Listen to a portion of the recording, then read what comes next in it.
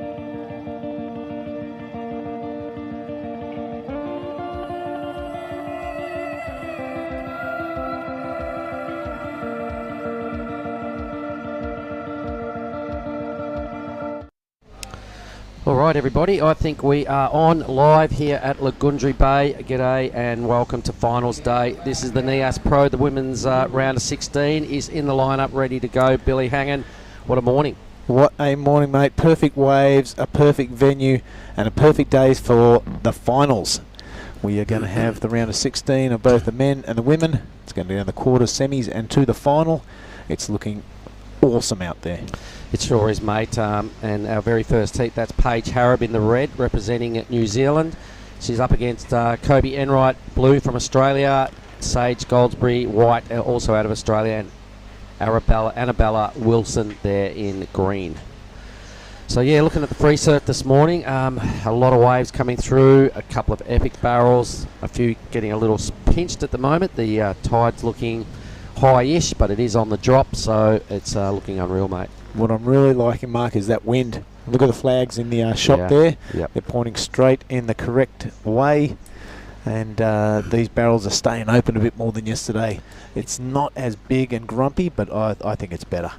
It is better because yesterday morning was wobbly. The swell came up really quick the night before. We had no wind yesterday morning, so yeah, it was a little bit all over the shop and really testing. And today it's the exact opposite. It's dead set groomed. It's perfect. The sun is out nice and early, which could be a little bit of an issue looking down the line when you're riding this wave. I know I never really wanted to have much of a free surf around the 7 o'clock-ish, but we've got to play on, and I'm sure everybody can deal with it. Can be a little tricky, sun in the eyes. Can be a little tricky, mate, but I'll guarantee you one thing. If the comp wasn't on, there'd be 100 people out there. This week, yeah. Yep. All right, so this is looking good. Everyone out there ready to rock and roll. A couple of early waves. Nothing of great interest thus far. Kobe Enright just a small score. Really looking forward to today. I think Paige might have got a couple of moves going on her wave. So that is heat 1 of the round of 16. Next up, we've got fellow commentator Giada Lagardi is going to take it on up against Nanaho Suzuki, Kailani Johnson, and Taina Izquierdo. So that'll be a good one. Yeah, that will be a good one. Heat 3, we've got Sumomo Sato, Alec McCaffrey, Anon Matsuoka, and Ali Harrison in the 4th heat. And the tube rider Dos Santos is coming up against Minami Monaka, Mia Huppert, and Piper Harrison, a couple of Victorian girls.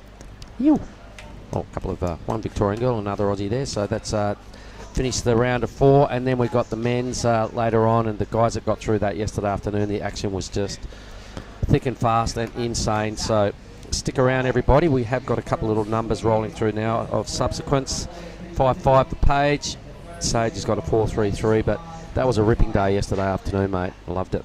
Yeah, really cool. It was a long day. 24 heats, I think we 26 heats, I think we ground through. And it was definitely worth it because the light and the waves right at the last heat, the last couple of heats was absolutely epic. Nothing great is easy, Mark, so I think the effort was really worth it. The surfers were super stoked. I was on a bit of a high after that last heat. I know there's a lot of emotion in the restaurant here from the lads that got through, and a lot of disappointment for the guys that didn't. But when things cooled down, everyone just said, how cool was that? Arabella Wilson now. Perfect morning light here at Lagundri Bay. She is loving life as she gets one turn away and a bit of a bungee jump off the back of that one.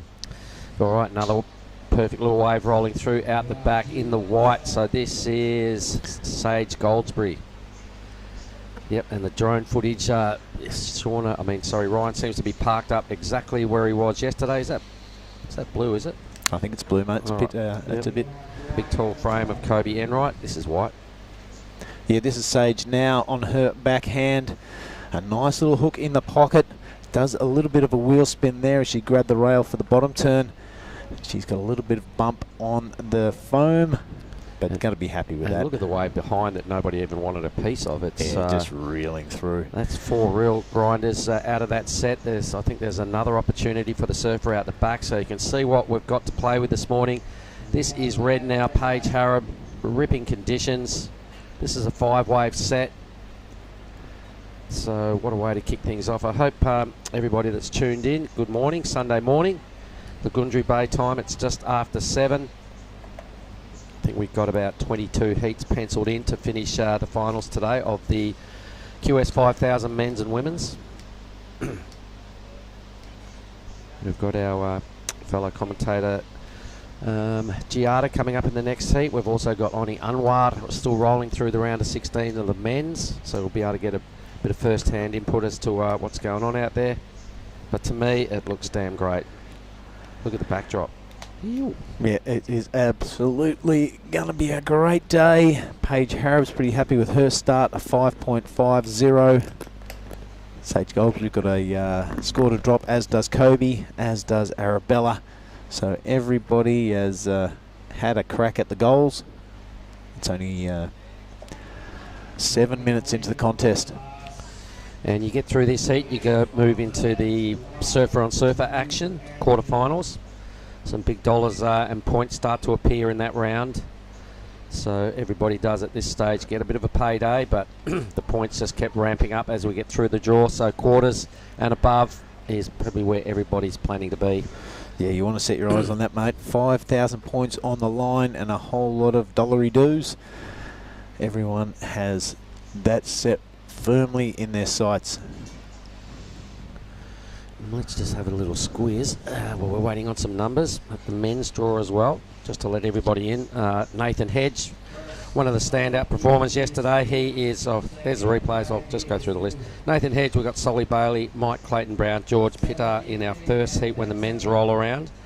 Following that, Yuji Nishi, Joe Azuchi, Marlon Harrison and Jagger Bartholomew. Oscar Berry, Jarvis Earl, Oni Anwar, and Varun Tanjung in Heat 3. Then the X-Man, Xavier Huxtable, Jordan Marie, the defending champ, Kian Martin and Axel Rose Kurota. Wow. Lineup. That is a lineup.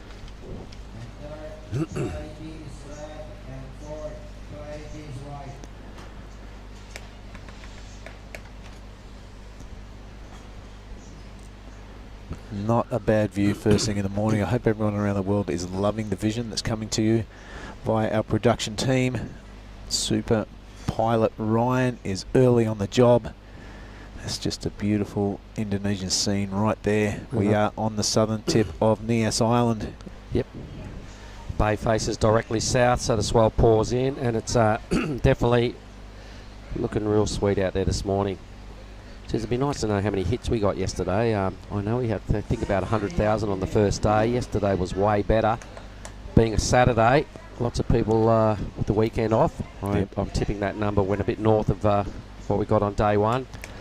Also a lay day over in Brazil, mate, overnight. So people were probably tuning in for a bit of pro surfing fix. And this is the next cab down the rank. But the waves on point, and yesterday's tube fest that went down was just epic. Every guy that came in was just all smiles because they're like, I've never surfed in waves like that in the heat, and it just kept rolling through. It was just tube, tube, tube. It's like, oh my God, It must have been a mission there for the judges to shuffle through all that, all the goodness, and come up with the results. Here we go. This looks like white. So Sage is in second on a backhand. Nice drone work again. How's the sun just shining straight into the tube? Yeah. Sage getting a groove on here. There was a lot of big blasting going on yesterday, a lot of tubes. The women's surfers haven't competed for a number of days. I think it was a couple of days ago that we got to this point of the round of 16, so they've had a couple of days off, a bit of time to think about it, a bit of a reset, and a great looking wave right here, Billy.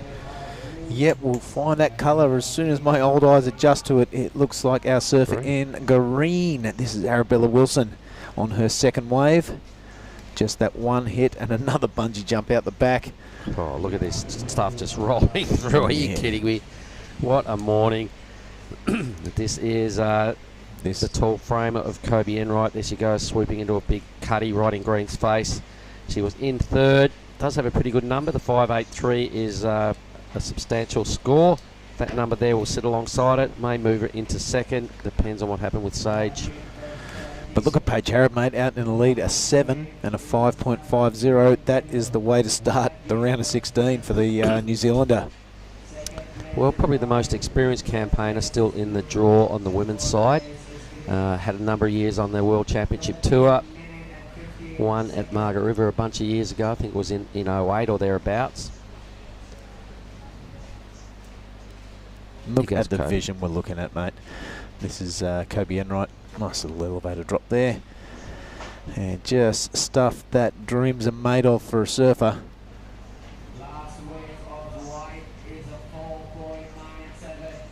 Right, they're getting all the info now from the beach announcer, Made Joy. A 7's sitting alongside Paige's 5.5. A ripping start for the Kiwi. In position for all the crew that might be watching over there in NZ land. Good morning, everybody. Here goes your girl. Here she goes on a backhand, looking for a little cover up. It is not playing ball on this occasion, but this is her third wave. Absolutely loving the morning. She was the first to check in with the beach marshal, had her froth goggles on, and look, she's being rewarded. So I wonder if Billy Stammen might be up early watching on the other side of the world over there in of course he South Africa. He did a really good job, got a runner-up position at Cruy. Had to pull the chute on this event due to go to Belito, so he might be ruining that decision when you look at this stuff. Oh, Arabella Wilson. Oh, she's having a good old crack at things too. So the first heat mark is delivering, and you're probably right. There's QS surfers around the world going, why did I go to Nias? Yeah, well, the points are big, and the Challenger Series we know kicks off over there. It was a pretty tight schedule to do this and be in Belito for the start of day one. So a few crew opted not to come here, and they're probably looking at it and going, damn, I could have done both. So Paige, immediate thought was to get barreled. That didn't happen. We still haven't seen a good tube ride in Thrashies yet. But the free surfing, I saw a couple of screamers, Billy, so they are available. Yes, mate, it was something out of a video game. We left yesterday afternoon, of course. You saw the last heat on the broadcast. Went and had a bit of a sleep after a 12-hour workday. Woke up this morning all bleary-eyed and looked out, and there is Oni Onwar just getting totally shacked off his head in a massive cutty. That's like a time warp around here. Just perfect wave after perfect wave. Yep, it was a solid free surf session going on this morning. We've already seen a 5-wave set roll through in this first 14 minutes of the heat, so the consistency is there, super clean. There's the boys on the boat just giving everyone the thumbs up in the lineup. Caddy duties going on. What a great view that is. I spoke with Kobe Enright this morning. She said she did a fair bit of caddying yesterday. We had a comment each about how insane the action was, and she said, man, it was just so good to sit out there in the channel and watch what those guys were doing. It was next level. There were some red hot heats yesterday. That last heat was an absolute cracker. I feel a little for Cooper Davies, who got third. Yeah, I feel for Crumpy, who got barreled off his head on his backhand. I was having a little swim down there, and I saw Darcy come in, and we're having a debrief about his heat, and he said he wasn't bummed. He said when you surf like that, and you get knocked out, he said, well, you get out surfed and you cop it and you move on. But there wasn't any real disappointment under the skin. He had a ripping heat, and he said it like it was, and he's a great lad. And I said to him, it's the sort of heat where everybody would have come in, if you didn't listen to the scores, thinking they'd won. And he said, yeah, he's gone, I did really well. Because everyone was ripping. Everyone was ripping. And it was Kian Martin that took out that last heat. Varun Tanjung that got through, and pretty close result there for Cooper. And getting barreled off his head was Darcy Crump, and had to settle for 4th place. It was a real special time, mate. I saw Varun posting on his socials that it was a real special moment in his life. He's never going to forget it. And I tell you what, I'm never going to forget seeing that young man and the stadium was in and giving him a big hug. A lot of emotions are in the room, and that is what pro surfing's all about. And that's what, you know, those young kids having a crack at established, really good surfers like Crumpy. And it was one of the special moments of I've ever experienced at a contest surfing. It was just what a day it was. It was a long one, 26, 25-minute heats we got through yesterday. It was about almost 12 hours for the work crew, so everybody did a ripping job thanks to that. And Paige Harrob's just dropped an 8 for the first time this morning. Finals day, we've dropped into the excellent range. It won't be the last time.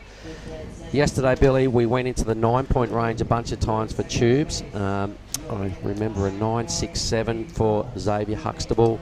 Ryuki got a similar number to that. I think it was exactly the same. Yoja, a 9.5. I think George Pitter put something like that up as well. There was more 9s. It was just... It was a 9 fest.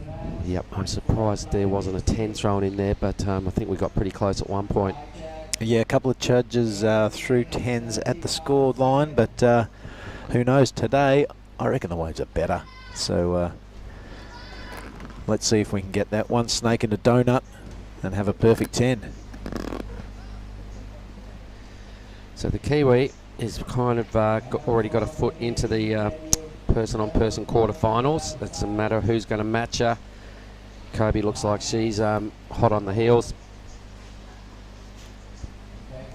Maybe we'll get you next heat. 8 minutes. Thanks, mate. Playing catch-up is Sage Goldsberry and Wilson. Annabella. Kobe now having a look. She has priority mark and she tucks under the go. curtain. Look at this thing. There Lagoonry we go. Bay, every surfer's dream. Bit running off fast there, but this is what is in store for today. Another ripping wave. Look at this on a backhand now. So Sage's opportunity just about runs over Kobe. All right, so it will be now thrown over to Annabella. Some of the waves there, you know, imagine that wave there, Billy. No one even wanted a piece of that. I would. Thank you. Yeah, I'd do a bit of angling on that. There's the indicator in the background, everybody. Every now and then a set hits that just dead set perfect, and you wonder why more people don't actually ride it. Well, it's about it's a skin issue and preserving life issue. It is a pretty gnarly spot and no fall zone.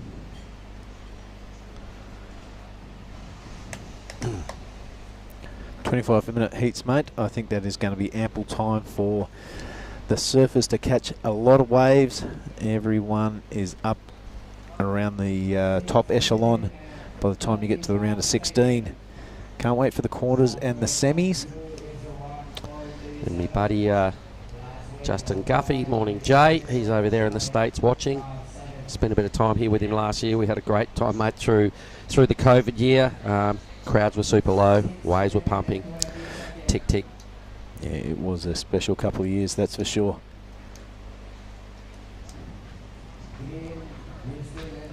So 6 minutes, heat 1 everybody. Giada Lagati coming up next against Nanaho Suzuki, Kailani Johnson and Taina Izquierdo. So we got basically 3 Indonesians. Giada does fly under the Italian banner, but been living in Canggu for her whole life in Bali. So it will be those 3 taking on the lone Japanese in Nanaho.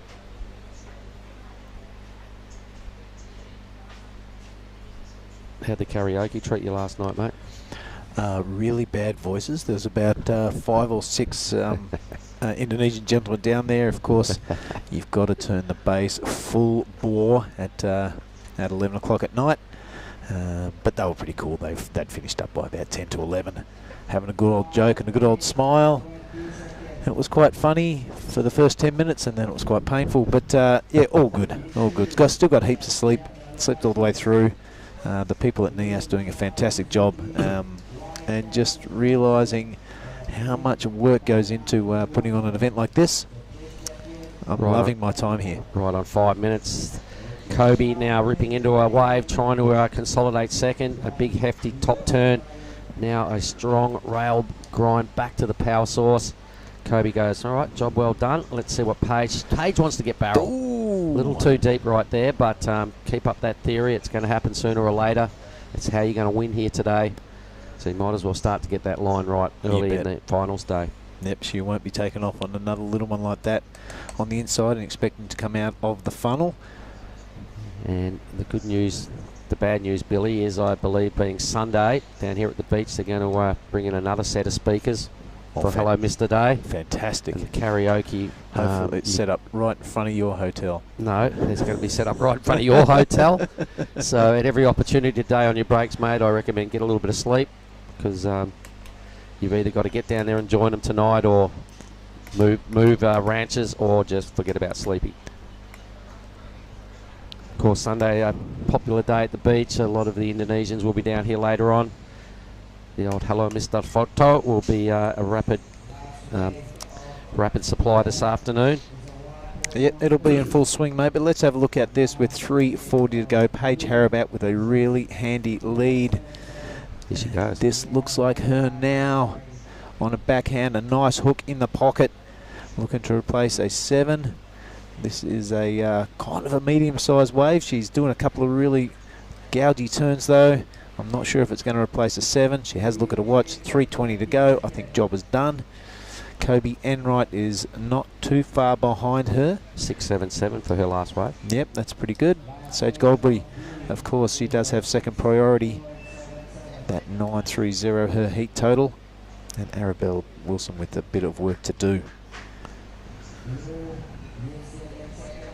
Yep, Paige has served a smart heat, just showing her experience. Hasn't really put a foot wrong. Got some early runs on the board, and then just cruising her way through the back end of this heat. Kobe's done a great job to narrow the gap and continue to improve on her total. So the 6.77, a really strong effort. Goldsberry and Wilson, I'm sure they're enjoying their morning surf, but they're probably at this stage looking like it's going to be pretty tricky to advance. They do need some pretty solid numbers, I think around 7s to get up into Kobe's position. So it's still achievable. They've just got to get a really good wave and produce their best surfing in the next 2 and a bit minutes. More waves pouring through, so it's decision time for these two. Green will have first pick.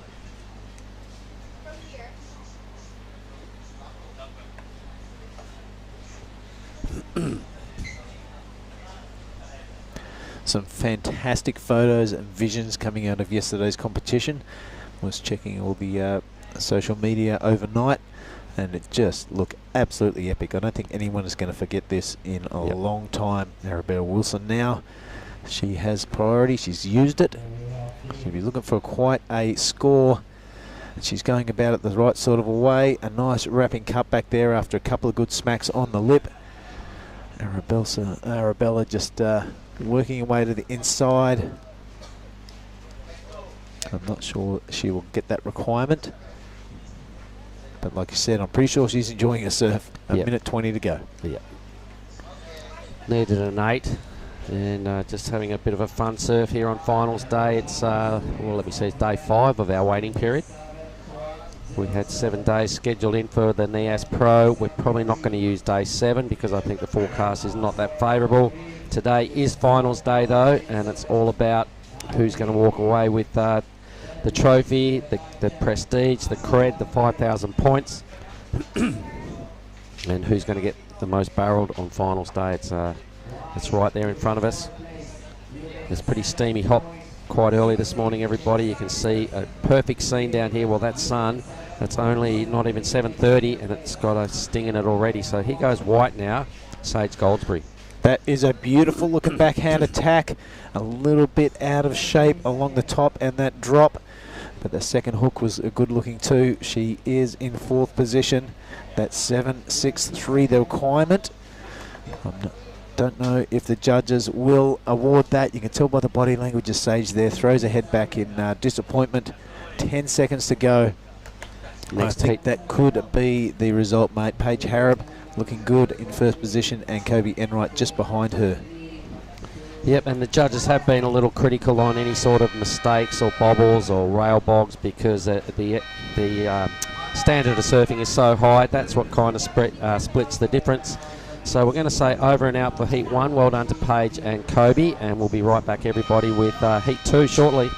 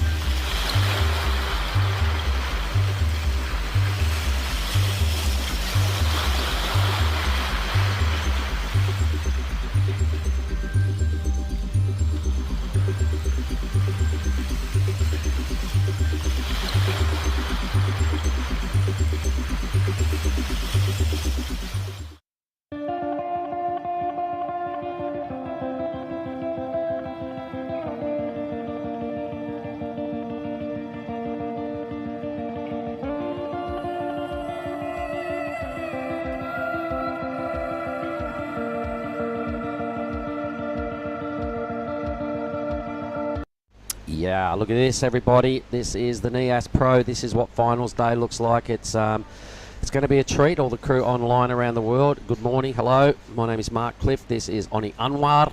Oni is coming up in the next round of the men's. And how did your free surf go this morning, Oni? Yeah, the waves pumping. It's just I had a really nice massage yesterday. My body is just all chill and relaxed. And I guess I woke up with that. My body is not really awake yet, so I didn't feel really connected with the wave. But you know, the day just started for me. But look how good the wave is. Yep. So either get barreled out there or just turned like yesterday. Well, a bit of both is probably the theory today, mate. Looking at what's on offer this morning, I did see some really good barrels get threaded. Big hits yesterday was kind of the order of the day throughout the middle of the day. And then the tube rides, it just was all about the tube rides in the afternoon. So this heat is underway. It is Heat 2. We'll say congratulations to Paige and Kobe in that last one. So we'll be hearing from Paige for all the Kiwis out there. Stick around. We'll get your favourite female surfer in here to have a chat with me, and we'll find out firsthand exactly what it's like out there. And the sun and Tina Izquierdo in the green. Good morning to those parents of these young chargers. I imagine Richard and Kacho are watching in out of Bali. Good morning, gang.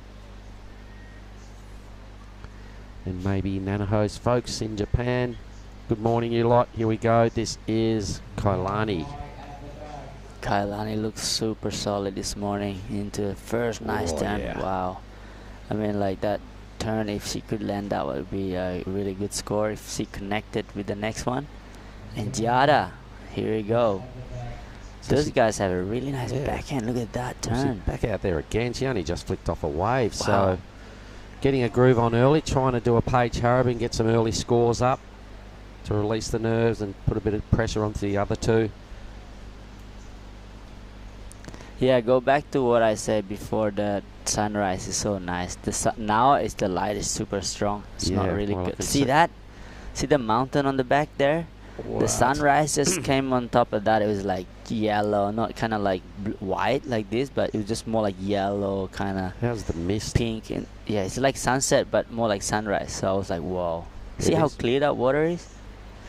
There we go. We got the heat winner of last heat. Yeah, I might have a chat with her if you don't Go. mind, mate. Yep. Really quickly. All right. We'll just do a little bit We'll be of back shortly. furniture rearranging.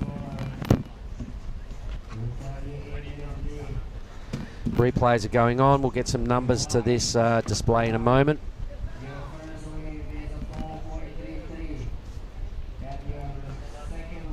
4.83 for Giada's first, a 4.33 for Kailani's. A ripping first heat out of Paige here. She's just setting up a surfboard.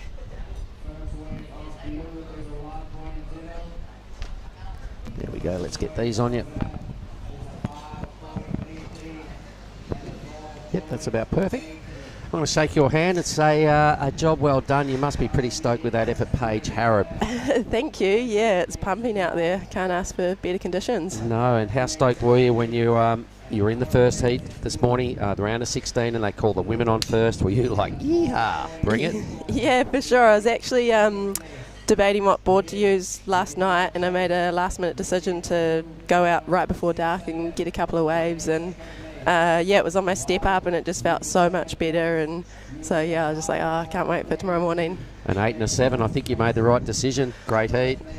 Yeah, stoked. I just wanted to get barreled though. I saw you grabbing your rail and ducking your head a couple of times and having to think about it a couple of times and then pulling in once, just a little too deep on that effort. But finals day, you know, what a scene. It's definitely shaping up to be a ripper. Yeah, for sure. I think this is probably close to like some of the best waves I've ever had in a contest. So, and that's one of the main reasons I came to Indo. Yeah, obviously to get the points as well for next year. But yeah, I love Indo, and I knew we'd get some kind of decent waves. Got some Cuzzy bros at Hey home that be guys. watching right now. Sponsors, would you like to give somebody a shout out? Yeah, all these guys: Backdoor, Kev, Noel Jessup, New Balance, DHD. Matus, yeah, Sticky Feet, Wax, so I mean Sticky Johnson, sorry. What about the folks? They're going to be watching down there? Yep, mum and dad, and yeah, all the family back home. Yeah. All right, so the decision to come here was validated when you're looking at what happened yesterday, this morning. You know, there's a lot of points and stuff on offer today, so the plan is to get back on tour. Is that where we're going with your campaign? Yeah, for sure, that's the goal. And yeah, because of COVID, I was in New Zealand for the last 2 years, and yeah, just trying to get back into it and hopefully back to that top tour. All right, so what's an average day look like for Paige Harrod when you wake up in NZ? What happens? Every day's different. Just, yeah, it depends on the surf. Sometimes I'll go to boot camp. I joined a soccer and basketball team as well. Yeah, pretty much surf, eat, sleep, going skiing. I was going to in say, winter. do you hit the snow at any point? Are you on a snowboard or you ski? I do both. All right. Yeah, I prefer skiing though. All right, unreal. I haven't been there yet. I'd love to go and do a little tour of across the ditch there in NZ. A lot of good surf.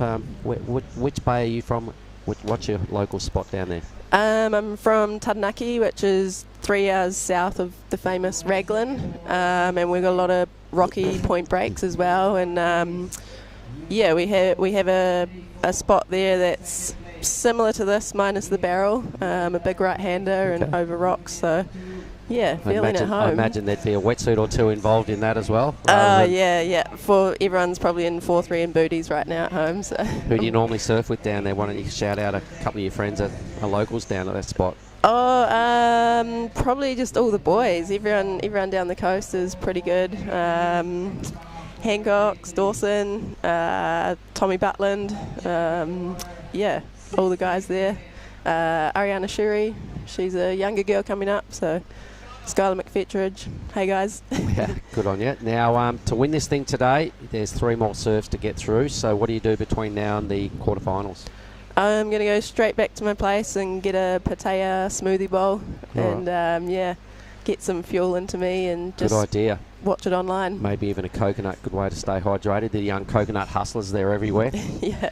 All right, Paige. Well, listen, it's unreal to have a chat with you. I'm really digging what you're doing. Confident effort this morning with 2 really big numbers, so you've got to be feeling good, eh? Cool, thank you, yeah. Unreal. I'm going to shake your hand once more, and all the best for those quarterfinals. Go get them. Thanks. Woohoo. No bing bang today? Yes, there is. Bang Bang, how is she? Of course there's Bang Bangs. There you go. Just reminding me. I'll get the box up on the table so I don't forget again. Cool, thank you.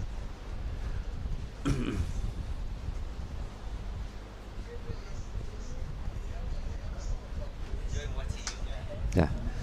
All right, so let's have a look at this. No huge numbers, but Giada seems to be leading right here with a 5.33 and a 4.83, so the surfer in red. And another one of our fellow commentators slash competitors on the Anwar. What's your plan, mate? What are you going to be doing to get in the zone this morning?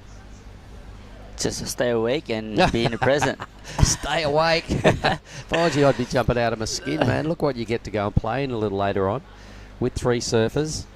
A great performance yesterday, mate. What was your take on everything that went down yesterday afternoon? It was a pretty mad arvo, yeah? Yeah, like the wave just gotten better and better for the heat. As you can see, the Farun also made his heat with an 8 point something, and he'll be surfing with me today. All right. 2 Indonesians surfing in my heat, so look at that, man. Yep, we've basically got 3 Indonesians in this heat. Oh, yeah. Yeah. Kailani, here we go. This is, how cool is this camera work? I know. Ryan is dead set killing it. They'll be able to stay with the surfers. You watch their boards. You see just about all their fins. The tube rides yesterday were insane. Who we got here? Here you go, Nizuki Suzuki, is it? Nanaho. Nanaho, yeah. Oh, you know what? She's one of the Taharan girl from Aichi Prefecture in Japan. This is my friend Yuya, and it's been a while haven't been there, so hello Yuya, everyone at in Japan. Nanaho is surfing right now. She's surfing good, but she haven't really got any wave yet. He's Tyner. He's go the girl, Indonesian girl. Nice So angle here, huh? It certainly is, and a nice tidy hit there to kick things off. Looking out the balcony, she's got plenty of more wave in front of her. So just chipping away here. We've got 3 goofy footers out of Indonesia up against the Japanese in Suzuki. Yeah, Taina is really like focused. She smiles all the time, but when she's in the water, she doesn't give any chance for other surfers to win. No, a lot on the line today, mate. Yeah. It's all going to go down. It's going to be a long day. It's a 4 surf day for somebody to win. Yeah. As we're watching the judges' view now of Jono.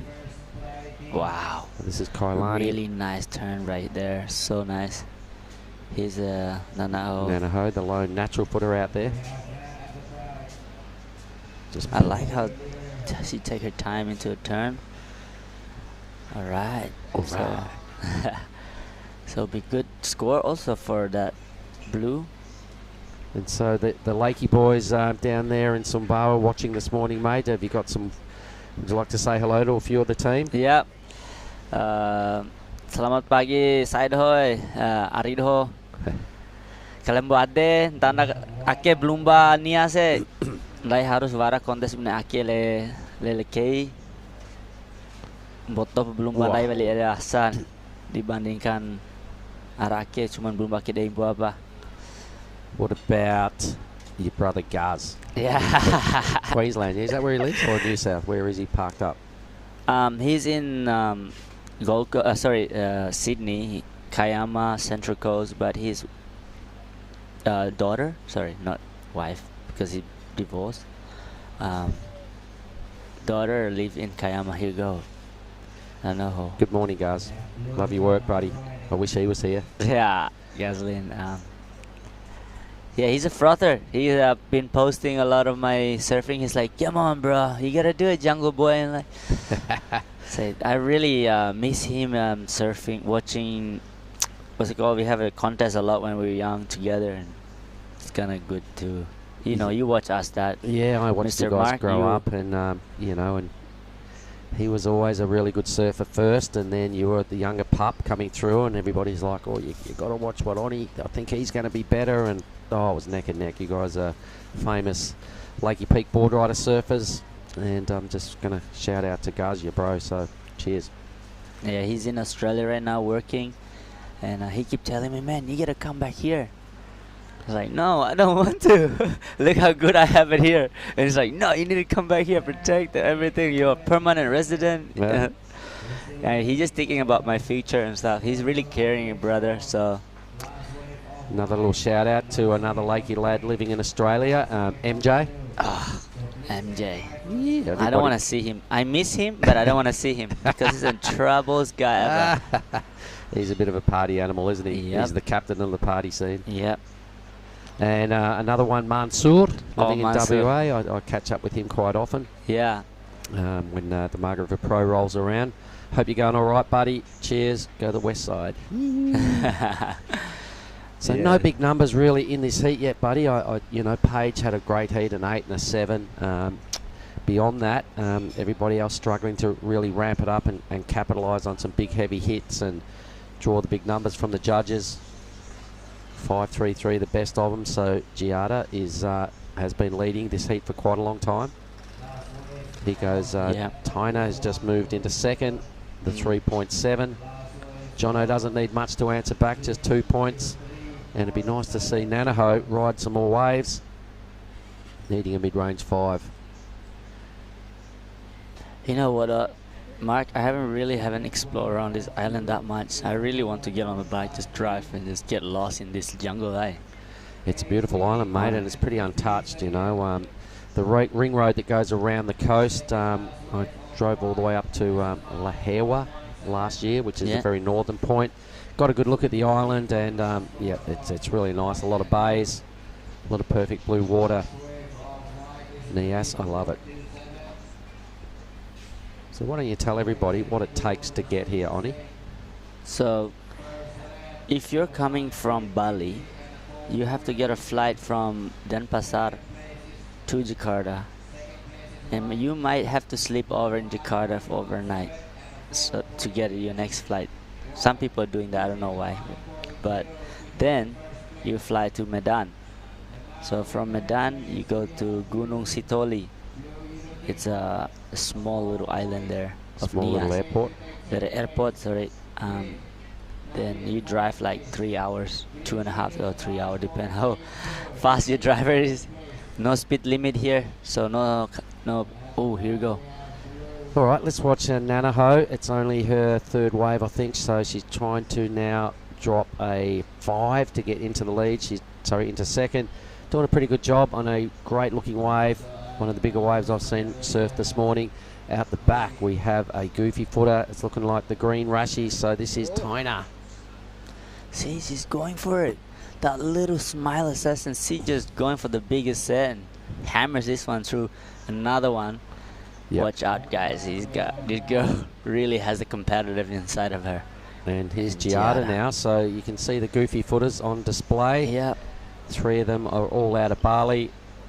Giada has been leading for a while, but she will be a little nervous. The score's getting called out. The others are catching up. There's not much in it right now, just over half a point between Giada and Jono. Yeah, I think Giada's surfing so good because he surfed this in Canggu, right? You know, the Pererenan. And her backside is on point. And just that wave selection, I think maybe that last wave. So if we look at all the replay again, let's have a look at Tyner's last wave. A little bit of a nursing first turn, getting a little bit more brutal there. She did get 3 manoeuvres going on this wave, and might even get credit for this 4th little rebounding cutback here. All right, we'll know in a moment. The judges are having a think about it, but this is Suzuki. Nanaho Suzuki. She's currently in third place, sorry, and just looking for a score of 4.998. Giada's replay, so we'll get some numbers to match these performances in a minute, see if the leaderboard has changed. We must be getting down to close to 5 minutes remaining. Sorry, this one is a bit slow on the iPad, so the one on our screen is probably the more consistent and more faster one result. So Giada with in front with Kailani Johnson with priority. Here it goes, she's using her priority. She needs to replace that 4.33.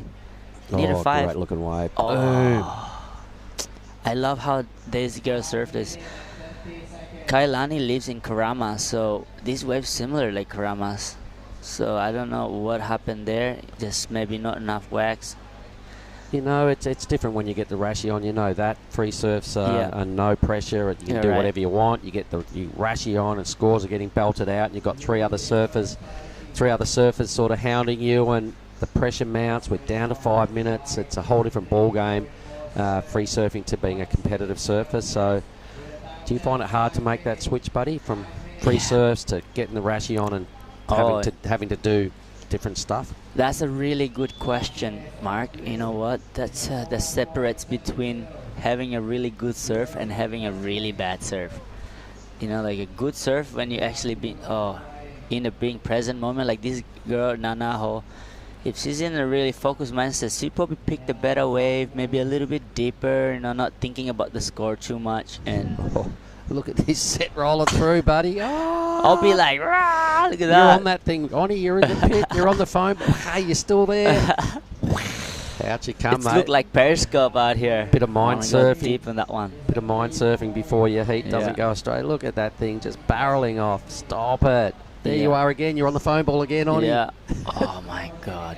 Thank you, Mark. I'll be like, yee-hoo, wa'ura. You know, what a spot. Before your heat, mate, you get to sit in here, watch replays, looking into the tube. You can see exactly what it's like. There could be no better warm-up than, I reckon, for you to sit here and do a few heats, mate, and mind surf and listen to some scores. And you'll even get the luxury of watching the first sort of 2 men's heats because you're in heat 3 of that round of 16. So we'll just get your groove on here, start to sort of come up with a game plan, but to watch these waves, and you must just be licking your lips to get out there.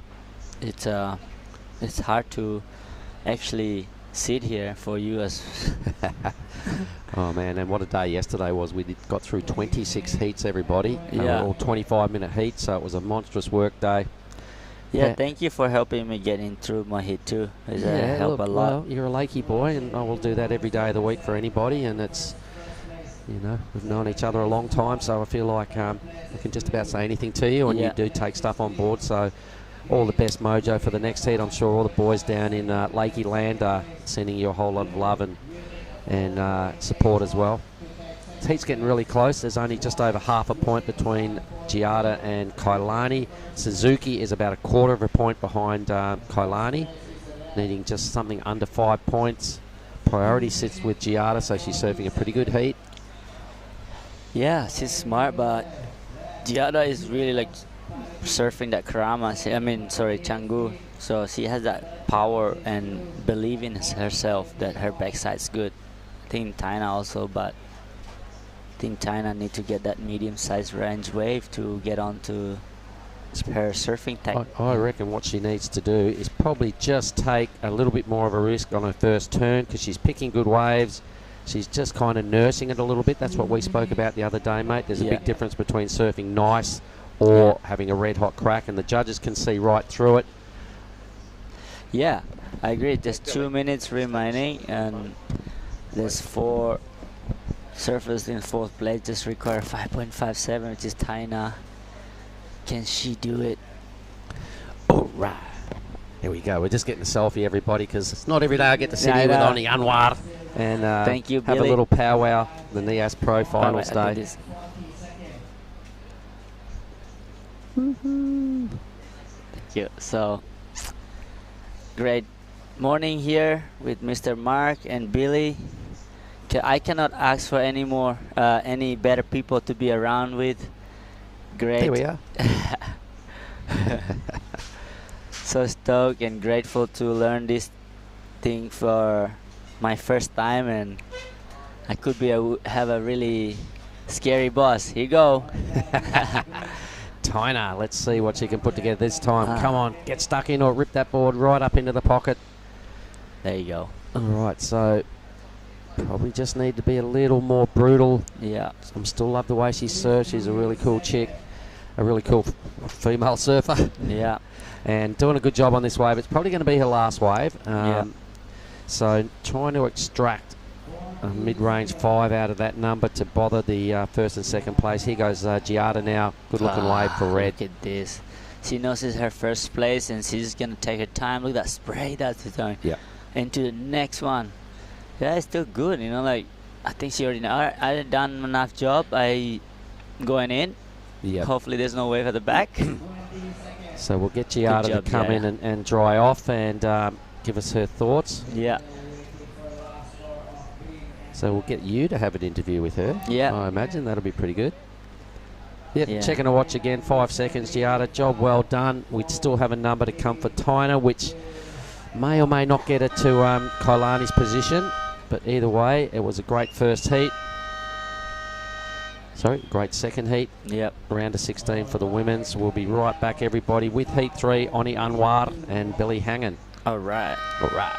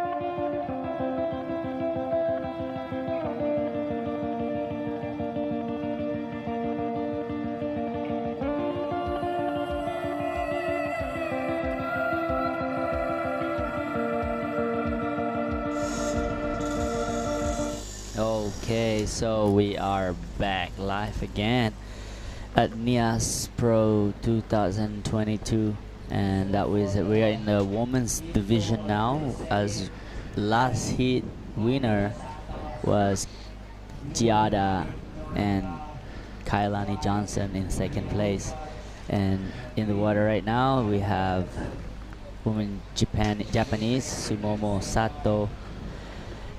And in green, we have Ellie Harrison from Australia. And another Japanese, Anon Matsuoko.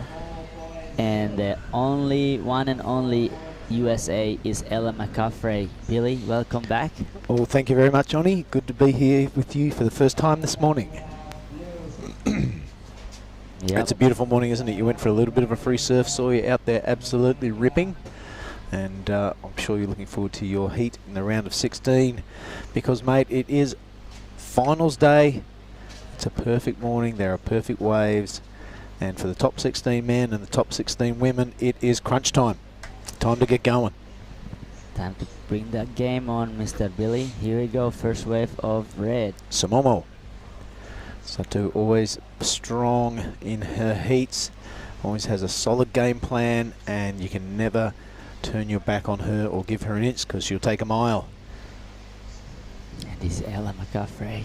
Yep, the American now. Yep. A replay on her first wave. That is a tidy snap under the lip. And really beautiful and mature style on this young lady. Yeah, so she has been riding different quiver lately, so she's just testing out some different quiver out there, so hopefully she like this one.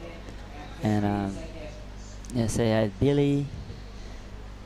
Oh, Bill, so this is Billy, and the Ella's dad is Bill. So hi, yeah. Bill in USA. If you're awake, good morning. Maybe good night. It's a morning time there, night time there. So it's morning here. As you can tell, I need my coffee still. Mate, you've been up since the crack of dawn surfing, so I don't want to hear any complaining out of you. That was me on the microphone telling you to clear the water. Yeah. Yeah, I got my last wave. I'm like, oh, I gotta go in because the boys in the booth are going to be mad if I'm not coming in. So, but I, wake up this morning and had a nice stretch. Could, okay, thank you for searching that out. Wake up, I went for quick surf, listened to my coach Mark, and he told me to go quick surf in the morning, and I did that. And lucky I did because I had a massage last night. Oh, things are tough for Oni Onwa, aren't they? Massages, Yeah, surfs. listen to this though.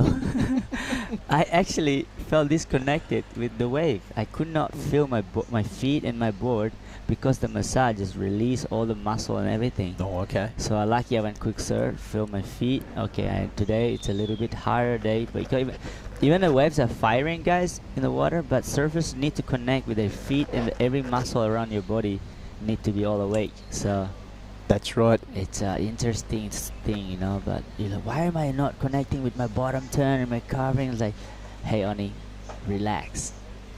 Yeah. Nothing is perfect all the time. So here we go. Look, the waves is perfect though. Yeah, this looks like a surfer in green, is it? Ellie Harrison. Yeah. Looking for a little cover-up. It's not going to happen on that wave. So she goes to turns, and that was a pretty good first one. A wrapping second turn into the mid part of the wave face. And that's not going to do her any favours, battling with the white water. Out the back is our surf in white. Yeah, this is really nice. Throws a lot of spray on her backside. It's a really fast surfer too. So maybe that will be a regain priority against green. Eli Harrison is still paddling out, as you see. Maybe there is paddle battle, maybe not. 25-minute heats, mate. That's plenty of time, I reckon. You're going to get a lot of waves out there. Just seeing a replay of Ellie. Yes, mate, like you're saying, you're having a bit of a mind fumble out there in the morning. You can't quite get your turns going. That's a good time to draw on your fundamentals of surfing. Go back to the basics, and then you can start tweaking those fundamentals, and that's where all the scores are going to come from. Correct, Mr. Billy. What do you think? The wave bigger or smaller or the same? I think they are a little bit smaller, but I think it's better today because it's a bit more precise. It's not as lumpy, and that's not changing shape, you know, as the waves come in. It's a bit more ruler edge perfect. And for me, those big sets yesterday, as we saw Tonjo take off on a massive drop, and then there was nothing left for him to hit. Yeah. So these waves, they're really rifling off it through to the channel, and they're hugging that reef a little bit more. So it's offering a bit more opportunity to do some hits. There will be the odd barrel now and again, but it's going to allow everyone to really push that back foot and tweak their fundamental turns. So we're looking forward to the action of today. There's 18 minutes of this one. My spy in the commentary booth is Giada Lagarde. She's usually a commentator here, but now she's the winner of the last heat. I'll go get her and you can have a chat. Yes, I'm really excited to have a chat with the last heat winner. A new stranger, Giada. Welcome in the booth. Put your board in the back. Maybe in the middle. Maybe more in the middle. Yep. Gotta make your sponsors happy, mate. Well, let's see how after this. Alright, welcome Mrs. Giada. Orianma, it's so good to see you again. Wow. Welcome. Looking Thanks, good thanks. out there. How's that backhand attack? So tell me about that. I mean, definitely not what I was hoping for. I'll admit I was pretty nervous out there, kind of shaking my first two. I caught one and I did a pretty gnarly wipeout. I don't know if you saw that. I didn't see that because I was too busy talking, but you did? Tell me about what happened. So gnarly. I went up for this turn, and on the way down, my nails, my rails bogged, and I just free falled from the top of the wave to the bottom. No way. Yeah, underwater. I was like, shit, that was pretty heavy actually. And then I came out and had a little paddle battle. Oh, did you win? Yeah. Yeah. Yeah. Odie, it's so good to see you again in here. I know. So good. We always wanted to have this chat in here some stage. Yeah, yeah. But this reflection of this light is sorry guys, if you can see this light right there. So what was your strategy out there? I wanted to start off early just to have a base, and then I wanted to catch a bigger set, but I don't know. But that was pretty much just my strategy. I'm just trying to have fun out there. These points don't count for me. I'm actually for the Europe, as you say, I'm for Italy. So I just love hanging out here, and I love this wave, and want to surf it by itself, no one out. So yeah, It's your home. It's your second home in Indonesia. Yeah. So yeah, I watched you growing up. We're kind of like similar, but yeah, different age. But we kind of like grow up together. Yeah. I saw how you're grown at to like not that far age, but yeah. So it's home is Indonesia for you. Yes. But you're representing Italy. Yeah. Sick. Yeah, I was born and raised in Bali, so yeah, it's home. Yep. And I wouldn't want to change it for anything else, really. I do get to travel around and I see a lot of places, but there's nothing quite like Indonesia. So you say you were nervous before you pedaled out. Mm-hmm. How did you change? How do you change that to make it? You won your heat. Well, just surfed. You know, just started slow and caught waves, and oh my God, that was such a good wave. That's a good wave, huh? Anon Matsuoka. Wow, that was a beautiful first turn. Yeah. Look this angle, not angel. Sorry. The angel. Good angel this fight. So Oni, you're on soon as well. Oh, you're interviewing me now? Oh, yeah. Okay, I sit here a lot too. Yes, I'll be surfing soon. I'll be in heat number 3 of a round of 16. And that will be like 1, 2, 3. Oh, sorry. This is a. That's one, what. 1, 2. 2, 3, 4. 4 more hit. No, man, this is girls. Yeah, Ooh. I just kind of guessed that. Oh yeah. I just didn't see my name like 1, 2, 3. So it'll be like there'll be a 4. I'm hit 3. So this is a hit 3 in the water right now. Wow. So with 2 more hits. That was a great wave. So stay tuned, guys. There will be straight after this round of 16 of women. There's another heat after this heat. Then go straight to the men's of QS 5000. Will be our first surfer. Will be around starting about 1 hour maybe. 40 minutes. Yeah. Around 50 minutes. Yeah, and Men's. almost less than an hour. 16. Yeah, the first it will be Nathan Hedge. Yep. The legend, the hog, and the veteran Moses Solly Bailey, the ex-City surfers. Wow, that's a good hit. And Mike Clayton Brown, the tube riding, and then also another one, George Peter. He got a really good barrel yesterday.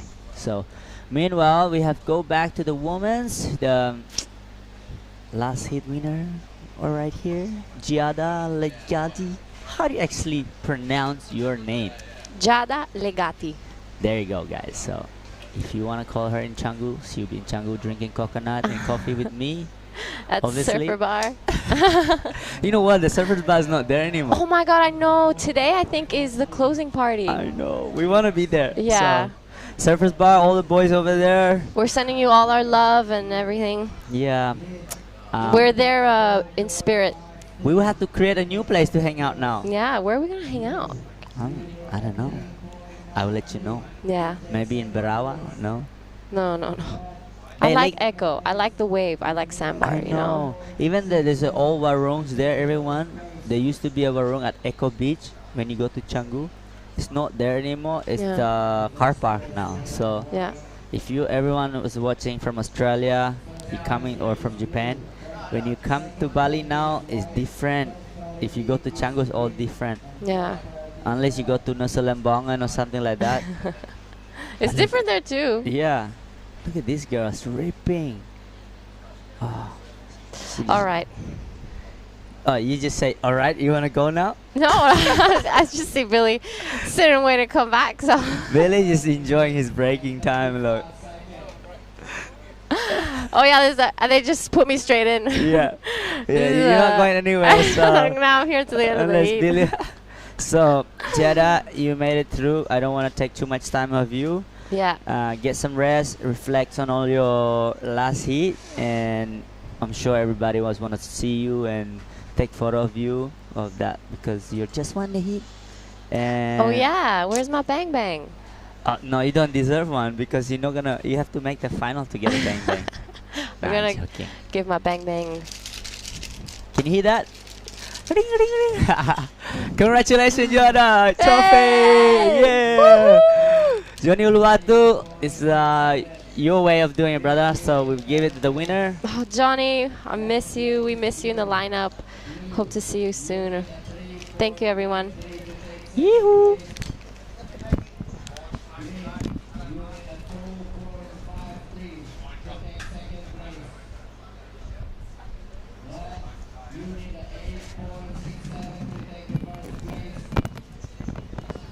All right, welcome back, Mr. Billy. Yeah, g'day, Oni. Why don't you keep the people up to date with the heat in the water? I'll. So surfers in the water, still plenty of time, 10 minutes. Oh, Ella McCaffrey in 4th place, still with the priority. Only need a small score. So her first wave was a 4.5. So need to replace that 0.70, but she has the game out there. So, and Eli Harrison been busy with a 3.9 and 3.67. She only require 4.5 to advance.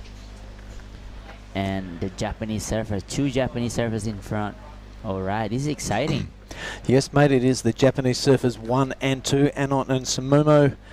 They do have Ellie Harrison breathing down their neck, but this is our surfer in red. It looks like our Oni. Yeah, I like how she's taking her time into the turn. Definitely will probably... Oh, here you go, Ella. Little lie back here. So, I don't know what's... The waves are so fast, but that first 10 was nice. And they'll be out. So, we'll wait for the score. She only need like a 3.9. But the last wave of red was also looking pretty good too. Also looking good, mate. You're right, the waves are rifling off at quite a speed, so it might take a little bit of time to adjust your read on that wave. Really pushing the first turn, that is Ella McCaffrey, the American, out here for a bit of experience and a good time in the Sumatran Island and the Sumatran Island of Nias and Krui. And this is our surfer in red, a bit of a replay, Soto. That's a really good attack just under the lip, however in the critical part of the wave, and even a better one for the second attempt, I would say. So Sumomo not doing her chances any harm, looking to make that requirement of Harrison and McCaffrey a little larger. Yeah, just a small score to jump in second for 3rd and 4th, right?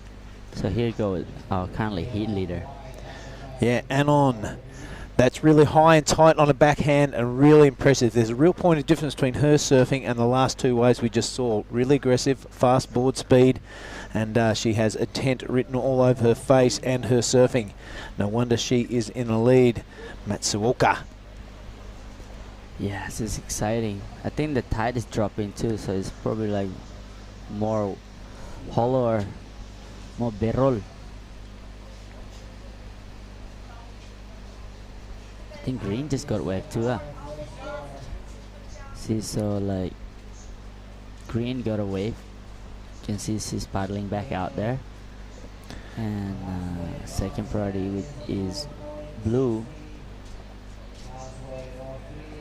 This one. Yeah, this is the replay of green. Oh, a good attempt of a hook under there. Just not quite bringing that body and head around. That this is Anon though. She's doing a fantastic job. That's a bigger set wave, and as you say, that it's a different point of view every time she takes off. Yeah, she probably is super short and stocky, but she looks solid on those turns. She looked like she can really dig the rail and go like throw so much power. Yeah, that's right. That's what the judges are looking for, aren't they, mate? They want to go vertical, and they want to see a bit of spray, and they want to be right in the pocket there. That was a really good turn by McCaffrey. Okay, she's trying to she's just trying to mix it up a bit instead of just surfing like turn. She's just doing like live carve through that one. A little bit of combination, you think? Yeah. Yep. All right, we are waiting on a score from Ellie Harrison and Ella McCaffrey. That last wave, Sumomo 4.63. That go into her top 2. Yep. Anon looking very comfortable up there in the lead. I'm still waiting for a score for her to drop also. Yeah. Actually, there it is. That is the 6.83. So solidifying her position up there. That is a massive total that Sato needs now. 9.13 to take that first position. So all eyes in the last 5 and 35 seconds will be on the American and the Australian. Those requirements are not massive. A 4.57 for Ellie for Ella, and a 5.17 for Ellie. Yeah, also the scores in for the last of blue was a 5.8, push her into second place. So now all red is going for this one. This is the answer back, Oni. She needs a big score to get back to that second position. Okay, so wow, so deciding not to go on the turns. That thing must have just shouldered out into the channel, huh? Yeah. And he's green. Yeah, Ellie Harrison chasing a 6.40. That's a nice wrapping turn. She's going to stick with this wave because there is 4:48 left. She's going to need this one, and if it doesn't garnish that big score, which has just increased now, 6.40, she's going to have to get another one. And on going upside down and going underwater, there's action everywhere with 4.5 minutes to go, Oni. Yep, it's all exciting.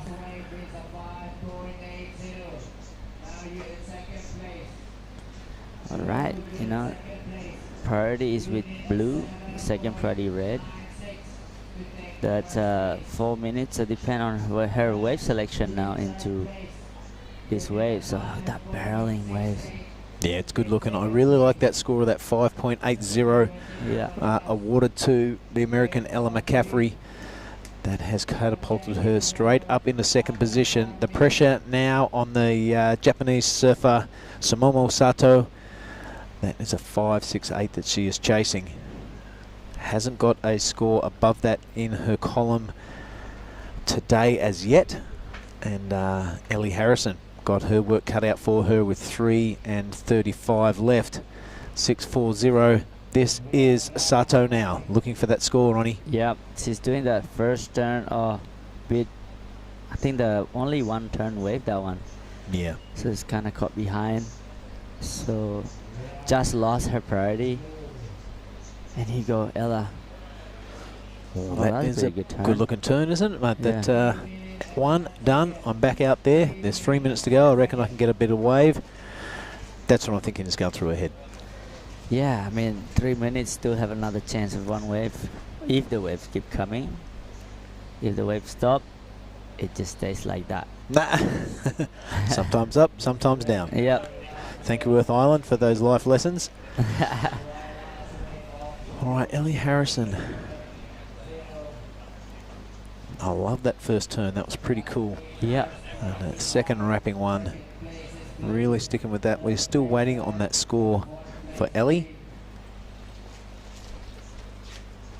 And while we are waiting for it, mate, let's run through our thank yous.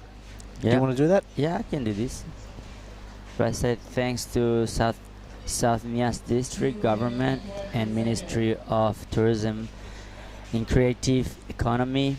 Also, we would like to say thanks to PT Telkom Indonesia for supplying us all the good internet, phone data and stuff like that. Yeah. Also, Nias Boat Riders, wow, thanking them for letting us surf in their home break. And also the PSOE, Papan Selancar, PSOE. Yeah, that's right. That's the governing body for surfing. Yeah, in, this is our Indonesia. surfing in Indonesia, and ASG, and also WSL. We also have Sorake local people. Thanks for them to really warm welcome here in this in their little village and island. And also with like Kemenko Maritifes. Oh, sorry, these waves. Yep, there's the maritime service that is helping us out there, Oni, as we look at Sato there wrapping her way through. She has been squashed down into fourth position, mate. I'd hate to interrupt you. We'll leave those two just after we get a score update because there is only a minute to go. Yeah. Ellie Harrison coming up with a 6.23. That's put in a great position to take that second place. However, this is our heat leader. So that has swapped priority over to the Australian. So all eyes probably on Surfer in green as Anon looks pretty comfortable in first position as she squeezes out a series of turns to the inside. Yeah. McCaffrey second. It looks like Harrison with 40 seconds to go is in the box seat. We just need a wave and she's got to deliver at least a 4.08. She'll take this to the next round. Yeah, it's great. 25 seconds to go.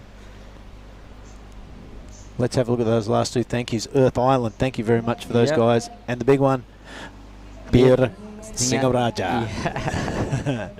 Rightio, Yeah. good on you, Oni. Great job, mate. Thank you. 9 seconds to go. We are still waiting on a wave for Ellie to ride. It looks like she might get starved out of this one. You can see her splashing the water. She's not happy about it, and why would you be? That was a big fight back. She only did that 4.07, but Huey not providing the waves. That was heat number 3. We'll cut to commercial break. We'll bring in Mark Clift, and we will be back with heat number 4.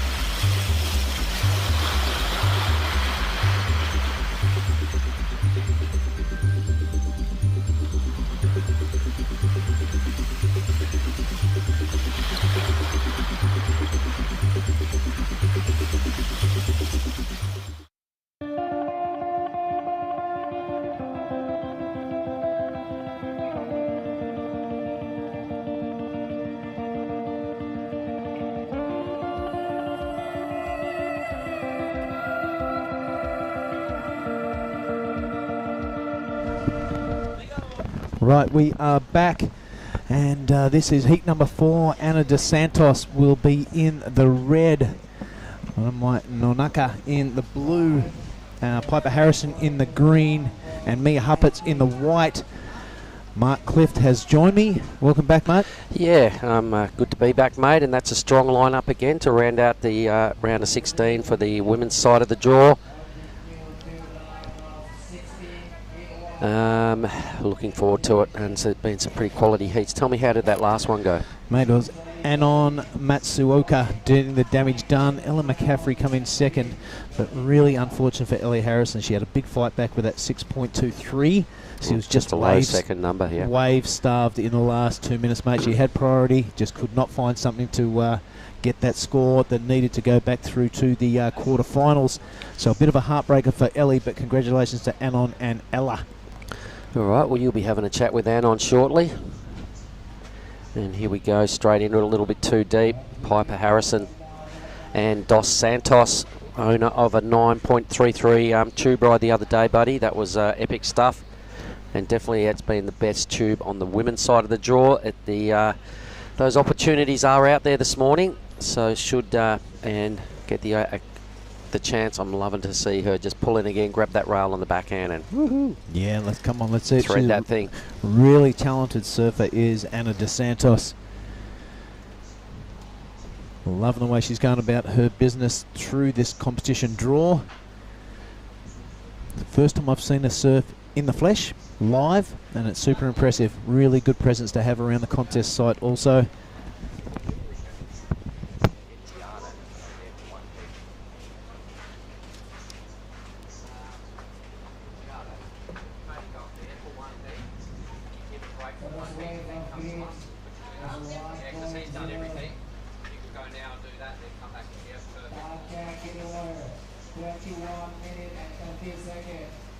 Alright, I hope you're enjoying the broadcast, the beautiful vistas brought to us by a production team here.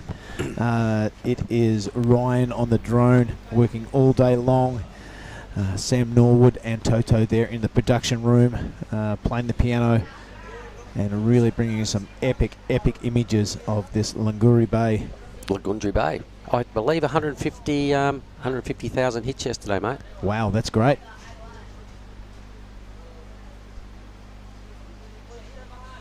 I can see the unmistakable colours of Anon's board down there. That'd be a caddy. There she is in the white rashie, just getting a little interview down there for other media platforms. We'll get her up here and get some first-hand chats about exactly what it's like.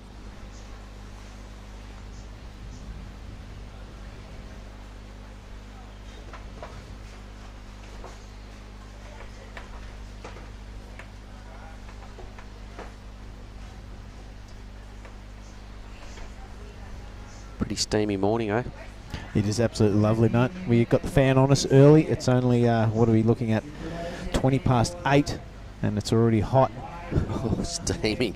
Had to put the fan on, mate. It would have been ridiculous. I feel a little sorry for the judges up there, and they don't have that in their judging tower. But the rotations are high, and everybody staying refreshed. Here we are. Good morning, everybody. Right on. Welcome to the island of Nias. You are looking at day number 5. We had a big blustery day of challenging conditions yesterday. Really topping things off with one of the best heats I've ever been involved in pro surfing, the heat number 8 yesterday. Drama filled and absolutely perfect waves. Great light. I saw the photographers were absolutely losing their minds about it. So it's been a pleasure to be involved in, and today I reckon is even better, Mark. Well, it's really settled, you know. It's really fair. We've seen a lot of sort of 3 to 5 wave sets. Super glassy, there's barrels on offer, there's big hits available, so it's got a bit of everything today, and I'm pretty sure we're definitely going to see a few tubes ridden in the next bracket of rounds coming up. It's because we have Nathan Hedge coming up against Solly Bailey, Mike Clayton Brown and George Pittar to kick the round of 16 off there in the men's side of the draw. So you can have a chat with Anon. Beauty. This will be great. Bring your board in. Yeah, of course.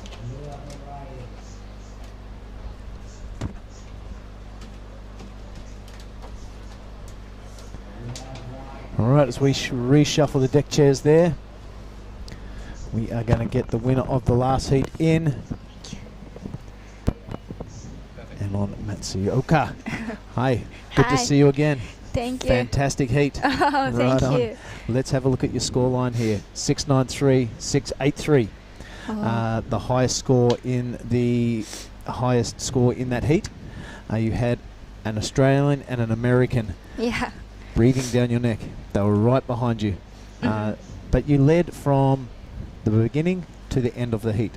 Yeah. Are you happy with your strategy? Yeah, so happy. And today, little bit big waves, but so good wave. Yes. So fun, very fun. Yes. Yesterday, big. Yeah, a yeah, little yeah. bit scary. Today, better or yesterday? Better. Better today? Yeah. Yes, I agree. Now, your backhand attack is very aggressive and Thank you. very vertical. Is this something you've worked on with your coach? My coach is Hide, and my friends Rinta Oto. Yeah. Yeah. Oh, okay, great. Now, this is going live around the world. Anyone would you like to say her to back in Japan in Japanese, if you like? 応援ありがとうございます。今日は本当に波が良くて、もう自分の好きなコンディションで自分のサーフィンがヒットしたらすごいもう楽しいし気持ちよくて、もう本当あと次クォーターファイナルなので、もう思いっきり楽しみながら自分のサーフィンができるように頑張ります。応援よろしくお願いします。Okay. Right on. And what did you just say? It's difficult. just abbreviated in English. You thank people at home. Hope they're enjoying the day. And I said thank you, and I do my best next round. Oh, of course, yeah. Well, if you do your best, you are going to go straight to the semi-finals because that surfing was very impressive. Oh, thank you. You continue to impress, and here is the big moment of the morning. Yeah. The bang bang. Oh, thank you. You win a heat, you get a chocolate. This is third time. Wow. Yeah. And you've eaten them all? Uh-oh. Sorry, coach. Okay, I think it is the only contest in the world. If you win a heat, you get some chocolates. But we hope you're enjoying your time in Indonesia. Good luck for the rest of the round, and you're absolutely ripping. Well done. Thank you so much. Arigato. Arigato. All right, my first ever Japanese word. I'm going to thank Anon for that fantastic interview and wish her well for the rest of the draw. And we are going to bring in Mark Clift to join us with the action here. Nonaka now going high and handsome into the pocket.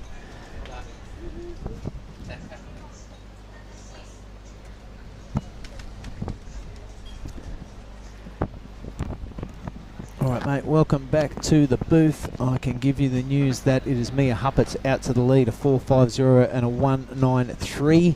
Anna DeSantos yet to get busy. She has priority, still 15 and 20 remaining. Piper Harrison and Nonoka with just a couple of minor scores. How did Anon go? She's fantastic. Yeah, Yes. she's all stoked. Pretty happy with her effort this morning. Very happy with it. Gave me a little Japanese lesson. All right, what's your new word? Origato. That's it. That's all I know. All right. Green not quite getting her head around that one, Piper Harrison, but pretty keen to see Ann Dos Santos tuck into a barrel, mate. She is a really feisty young character out of Brazil. She trains hard. She's very confident. She's been well coached, but you got to catch some waves. It's down to 15 minutes. Yeah, you've got to get busy. 25-minute heats. We have seen a heap of waves ridden in every heat. But you can't just sit there and drop anchor and think the two sets are going to come to you. Get something to lay down, maybe a 4 or a 5 or a 6 if you're really pushing those turns. Get a couple of those under your belts and then you can be selective. All right, so we just saw White paddling onto that one. Let's stay with Mia. Yeah, right on. The youngster out of Torquay. I imagine there's a few Torquayans watching down here this morning online. G'day, gang. How's the temperature and how's life going in Vico? Because it's pretty damn good up here and your girls charging. Meanwhile, this is Anne. Yeah, here goes the Brazilian now. Anna really laying that rail and free falling down into the pit after that. So Anna DeSantos doing an excellent job. We've waited a little while for this wave, but she has delivered and she continues to impress our surfer in red. Yep, that was really good. That'll be the top score of the heat for sure because she took a big risk on the opening move. A little bit of an airdrop. The judges have been noticing that and rewarding it. So it took her a while to get that wave, but it's exactly what she needed to do to answer back and just put herself in the mix here. I reckon that will be, Billy, the best score so far in this matchup. Yeah, I'll back you on that call, Mark. Wow, she is super impressive. Really nice girl to have around the contest site. Brings a lot of good energy and some good vibes. And I can't help but be impressed by her surfing.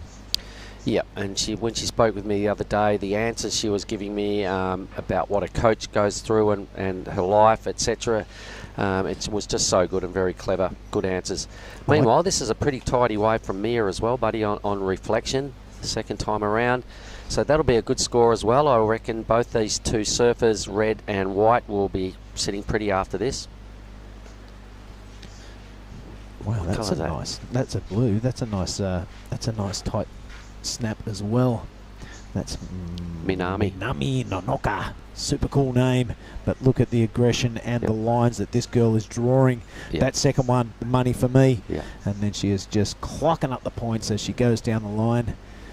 Really, really precise and mature style for such a young lady. And having sat there for a good 10 or 12 minutes, mate, there was no sign of nerves. Just composed, strong. All the parts of the criteria you want to see, the speed and power and the flow, really good. There we go, mate. 6.27 for her first wave. All right. Mia, what did her last wave come in at? Oh, Piper now. Sorry, mate, to interrupt, but there was looking for the tube there. I thought she might have got in there. But she's going to stick with the turns, and that second one was looking good. Just kind of buried that outside rail and fell on the backside into the armpit of the wave. That's never fun, especially when you're trying to collect a big score. Well, 25-minute matchups, mate. There's plenty of time, so you can afford a throwaway or two and still recover in time to get it together. So red is just steadily creeping up the scoreboard. The 6.27, really good. Mia at 6.33, so both those surfers neck and neck on their top waves. Mia does have a pretty decent backup, so she's now trying to improve on a 4.5. And with just one score, well within range now of second position. The good news for her is she started her campaign. There's still 11 minutes. She scoops up second priority. So Nonaka would be feeling a little threatened here. She's only got a pair of threes, mid-range threes. she'll know that's not good enough at this stage. Third priority, she's going to have to use that wisely and go big and just take a risk. I think it's being finals day, Billy, a little debrief with a little briefing with Oni before he went out. You've got to let the judges know how keen you are to feature highly throughout the day. So you've got to take risks. You've got to really put it on the line. Finals day, it's here, and you've just got to go for it. Yep, the final 16 men and the final 16 women. It is crunch time, Mark. Time to perform or pack up and watch the rest of the finals with us here in Hash House Restaurant. Yep, and looking at what's on offer, mate, there's really no excuses. Let's put it bluntly. The canvas is there. It's clean and green and dead set perfect. So everybody will understand that, you know, the focus is on. This is what they train for. This is what you surf for. And when you pull the rashi on, you've just got to deliver your routine and get it together and do it spot on, because there's three other surfers that are all out there want to take you down. After this, mate, what are we going into? Oh yeah, well, I just was having a chat with Hedgie. He's in the next heat in red. He's taking on Solly Bailey, Mike Clayton Brown and George Pittar. So there's a four-way Australian exchange, and as usual, Hedgie was out there, you know, flexing around, getting in the zone, big eye, high-fiving, fist slaps going on and a few body hugs, and he's saying good morning to everybody. He's got the positivity just oozing out of his skin. So he's one surfer that has no problem bringing himself up.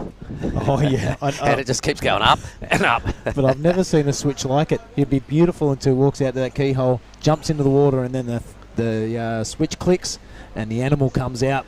I want to see the hog. What about you see him after a wave? He flicks off. The drone followed him the other day, and he's so pumped. He's flicking his leg out to the side and just splashing water and a couple more paddles, and then out it goes again, another karate kick while he's paddling out just to G himself up. And he's feeling it that much. He really, you know, wears his heart on his sleeve. He's a ripper. Well, mate, I asked him about the other day. Asked him about that release of energy on the end of each wave. He goes, mate, he's been around for a while.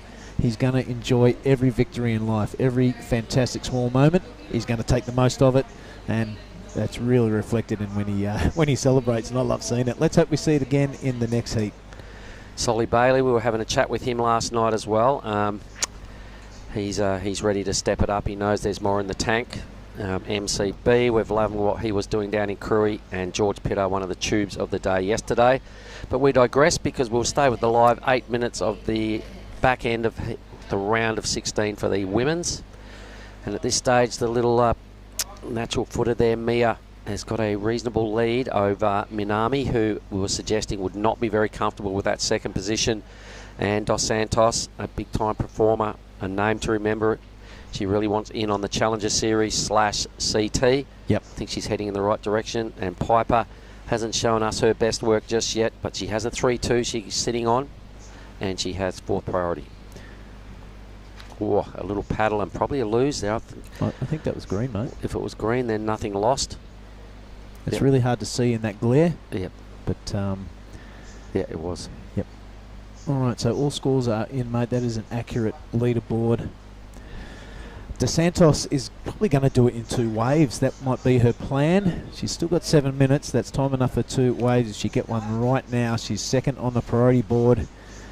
And as time ticks down, the pressure will build, and she'll have to deliver on wave number 2. This is Piper now, chucking it under the lip, but the lip hits back in that occasion. Yeah, it looks like we could see exactly what she was up to there. The tube is very impressive always. Just kind of didn't really set the rail properly, but a clear intention is now to get barreled.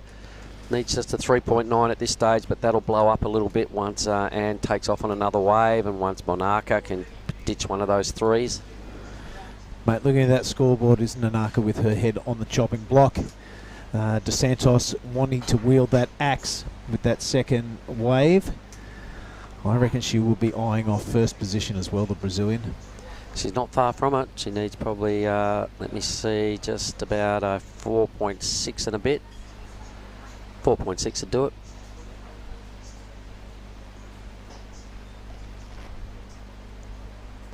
So sitting tight now the last 6 minutes. Everybody's been watching these first few heats, mate. The We know the men's are coming up next. They're flexing around down there. They're getting some debriefs going on. The caddies are being utilised again today. You don't want to leave anything hanging.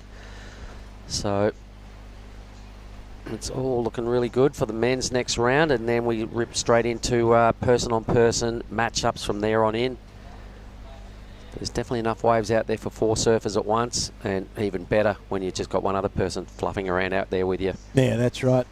I tell you what, I am really enjoying the commentary booth here, mate, where we can see the surfers go get their rashie, do a bit of a warm-up, and I did see the game face of Solly Bailey. It was deadpan, not talking to anyone, straight to the keyhole, let's get about business.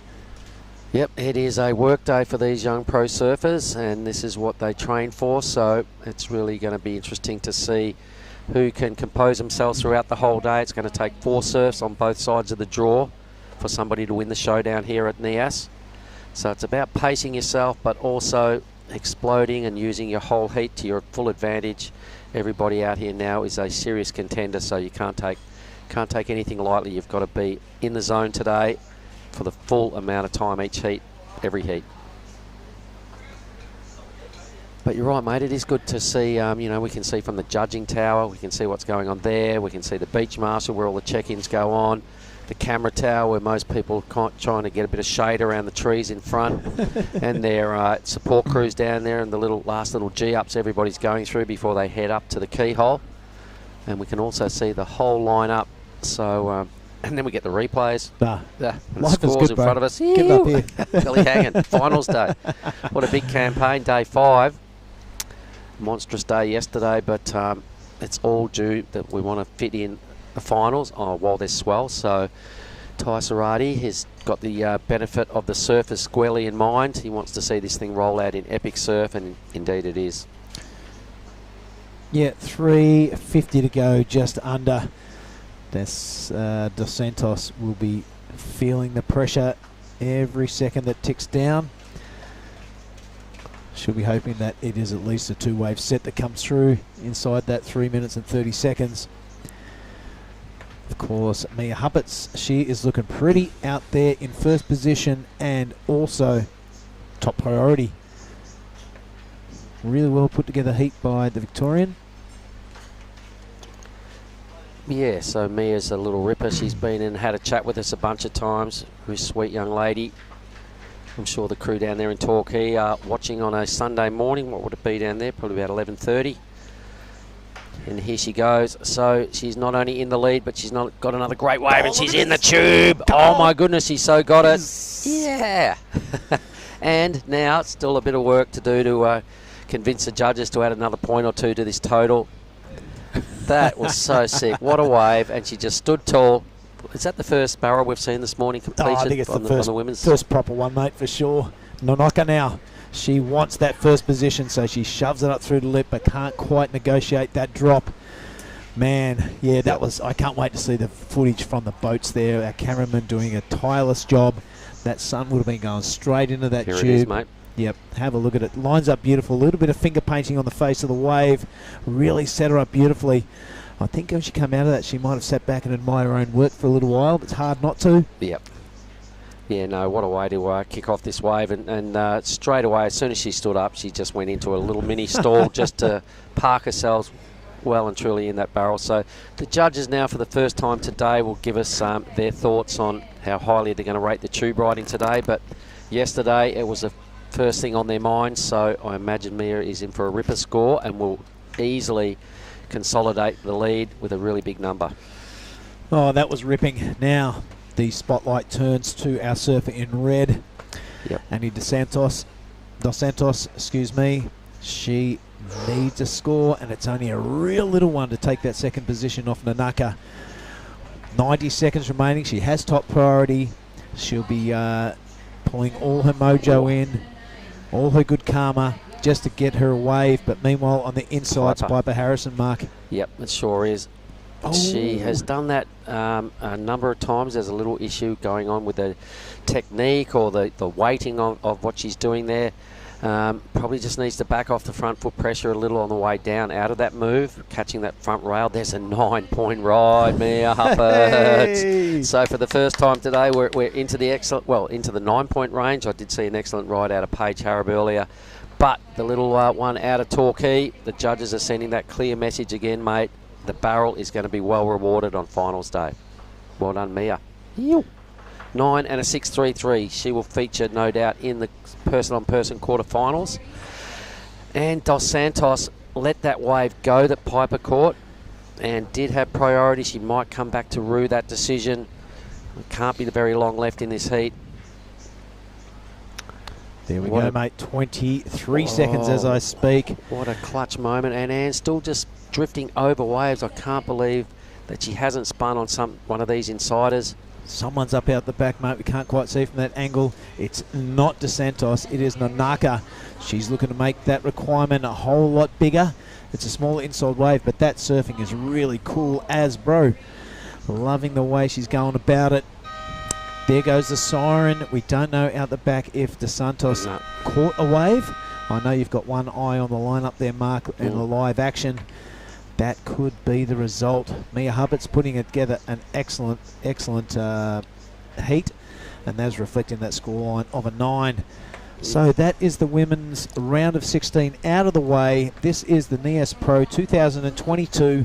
Hope you're enjoying the show wherever you're tuned in around the world. We'll be back with the men's round of 16 straight after this break.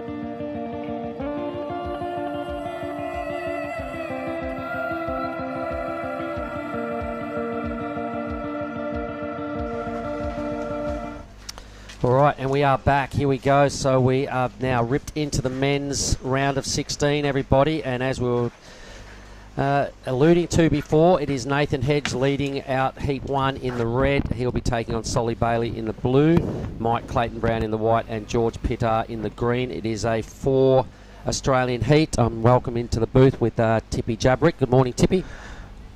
Morning, Mark. How are you? Been a long week for you, no? Well, it's been a good week, and I mean, we're condensing this into the best waves, so it has been a long week, but the beauty of this is Ty Sorake, representing the WSL, his main goal is to get the best surf for the surfers while it's available. If it's big days, it's big days. Yeah, I think Ty been making a really good call because by the look of it tomorrow, it's a little bit smaller, but we still have the juniors coming up for couple more rounds, so hopefully we can finish the QS Open and men's and women's in the best condition today, and then tomorrow we're gonna go to the junior. Yep. All right, so let's just get down. There we go, there's our heat. So we've had one wave caught, not much going on in the early stages, but the stage is set, and what a ripping day, mate. When I woke up this morning and looked out the window and how clean it was, I went, oh my God, it's all coming together. Yeah, it's really a good day today. Yesterday we have a lot of good action also, and today we have two surfers here that represent on the, the World Tour level. Solly Bailey and Nathan Hedge, they've been there, and this is what all the surfers are dreaming about, to be where they are before, and they're still chasing their dream. Yeah, and it's it's some epic stories. They're both sort of back in the mix here. They want back in on the scene and to extend their professional careers. Solly Bailey did have a good time there, but a short time. Hedgie was around for a long time. It was good to get some of his insights into his days on the Search Tour.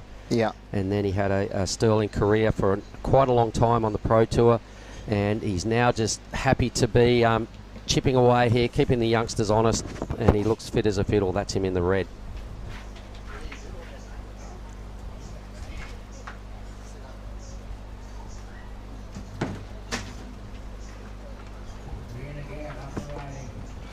So we'll just bring in Mia for chat number 10 over the last couple of weeks. She's winning a lot of heats. Let's get these headphones on, Mia. Unreal. What a morning. Give us your thoughts on finals day so far. The waves have delivered. It's pumping out there and there's a lot of good waves. So a lot of good waves. What about the tube you got? A 9-point ride. Yeah. All right, so you got off to a good start, so you released a bit of pressure. That wave came to you. Were you hoping to get barreled in your heat and you saw that thing and you went, this is my chance? Yeah, I mean, a barrel in the heat is always a good thing. Speaking of the heat, pretty hot out there. You're still sweating, I can see. Yes, it's boiling. It is, and it's only sort of just after 8:30 down here, Nias time. We've had a lot of chats over the week. What other things can you tell us about yourself? You might not have let in any secrets out at this point, but tell us something we don't know about you. I have 2 little sisters. All right, what's their names? Isla and Anna. All right, and you reckon they're watching right now? Maybe. They've actually got, there's board riders on at the moment. Ooh. So I think they might be in a heat at the moment. Torquay board riders? No, Burleigh board riders. Burleigh, oh sorry. Okay, Burleigh board riders. What else has been going on out of your camp? You've been going to bed early. You've been where have you been eating? We've been eating at our place, the place that we're staying. And do you want to give them a rev? What's the name of it? Keyhole Surf Resort. Right. Okay. All right. And your thoughts on today? What's it going to take to get through and win this thing? I think just waiting for good waves and surfing on them. If you can finish 2 good rides, I reckon. And 3 more surfs. You're feeling pretty fit. It's been a long week. How are you physically? Good. I'm feeling, I reckon, hopefully if I get to surf again, or after this heat, I think I should still have some energy. Ready to peak on finals day? Yes. All right, unreal. Would you like to thank your sponsors or anybody else that's been in your corner? Thank you to everyone who's been helping me throughout this journey, my sponsors, my family, friends, everyone. Unreal. Well, listen, it's going to be a long day, and it's not long before your quarters will roll around, so we might keep it brief this morning. I'm just going to say a job well done. First tube ride of the morning, 9 points, Mia Huppert. Thank you. Put your hand into the red treasure chest right there. Help yourself to one of those little tasty morsels, and we'll see you later on for the quarterfinals. Thanks. Thank you. All right.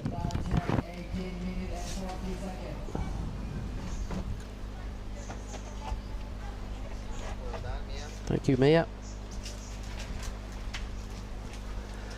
All right, let's have a look at things. It's looking like George Pitter has got an early lead with a 6.43 2-wave total. It includes a 3.93 and a 2.5. Here goes Hedgie now, G'ing up. He's in the barrel, but that wave, he was a bit too downtown for that. But he's on the scoreboard. Mike Clayton Brown, Solly Bailey yet to budge. Here we go. This looks like it could be MCB. Want to have a look at this wave for us, Tippy? Yeah, I think a lot of surfers are, trying to get into the rhythm about, either like trying to get into the barrel or trying to do those, solid turns.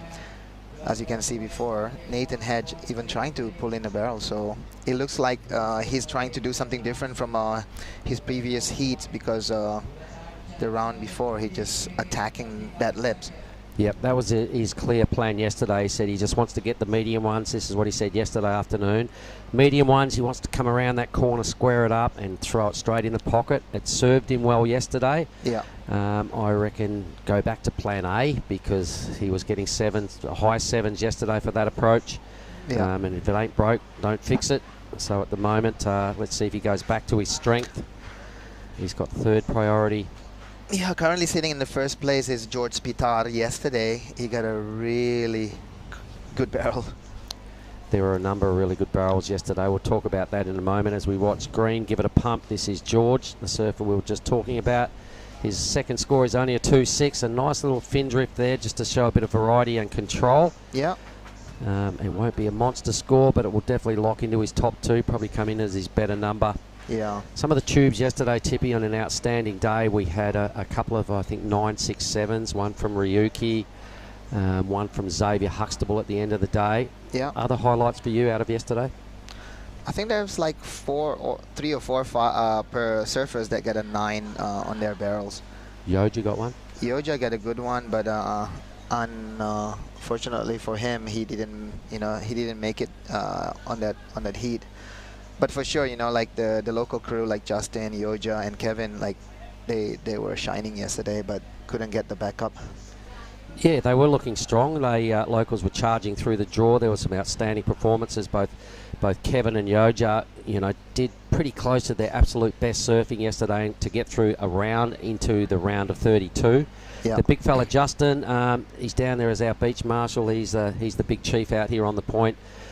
He had a heat where he got second to advance into the round of 32, and then he did not have the best heat, and he knows that. We had a little chat last night, and he just said, you know what, the standard of surfing is so high. It's just like, well, you really had to be on your game, and a couple of little uncharacteristic mistakes yesterday to put Justin on the sidelines. Yeah.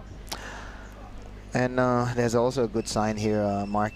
The wind is going into the right direction, even though there's a slight wind going on this morning, but this is the wind that we were looking for, straight into the bay and offshore. Okay, so here goes Hedgie now, paddling hard, a medium-sized wave.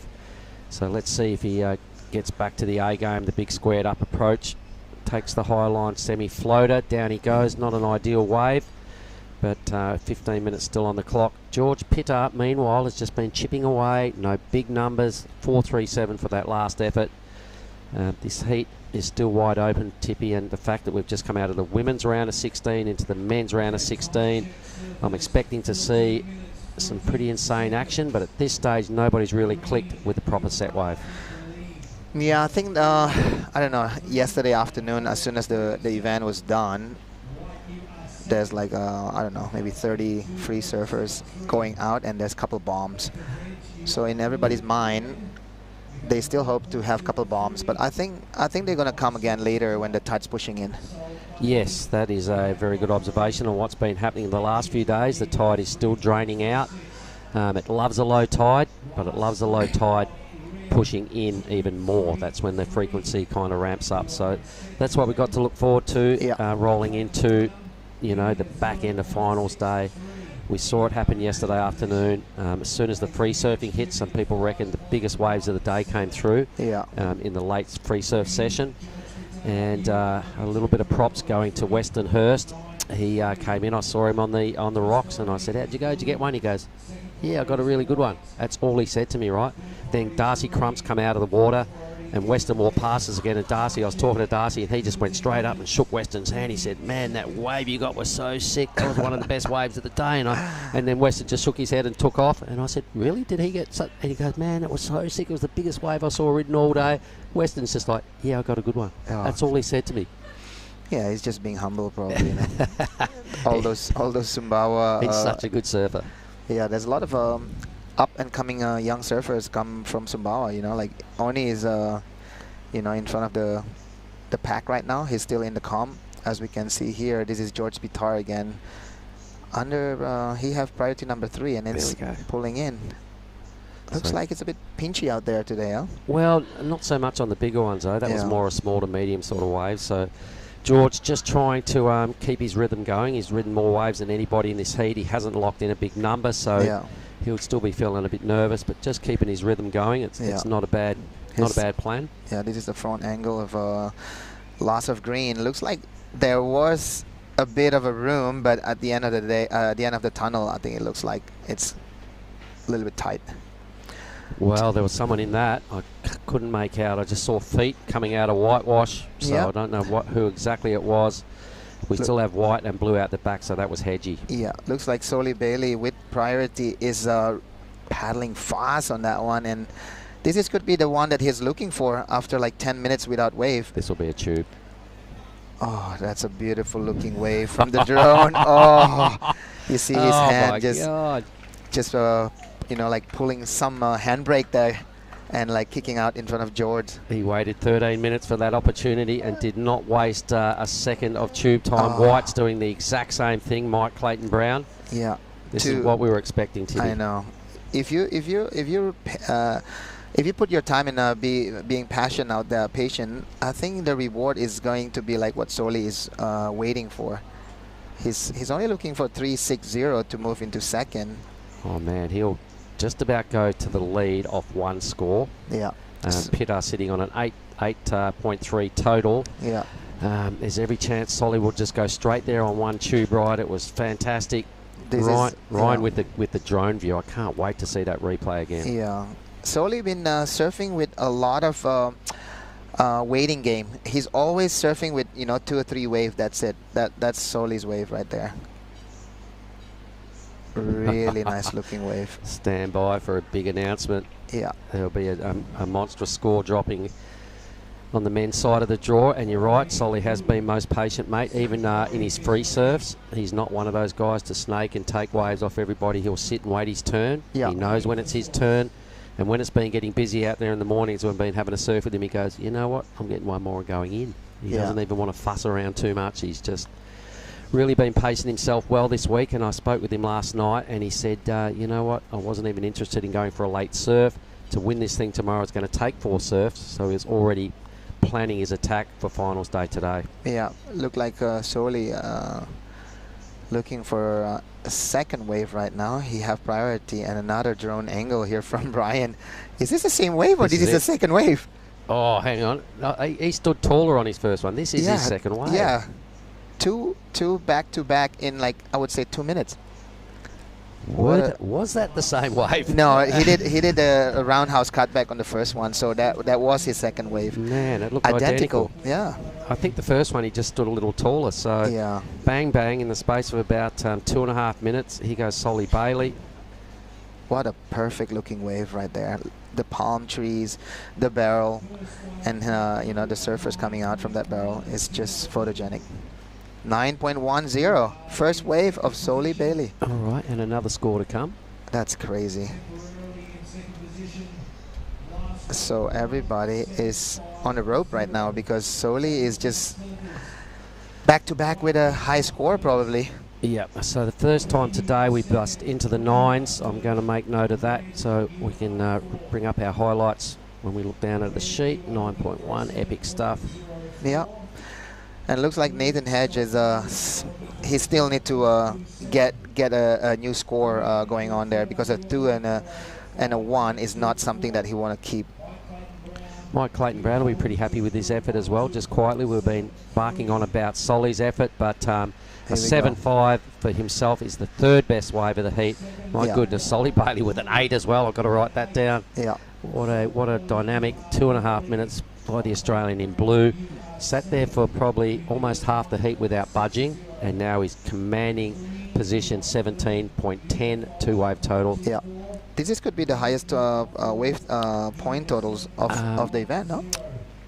Yesterday afternoon, Xavier Huxtable busted into the mid-range 17s. Okay. He had a 9.67 and a high 7 as well. So I did see a 17 total yesterday, but Soli Bailey right up there with the best performances we've seen all week. Paced himself perfectly. Didn't have a surf yesterday, Arvo, because he's all focused on finals day, and it's paying off right here. Yeah.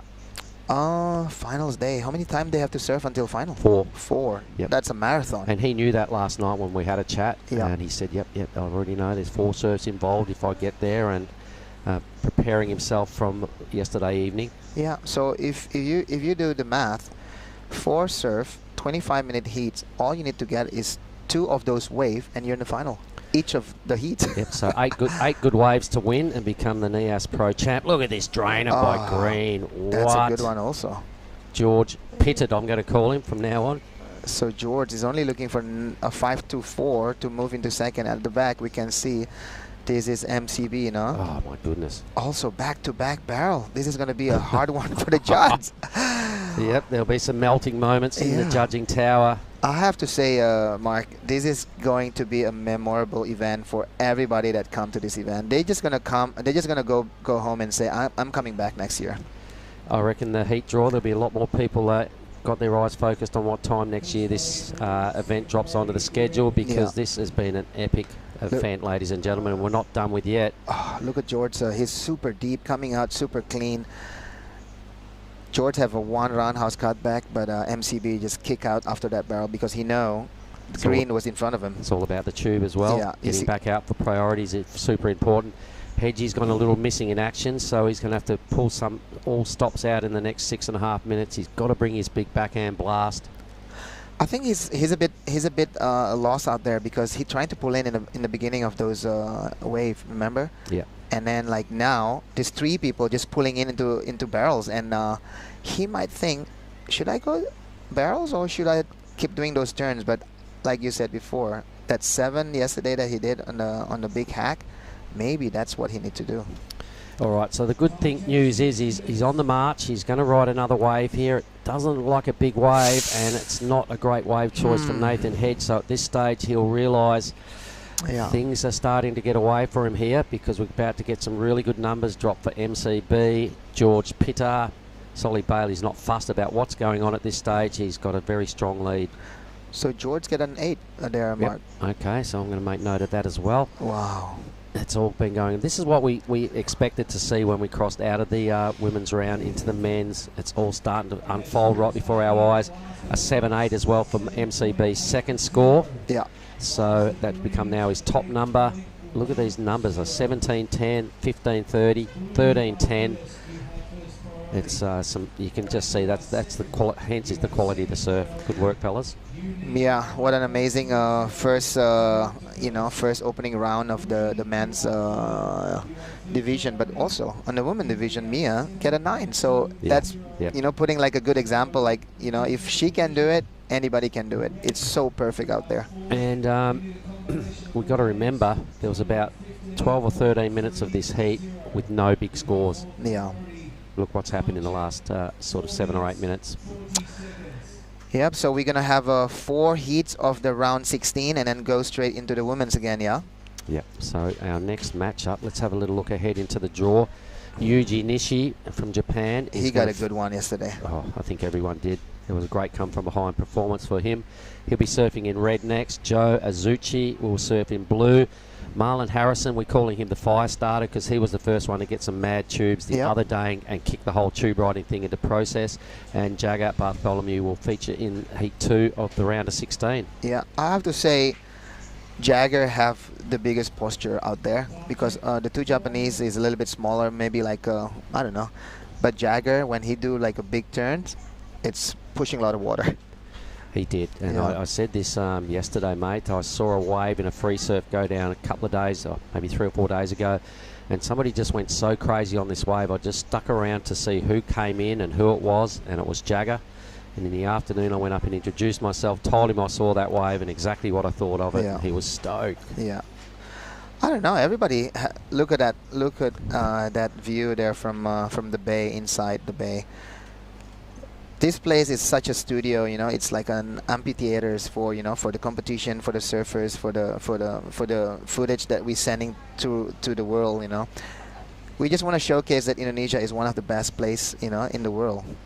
And here we go, George Pittar. Yep, so this is a replay of his 8.1, I'm pretty sure it was. Yeah. Yep. Nice strong cutback as well, just to try and add a half a point or a point to the total. Yeah. All about the tube ride this morning here, Tippy.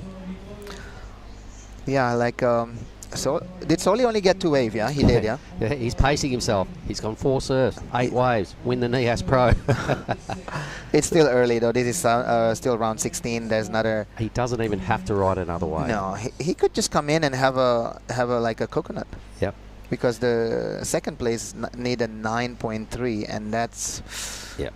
It's a good number, but it's still possible. There's a 9.67 yesterday, so it's still achievable. All right, so we can see the 3 tube riders out the back, all the natural footers the lone goofy footer in the red, Nathan Hedge. The heat this time didn't go to plan. He had much bigger. You can see him praying right now. He's got his hands out. He's just going, give me one more good one. He just want to have fun probably out there. He just want to get a good one wave. Yep. Because he's not going to be happy coming in without having the best opportunity to surf Nias with 3 people. We've had some good chats with him. We've thrown him in the seat a couple of times, mate, to get the world in on the Nathan Hedge Act and where he's at. And he's had a blessed life. We talked about all his rip curl search stuff as a grommet. He said he was getting pulled out of school to go on the rip curl search with Tom Curran, Damien Hardman, Chris Davidson. What a life, Frankenrider, and Donovan. Yeah. James, you talking about the South African guy? Yeah, the South African guy. Yeah. Look at that one. Is Soli gonna? Frankie Oberhalzer. Frankie. And that was an epic thing back in the day. The old search series. Hedgie was a big part of it. Yeah. He's one of my heroes when I was growing up, for sure. He's only 43 years young. He's a young guy. He is. He's 43 going on 21. Yeah. And he looks fit as a fiddle. Yeah, he's super fit. He's really making sure, like, taking care of what he do, what he eat, exercise, yoga, whatever. Yeah. So, an outstanding way to kick off the men's round of 16, everybody. We hope you've been most entertained. For all the crew online, do not go anywhere. A ripping day. I think we're going to finish up around about 4:30ish this evening. We'll know who our champions are then, but we've got a lot of work to get through to be in that position. But our work day is looking insane, so stick around. 150,000 people tuned in yesterday, mate, and I reckon we'll get that sort of number again today. Yeah, big thank you to everyone that putting this event. Nias Pro is on fire. 17 seconds to go. Look like Soli Bailey and MCB Michael Clayton Brown. Is it Michael? Yep. Michael. Mike. Yep. Mike Clayton MCB Brown. we roll with. Yeah. All right, so what a heat that was. What a way to kick off the men's round of 16. Soli Bailey, 2 rides for a 17-10 2-wave total. Perfectly into the lead. MCB, Mike Clayton Brown. We'll see you in the man-on-man action. We will throw to a quick break and be back with heat 2.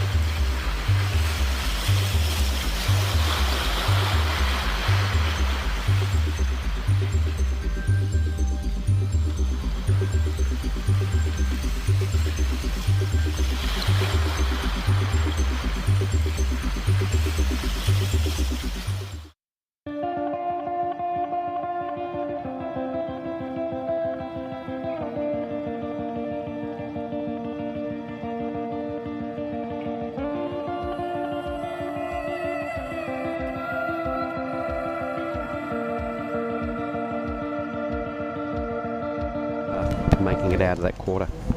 All right, just having a little debrief here with Giada Legati. Congratulations through to the quarterfinals. Thank you. Yeah, really well done. So just I'm watching back. that men's heat. The Tube Riding Fest has begun in earnest, ladies and gentlemen. I'll be having a chat shortly with Soli Bailey. But your thoughts on the day? Wow, what a great day. The waves are insane. I personally think it could even be more perfect than yesterday. Yeah, for sure. It wasn't this clean and this hollow yesterday morning. The ocean was a little grumpy. It has come good right now in perfect timing. We'll have a look at our heat number 2. It is Marzi Harrison, the Australian, in white. Joe Azuchi, the Japanese, in blue. Jagger Bartholomew, green, out of Australia. And Yuji Nishi, representing Japan, in red. So 2 Japanese, 2 Australians. Yeah, great heat from Yuji Nishi yesterday. I remember all he did was get barreled. He did one turn in 25 minutes.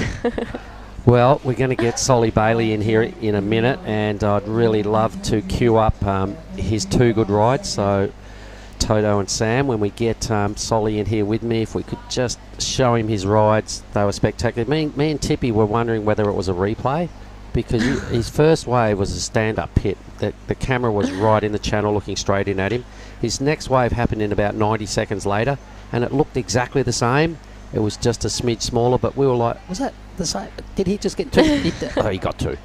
It was unbelievable. I was watching that and I was the same. I wasn't sure if he caught a previous one or not. I was like, is this the replay or is this him actually on another wave? Yeah, doing exactly a very similar outcome, a 9.1 and an 8. He's just checking in there. We'll get him up here for his chats and hopefully get to show him that drone footage of these 2 rides, because what an epic way to kick off finals day. Yeah, how cool is that? Come in straight from a heat and I have the drone footage ready for you. Well, what he did, he sat there for about 13 minutes before he budged, and then he got the wave, the 9-1, then he got his 8, and then he sat there for the next 11 minutes and did nothing. So a well-measured heat, we'll say. Yeah, that's almost the perfect heat. It was. I'm calling that the perfect start to finals day. So he's just gone to get his hat or something. We'll get him in here in a minute. Maybe he's gone to get his water bottle. Exactly how warm is it out there? It's hot. Yeah. It's not warm, it's hot. Yep. It's really, really boiling. I was still sweating when I came out of the water. Yep. It's definitely much warmer than any of the other days for sure. Well, we've had our fan on since about 6:45 in our broadcast area here because we need it. The steaming sunshine coming over that ridge this morning, beaming straight in on us. It already felt like 35 degrees at about 7 a.m. Yeah. So who came second in the MCB, in that super? Mike Clayton Brown. Yep, Mike MCB. Clayton Brown. Yep, he'll bring up his numbers so we can have a little look. There he goes, a 7.8 and a 7.5. George Pitter had an 8.1. Wow. So when you look at all those numbers, it was a really outstanding heat. The first 13 minutes or so of that heat had no big numbers. I think a 3.9 was the best score to that point, and then it just went nuts. That's a great heat. Throwing away big numbers and stuff. Yep, even the guy getting an 8 didn't advance, so the work was done. MCB will be pretty happy. He got well slotted. Yeah. Yep, so none better than Solly Bailey. Look forward to having a chat with that fella when he gets in. Here goes Marzi Harrison. This is Marzi. Really deep. I don't think he'll make it out, and if he does, that would be... If he does, there's a 10. Yeah, that's a 10. But I think that's the second time I've seen him do that. Which is maybe a little too deep on his positioning. Well, you know what? I reckon he needs to keep doing that because he's done his best work in the tube. He's got through a lot of tough heats. He really kicked it off the other day with his 8.33. It's the most memorable barrel. But here goes Azuchi, Joe Azuchi. This is our Japanese surfer. Just pulls out. All right, so the start of this one a little sleepy, a bit like the last heat was a bit sleepy, and then it just came on fire. So 25 minutes is a good amount of time given the consistency in the ocean. Yes, it's plenty of time, and it's not as far of a paddle out like Cruise, so in a few minutes you're back out and straight in the lineup. We see the flags straight offshore. Yep, they're facing the perfect direction right now, unlike most of yesterday. But the weekend's been pretty crazy. We had 150,000 people watch yesterday. Giada, Wow. I asked Sam, and I imagine with what went on yesterday, we'll probably get around about that or more again today because the word's out that Nias is firing. It's finals day. It's going to be another long one. I'm pretty sure we've got 22 heats on the schedule. Yeah, it's going to be a long day, like yesterday. More great 26. waves. We did 26 heats yesterday. Oh, we did? Yep. Wow, that's a lot of 26 25-minute heats. You do the maths, it was about 11 and a half hours yesterday. I can see Solly and Hedgie coming in. Hedgie, love your work, mate. Tough one. Well, loved you being here. Maybe we'll get you back up. If you want to come in any time for another little chat, please do it.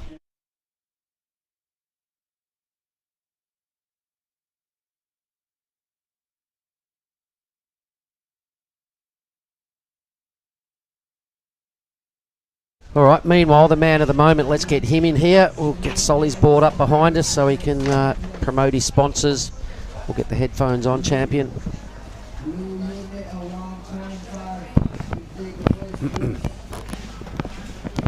Yep, that's positioned about perfect. We'll roll with that.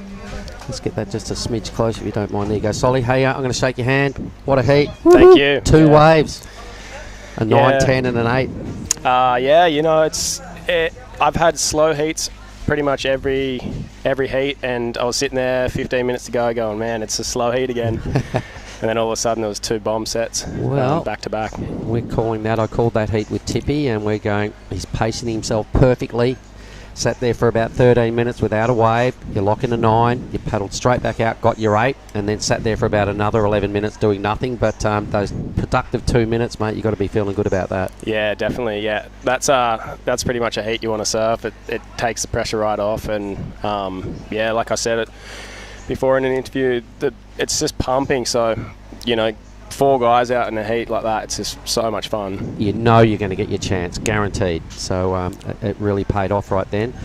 And we had a little chat last night just before dinner time, and you were well aware of the fact that there was a 4 surf day today to become the Nias Pro champion, so you didn't opt for the late free surf last night because you had your blinkers on already for this day. Yeah, no surf this morning, straight into the heat, no surf last night. Yeah, I've been surfing heaps, but not competing. So I got to, you know, it takes a lot of energy out of you. The emotions that run through you, especially on finals day.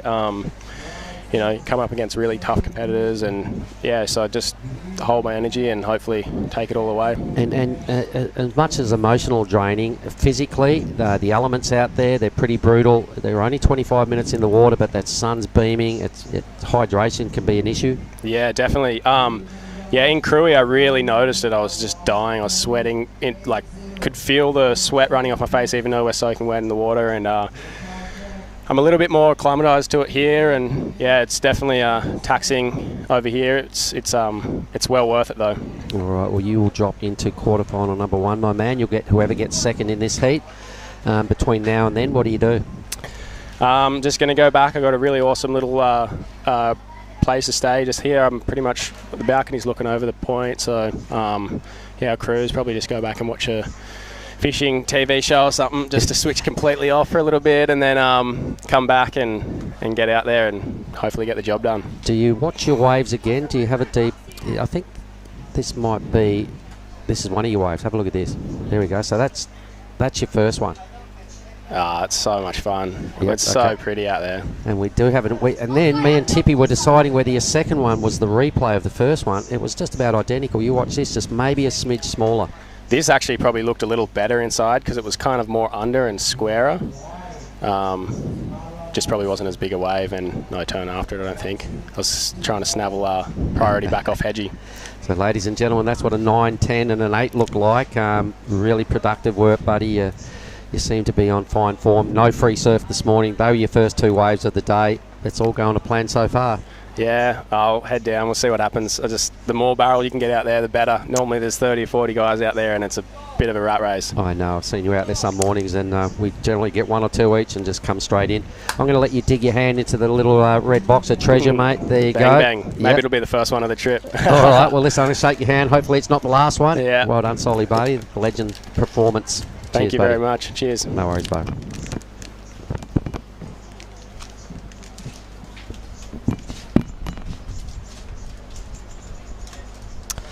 Unreal. So we'll get back to the live action. I think we're waiting on a couple of numbers. We'll just watch surfing green here. So Jagger,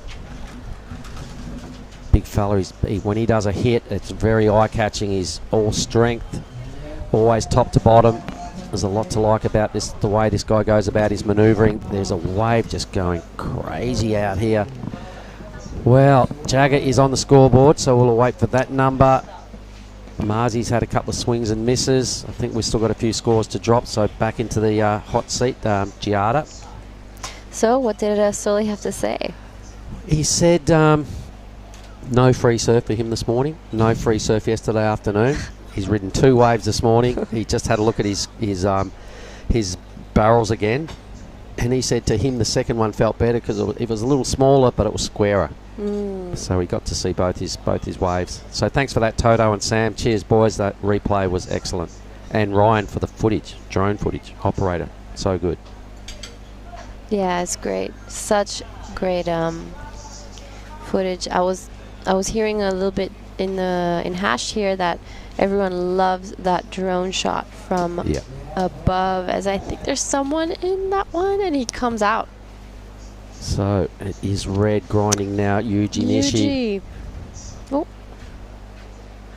Well, speaking of replays, I can't wait to see that one again. We kind of missed the start. I'm sure the cameramen were on the job, and we'll get that. It's really good. It's a bonus to have that technology, you know, to get replays, to get the, you know, so Solly could see his waves, that drone footage. It's just, it's so cool, and the surfers really appreciate it. They're straight out of the water, up here, and watch their waves. Yeah. It doesn't get much better than that. Yeah, I agree. And Marzi Harrison at this stage has a 4.5. We've got a score to come for green and red. Marzi at 4.5.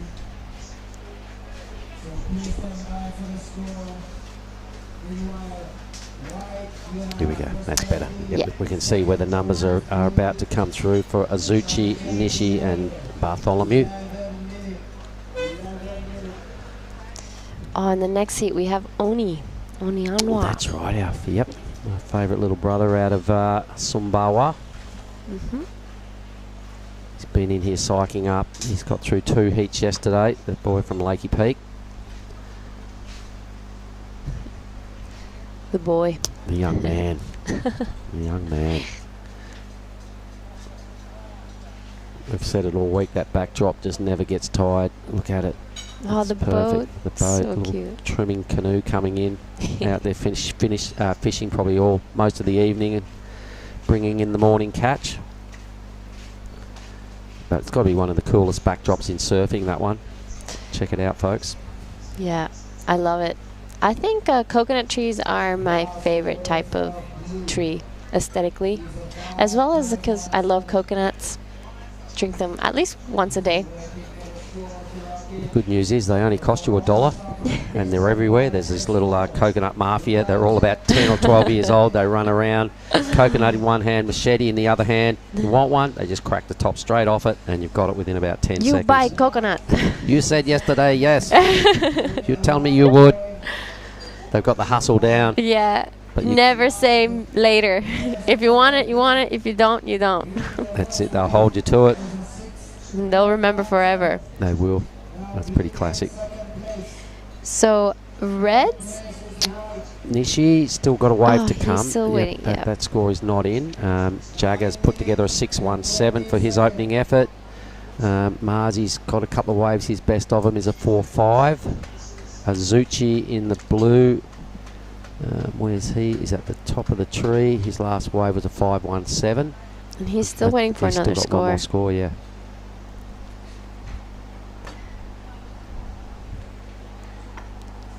So 9 minutes. Our next heat, if we just have a little squeeze forward, is Oscar Berry from Australia, Jarvis Earl, Oni Anwar, and Varun Tanjung. Here comes the Policey out the back in the Zodiac. Oh. They've got their uniforms on. Must be so hot. You know what? They're kind of used to it. You see a lot of the Indonesians that come down here some days, they've still rocking around in the middle of the afternoon with their helmet on, jackets on, and you're like, are you guys kidding? And they look at us like we're in board shorts. They go, these guys are a bit underdressed. And we're looking at them going, aren't you boiling? Imagine being on that Zodiac right now. Surely the boys are feeling the heat. Yeah. I saw one of them putting his boots in the water. Dragging his feet in the water with his boots on.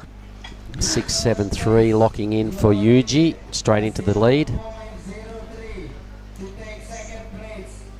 Can see Oni out there just checking in with the beach marshal. He's got the white rash vest on, giving the high fives. He's all smiles.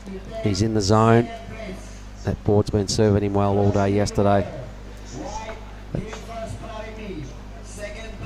Yeah, I think I'm going to take a bigger board out my next heat.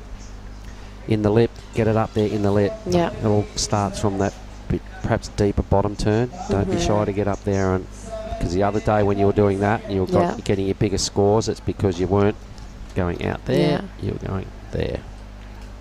Yeah. Subtle difference, but a big difference on the scoreboard. Having a little briefing about her next heat. Who do you match up with? Have you got any idea? Oh, I'm with Kobe and Wright. Okay. So I've got to go big. Well, that's bad luck for Kobe, isn't it? If we look on the bright side. So those matchups, it's Paige Harab, Kailani Johnson, Kobe and Giada, and Minami, so 2 Japanese right there, and Ella and Mia in quarterfinal 4. Couple more heats, that'll all start, all that madness will start in just over an hour. Yeah. So the requirements mustn't be very large for people to move up the leaderboard. Yeah, the scores are all looking quite similar. So all of them between the 4 and the 6 range. 673 is our best number. A 617 for Jagger, his best. 517 for Joe, and a 45 for Marzi. So that everybody's got what you would consider would probably be a backup number. If they can all just upgrade it and smash out their next wave, this could end up very close. Just saw Jarvis heading around there with his blue rashi on. This next heat spells fireworks for me. Yeah, it's going to be a great one to watch.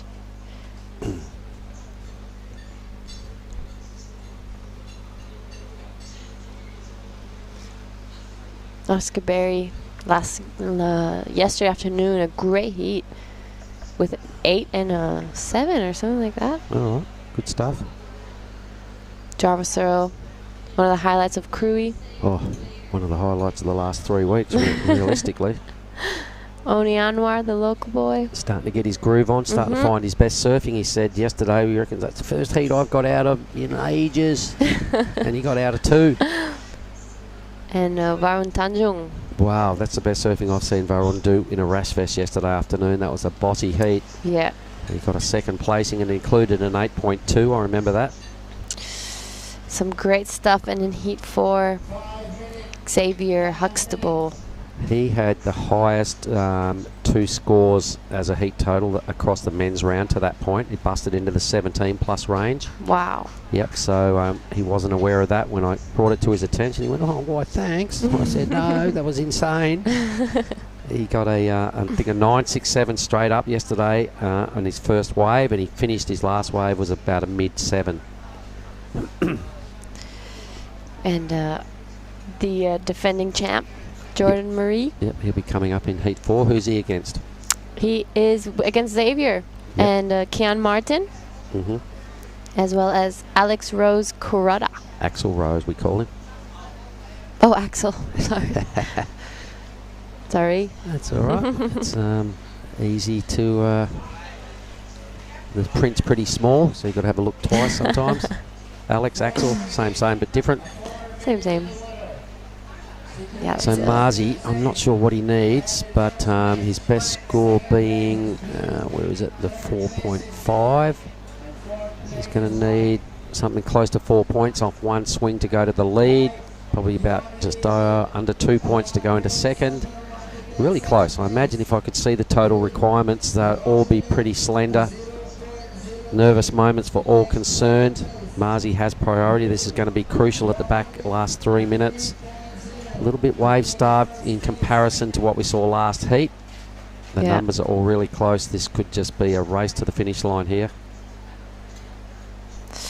Yeah, 3 minutes, 20 seconds is very close, as we're seeing the wind actually pick up quite a lot. Well, that's all right, and that's even better because it just makes the wave flare more, stay more open. All the banners and flags are still pointing the right way. They're just starting to fluff around a bit more. I reckon that's a good thing.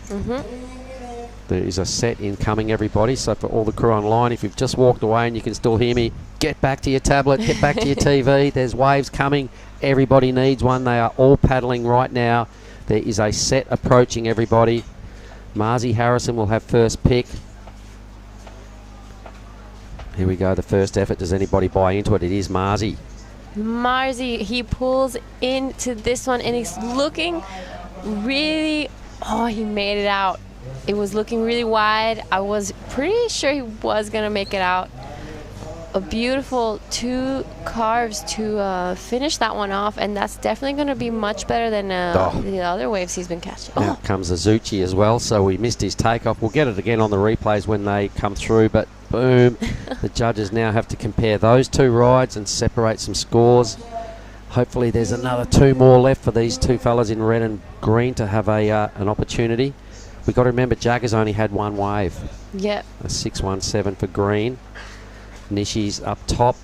Here we go. This was the wave of blues that we missed. So this is Azuchi. Oh, he was fully standing up on that one. I imagine Marzi was as well. That was great. So here goes Marzi. Look at this thing. This is really deep. God. This is deep for a long time. A Yeah. bigger wave. A couple of really strong hammers as well. Yeah, that was Whoa. that's definitely going to be bettering his 4.5. And I've just had my eye over the balcony looking at this young fella. Jagger Bartholomew just did what he does best, some real strength surfing out the back on a big set wave as well, so stand by for some replays. That must leave Nishi sitting out the back. I reckon he'll drop all the way into 4th place right now. This is what Jagger did. It's only his 2nd wave. Wow. Really great solid style from Jagger. Yep. So he hasn't been barreled. He's going to have to probably hope his number was enough because we're rapidly running out of time, and Nishi's just sitting there watching the clock chip away. Would have heard all that fuss from the beach announcer. He will drop all the way to 4th place once everybody's scores lock in. I don't know who's going to get through. I'd really like Marzi's as probably the wave of that exchange. You've got to think Azuchi's going to get a good number as well because he got a great tube. Jagger did some solid work, didn't get barreled, and Azuchi sat there, and Nishi sat there and watched it all go down. Marzi got a... I just heard Joey said an must 8. have been an 8.1. Yeah, he got her an 8.1. Okay, where does Azuchi's number go? He needs a 6.4 to get into the lead. There we go. We're still waiting for the last of Joe. Yep, Joe Azuchi, and also Jagger Bartholomew has a number to come. That heat has just finished. I'm not sure whether this wave of reds is on the hooter. It might have been pretty close. So I might just have to hang in there for the moment, but that is the end of heat 2. We can see reds just winding down through the inside here. I think it could have been on the buzzer, that wave. As we're just staying with him now on the inside, flicking around. That'd be only his, let me see, 3rd ride. Did have a 6.73. He'll add this to the total. So who gets through this, I'm not sure, but well done Marzi Harrison and the other fellas. Joe, his score is yet to be confirmed. Jagger, all right, we'll throw to a break. We'll come back with that result, everybody. We'll see you for heat 3.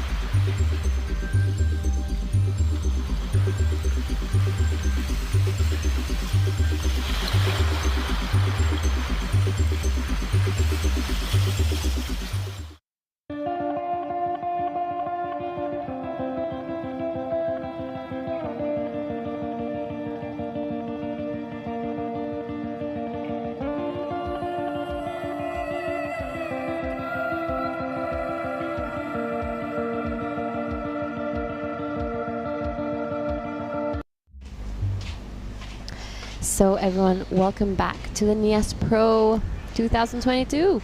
I'm in here with Billy. Yes, good morning, Jada. Good to join you again. We are still waiting on the scores from the last heat. There we go, Jagger Bartholomew, 617. We're just waiting for that column to get filled in. But it was Marlon Harrison going from 4th to 1st in the dying minutes of that heat via that 8.10. Super effort from the young fire starter. So it looks like it is maybe the Japanese 1 and 3. We're just waiting on that score from Jagger Bartholomew. Tension's building. The next heat is still on hold. So we'll just get to that result as soon as we can. The judges are having a good look at the replay. We can see them up there in the tower. They'll be scoring, they'll be comparing, then they'll be separating. So you'll be scoring your wave, then you're comparing it to other waves of similar value in that heat, and then you'll be separating whichever way you want to go. Yeah, lucky they have replays so they can watch over and compare to even to previous heats maybe and all that. Yes, perhaps. Probably they probably only compare in the same round. You know what I mean? So they won't go back a couple of rounds. They'll probably only compare in the same round. Since that is heat number 2, they've just got the one previous that to compare to. But yeah, off to a flyer.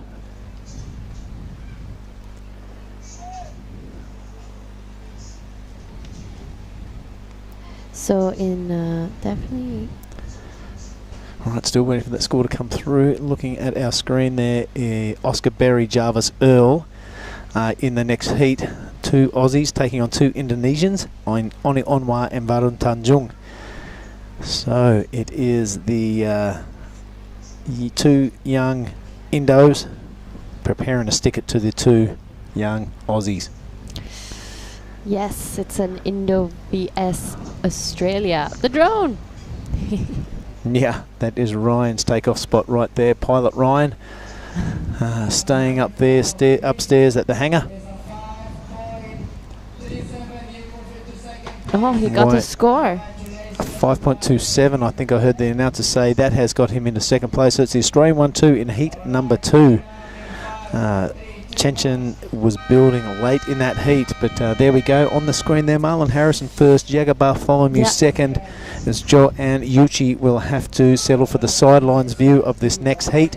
It is heat number 3. It's Oscar Berry, Jarvis Earl, Oni Onwar and Varun Tanjung. A couple of Aussies, a couple of Indos. This is going to be super entertaining. Oh yes, it's going to be great to watch. You know, all of these guys have been absolutely ripping all week. Oscar yesterday came in saying that this was the best contest waves he's ever served. Right on. Well, it's not. It's I can't think of another contest where yesterday was absolutely challenging but awesome, and then today is just ruler perfect. So yeah, you'd be struggling to find better waves. Maybe not since the Dream Tour days in the 90s at J Bay has there been a right-hander delivering like the Gundry Bay has been this morning. Yeah. I look over my shoulder, I see the young fire starter. He's hanging out to have a chat with you, Jada, so I'm going to vacate the chair and bring him on in. Marzi. Oh, I'm excited to interview Marzi. Known him since he was a tiny little boy in Snapper. Come in here, Marzi. Robin. Oh, congratulations. Thank you. Was another great heat, and again from 4th to 1st in the last dying minutes. Yeah, that was insane. It was like dead flat the whole heat, it felt like. So to get that 8 at the end, that set, and I was frothing, get a good score. And yeah, I'm in shock right now to make the quarters. So. Wow. So is that like your heat strategy? Is that something to do? Like, I'm just going to wait till the last minute and then catch a really great one and then pass. It just happens. I swear I don't. I plan to keep busy and I just don't catch waves. I'm just like, what am I doing? But I don't know. It just feels like I'm on holidays right now, just getting barrels. So I'm just living the life. So not complaining. He's on holidays in a QS 5000. So, Marzi, you know, you grew up surfing Snapper. Do you find any similarities with this wave? Yeah, I guess like with the pace of the wave, just like kind of have to stall at the start and then just like get barreled the whole way, which is pretty similar to behind the rock. So yeah, I feel like at home pretty much. So is this your first time here in Nias? Yes. Oh, really? Yeah. And you're already killing it. You think you're going to come back on a surf trip? Oh, for sure. I think just a bit more bigger swell and just, yeah. I swear we had glimpses of it like really good and like last night and this morning, and right now it's just like, it's just been so good. So it's just, yeah, we've been spoiled this whole trip. Yeah, so I know that you're here with your sister. Yeah. And who else? Who's your crew? So, I'm traveling with my sister, Kobe Enright and Oscar Salt, and just, yeah, it's just good vibes and just everyone's having heaps of fun and just loving it, and yeah, it's been so good. So, would you say this is some of like the best contest waves you've ever surfed? for sure, without a doubt, I think this is the best waves I've surfed in contest for sure. Just the barrels are on another level. I think I'm just losing it, like paddling out and you're seeing these unridden ones and just like holy gooly, and just yeah, it's so sick. So I did talk to Oscar Berry here yesterday, and he did mention your name. He says that you guys are a really tight crew and travel together and push each other to surf even better. So tell us a little bit about that. Yeah, Oscar Berry is like one of my best mates. Same as, it's just like a little pack with like Joel Vaughan and like Cody Killon, just everyone, just yeah, Oscar, Saxon Reba, Axel, just yeah, all the boys just push each other and just yeah, just have really good times with them. And just, is that like the snapper gang? yeah, I guess it's just the Kiwi gang these days. Just, at the start of the year, we just travelled heaps and just yeah, went go-karting and just did all those things, and it was just a blast. So yeah, they're just really good humans, and yeah, I love traveling with them and hanging with them. Just, yeah. So what's your game plan now before your next heat? Just rest, hydrate, talk to mum and dad. Wow, Oni, that's sick. So pumping out there. Wow. Oh. And how's that? You get to surf that with just another guy out now. Oh my god, I'm losing it. I'm so excited. How sick is that? It's just gonna be so mental. No, I know, it's gonna be great, and you're gonna kill it. Now you have time. You don't have to do a last minute, you know. Yeah. So, is there anything you'd like to say to your friends and family back at home? Shout out to mum and dad, Ando. I know you're watching, so yeah, frothing. I'm listening to your vibes and just yeah, it's good times, living in paradise, having fun. Shout out to your mom as well. A big hello from me. I'm taking care of Marzi. Don't worry. Yeah, the mama bear. That's cool. So as tradition continues, congratulations! Yes. You get a bang bang. Hell yes. Thanks, Charter. Hey, congrats on your heat this morning. You killed it. Thank you. It was it was a close one, so I was like, no, you killed it. No, you've been a standout all event, so. Oh, thanks, Marzi. You too. No worries. Oh, I love watching your heat here. I'm like, yeah, Marzi. It's so good. Sick. All right, Marzi, so I'll let you hydrate and get ready and call your parents for your next heat. Thank you. Thank you for coming in. Thanks, Charter. That is Marzi fumbling to get out. He's so excited. Known him since he was I think he was like 10 years old when I met Marzi. We're 12. Young fire starter doing it again, going from first to fourth in the dying minutes of a heat. He's got a habit of doing that. Let's have a look at the action here, mate. I'm sure the people at home are interested. Oni Onwa opening up with a 7. This is Jarvis Earl now, the whiz kid from the Nulla. Good looking first turn. Look at the fan of spray. Wow. It's still coming down as he's completing his second bottom turn. So yeah, Jarvis Earl, good form, just not rattling off that second turn.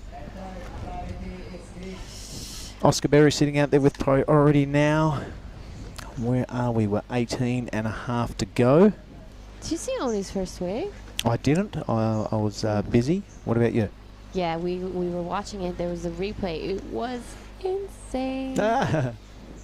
So good. He pulled in, came out, did a couple turns. So he killed it. You killed it, Oni. All right, let's have a look at Jarvis here. Loving the attack on this first section. Look at the spray. He's making his way for his bottom turn, and that spray is still coming down behind the wave.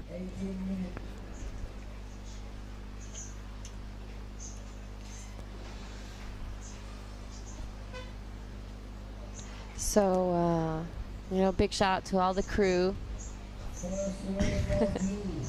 Sam,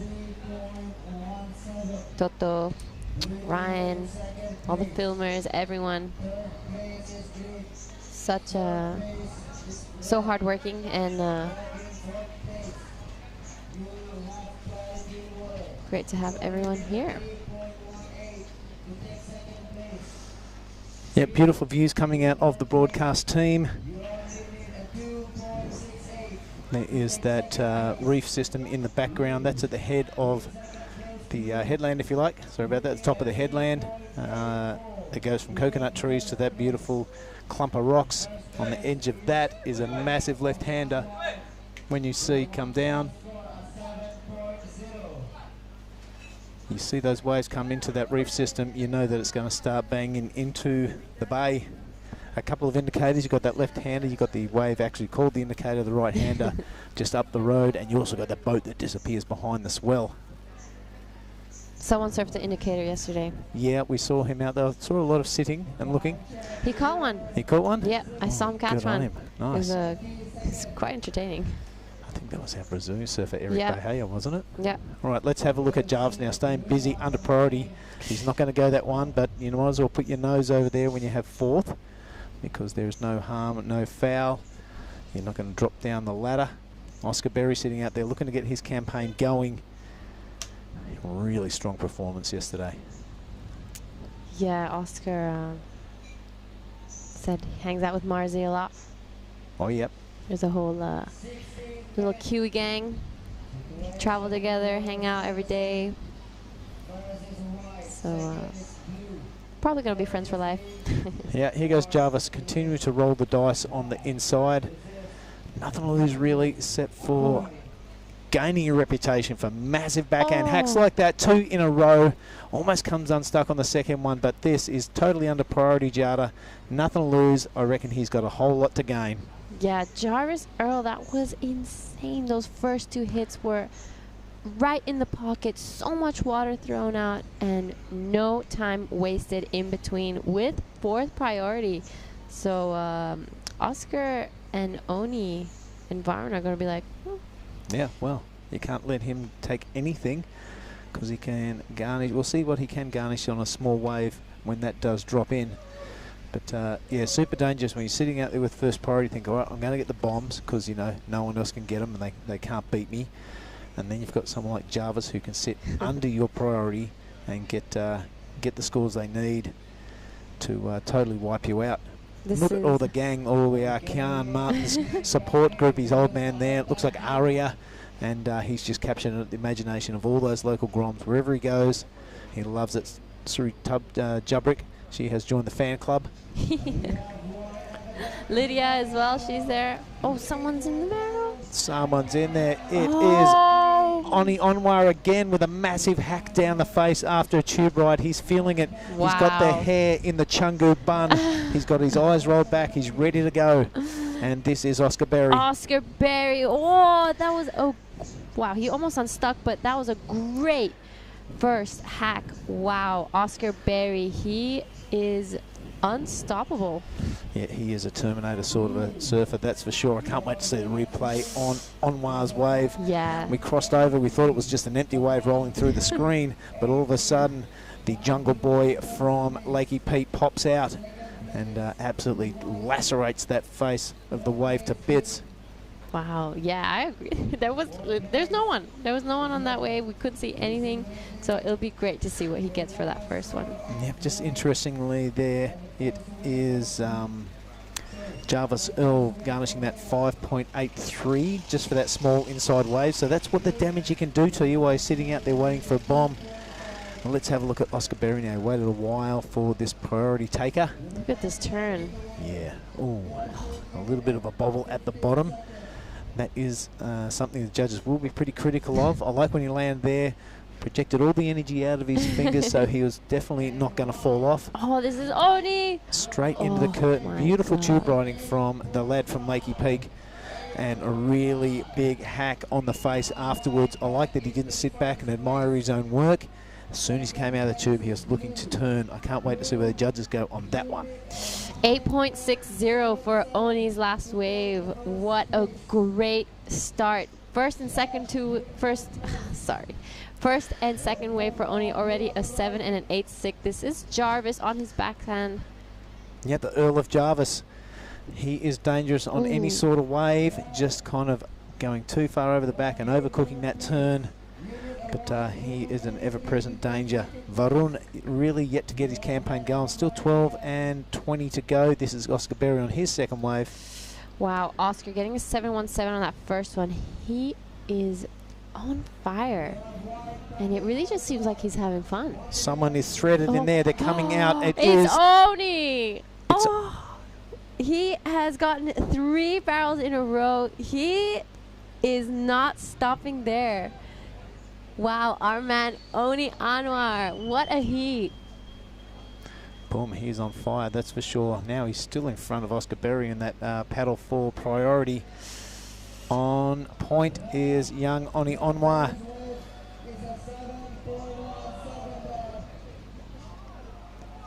Oscar Berry a 7.17 for his opening ride.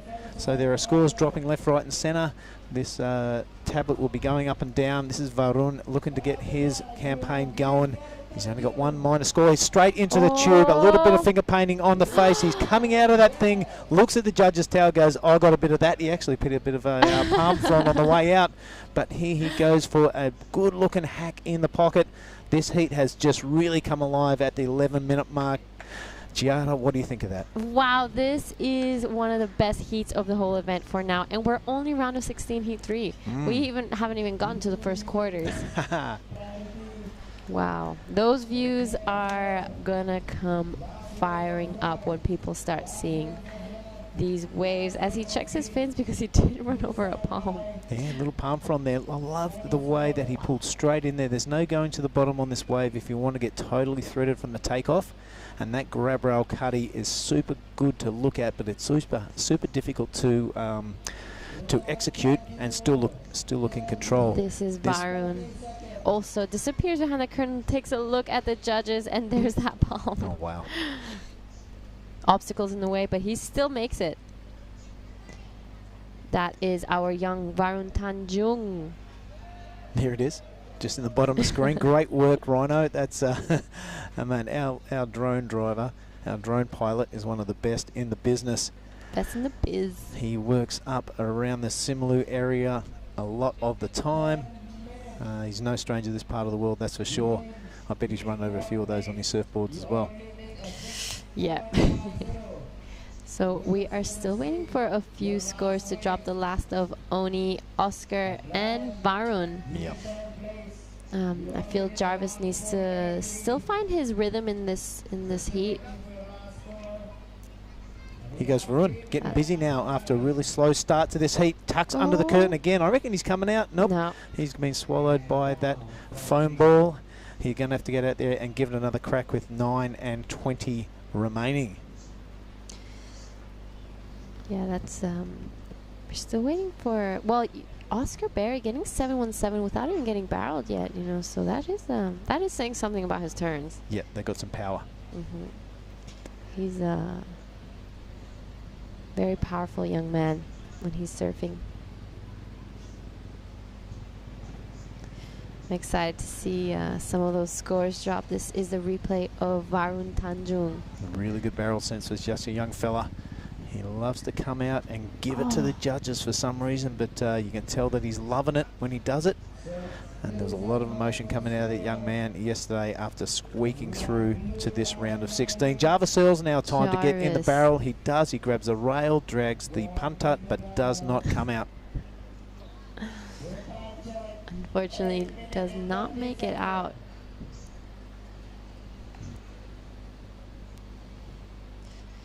Judges taking their time. Oh, Varun's last wave came in at a 7.97, pushed him straight to second. Yeah, he's going to be happy with that. A 7.97 for that really, really neat looking tube. Not a bit of technique out of place. And Oni's last wave came in at a 7.73. Wow, these are some big scores. Yep, so Anwar ditching that 7 opener That's not bad to have a 7-point throw away. He'll be feeling very confident. Oscar Berry still waiting on his second score. There it is, a 6.10. So this is an accurate leaderboard at the moment. It's Oni Onwa out in the lead with that massive 8.60. He's had a throwaway 7. He's replaced that with a 7.73. You can see the requirement from our second place surfer, a 9.16. So that is a massive, massive score to gobble up in 7 minutes and 15 seconds. So the hunt is on for second place. Varun Tanjung and Jarvis Earl need a 5.30 and a 7.44 respectively. They are third and fourth on the priority board. 7 minutes to go. Oh, strap in, folks. Don't go anywhere because we are about to go down to a nail biter again. Look at those heat scores. 8.6, 7.73, 7.17, a 6, and a 7.97. Wow. That is some crazy stuff going on here in the Nias Pro 2022. All right, this is Jarvis Earl under priority. He's not going to go, but he continues to pile that pressure on. We saw him get that 5.83 under priority on a medium-sized wave. So if he finds himself on a bomb, you wouldn't write him off unless he was in combo land. Yes. It's so great to see Oni finding his rhythm out there. It looks like he's just having fun.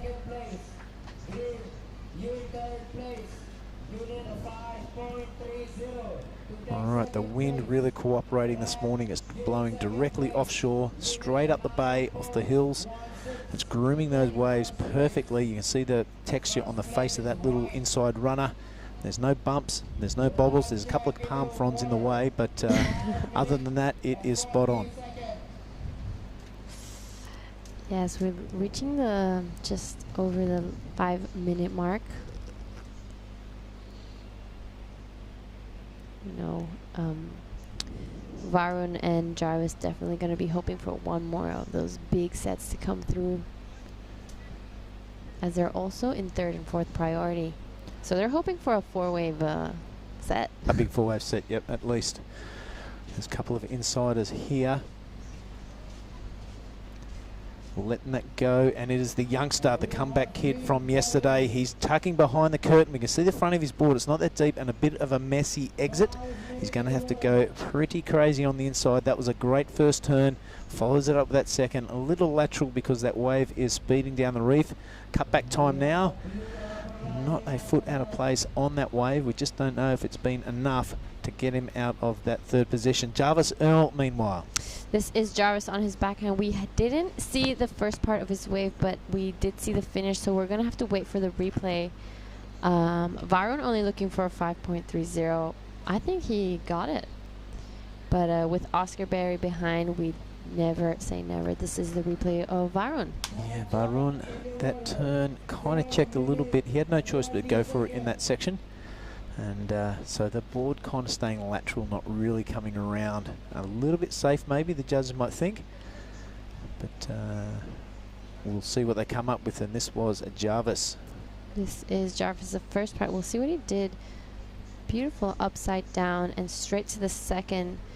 Slightly stronger and throwing a little more water on that second one. So a three-turn combo from Jarvis. I think that'll be an interesting comparison between green and blue. Yeah, green just getting a little cover up in the first part of that wave. So Varun waiting for his scores to see if he moves into second. Oscar, a 9.16 to go to first. That's a big number. He will be looking in the next 3 and 20 to make that requirement from Varun and Jarvis a little larger. You'll feel a little bit safer when he gets a wave. Oni, he's sitting out there. He's got more confidence than a 23-year-old life coach from Ubud, and he will be loving life. I know that's... All right, waiting on that score from Jarvis Earl. Definitely so. Sorry. I've definitely seen a few of those life coaches around. I agree. He's definitely very confident. So the judges taking a good... Yeah, good hard look at Jarvis's last wave. It is a 317 he's trying to get rid of. But ticking down to just past 2.5 now.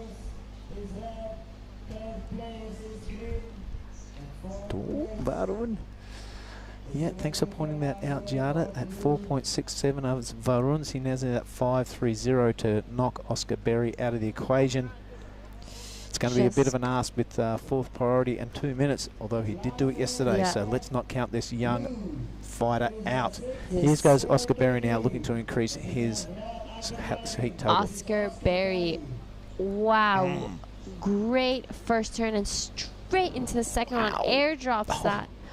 And stands tall, looks at the judges. He's like, what more do you want from me? Wow, really putting it on the line. And so is this guy, Oni Onwa. Oh. He's feeling the love, he's feeling the groove, he's feeling the bottom of the reef right about now. But what an entertaining heat this has been. 90 seconds to go. All attention now will turn to the young guys in the blue and the green. Loving this second turn from Oscar Berry. Wow. Ooh, big knee cruncher. How's your MCLs and your ACLs feeling? Oh.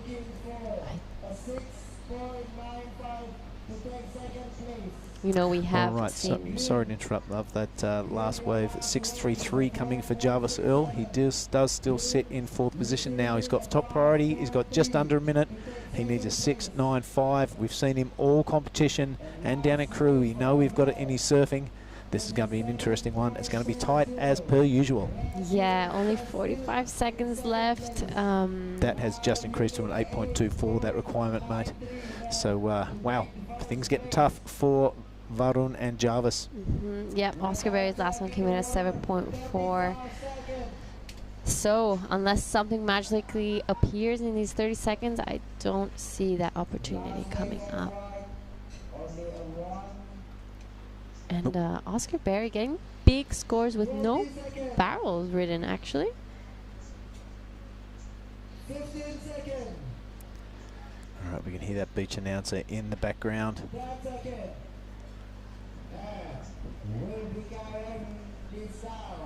Well, this has been a fantastically entertaining heat, Giada.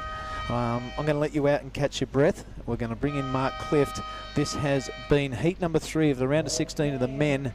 Stick with us, folks. The waves are absolutely firing. We're going to come back with heat number 4 in about 2 minutes' time.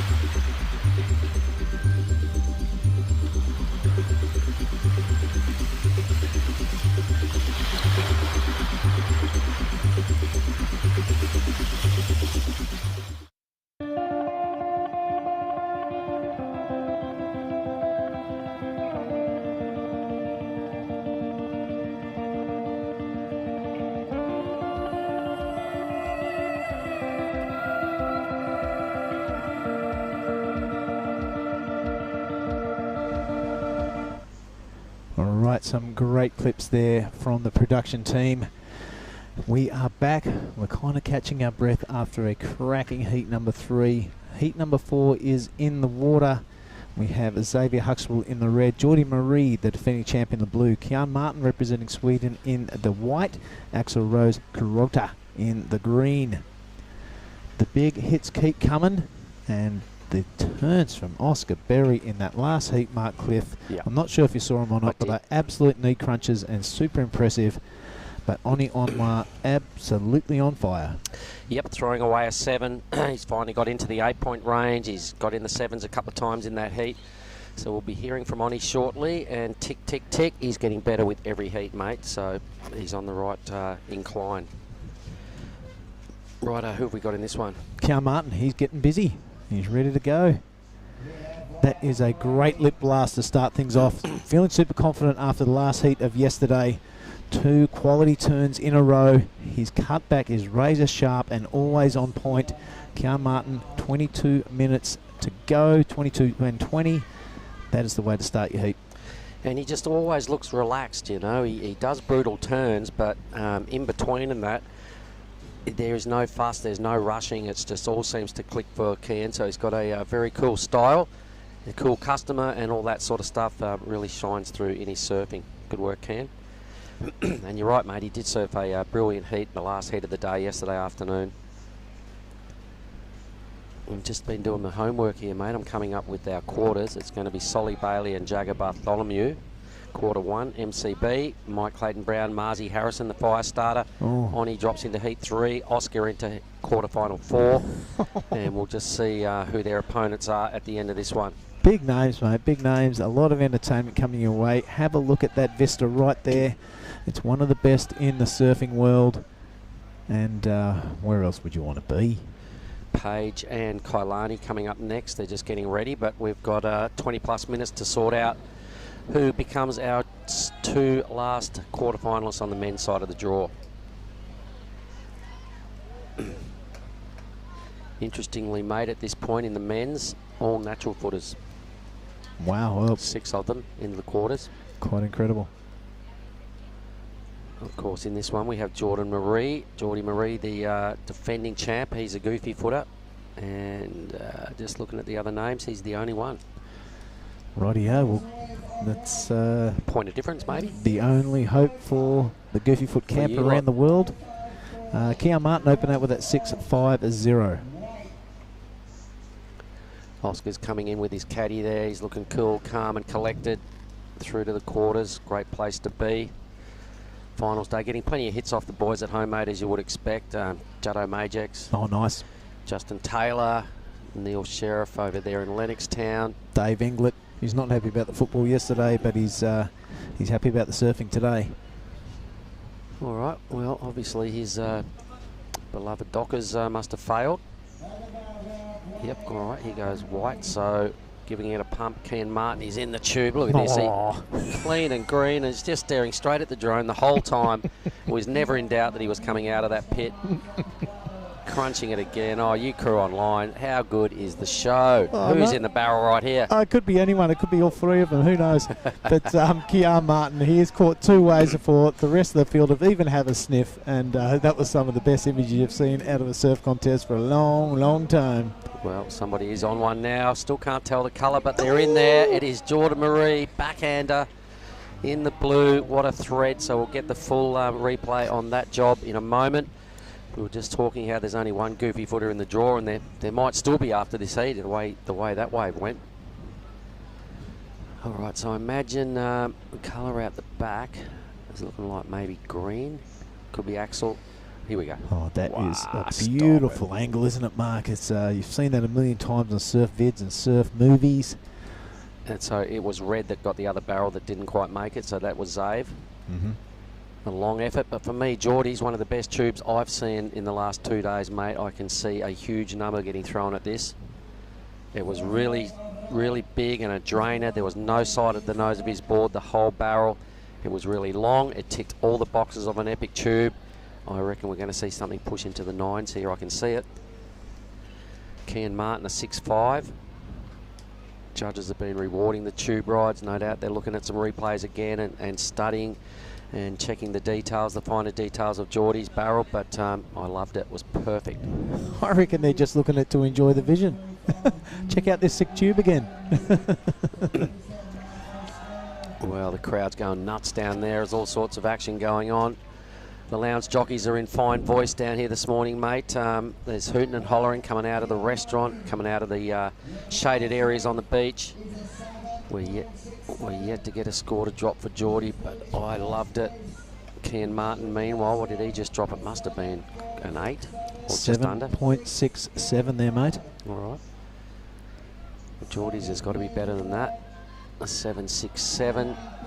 Kian, the 6.5, off to a ripping start. The Goofy Foot has got a solid number to come when the judges make up their mind.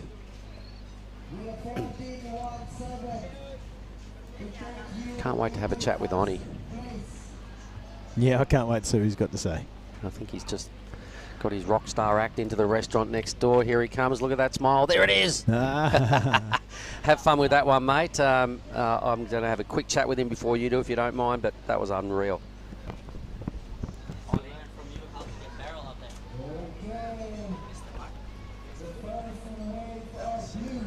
All right, as Mark debriefs Oni Onwa on his heat. Of course, those two spending a lot of time together at Lakey Peak.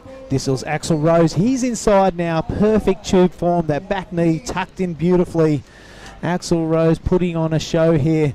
This is a full barrel fest, ladies and gentlemen. I hope you're enjoying it because the turns and tubes like that are going to keep happening all day. What a pleasure it is to be here, and super exciting surfing. And stuff that Indo Dreams are made of. Speaking of Indo Dreams, we're going to get Oni Onwa to sit in here. He's got his full froth goggles on. He's super excited. Hello, he's taking his hair out of the Ubud man bun. And he's here to have a chat. Let's watch Xavier here first, mate. Welcome to the hot seat. This heat has been an absolute beauty. Yours was great. And this is following suit. One quick turn in and out for Xavier. Put it there, buddy. Thank you, sir. Well done. Now, I heard your brief before the heat, and it was time to get into the 8s. That was your brief from the super coach, Mark Clift. Let's have a look at your scores here. 8.60. What do you think of that? I mean, like, I'm just surfing the heat out there, so going with the flow.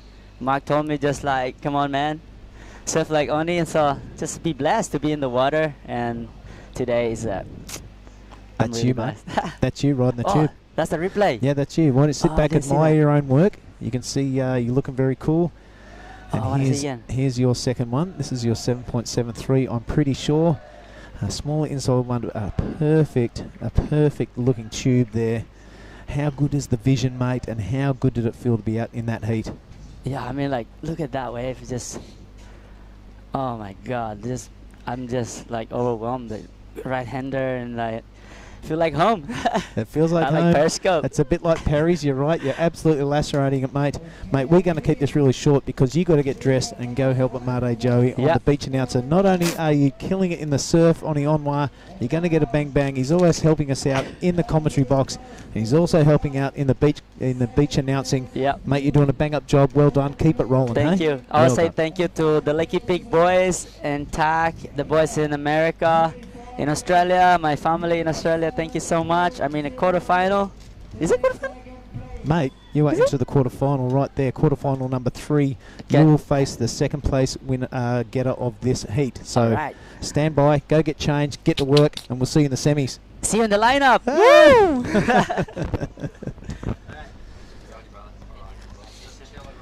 All right, as we just revel in the excitement that is Oni Onwa. We welcome back to the microphone Mark Clift. He is full of energy and full of beans. Oh, yeah. Check this out. This is our surfer in green. Absolutely threading that one. Nice high cutback and a nice high return on that. That's going to set him up for this pocket. And he really wraps it around. So, Axel Rose. And red, so the replays are flying around pretty thick and fast. None better than Geordie Marie's 9.7, mate. So the tube of the contest right there. I'm going to have to make note of that because a 9.7, we haven't gone there on the scoreline yet on the men's side of the draw, any side of the draw. Unreal. Geordie has put himself in a perfect position now. No second wave yet, but Hutty, everybody else, you've been put on notice. Wow. The defending champ means business on finals day. Have a look at this. These are the highest scores of the event. Mark, Geordie Marie, great work production crew, I've got to say. Yep. Xavier Huxell not far behind him. Only not much at all. Ryuki not far behind him also. Yep. Yoza Zagoto, the local lad around here, who can forget that 9.50? He came out standing tall, arms raised, celebrating. That's something that'll go down in Nias surfing history, that is for sure. Yep, and all those numbers apart from Geordie's all happened yesterday, so things and the swell has come good at the right time, mate. The real business end of this event. Finals day is here. It's alive and well. A lot of people around the line watching, around the world watching. I've got plenty of hits coming through on my phone, so for all my mates in WA, over there at Lennox, in the States and everywhere else you're watching, it's just a dream day. Big hello to all the FIFO workers in WA. I'm getting a couple of those through to my phone, mate. Big hello to Adam Mack. Thanks for getting in touch. They'll be on their day off or on the afternoon off. Got the old phone out, getting onto the app or the YouTubes, wherever you catch it. And that replay is something unbelievable, isn't it? As soon as I saw it, I called it straight away. I just had to say that's the best I'd seen, and well into the 9. So congratulations, judges. Congratulations, Geordie. 9-7 BOG on the tube stakes at this stage. Interesting point there, mate. He went into it about mid-face, came out of it right in that top third of the wave, so he's got his eyes on the door, not the steps. He's just perfect technique in there, Geordie Marie. It was just the perfect wave as well, and what a thread. He got the line absolutely ideal. So, everybody, now I'm tipping we'll be surfing for second spot. Oh, mate's just got to put another decent number together to really... Look at Yama. Yama's loving it, mate. Oh, what a legend. Some great drone work there. The Cabra Yama is in the house. He's in a little classic. Mate, tell us a bit about this young fella. Oh, I've known him for a long time. He's got some special disabilities, but he's got a lot of abilities as well. His English is not very good. He's missing a couple of fingers. He's just a cool kid on the beach. Everyone knows Yama. He always comes and has a chat to me, and I'm still not really sure what we chat about, but he's cool. I buy him a Coke sometimes. I gave him a bang bang yesterday. Look at him. He's in the zone. I'm up for it. It's Independence Day down here on the sand at Sorake Beach. Oh, fantastic. Great moments. He's stirring them up. Oh. Yama for president, they reckon. Whatever he's selling, I'm buying it. That is fantastic. Oh, look at Kailani. She's also buying it. Yep. The Indo flag is being waved well, because there goes a famous Indonesian right there in Kailani Johnson. And the national coach, Dylan Amlat. Last minute instructions to his charger. This is going to be Paige Harab taking on Kalani Johnson in semi-final. Look at Yama. And look at the Indonesian flag. This is absolute television gold, Mark Clift. I'm getting a little emotional. It's absolutely great. There's the big stage, mate, and all those speakers pointed directly at your room, Billy Hangen. So that's what we're looking at. You're coming up to Tent City here, all these tents for the dignitaries to sit and watch the entertainment on the big stage, and we've got a whole bunch of stalls. How's the sock count going out the back of your joint? They moving any socks? Sold out. Sold out? I went to buy us a couple of they've gone. I doubt it, mate. They had about 800 pairs. All right, let's get back to the action, mate. It's festivities going on every here. It's a Sunday down the beach. Very popular day for the Indonesian populace to come down and enjoy the day before we start the working week again. Kian Martin skipped out to that early lead, a 7.67 and a 6.50. Axel Rose, that 6.90 was a very handy way to start things off, but all eyes on Geordie Marie. The 9.70 tube goes into it mid-face, comes out high, not a drop of water out of place. Looked like some sort of Jack McCoy surf video, and he is really in the box seat, only needing that 333 to go to second position. He won't be lying off second position. He'll want the number 1 spot. Well, he knows how to get it. He got it last time we were here in 2019. The defending champ in blue, and we were just talking about how the draw's just full of natural footers. He's the only sole goofy. We were just saying that, and then he got that wave and went, well, look what goofy footers can do out here at Lagundri. Yeah. Just to remind everybody, and here he goes again, folks. He's starting to paddle. Yep, top priority. This is the South African now. Beautiful looking technique. He's going to crank it up to the lip and bash that thing to smithereens. Beautiful front on view now. Gives you an idea how steep the wave is. A little free fall out of that second turn. Wrapping it around. He's looking pretty confident. There was a bit of a finger click on the way out. Now. Okay, White ripping into it, Kian Martin. So yet another barrel for Kian. He's sitting in the lead with a 7.67. It is not the best number of the heat. His 6.5 is in threat of vanishing off the scoreboard after this wave. Really strong work. Look at them just messing around down here. What a day it is.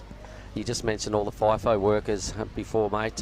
How's our work day? Forget about the steel cap boots and your uniform. I've got my boardies on. I'm shoeless. Yeah, that's great. I got the flip flops on, and it's a great time to be alive, and a great place to be alive. Perfect waves, a perfect venue, and a perfect day for finals day here for the Nias Pro 2022. Wherever you are tuned in around the world, I really hope you're enjoying it. It's stuff that Indonesian surfers' dreams are made of, competition organisers' dreams are made of, and this second turn I'm really digging from the goofy footer. Yeah, mate, just job well done. You know, a second number without taking a big risk. He still did some really quality surfing. This is the tube rider Kian's. Another great read, another solid thread. So both those guys' scores will go north. Geordie will go straight into the lead. Kian definitely consolidating second place right here. So worthy rides by both those two combatants, blue and white. The numbers are getting called out now. So the 6.77 in the blue column, a very strong number up against the 9.7. He's still got a bit of time to improve on that, and I think Kian's just dropped a, well, would you have to confirm that? Boys next door are still having a think about it.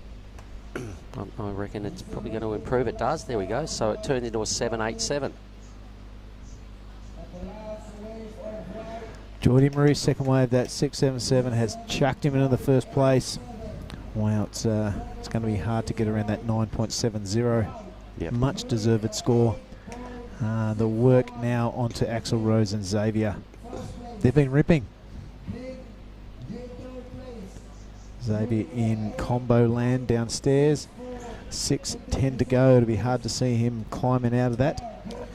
He's just got to keep the belief alive that what he did yesterday, and I saw him just before he went out. I said, just like yesterday, mate. And his caddy Tully's like, yeah, bro, just like yesterday. He got a 9.67 of himself. If he could repeat that, he's right back in the hunt. But at the moment, he's chasing 15.5 points. So he's really going to have to cash in his priority wisely, get out of combo, and try and allow himself enough time to get out there and get another substantial score.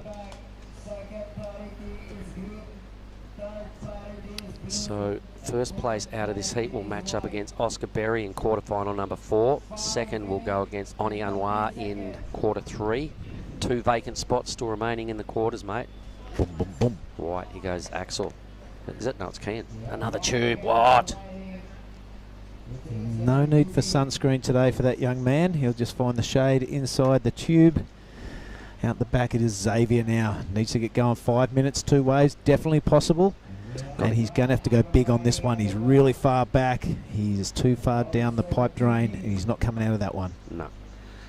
So that may have been the last swing for the X-Man. I think something had to really happen right there to get him out of the combo. He still needs 2 waves. The clock now is not looking favourable for Xav. Kian Martin, the executioner. Look at him. He's not happy that he's second place. He's absolutely on the hoof. He doesn't want to let Xavier get in there with a higher priority listing than him. So this is the animal coming out of the Swedish surfer. Said he's been doing a bit of training and going for some runs with his dad. God, that's all we need. And Xavier's gone, oh, well, no. You want it more than me. All yours. All right, so the priority has been set now, and it exists with Axel Rose. Needs to answer back, needs a high 8 to get out of trouble here. 4 minutes to work on it. When those sets come, the opportunities are definitely there for all the crew around the world. Welcome to Nias. This is at Lagundri Bay, Sorake Beach, the southern tip of the Palau Nias. The western Sumatra Barat, thanks to the government for putting the event together. I think we have a bunch of other sponsors we can probably rattle off. Billy, it's your handwriting. I can't read it, but who have we got to thank? South Nias District Government, mate. We thank them for their support. The Ministry of Tourism and Creative Economy. The Minister was down here the other day. What an absolute rock star he was. He's educated about surfing, and he's a fan, so that's very encouraging. PT Telkom Indonesia. Nias Board Riders, thanks for your help, lads. PSOE in Indonesian. That is the governing body for competition surfing in Indonesia. the Asian Surfing Cooperative, the WSL, thanks for coming on board and bringing these images to a worldwide audience. It's something special. The Sorake local people, the people of this beach, thank you for your help. And the big one, Earth Island, up and down, you're going to end up okay. Ride the ups, ride the downs, and just keep a cool head.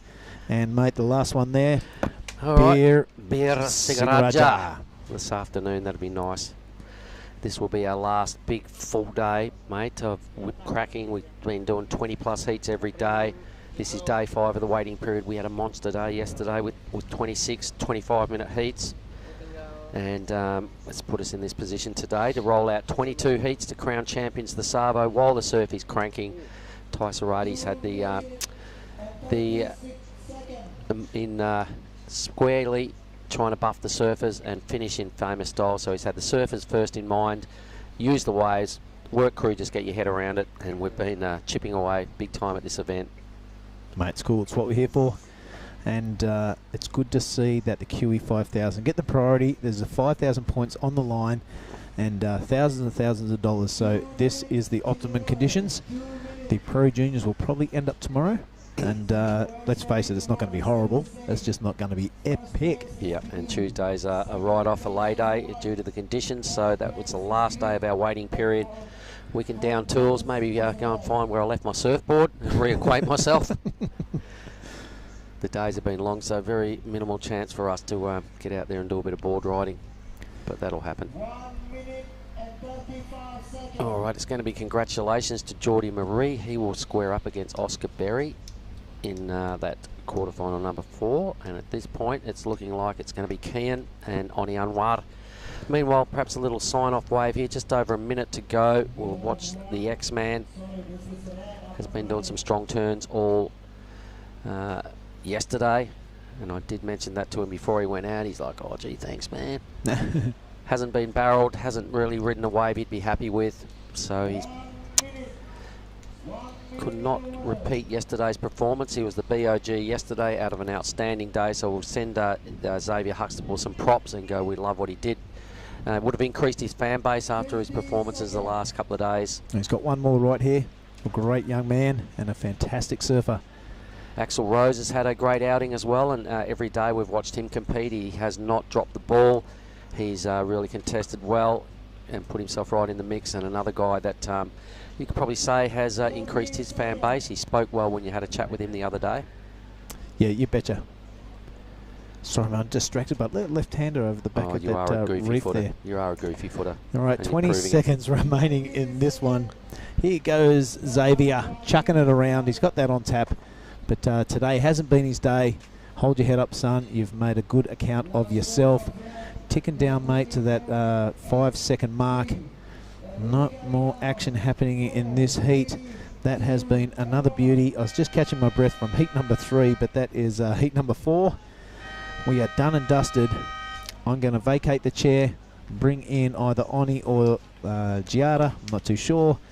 It's exciting. It's fantastic. Stick with us. This is the Nias Pro 2022.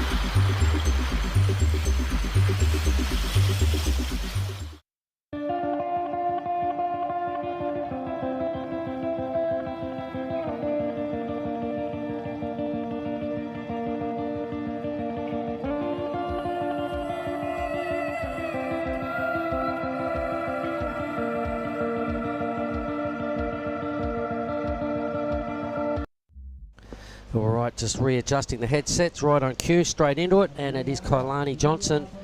We are now watching the quarterfinals of the Women's QS 5000. A hefty blast there for Jono. Richard, what a way to start for your daughter. I wonder if Pooh is watching as well, his sister down there in Bali Town. A very strong surfing family, the Johnsons. Good start there, mate. You might have missed it, but Kailani really squared it up and cracked the lip. She's good at it. Yep, got it right then. She will have her hands full though, mate. Paige Harrop is a strong performer. She's been here before, and she's not a stranger to big you watch this right-handers. Ready? Boom! Yeah, girl. Right on. Yep, that's the formula. If you're on your backhand and you're not getting barreled, that's the next best thing you can do out here, and she did it really well. 2 good strong hits. The second one was the real money turn. So we've got a battle of the goofy footers here. An Indonesian out of Bali, and Paige Harrop flying the flag there for the Kiwis. Kian Martin's all smiles over there, having a bit of a hug down with his Brazilian bros. His old man. Looks pretty fit, doesn't he? He looks fit, all right. He's looks very happy too. Yep.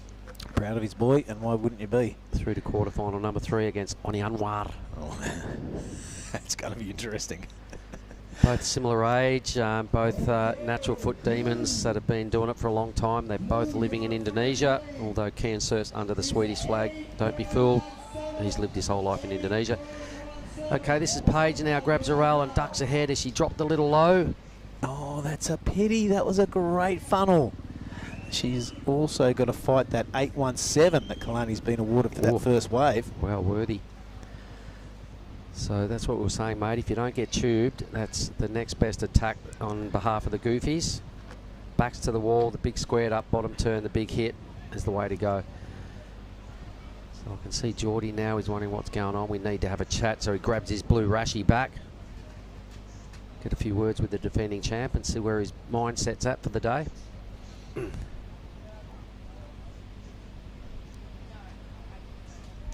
Made Joy finally gets a bit of a break. There's Oni up there.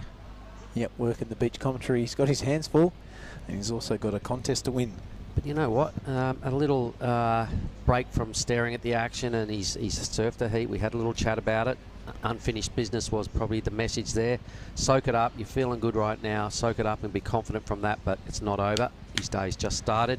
So now he's up there doing a bit of beach comms, and it's one way to sort of just study some heats, drop some scores. He's been listening to the judges' chats, which is pretty awesome way to get some feedback without being coached. He's getting it directly from the judge's mouth. We'll get Geordie in here in a minute. He's just in the restaurant.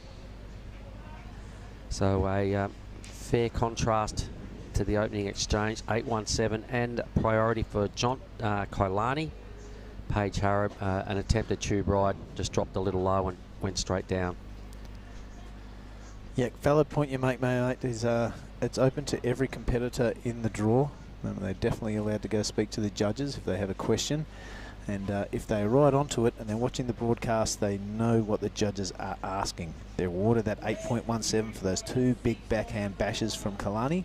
So if you're in the next final, you'd probably follow suit. Well, Giada's a goofy footer in the next heat, so I hope she watched Kailani's approach and went, because that's what we spoke about. Her last heat, she was sort of going out on the shoulder a little bit, as opposed to what she did the other day. We had a little chat about that. I'd like to see Giada get up there and do a little bit of the Jono act. Yep, stab it through the lip. Yep. All right, and looking ahead to the next quarterfinal matchup, it'll be Kobe Enright and Giada. So natural footer versus the goofy in quarter 2. Geez, Kobe looked good this morning, I got to tell you. Very polished. All right, Geordie's just jumped out of the restaurant for a minute. At some point, it'd be nice to have a chat and get his thoughts on the wave of the men's round. Steamy hot conditions down here, mate. What is it, 10:30 in the morning? Yeah, got the sweaty upper lip already. I'm not sure if it's the action or it's the weather. Funny thing I did see before, Sam Norwood's come out of the production cave there where the AC's cranked right up, had his jumper on. Yeah, well, that's part of the tough gig when you're the boss. it's got to be, they've got to have AC for all their the technology and all the production stuff there, the electrics, because if they overheat, the show stops. So the boys always need an AC room. It's just quite funny to watch him come out of the cave with all the jumper on him. Every one of us is sweating in the restaurant. Super cool, Sam Norwood. Yeah, and the boys have been doing an awesome job with the replays and the slow-mos. Meanwhile, it is Jono. She thought about a tube and went, hang on, big backhand blast seems to be working. That. And got a second opportunity again. A bigger wave, 2 really spicy hits, Billy. So another strong number about to drop in the blue column. This is going to be a really good addition to the 817. Yeah, fantastic way to back it up. I remember seeing a photo of her, I think the first time she ever competed at Nias, and she has hooked it in the pocket straight away. So this wave really agreeing with her style of surfing. She's super comfortable here, and it's great to see her getting a flow on.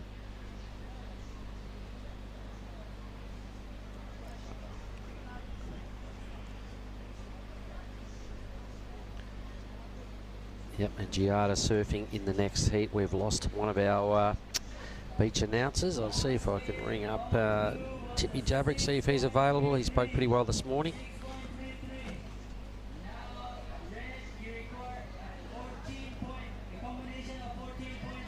Wow, Paige is in combo land. It sounds serious, but there's still 17 minutes remaining. She only has that one small score on the board. So it's going to take 2 waves from the New Zealander. She's definitely got the talent, definitely got the patience and the heat strategy. She's been doing it for a long time.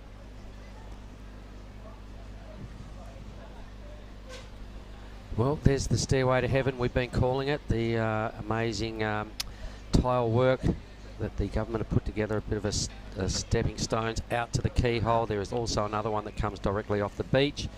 They do meet, and all tiles point towards the keyhole. They also put in a bit of a break wall just to stop the erosion that was going on, mate. This beach was disappearing before their eyes. Every big swell and high tides, a lot of sand does get deleted. So in their wisdom, they put a bit of a break wall up. They put some new stairs out there over the reef, so you don't have to cut your pinkies up. And at first people were a bit concerned about how it was going to go, but it's all worked pretty well. And there is the famous keyhole. You jump in there, you just paddle about 70 metres around to your left off screen, and you are directly in the lineup. Here goes Kailani now. Wow, she is staying busy and looking for the tube. It's not going to happen, so let's stick to that backhand turn. She goes into the air, doesn't quite land it, but staying super busy. Paige staying super selective. This is a very interesting heat. Once Paige Harrop gets going, it's going to even the playing field a fair little bit, and it's going to be an interesting 15 and 20 seconds. Yep, the Surfer in Blue's off to a ripping start. Paige has not got a groove on just yet. The good news is she's still got 15 minutes with only 2 surfers in the water. She's got to do something better than the current 14.50 total. You can see Geordie just about to rip in and have a chat. Yeah, these waves continue to march on through, mate. It's a beautiful morning. The offshore is blowing. Kalani Johnson out to an early lead, that 8.17 and the 6.23. I spy the last heat winner over my right-hand shoulder. I'm going to vacate the chair and let you have a good old chat to him, mate. Yep, let's do this. He's taken in a bit of cold water, trying to recover from 25 minutes out there in the elements. Spent probably a couple of minutes in the tube, so we'll have a chat about that. Meanwhile, we've still got another score to come, I think. No, we don't. Here we go, Geordie. Let's sit down, mate. Let's get these on. Yep, perfect. Geordie, my name's Mark. G'day, mate. How's it, Brew? What a day, what a day. Let's have a chat about the wave of the men's round, the 9-7. Take us through that, buddy. I knew the second wave of the set was better. I've kind of been watching it a lot, and to be honest, like as I came, it was really long, and then as I came out, I didn't even think about claiming anything because my my body hasn't been feeling great. So I was like just figuring out like, oh, did that hurt or did that not? And then I got the score, and I wasn't even focusing in the barrel. I was more focused on my body. All right. Well, what's been going on with the body? Have you been a little crook, or have you just over-surfed, or what's up? I think I don't actually know. It's not sore muscles. It's just like pressure points. I've been trying to use the ball and loosen it up, but I don't know what's going on. But it seems alright when I surf, so I'm not really too worried. I just don't want to like cramp up or something. So I'm eating lots of magnesium, bananas and stuff just to keep it going. Throwing in the odd coconut? Yeah, I love them. All the little guys. Each day you got to pick the guy. He's like, okay, you get coconut, and then I'll get coconut, and you have to pick each one, you know. We call them the coconut mafia, mate, because before you're even out of the water, they're running down there. They get up to their knees deep, and they go, coconut, sir, mister, coconut. And they remember each day. They're like, no, you said later, so now you must give me a coconut. Oh, if you say later, they hold you to it. Yeah. They remind you fully. So tell us about, let's go there and say 2019, you won this event. Take us through some of the highlight moments of that last campaign. I mean, all the like QSs I've won, it's always like fighting back, you know. It's never like, you know, like I've had a lot of second places. I mean, this is probably my second interview only in the quarterfinals. So it's just about building yourself and just like, yeah, figuring it out, because you kind of want to build and like, at the end of the contest, you don't want to start off with 2 9s and stuff like that and have all this hype. But it's actually been quite hard, like coming in here and the last time they surfed that I won it and just trying to back it up. It's like always whenever you win an event, you'll see like the guy will fall out the next event. It's just a weird system, and I try to like let go of that and just try embrace this amazing wave and the people and the energy. It's just really, it's an event like no other, and I really click with this wave, and I'm really relaxed out there. I don't feel any pressure, so yeah, I'm just trying to enjoy it and see how far I can go. You really do click with this wave, mate. That's a great analogy. You have been flying under the radar a little. I noticed you got a second and then a first and then a second, and now you've won another heat. Like you're saying, there's no point peaking earlier in the event. It's all about finals day. You're feeling ready for this? Yeah, I mean, I really take it heat by heat, because you never know what can happen. You know, you can drop a 9 out here in 2 minutes, and the guy can be in combination situation, and within 5 minutes he can be in first place. So you just got to be clever when you're surfing a wave that's so good, and it's you got to give yourself opportunities, and you also got to go on the right wave. And they really enjoying the barrel, and I think this wave is it's kind of a hard barrel, but it's an easy barrel at the same time, depending on which wave you get. So you just got to be selective, and you just got to choose the waves well. Okay, well, on that theory, when you rolled over a wave and you saw that next thing in front of you that turned into the 9-7, did your eyes just light up? Did you go, this is it, look how insane this wave is? What were you feeling when you first saw that wave? All I knew was second wave. I was like, I paddled straight over the first one. I didn't even look at it. It was weird because it could have been an absolute bomb, but I didn't look. I was like, I've been watching this for so long, I know which wave. So I paddled over it, and then it looked like it was a nice, like, sort of double up, but it wasn't really. And I was like, let me take off as deep as I can and just hug the foam ball. And because it's at such a perfect tempo, the wave, it's easy just to be on the foam ball and just place your board there and let it push you out. But yeah, luckily it didn't go too far into the channel and pinch on me, and it just stayed open. All right, well, I know the production team have been working tirelessly in there. We have seen some really good replays of highlight waves. Maybe the boys might have your 9-7 ready to have a look at. We'll just see if that happens shortly, but either way, tell us a little bit about yourself. Where are you from? Which part of South Africa? I'm from Cape Town. I'm 23, and I've been surfing since I was maybe 5 years old. My dad got me on the bodyboard, and I stood up on the bodyboard. And then the next day, I was like, no, I need to buy you a surfboard. So he bought me a surfboard the next day. So yeah, I mean, it's amazing to have that support from my family, and I'm the first generation surfer. So hopefully my kids one day will surf, because I enjoy the lifestyle. And yeah, I mean, I just travel up the coast and try to get good waves and also compete. I've taken this year off from the Challenger Series. I qualified, and I'm going to surf Bolito, and then I'm going to take a break after that.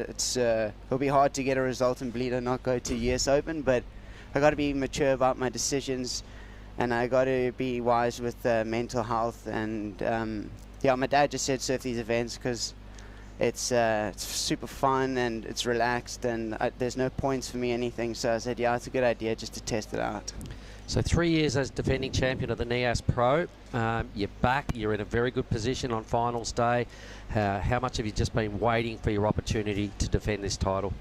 I've actually just been wanting to get a barrel. I don't think last trip I came, I got one like really big closeout barrel because everyone was pushing me too deep in the free surfs, and then in the heats it went onshore.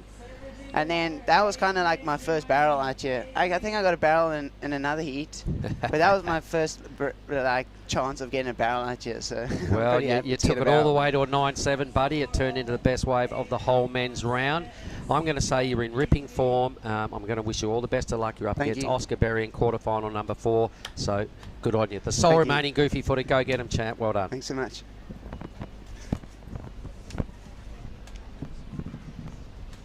All right, so that was good fun. This has been one-way traffic in this early part of the quarterfinal draw for the women's. An 8.17 Kailani opened up with through the heat squarely on Paige Harab. She then backed it up directly with a 6.33. Paige has not had anything go right in this heat. She's only ridden one wave, Billy. She tried to get tubed. It didn't work, so it turned into just a 1.77. Paige will have to really get a wave shortly and put some runs on the board. Here goes KJ. Yeah, well, that is not the red jersey of Paige Harab, who needs a wave, but this is exactly right. KJ, Kalani Johnson. That's a cracking turn, probably one of the best turns I've ever seen that young lady do. Really put the back foot into that, and a whole lot of spray coming off her back. Okay, the Kiwi now. She's done a really good job on a backhand a couple of days ago to get an 8-point ride off a couple of big hits. There's Jono. She flicks out in front of her face. It is going to be game on for priority now. So watch this. Here we go. Paige is ferocious. Yeah, the veteran got the better of her straight away. Yep.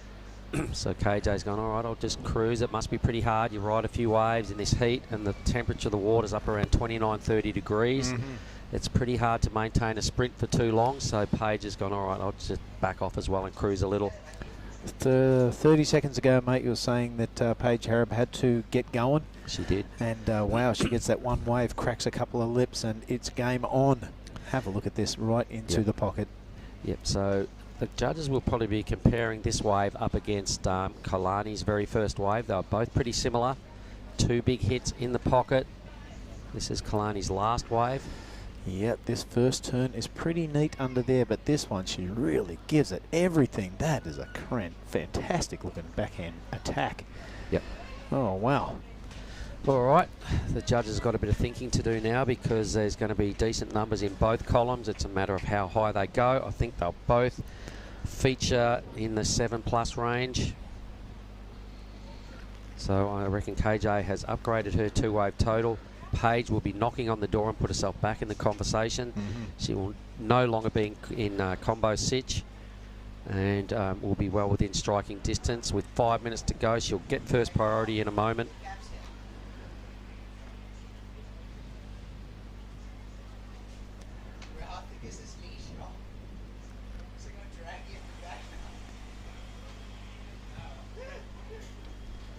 This is what the judges will be looking at, Mark. Oh, look at the slow-mo. Look at that head below the knees. Loving it.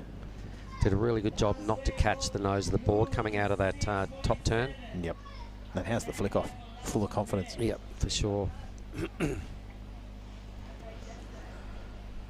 So I think the number is in a 6.7 for KJ.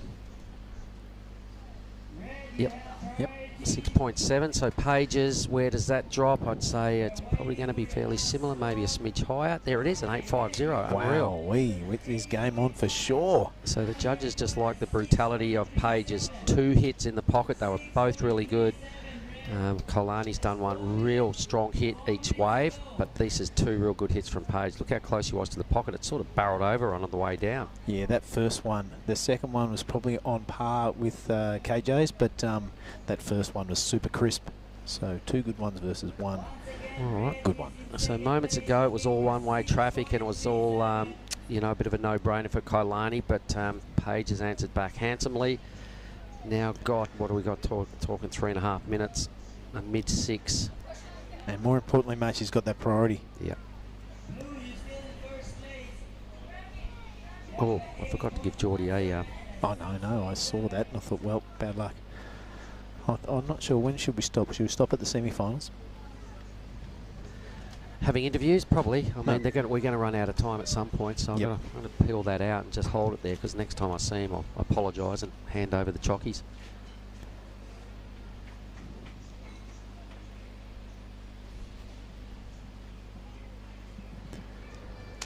All right, things interesting. Clicking down to 3 minutes remaining, and this is quarterfinal 1 of the women's. Of course, we go through all the quarterfinals, and then the quarterfinals of the men's, then semis, and then finals.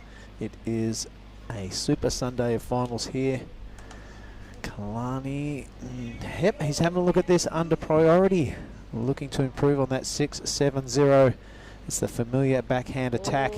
Having to do a bit of a wheelie, not to nosedive off that first turn. Not really happy with it, so it's out the back and a bit more pressure onto Paige Harab. All right, Paige, as we've been saying earlier, mate, a few years on the World Championship Tour. She will be experienced in how to control her nerves, how to, you know, produce something out of a situation like this, to remain calm, to track down a score. 637 is not a huge number. It is something decent has to happen, so she's really got to realise that she'll have one opportunity to track down the 637.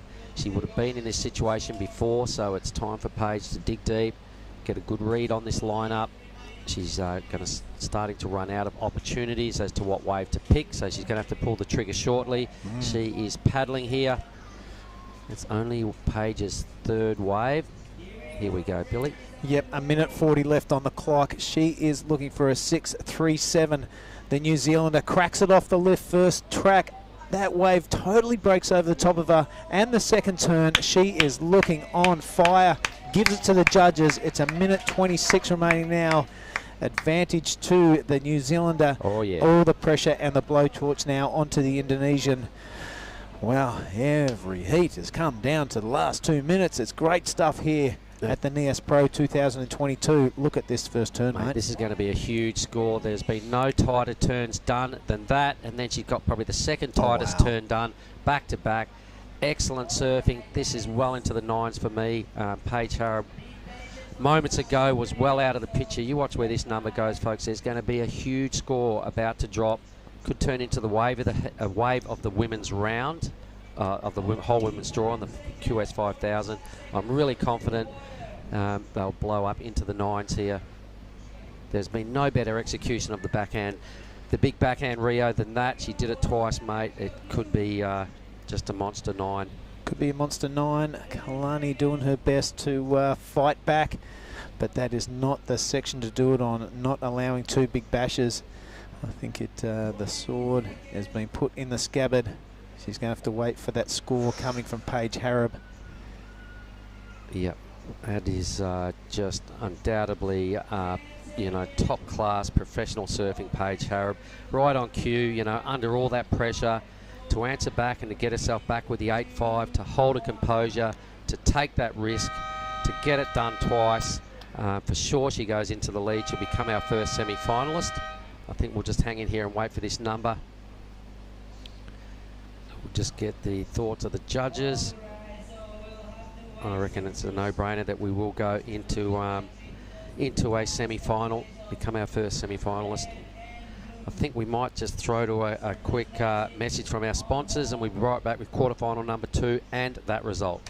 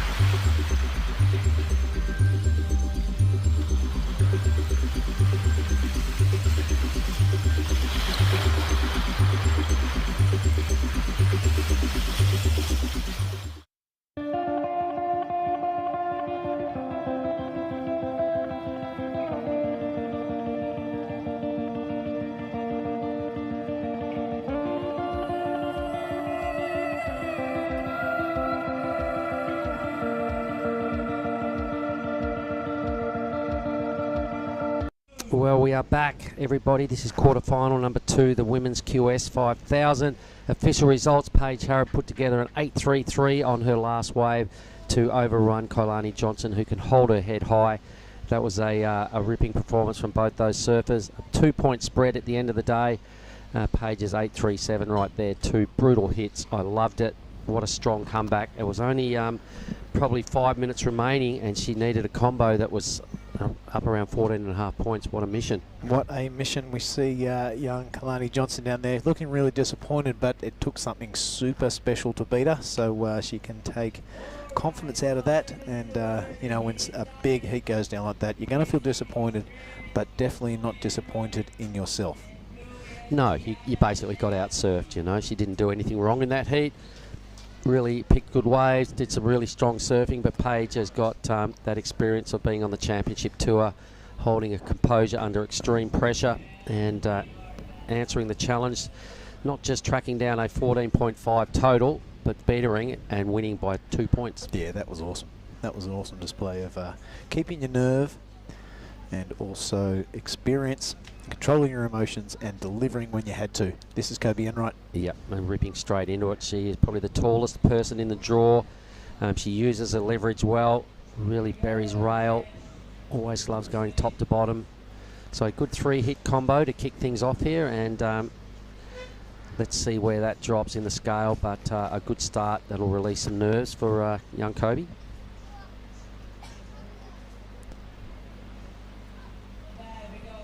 Giada. All right, let's see if she can put the board up through the lip or in the pocket, a la Paige Harrop. That was a strong combo. Well done, sister. Hey, reading the play. We had a little chat about how to probably get some bigger numbers than her last heat. She's well on her way to bettering what she did in her first heat here this morning. A nice answer back. Here's both these replays, Billy. Yeah, that was a nice tidy wrap. This second one a little bit more critical, a little bit of a free fall out of the lip. So this is going to be a very interesting comparison. We'll have a look at Lagarde now, the Italian, on a backhand. That was very nice, not a foot out of place there. This one, a little bit of overbalance, but she hangs onto it, so that is the important thing. And she said she was going to step up a board size, so this is her mini step up, I suppose you'd call it. But she said this morning she just felt like she couldn't get herself in the pocket. We had a chat about it. She said, yeah, I know, I'm going to go up a board size just to get that extra drive. Yep. It worked really well on that second turn. I don't think she overbalanced. I just thought she did a really good job to recover and not nosedive out of that second hit. So a strong recovery, showed some really good flow and skill to stick that second move. So it is totally game on here. What's Chim dropped us the men's quarterfinals, no doubt. There they are. So quarterfinal number 2, Kobe Enright, Giada Lagarde. We have quarterfinal number 3 coming up is 2 Japanese surfers, Anon Matsuoka and Minami Nonaka. Quarterfinal number 4, Ella McCaffrey and Mia Huppets.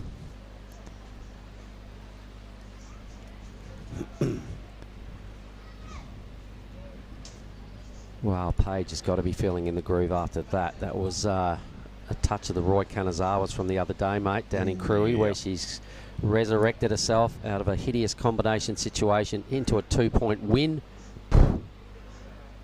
She's on a roll. Yep, was Johnson feeling super confident after catching 4 waves before the New Zealander had actually caught something she can hang her hat on. Would have been thinking, I'm going to breeze through this into the semis. Then all of a sudden, uppercut, overhand right, see you later. Yeah.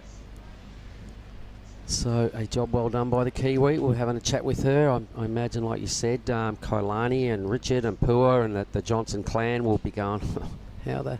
I thought we had penciled her into a semi, but you can't write off somebody like Paige. And mate, if someone has to surf at their very best and pull something special out every time to beat you, you're eventually going to get some runs on the boards, and you're going to have a lot of success, which she already has. But you know, you saw Slater through those years. Everyone had to surf at their very best to beat him, and it wasn't very often that someone would do that. and when they did, it was an exceptional effort. Here she is. She's all smiles. All right, She's got mate. the red rashy, the board under the arm. Let's get her in. All right, I'm going to vacate the chair, mate. We'll let Paige Harab come in and fill us in on that last-minute heroics.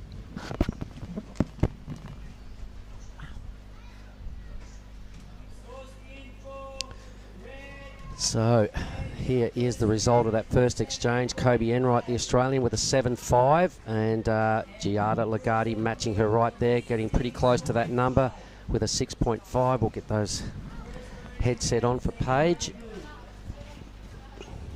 Yep, that's about right just there. Cool. Let me shake your hand, Paige. Jesus, 5 or so minutes to go in that heat. You needed a whopping combo. You did an amazing comeback. Tell me, how did you keep the belief right then? Because you were sort of dead and buried with 5 minutes to go. Yeah, I'm still puffing. Oh, yeah, I thought we were going to get heaps of waves in that heat. And, I mean, look at these waves coming through now. And I started off with that one. The plan was to turn to start with. Yeah. And that one, I was just a bit deep, and I kind of had to try and pull in. And, yeah, I got smashed. So it was a bad start. And then, yeah, I was like, okay, back to my plan. And, yeah, Kailani just kept getting the waves off me. And I thought they were kind of a bit smaller and not a proper set. So I was probably being a little bit too fussy. And one set I was sitting a bit too far out. So, yeah, a couple of mistakes, but stoked to pull it back. Wow, when you recover like that and a couple of mistakes you're saying, and you didn't really stick to your game plan at first, being some turns. You sat there then for a long, long time before you got the ball rolling. We're just seeing some big hits going on here for Giada. It's looking really good out there right now.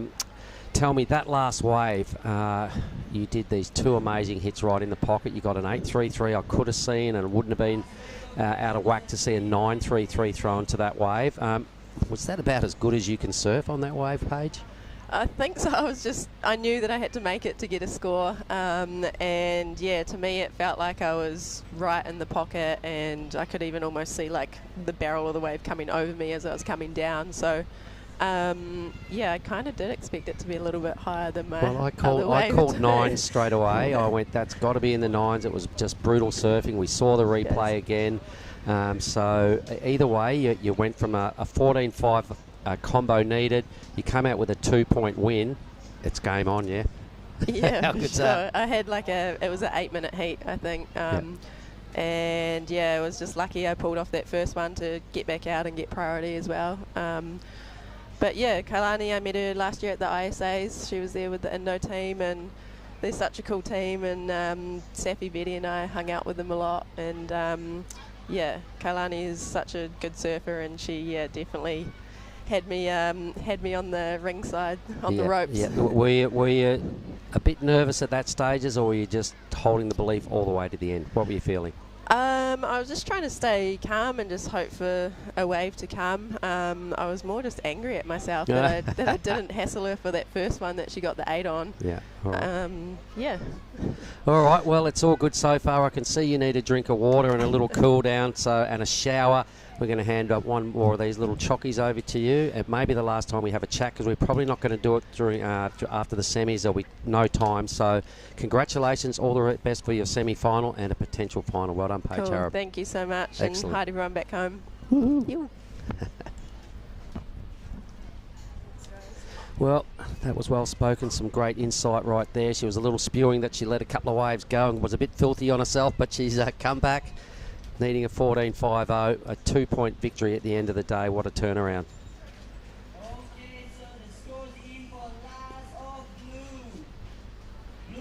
All right, here goes Kobe. She is in the lead with a 7.5 and a 3.33. That will turn into a 1, and no advantage right there. Lagarde is in the lead. I didn't see that last wave of... I sort of did, but I didn't pay it much focus as I was having a chat with Paige, but a pair of 6s there for Giada, so she is in the lead. Here it is again. So thank you for the cue up, boys. Whoa. That was nice. That certainly was. The bigger board looks like it's paying dividends here for Giada.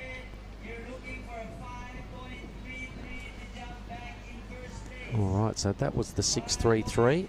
Here is the last effort from Kobe. Wants to get pitted. Why not? Yep, you're at Nias, but that one running away a little too quick for the Australian.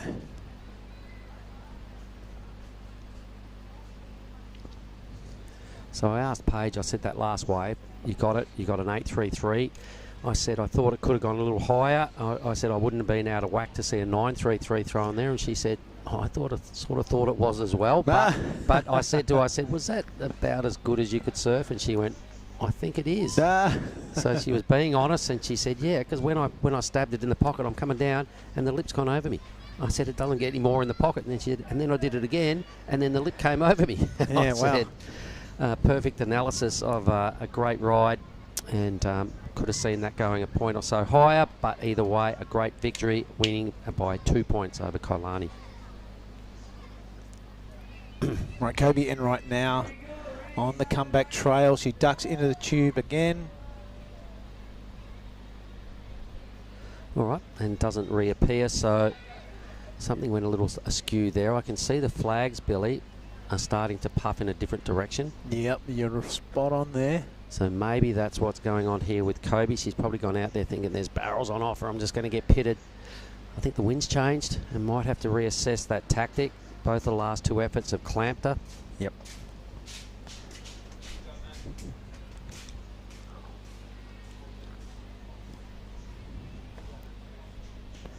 So after these quarterfinals, men will be going straight into the men's semi, I'm pretty sure.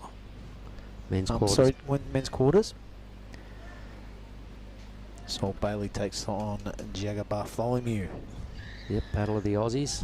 MC Mike Clayton Brown, MCB, takes on the fire starter, Marlon Harrison.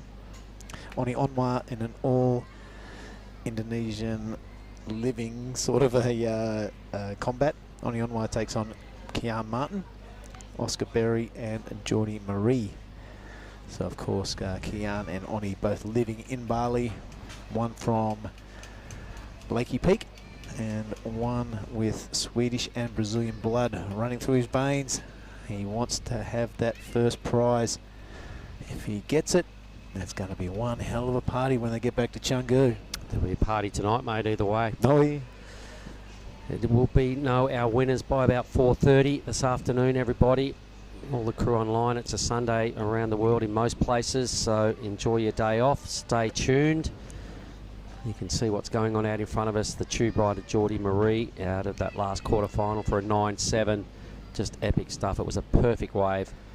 And he said his immediate train of thoughts was to catch second waves of sets. It worked for him.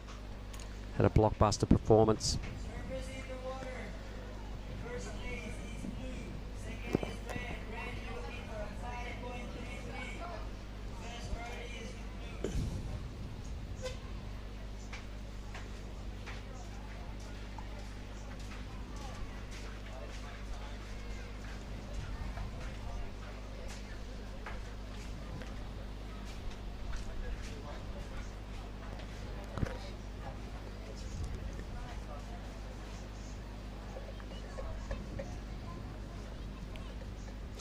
All right, Lagarde's got a slender lead. There's 2 points in it. I'm liking the 7.50 in that column for Kobe. I'm not sure about the tactic of trying to pull in on a couple of those sort of smaller to medium-sized waves. The flags did puff around a little weird just while that went on. I'm not convinced it's onshore. The flags were suggesting it is. The ocean has not budged, so I think Huey's going, no. Look at that. It's fluffed around the other way just as you're talking, Mark. It's a not sure. It is. It's one of those ones. You can see it on the screen there. Yep. So perfecto, we are back to groomed conditions and we are back to Kobe Enright doing her strength work, which is the rail game. Right out of this, and she goes into the lead. Yep, she spreads those wings. She really uses the wingspan well, mate, and she's got a solid technique. Mate, she's got the long levers, but I can tell you from first-hand experience, when you're tall, you've got to get your technique perfect. A little bit like Owen Wright. You can't afford to slip up. And when your technique is perfect, you've got those big, long, powerful levers, you get some really impressive turns like that. The Italian now. All right, with the slightly longer board, gets up there and stabs the lip. She might need to do it again to improve on a two-wave total. Goes over the handlebars that time. Giada Lagarde just overbalancing off the toe side rail. All right, we just saw Kobe go past her to no doubt gain top priority. Let's see what went wrong here for Giada. Great first turn. Yep, she tried to squeak a bit more out of this. She realised she wasn't in the pocket, so she just tried to pull it around a little further. Yep, just a little overbalance, but Kobe Enright. Yeah, really liking this precise slicing attack on her forehand. That second turn was the money. And then a little wraparound cutty to end things off, but really impressed by the surfing of Kobe Enright. Yep, she'll go to the lead. That was every bit of a 5-3-3. It probably had a couple extra points on top of that. So she'll have the 2 best scores of this matchup, I imagine, and will go straight into first with 9 minutes to go. She's about to regain priority as well. But there was just a moment where the flags did start to fluff the other way, Billy. But look at this. We've got about a 10-plus knot offshore just kicking in right now. Those waves will be starting to really open up for the Japanese exchange coming up next in quarterfinal 3. Manami Nonoka is in blue. She will take on Anon Matsuoka. Oh, look at this thing for Kobe. She's only just got out the back. She didn't even get a chance to sit up on a board. You can't pass up a wave like this, and here she goes. Screaming into the big heavy rail work that she's been so perfect at this week.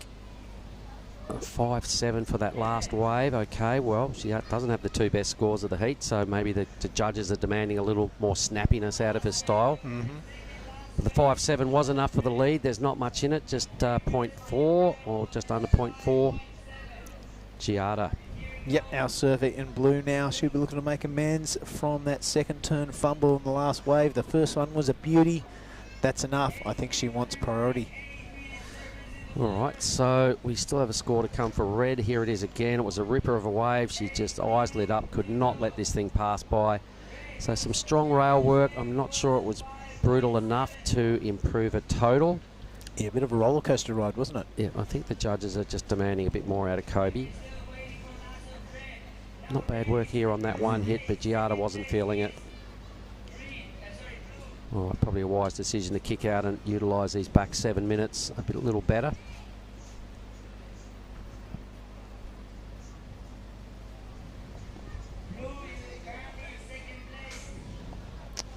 So Giada, you can see, needs the 6-7-1. Is the score in for Red yet, mate?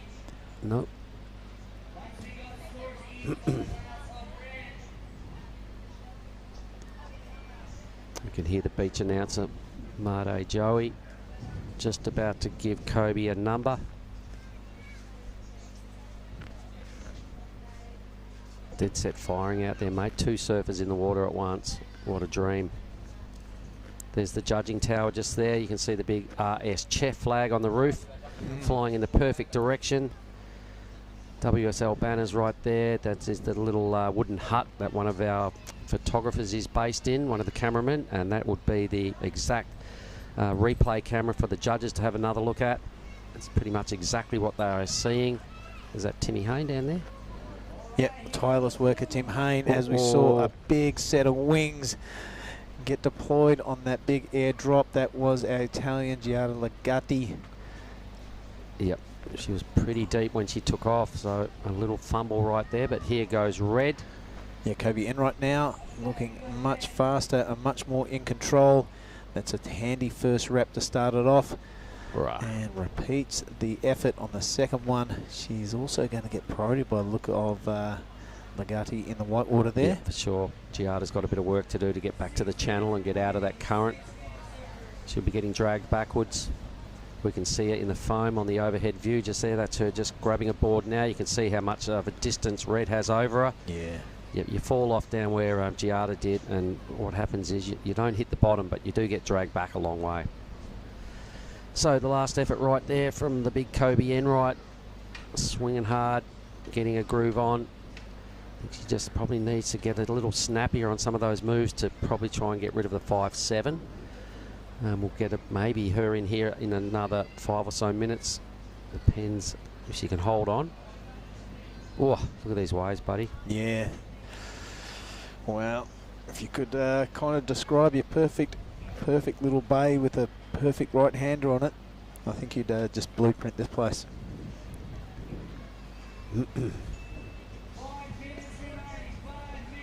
Day 5 of our 1 week waiting period, everybody. We've chipped away pretty hard at it to put ourselves in a position to finish and crown champions this afternoon. Sorake was clearly all about getting the best surfers at this event in the best waves, and if it meant cracking big days like yesterday, well, so be it. It's all going to pay off here, as this is day 2 of a really strong swell. It's forecast to start downgrading as of tomorrow, so the decision has been made. Get the job done. Let's finish it with a bit of a barrel fest this Arvo.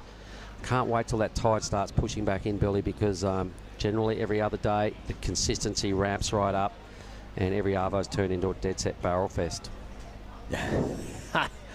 What a great couple of days the contest has been. If that happens, we'll be absolutely delirious.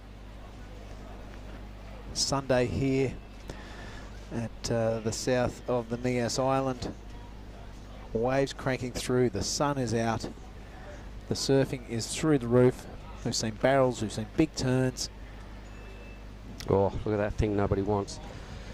So such is the quality and the consistency, and 2 surfers in the water. You can afford to be really really picky and super selective, and Kobe's looking over his shoulder, and she'll want to just go and sit fairly close to Giada. Giada needs an 8-2. Kobe's last score dropped in at a 7-2, so he's going from strength to strength. The judges, forget what I said about getting a little whippier and snappier. They're starting to really go, keep got you doing alive. That's great. Wow. Yep. So a 7-2, another strong backup number there. So the judges are loving the act that Kobe is bringing. They're really buying into the big wide wingspan, the full use of the rails. I guess something she got in her kick that's really a feather in her cap is everything's top to bottom. Yep. Holds the rail for a long time. It can be a little hard to do with all the speed you get out here at Lagundri Bay. So a great skill set right there. It's looking like the natural footer has got 1 foot into a semi-final. Giada does need a big number, so she's going to have to get up there and do a Paige Harab and stab it twice in the pocket.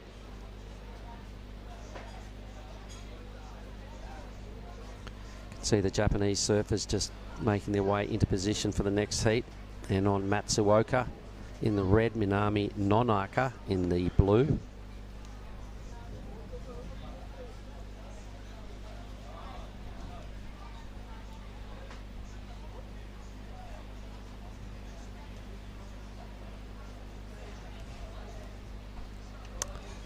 Righto. You can see Kobe wisely just parking up the other side of Giada. Tactical moment right here. Yep, priority. A full block if a big bombing set comes through. So she's obviously spent a bit of time in a rash fest, mate. She knows what to do in this situation. I'm sure she's had somebody coaching her over the years as well. Good set of tactics being employed right here. So Giada's got to hope for a 2-wave set. It's got to happen in the next 90.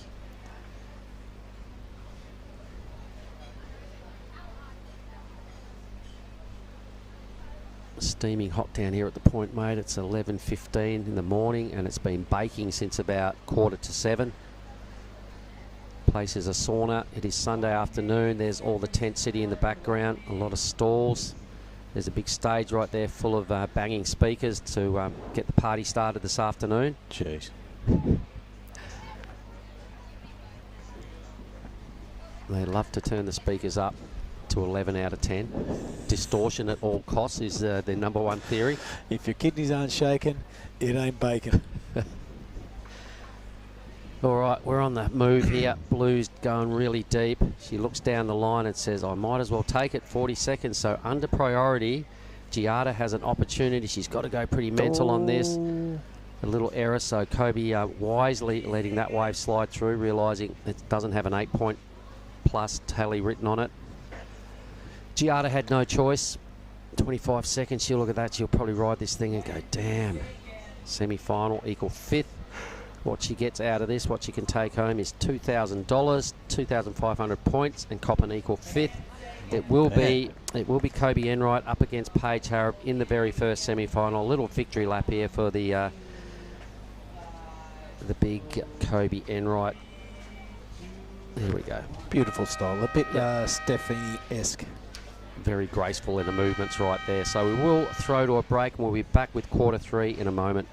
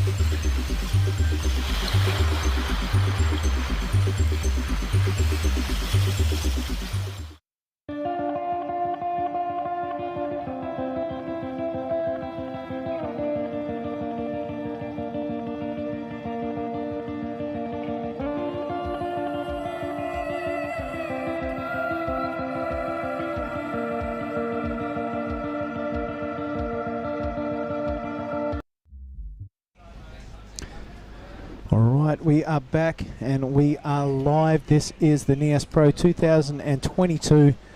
The weather is perfect, the waves are perfect, and the competition has been very competitive. An all Japanese heat number 3, quarterfinal number 3, Anon Matsuoka takes on Minamai Nonoka. I am joined in the commentary booth by none other than Tippy Jubrik. Welcome. Hey Billy, how are you? I'm good, mate. It's been a long day yesterday. It's going to be a long day of finals action today, but there's nowhere else I would rather be. These conditions are something you draw into the playbook of perfect competitions. Yeah, I don't think so anybody gonna complain if they are still surfing on this final day. I don't know. Yesterday we have a really good condition, but today I think the condition is a little bit more better. Yeah, more better. Yeah, I've got to agree with you, mate. It was a little bit unruly in the morning yesterday. There were a couple of bit death sets, so we saw a couple of really dangerous tubes ridden. But today, it's a little bit more groomed, it's a little bit more civil, and we've seen some really threaded tubes. It takes a lot of skill to get through those smaller ones, and also everyone has been able to push their turns a bit more, you know. Yeah, I think everybody just want to showcase, you know, their best surfing today. Yeah, because this is final day. We have quarterfinals, semifinals soon, and then also final. I think if you want to push through your heats today, you have to push harder than your normal game. And I'm also get some shout out from Brett Gerlach. He said one of his girl is gonna surf today, Mia Huppet. So. Big shot for Brad Gerlach, you know, being a big support in the surfing world, you know. I tell you what, he has become one of the best coaches in the world. I'll never forget he taught himself to do aerials, so he could teach his chargers to do it. I think he was 40 years old when he did it. It was a really impressive thing to see. Mia Huppets takes on Ella McCaffrey in quarter number 4. That's coming on after this. Yeah. So the American Ella McCaffrey having a good campaign, as has Anon, as we watch the live action here. Cracks that lip one time, really eye-catching spray, but the turns are even more so.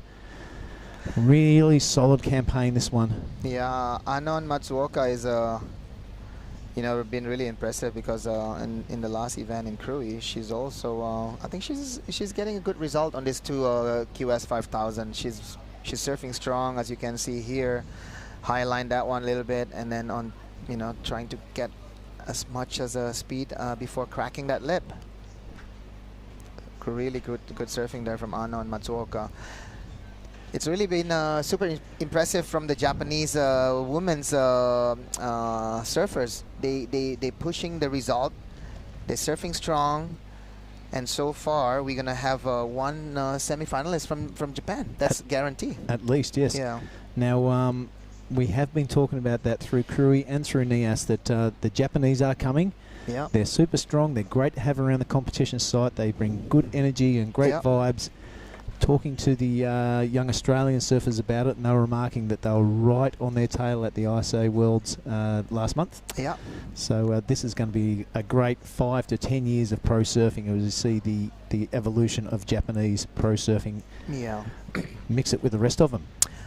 Yeah, I think one thing for sure, you know, as an Asian countries, Indonesia, Philippines, you know, Thailand, and then we also have Korea. We are looking up to the Japanese on how they perform and how they develop surfing in their country. So we're looking up to them, and then by doing this co-sanction and with a lot of Japanese supporting us on how to, you know, to get those results, I think this is just going to the right direction, because Asia is the emerging nation, and then look at what we have here on offer for 2 QSs.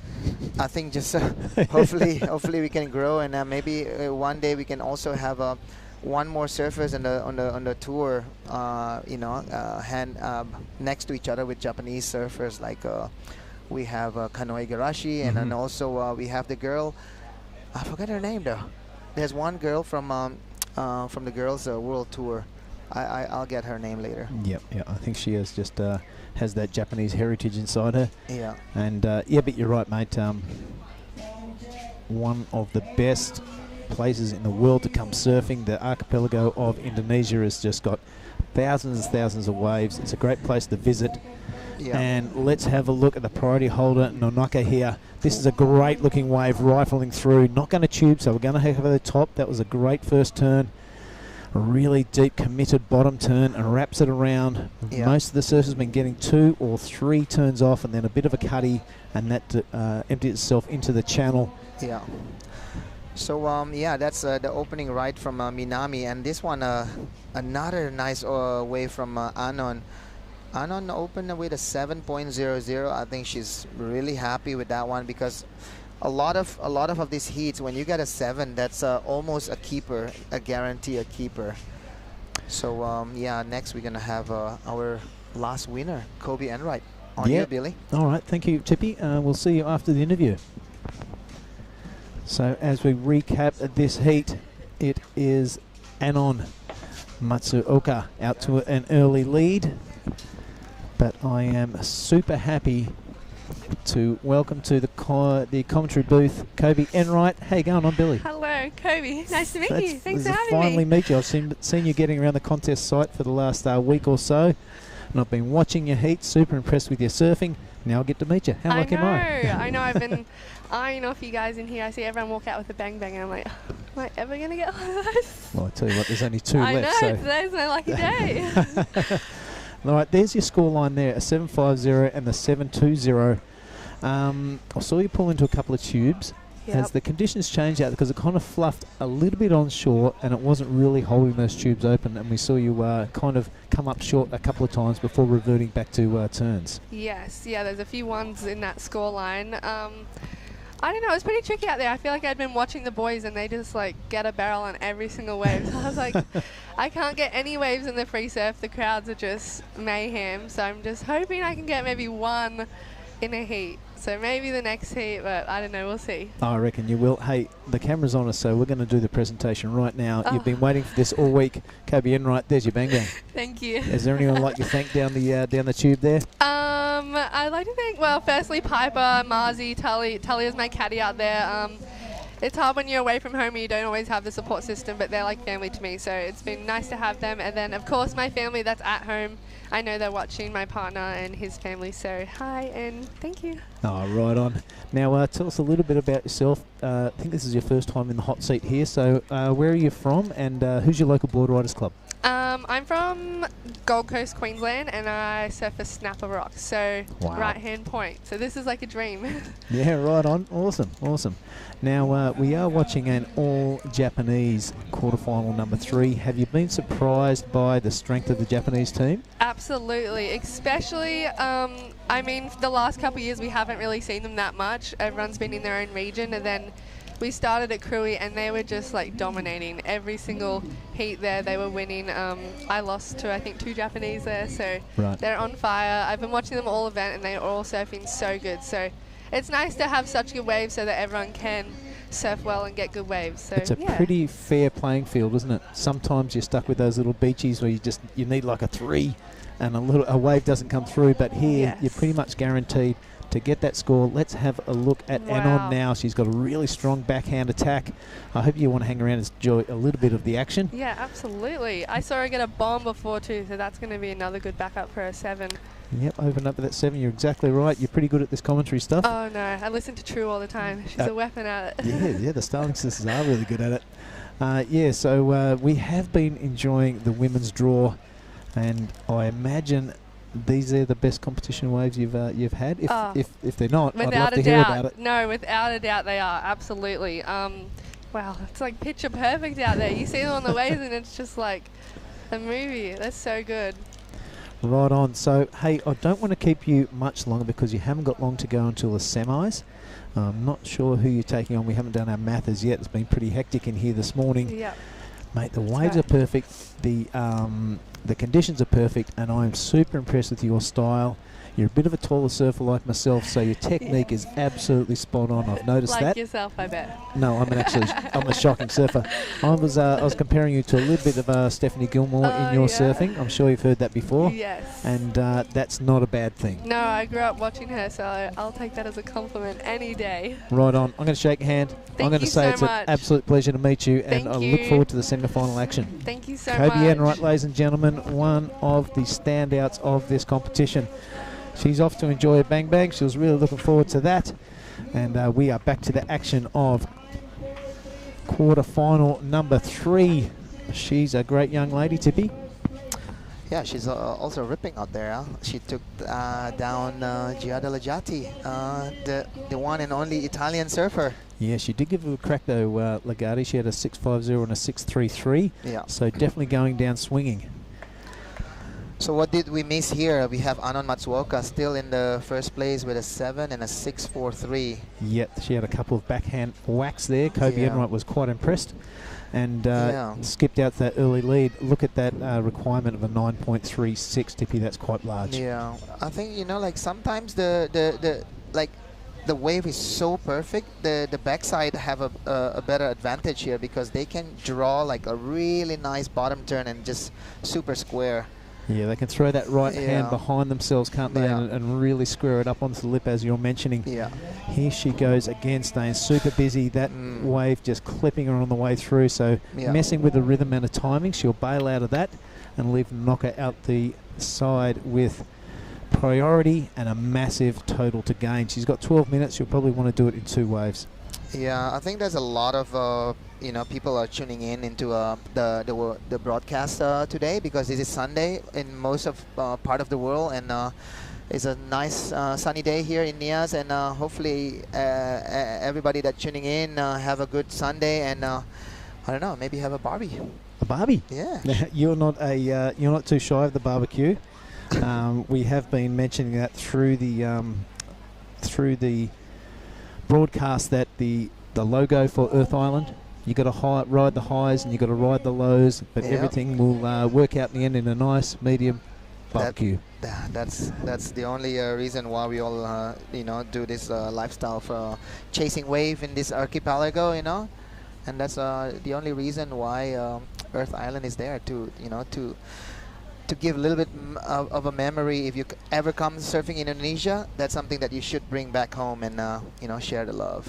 Well, it's a reflection on this little mini tour we've done through G-Land, Krui, and here.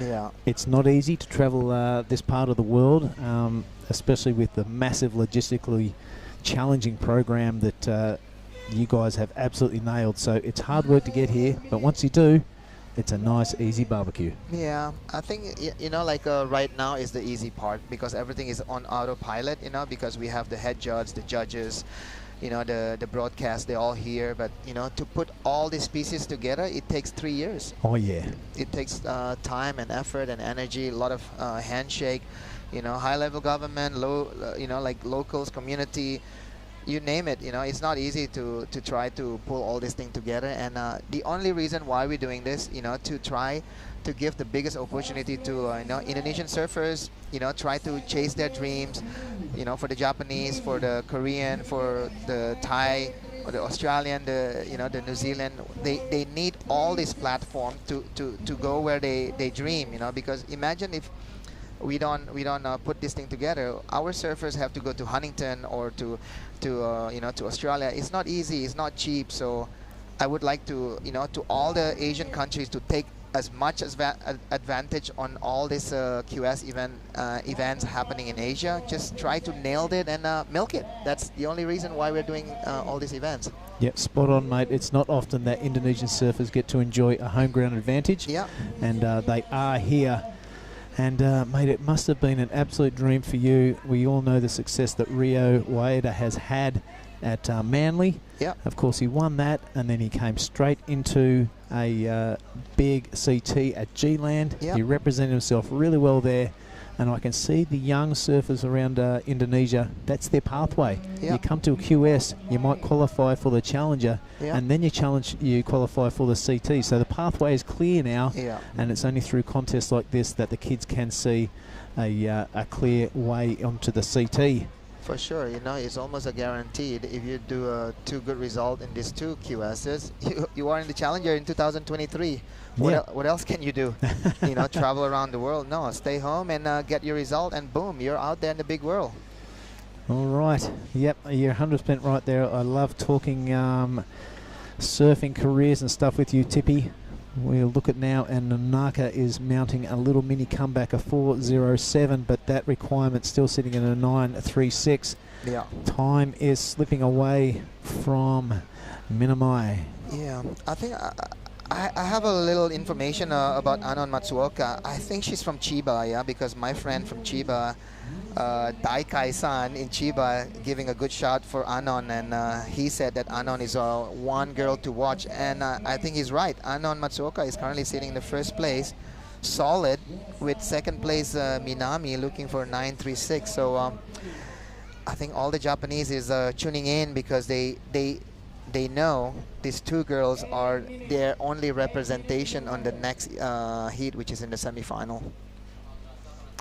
Yeah, for those tuning in Japan and those tuning in around the world, I'm getting a few hits from Hawaii, Tippy. Yeah. Hope everyone is enjoying the show. It's been an absolute pleasure to bring it to you. Conditions are turning on. The local people are turning out to take an interest in surfing. That's one thing I did notice about Cruy, with the massive crowds and people that have never surfed in life taking a massive interest. Paige Harrop takes on Kobe Enright in semi-final number 1. The winner of this heat, and Ella McCaffrey and Mia Huppert's quarterfinal 4 will feature in semi 2, and then it is on to finals time. Yeah, it's only I would say less than 10 heats to go now. No, I think like around 12 to finish everything today. Not much. Now, just for those people at home, can you explain why we are going to put the juniors on tomorrow and the QS 5000 on right now? I think the condition right now is the best condition because this is a QS 5000. We want to give as much as an opportunity for for the QS, and tomorrow for the juniors, condition is still looking fun. So there is no bad decision. I think talking about decision, here we go. This is Anon Matsuoka on a really strong commitment there. Yeah, really strong commitment. She found the lip, threw herself at it, and a lip threw back. This time it is Nanaka. She has a massive total to gain, and that is the way to go around it. That's a cracking first turn. Almost a collision down there in the armpit of the wave, Tippy. Yeah, I think there's a bit of a traffic there going on. Bit of Machet. Yeah, with Minami going down and Anon is going, out to the lineup. So one thing for sure, Billy, if you came down on those whitewater area, it's just pushing you into the bay.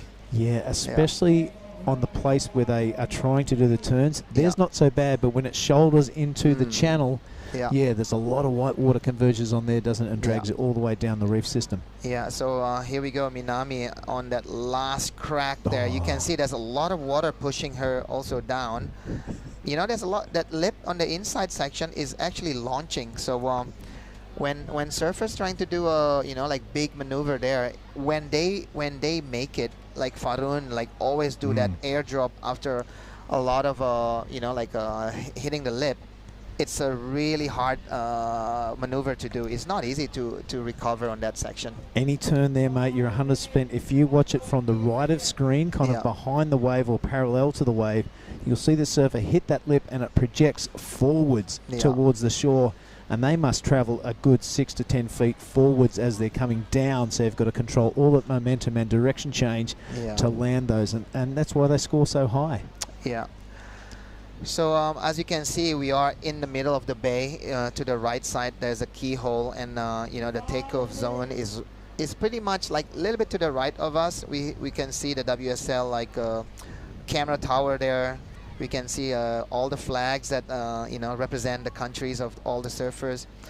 You know, I think the local government here are super happy to see the numbers of surfers that come joining this Nias Pro.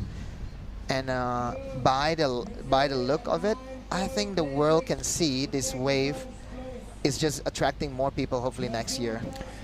Yeah, we were talking about that during the week, mate, and not only surfing on this island, but we went up and visited the King's Village and the King's House, and we've also done a few cultural tours on the days off.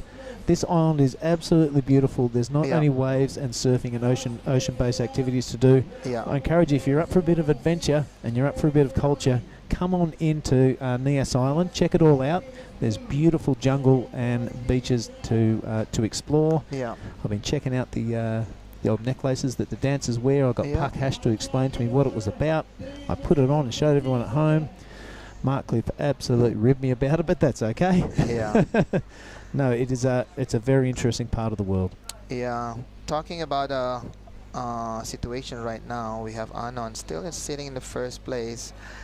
To get a 9.36 in 3 minutes and 30 seconds is a big task there, Billy. But you know, if you replace that 4.07 into like a 6s, all your requirement becomes smaller. And I think Minami just need to get more busy here because she do have priority. She need to get the wave, and I don't know. Time is not on her side if she's keep losing time. Yep, we are seeing Roya Kanazawa make a massive comeback with 4 minutes to go. We saw Paige Harrop do it this morning, so let's not write anyone off. We see Ellen McCaffrey getting the fist pumps from her caddy there. She will feature in the next quarterfinal against Mia Hubbards. Yep. Hello to Big Bad Gerlach. He's watching from California, I imagine. Brad moved to Sydney. Oh, he's in Sydney? Yeah, he's in the land of down under. Maybe having a barbie. What was he thinking? Yeah, he's having a barbie. It's mid-afternoon in Sydney, I guess. What time is it there? It's maybe 3 o'clock. Time for Bobby. Yeah, hey, spot on. Yeah. All right, as we click down to 2.5 minutes remaining, is Nonaka with an ever-increasing impossible task. And Anon Matsuoka has surfed a very well put-together heat, opening up with that 7 and backing it up with a 6.43. Yeah. Clinical is a good way to describe her surfing and her heat tactics, I think. For sure. You know, before I'm bailing out from the camera, I think Giada will joining the roster and then finishing the job today. I would like to give a big shout to all the surfers who travel all this far. Thank you to all the the support from the local Nias Selatan government and also the tourism of Indonesia. Big thank you to WSL also. You know, hopefully we always can develop this part of our region, and then without WSL, I don't think so we can have the opportunity to to chase our dreams. And also thank you to all the media. I think Stab magazine, also Stab Instagram just posts everybody to tune in to the WSL broadcast. I think that's a really big help, to witness how good is the wave for this QS 5000, and just thank you for everybody. Right on, very well spoken, Tippy Jabrik. All the T's crossed and the I's dotted. Clicking down to 1 minute now. A bit of cat and mouse going on there, but it looks like Anon through to semi-final number 2. Yeah, spot on. Also on the judges, making sure giving all the scores and points are on points. You know why? Because they have replay. They don't miss anything. Here we go. Minami Nonaka on her last last try probably, because 35 seconds ago looks like she said, I'm I'm just going in and have a coconut. Good job there from Minami and Nonaka, and enjoy the rest of your stay in Nias. Yep, Minami kind of raising the white flag there, and a bit of a victory lap from our surfer in red. Getting a bit of practice for the semi-final, because I tell you what, she is red hot and super dangerous. Yeah. 15 seconds in this one. Tippy Jarvik, thank you for joining us and digging us out of a bit of a hole why our co-commentators compete. It's been an absolute pleasure working for you for these last 3 contests, and you should be credited and acknowledged for your services to pro surfing in Indonesia. That is the end of quarterfinal number 3. We're going to bring in Mark Cliff and Giada Lagarde for quarterfinal number 4, featuring Ellie McCaffrey and Mia Huppets. Join us after the break.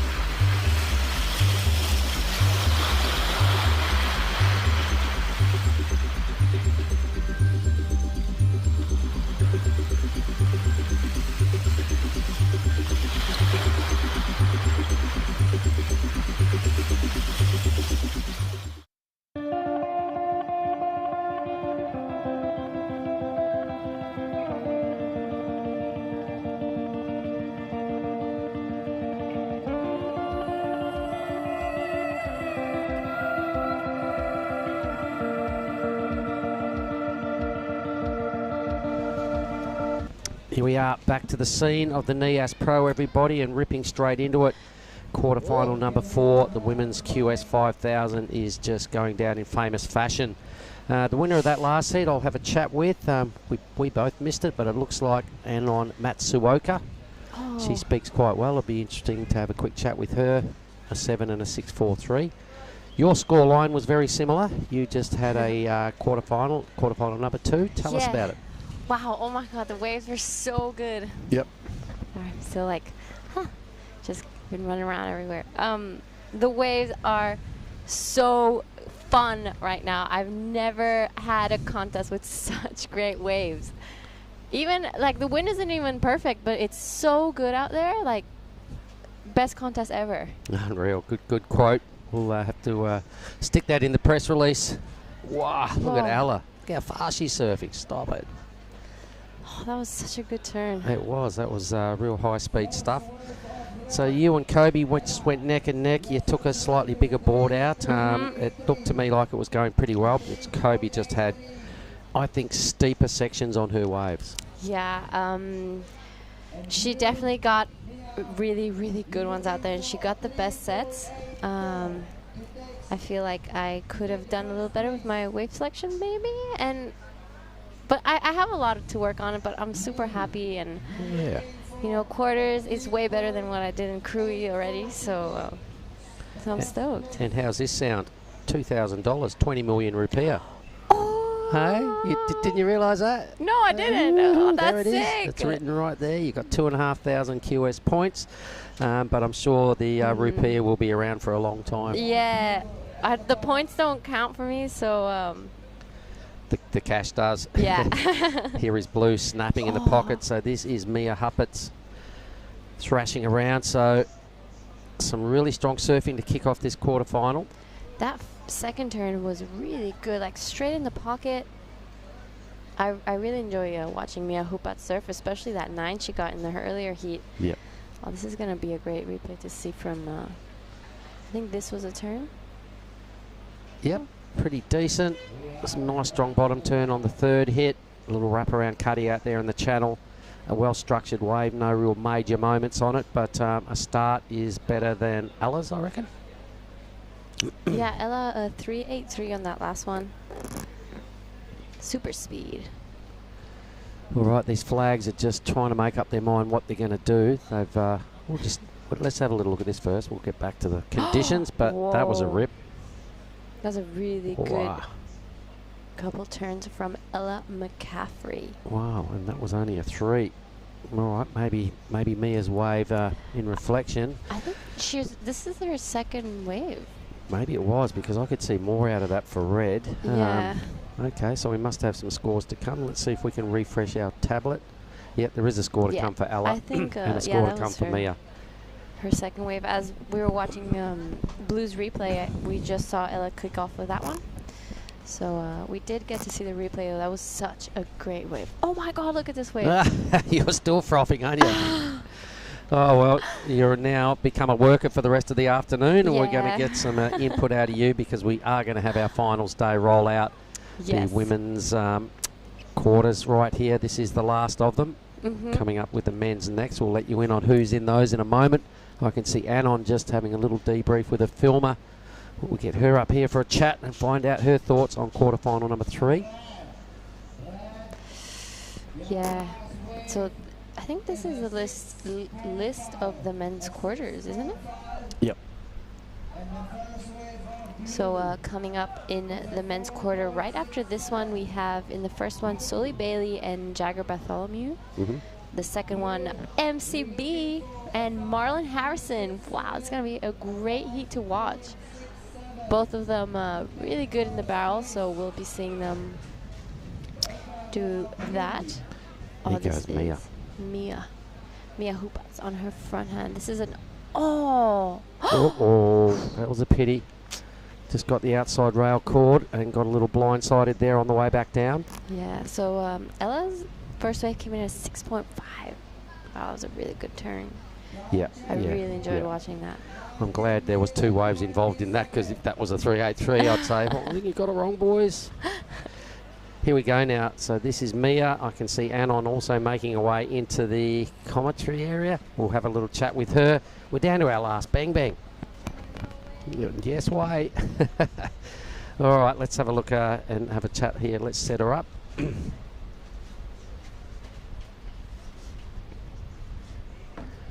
Meanwhile, the 650 standing as the best number in quarterfinal number 4. Well done, Ella McCaffrey. Mia Hupats playing catch-up, needs a mid-range 5 herself to get back into the mix.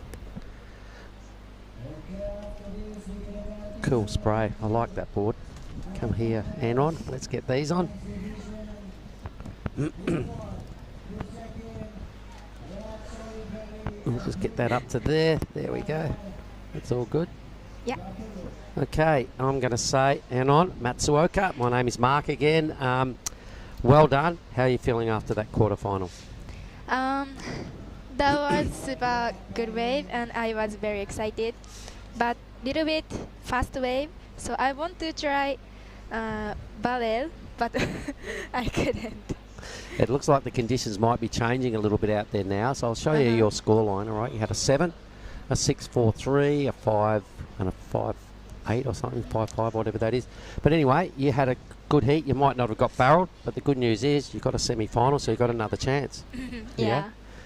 All right, and tell us, who would you prefer to surf against? You got Ella or Mia to potentially face off in your semi-final. Yeah. Both good, but who would you prefer to surf against? Doesn't matter. Yeah.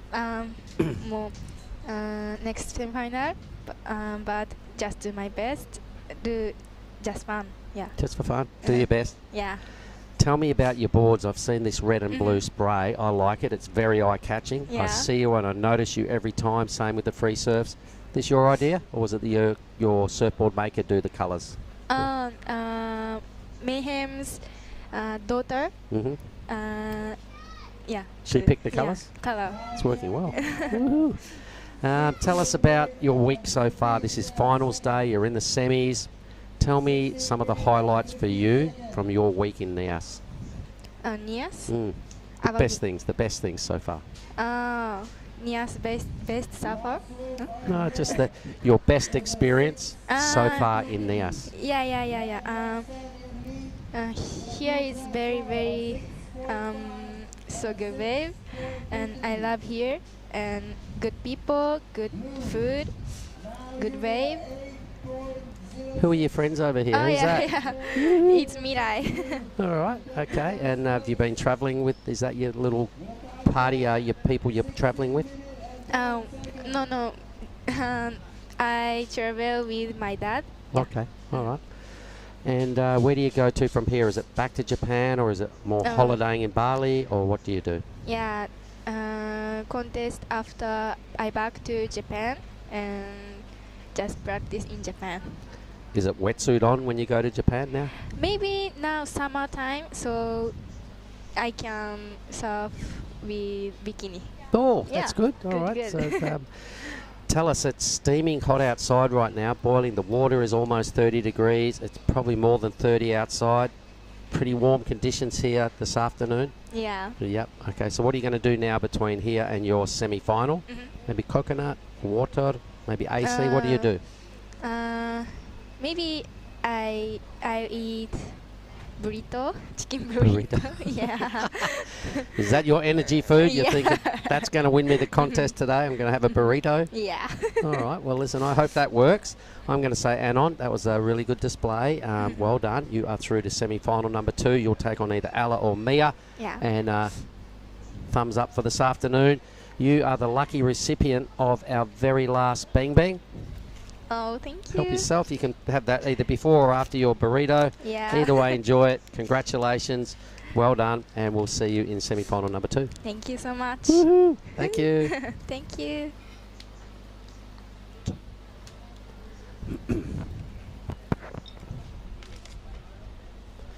All right, meanwhile, Ella has gone from strength to strength. She's added a 6.23 to the 6.5. So little Mia Huppets right now needs to answer back with just over 8 points. What have we got? 14 minutes remaining. And there goes Anon into semi-final number 2.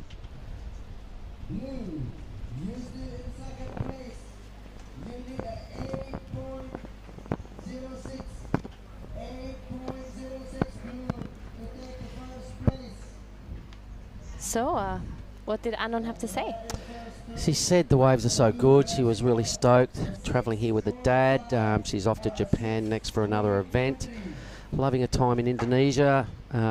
Reckons when she gets home, I said, so is it wetsuit on? I've never been to Japan. I'm not sure what happens this time of year. She goes, no, it'll be pretty warm. Probably surfing in bikinis. So this has been a good practice for her event, I imagine, when she gets back to Japan. And I asked her who she preferred to surf against out of Ella or Mia, and she went, just want to have fun and enjoy. I said, oh, good on you. So That's great. she's concentrating on her own act, which is a good place to be. She's going to go home and have a chicken burrito before her semi-final. Wow. Wow, that's what I said. She goes, yeah. I said, all right, whatever helps you get up there and win. If it's the chicken burrito, good luck. Fast digestion. Yeah. All right, where are we at with this heat? 13 minutes. Mia in second priority. She's going to have to turn something around shortly and get a number. We're just about at the halfway mark of this quarterfinal number 4. So let's have a little look at these men's quarters as well. While there's a little break in the action. Actually, there might be a wave coming. We might have to stay with this.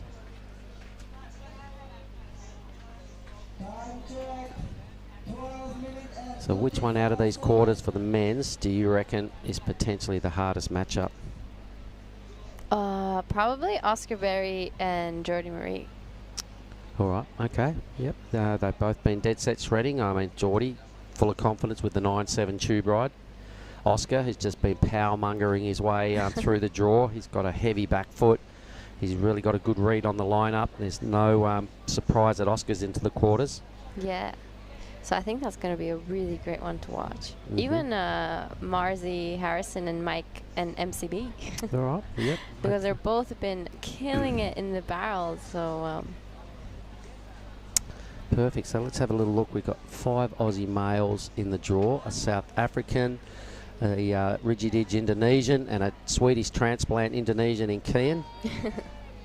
So it's looking like we're going to end up with a can't miss getting 2 Aussies into the semis out of the top half of the draw, and we'll just see what happens with the other half there. But there's plenty of time to go before we get to the quarters. The very first one will be Solly Bailey. Paced himself perfectly in his first heat, got a 9.1 and an 8. caught 2 waves and that's it. Jagger Bartholomew, he's been mainly relying on turns and his heavy-footed approach to get himself into this position. But this afternoon, like all other afternoons, Giada, as that tide will slowly turn around and start pushing back in. The afternoons have been firing with the incoming tide. The wind's looking spot on. I'm expecting to see Jagger in the barrel in that first quarterfinal. Yeah, I think so too.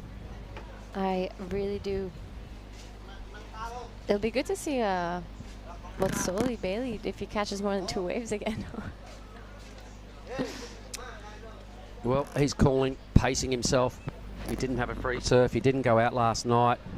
He's fully understanding the situation. 4 surfs to win and become the Nias Pro champion here today. Our first semi-final on the women's side of the draw will feature Paige and Kobe.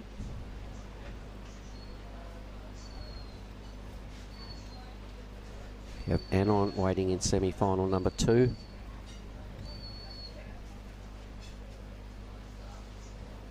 And at this stage, this surfer here, Ella. Look at this wave. Whoa. How was that little airdrop into this thing? Oh, beautiful first turn from Ella. That was a crazy airdrop. It was. We'll see that again on the replay. It would put her a little behind the 8 ball, but she did get 1 good hit. Here goes Mia. Whoops. Bit of a high-speed wipeout at the top of that wave for Mia.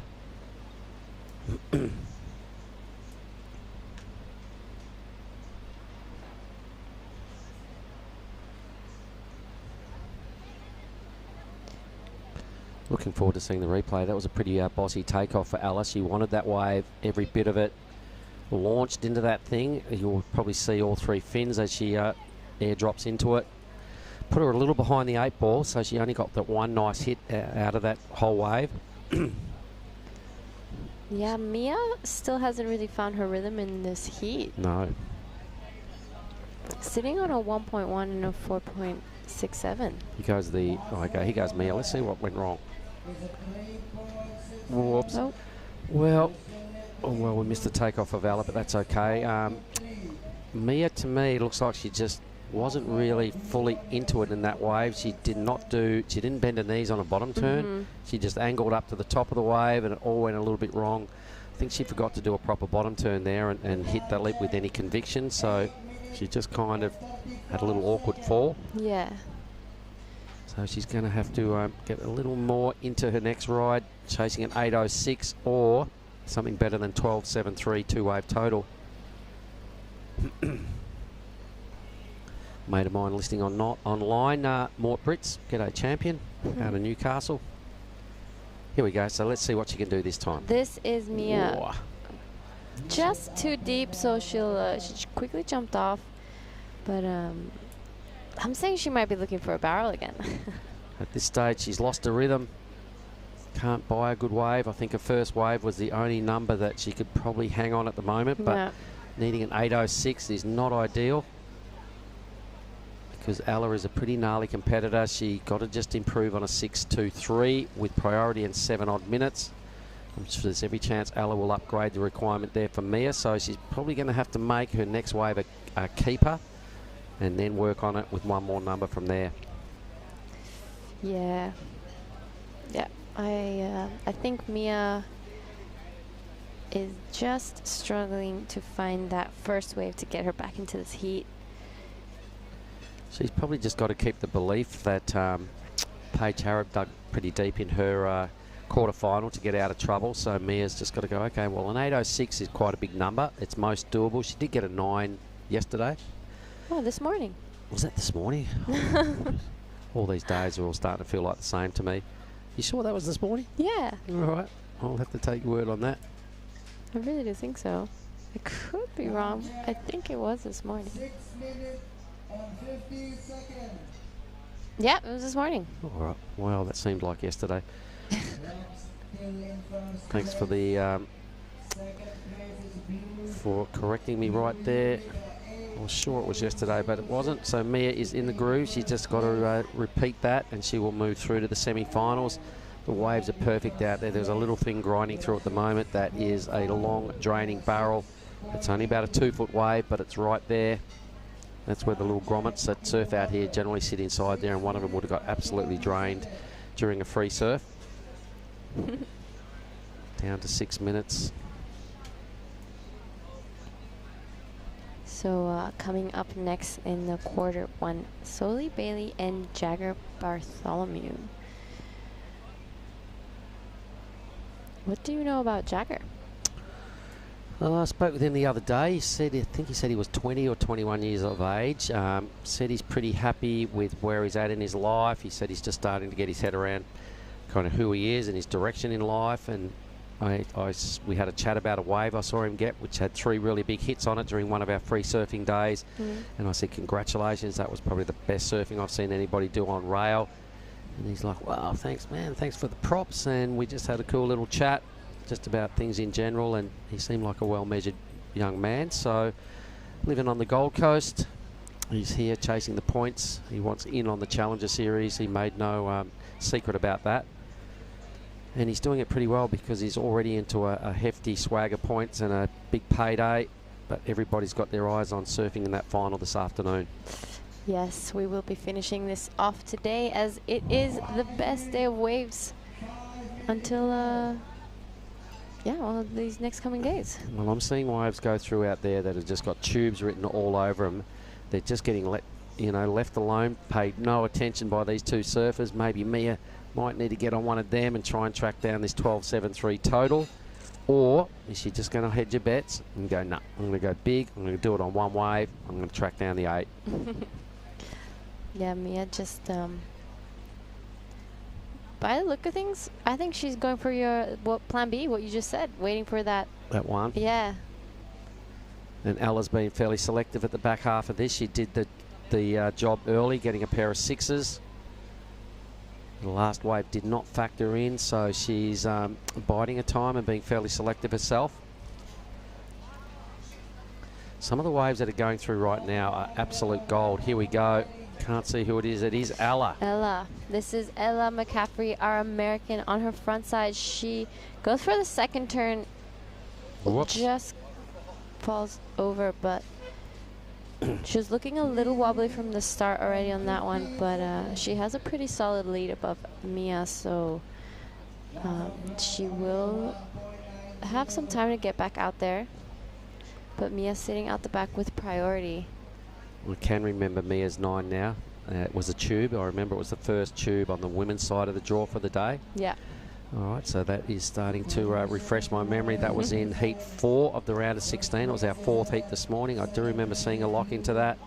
So she can do it. She's just got to find that sort. The waves are out there. There are things draining off at the moment, folks. The wind has got a little bit stronger from the offshore. So even these small waves, although they're paying them no attention, they are barreling from start to finish. I think she's going to have to get a barrel now to challenge Ella, because I don't think her power base is as strong as Ella's. Yeah. Well, Ella is, I feel, couple heads taller than Mia. Yep. But Mia's still a very solid young girl. I've seen her do some really great turns throughout her heats. Yep. So it's not over just yet. No, there's definitely some holes out there, though. There are some barrels. The wind just flicked offshore again. Yep, it's been coming and going and dropping in strength. Right now, it's up around that 8 to 10 knots again, directly from the perfect direction. Yep. So a lot of waves still rolling through. I mean, in any given free surf, a lot of the waves that they are letting go right now would be offering some pretty quality tube time. All right, this is Mia's decision. She's got 2 minutes to make it. There is a good wave presenting itself. There's a couple of lines starting to stream through now, so it is decision time for Mia. Yeah, 2 minutes left. I don't see the girls in the lineup, so oh, there they are. They're right behind the tree, so they're fairly deep. There she is. Mia's probably going to have to recheck her positioning here. You don't want to be too deep. She's got priority, got one crack at a number. 1 minute and 40 seconds. Yep, so they've just been told by the beach announcer, Made, that they've got just over 90 seconds. Oh my God. Yep, that's what I'm talking about. There's little drainers peeling off out there. Oh my God. She needs an 8.06, so she's being most selective here. You can see the surfer in blue. Got a decision to make. Red just goes shoulder to shoulder with her and did all the work probably 15 minutes ago, Ella, to put herself in the lead. Has not increased her scoreline since. Yeah, she started early, so she must be pretty. She must be feeling pretty happy with that. 1 minute nerves of steel. Mia now is paddling. She could pull in. She's going to have to. Come on. She pulls in. Oh my God. Oh my God. Is she Mia pulls in, does 2 turns. She wasn't completely covered, but she's the only one pulling in, really. Well, this is looking like a replay of a wave this morning. The one you reminded me of. I'm not sure. But Ella is right behind her as I'm looking over here. So we're staying with the action here. We'll just watch Mia's wave finish up. A tube, a lot of surfing. The judges have probably already maybe put the pens away. What happens past the judging tower doesn't really count. Ella McCaffrey, though, will have to get the replay on that wave to see if she's upgraded her 2-wave total. It's another one of those moments where we're not going to know the result till the judges have a good think about it, so it may take a while. So we'll probably just throw to a quick break. We'll be back with the men's side of the draw in a moment and that result. So come on back, everybody. See you soon.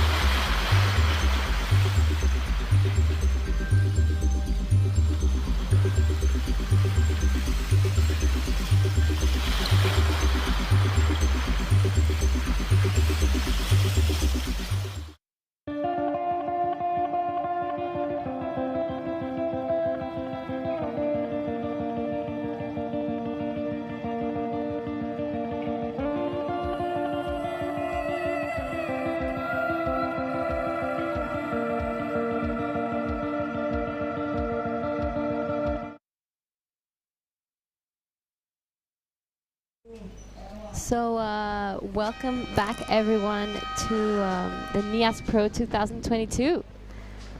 We got the results from last heat, and it was Ella McCaffrey taking the win over Mia Hupats. A great barrel from Mia, but just coming short. Looks like she had a bit of a sleepy start to that quarter there. Is that correct? Yeah, she did. She was sitting on a 4 and a 1 throughout the whole quarter, and then last minute got that barrel, but just came up short. Rightio, and where are we now? It looks like we are into the quarterfinals of the men. So Bailey will be taking on Jagger Bartholomew in quarter number 1. This is the men's quarter. This will be a great matchup, 25 minutes of action. Sol Bailey had his Terminator face on today, and he did it in 2 waves in the round 16. Yeah, he only caught 2 waves, and with those 2 waves he came first and straight into the quarters. So it'll be great to see what he does now in this first quarterfinals of the men's today. All right, well, let's get it going. I'm sure there's people watching all around the world. A big hello to my friends in Maui, in Ricky, Linda, Big Dave, and of course Kim Ball from High Tech Surf. They've just sent me a message so that we have a worldwide audience. It's super exciting. Wherever you are tuning in, we hope you're enjoying the broadcast, and I hope you're going to enjoy this quarterfinal action. From here, we'll go to the women's semi, and then the men's semi, final. It's going to be a great day of action. Yeah, it is. We have a pretty international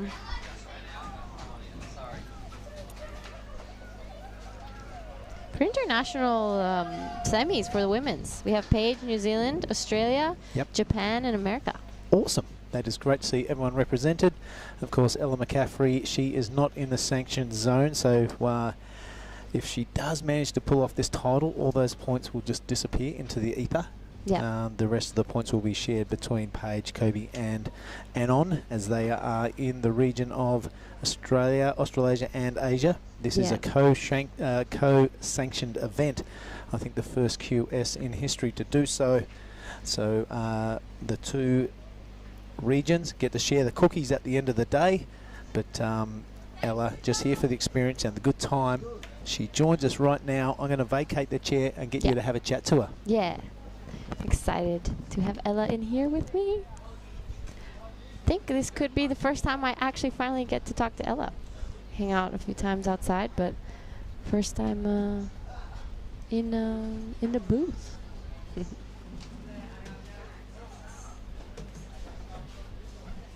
So, Ella, congratulations. You made it into the semis of the Nias Pro. Tell us what is going through your head right now.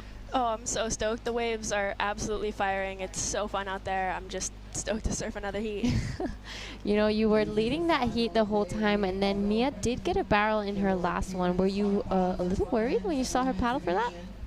I mean, she had priority, so even if I want the wave, there's nothing I can do. I can just focus on trying to get the wave behind it.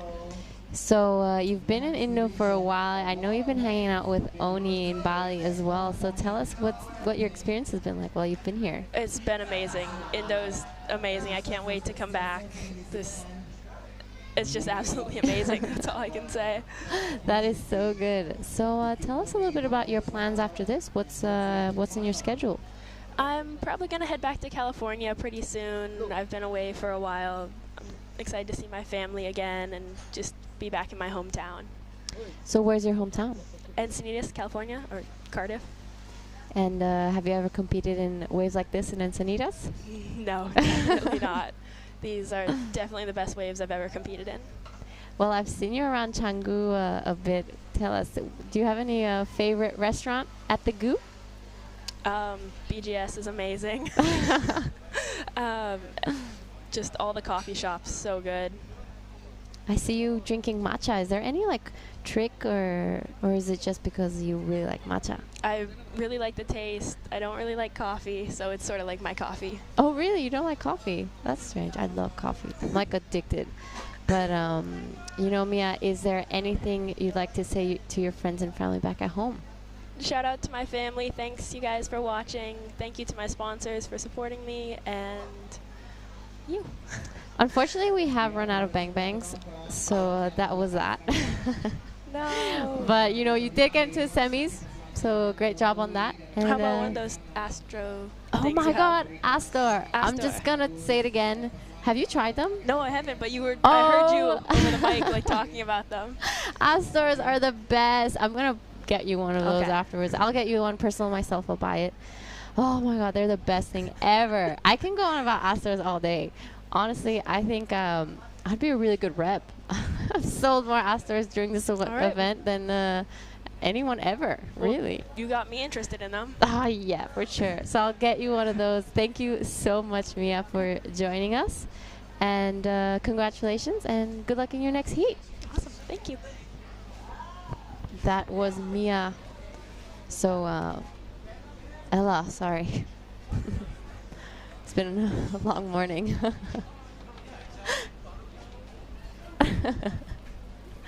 Congrats, Ella. And we're going to get Billy back into the booth with me.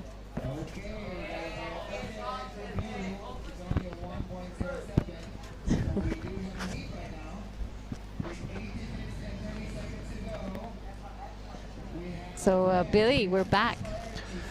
Yes, back in the action. Not much going on so far. Yaga Bartholomew just opening with that 1.07.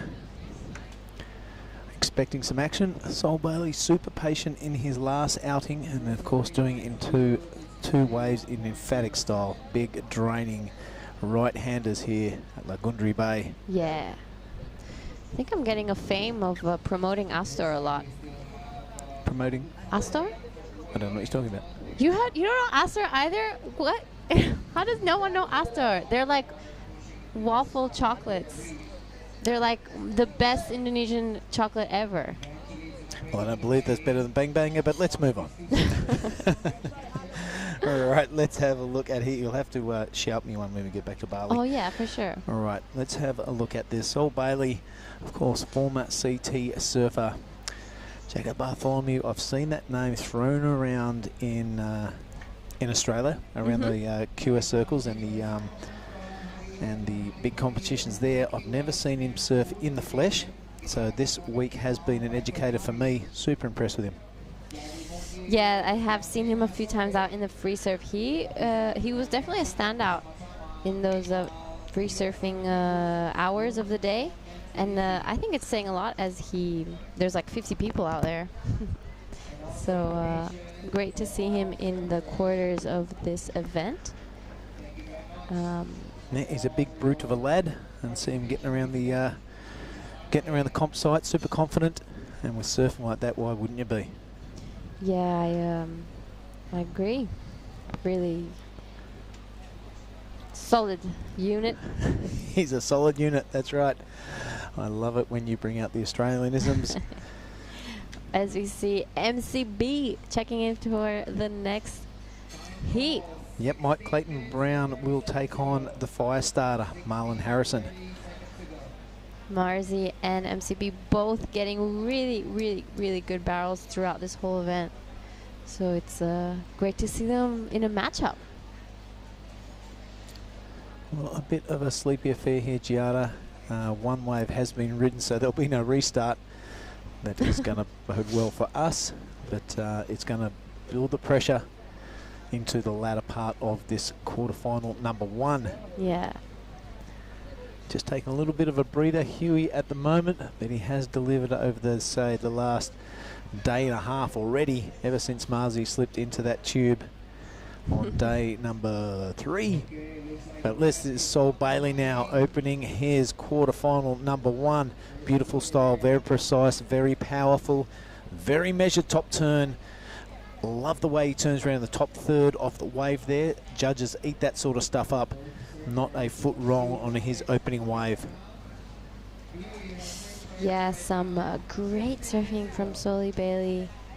Have a look at the front on angle there, Jella. This is a front angle, beautiful style from Soli. He does not waste any time hitting those steeper sections and like really wrapping and using that rail. So it's great to see him do some turns. Yeah, as mentioned during this whole competition, there's no room on this wave to stand back and admire your own work.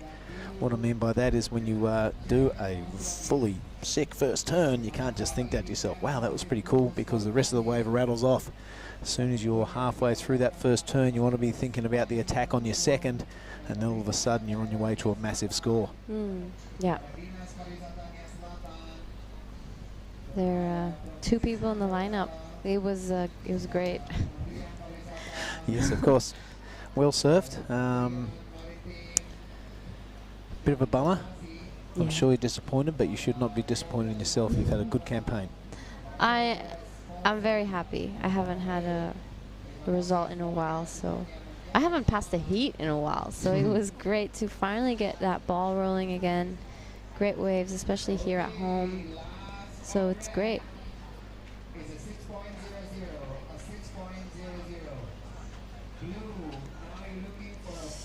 There we have it. Red's first wave came in at a 6.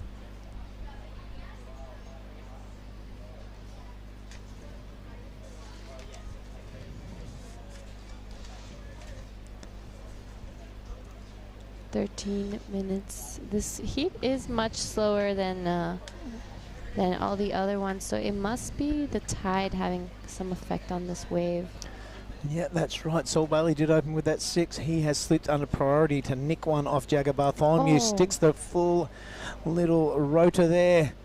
So a little bit of progression, a little bit of innovation, and a little bit of a tail slide there for Sol Bailey, really coming alive. That was great. I'd love to see that from the beach angle. It was a lot of variety. No doubt we will. The production team doing a bang-up job. Here is the replay of Soli's last wave. Oh, that was sick, actually.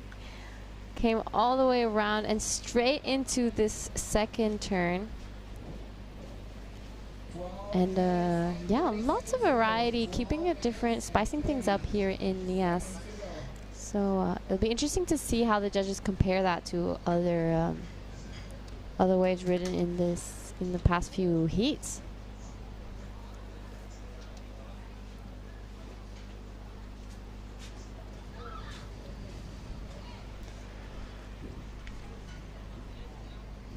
So here we have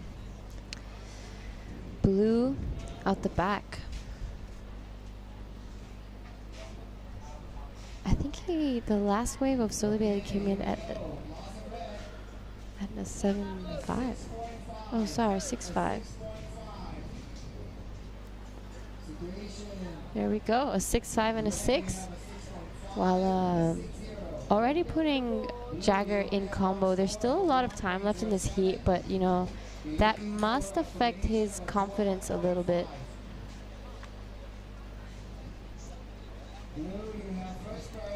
Blue's still waiting to get this heat started, get the ball rolling.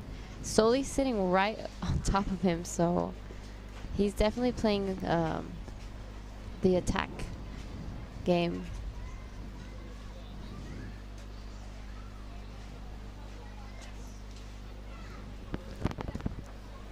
As we see maybe something coming up out the back. Here we have the boys paddling. Jagger with priority, so he will be taking this one off of Soli. Take a look at this, Billy. Wow, beautiful first turn from our man in blue. And straight to the second.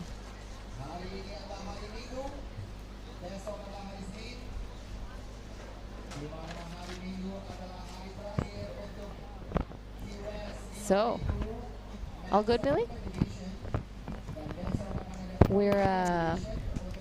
It'd be great to see Jagger's first wave. That beautiful first turn was insane. Really great use of the rail. Not wasting any time. So much water. This was all filmed from the drone. It would be great to see the beach angle of Jagger's first wave using his priority over Soli Bailey. Look at that beautiful backdrop again. My favorite. Yeah, absolutely beautiful part of the world. I'm back with you. Sorry about that. A few technical difficulties. I've totally lost the plot over the last 30 seconds, but we're back. Sol Bailey, that 6.50 and the 6. Jagger following you with the work to do in combo land now, 12.50. This is a replay of Jagger's wave. Ooh. How great was that first turn? And straight into that second one. I think that would be definitely putting him back into this heat. There it is, the 7-point ride. Right on, just what the doctor ordered at the 9-minute and 10-second mark. Only that 5.50 to move into the semi-finals. You're going to follow me hot on the trail of Sol Bailey. Sol looking to get rid of that 6.00. And we've seen him do it before, and he can do it again. So it's going to be another one of those really great endings, I think. Because it's not over. Till it's over. That's right. This has definitely been the slowest heat of the morning. Yeah, a little bit of a sleepy one. The ocean just taking a little bit of a breather. You can see not much happening in the background there at the indicator. We want to see a couple of big swirls bomb through there, and then we know we are in action here at the right-hander. So Yeah, these boys looking to take. There's 5,000 points up for grabs, and they're all waiting to get their hands on it. Yeah, and the dollars. And the dollars. And the dollars. They're loving that.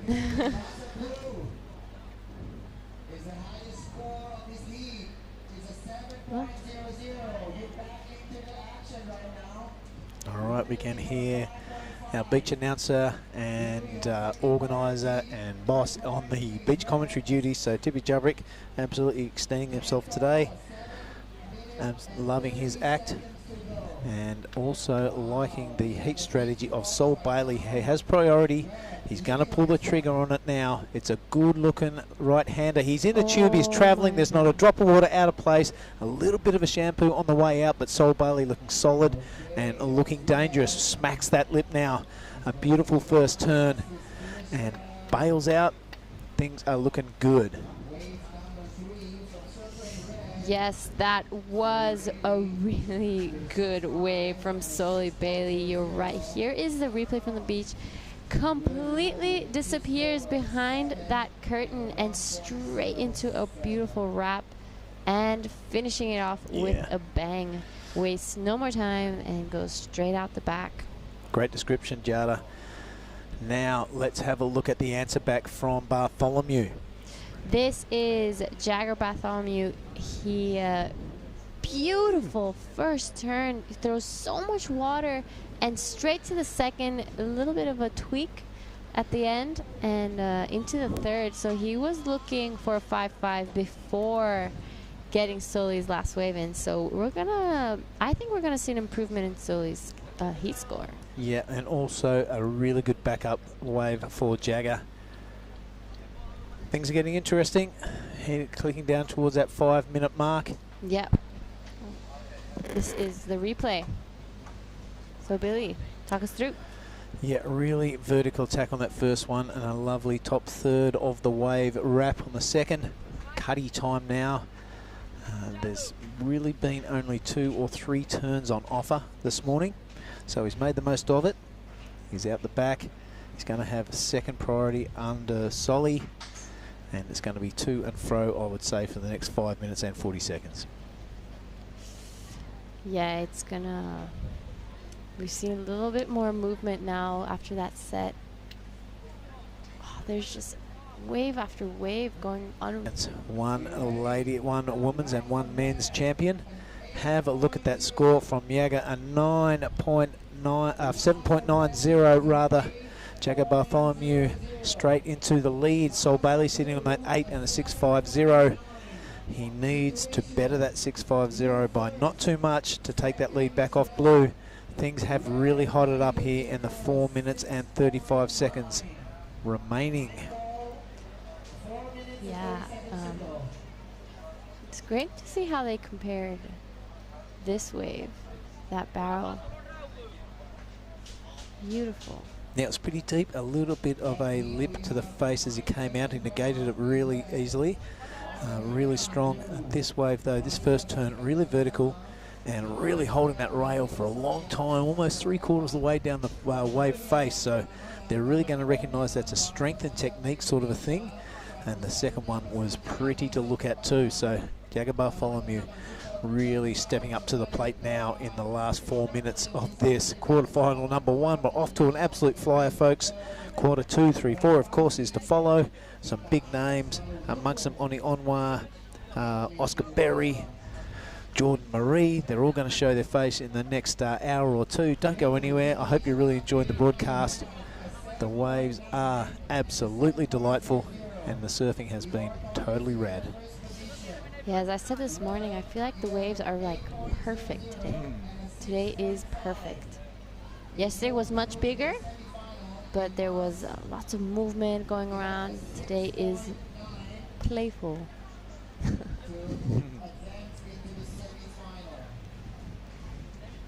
So with 3 minutes left, we have Soli in priority looking for 6.9. We know he can do it. He got an 8 in the last one. There must be something coming as they're both paddling for this wave. Soli will take it off Jagger with priority. and he pulls in again so deep, and he makes it out and pulls off straight away. Says that was enough. Yeah, a little setup tune there by Sol. He did use priority. It was a little squeaker. I reckon there would have been a bit of chandeliering and a bit of whitewater stuff around the face happening on the exit. He knew that was not going to collect him too many points, so in and out. He's still got 2 minutes and 25 left. He is chasing down Jagger Bartholomew, who's done an awesome job getting that 7.90 via 2 epic turns and put together a really solid heat. I don't want to say it's a surprise because both of these guys absolutely rip, but Jagger Bartholomew really putting the gas down when it mattered. Here is that wave previous to the one we just saw.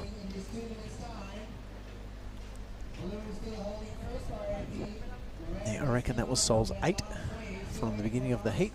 Yeah, that was a replay of the 8. So we'll see what the judges think of that second smaller barrel and just a barrel.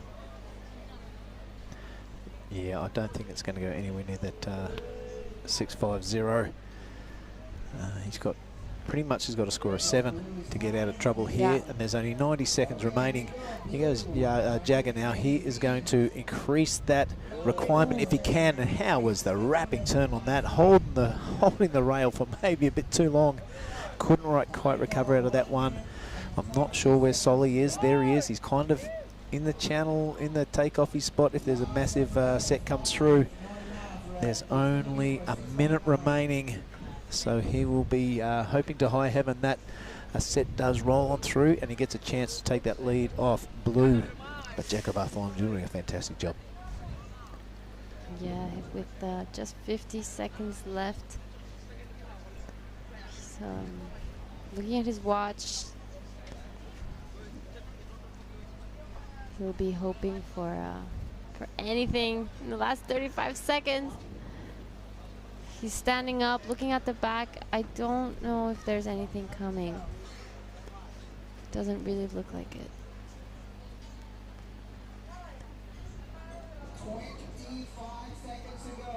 25 seconds. It looks like maybe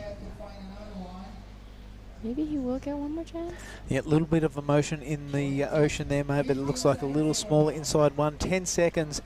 I don't think it's enough time for any wave of a decent size to get to him. We do see a bit of a shift in the horizon there, but we're counting down 3, 2, 1. I reckon the siren will go, and then he'll paddle into this one. So Sol Bailey taking a dive in quarter 1. Jagger Bartholomew really stepping up to the plate and putting the foot down when it mattered. We are going to cut to a quick commercial break. We're going to bring in Mark Clift for quarterfinal number 2. Hang around, folks.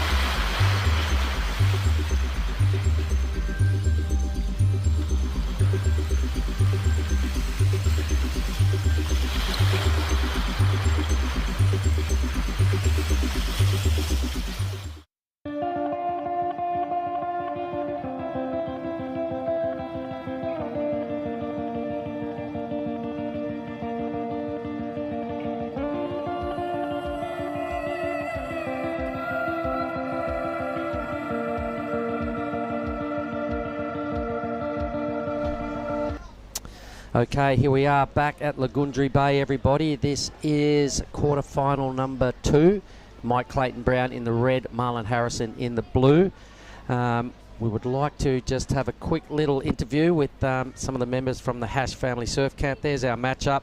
I would like to say, Elvira, what would you like to say? You've got something you would like to thank on behalf of the Hash family?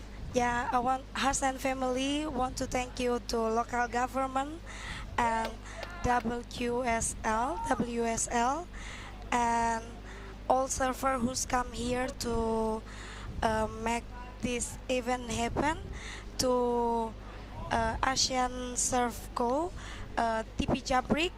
Thank you to choosing us. You guys staying with us in the on the top. Yeah. And we love you every day. We cooking for you. Yep. We love you to stay with us. Okay, and we've been getting some awesome food out of the Hash Family Surf Camp. Who are some of the staff members in the back kitchen? The important woman is my mom. Yeah, okay. And my sister, and the girls Lorena, Irene, Sepin, and yeah, 2 more people over there. And Has, for sure, he support this. He's the dad, yeah, the big fella. The big fella. Okay, and who's your favourite surfer? My favorite surfer is Griffin Colapinto and Felipe Toledo, and I hope he can come here to surf in Nias. Yeah, one day. Yeah. Who's your favourite surfer at this contest? For sure, my brother. Yeah. This one and Hibbert. And Hibbert, Soli Belly. What about for the girls? For the girls, Kalani for sure, and Ella, Taina, Paige Harap. Paige Harap? Yeah, okay. Yeah, Paige. Unreal. Well, listen, it's been a pleasure. There is the Hash Family Surf Camp right there, everybody. That's where we're positioned. That's where they live. They've supplied all the food for us. All the staff are upstairs on the top level there. They've got 4 big rooms. Elvira. Thank you so much. Thank you very much. Thank Hibbert, you. very good work this week, everybody. Thank you to the Hash Family Surf Camp. Cheers. Yeah. Well, there we go. They just wanted to say thanks in public. They've been pretty cool this week. And Elvira's a sweet young lady. And she said, would it be all right if I went in there with you? And I said, well, we could probably do something there. So we'll get Jagger in to come and have a quick little chat. And we're just watching now. Who have we got in red? Let me have a quick little look at my form guide. Okay, Mike Clayton Brown. Marzi Harrison is the surfer in blue. The surfer in blue is in the tube where he's done most of his best work this week. This is Marlon Harrison, a big heavy grind after the pit. Let's get these on your head, Jagger. And I do have the winner of that very first men's quarterfinal. Jagger, give me some skin. My name's Mark. Remember we met the other day? Yeah, man. Cheers, man. Give us your thoughts on what just went down. Man, I just want to get a good wave. Like at least one good wave in my head. I still haven't had a good wave this whole event. You reckon you got more in the tank? Yeah. I'm coming to win today. You're coming to win, that's it, brother. That's a good attitude. I'm liking it. So what's it going to take? Just smarter surfer always wins. Mostly just wave selection. I've been saying that every heat, and I still haven't clicked yet. So it's just I really wanted to win that first heat of round of 16 today, but that didn't happen. I wanted to gain momentum. Oh, sorry, I'm just a bit out of breath here. Pretty warm out there. Take your time, no worries. It's a workout. It is. Yeah, so just wave selection, being smart and making the right decisions at the right time. And now that it's just man on man, it's just all chess. So, I just wanted to get to these 2-man heats, and then we can start playing chess with each other. All right. Well, I hope you're a good chess player. There's a little bit of unfinished business this afternoon. You're bored, and for me, what you've been doing out here, we had a chat about that the other day. Yeah. It's been looking really strong, brother. Your rail work is undeniable. Your board looks like it's going like a treat. What do you want? Thanks, brother. I appreciate that. Yeah, these Mayhems are damn good. Especially these epoxy light speeds they're just money for me. They just kind of go on everything. I probably shouldn't be riding it in like 6 to 8 foot Nias, but it's been going pretty good, so I'm just going to stick to it. It has been going good, and that surprises me because epoxies generally, when the speed is that full on and the wave is that strong, generally a lot of people put them away and go back to the regulation PUs, but you've got such a skill set that you're able to hold a rail, and it's looking really strong. Yeah, it definitely teaches you to use a lot more control with your body movements and with all your muscles, and especially all your joint strength.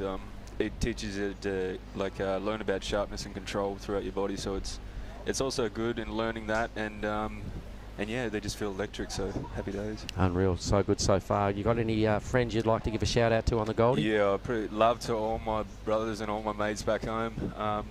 Been going through a pretty rough time. At Crew, we lost one of our best mates in a car crash. So yeah, I just really appreciate all the love and giving all the love to my family and everyone back home who's struggling. And yeah, I'm here to win. I'm here for you guys. So thank you so much. Unreal. I can feel the love right there, brother. Yeah, so we'll let it go. We'll let you go and get ready for your semi-final. Jagger Appreciate it. Bartholomew, Thank you, brother. well spoken. You are a champion. Good work. Cheers, my man. Okay, in the tube is the surfer in red. It is MCB. And this matchup is a battle of the Aussies. We've got 4 Aussies in our first 2 quarterfinals. Jagger is the first of our semi-finalists in the men's draw. This one is well matched. They both started with very similar numbers, Billy Hangin, and Marzi was straight into the tube first opportunity. Of course he was. Geez, there's a bit of feeling in the commentary box, isn't he? What a bloody great bloke Jagger Bartholomew is. Yeah, he spoke really well, and he was honest with his appraisal, and we did have a good little chat the other day, and I imagine he's fully charged. He told me, Squirrely told me, he's here to win. Awesome. Really close matchup by the look of it, that last one, mate. He's a 7 and a 7.9. I can see Solly with an 8 and a 6.5, so there couldn't have been much in that, half a point maybe. Well, Solly was absolutely dominating for most of the heat. He had a big comeback to mount his Jagger Bartholomew. He did it via that 7.90. Yep, so it was a bit of a comeback, and not last minute heroics, but it definitely the last third of that heat.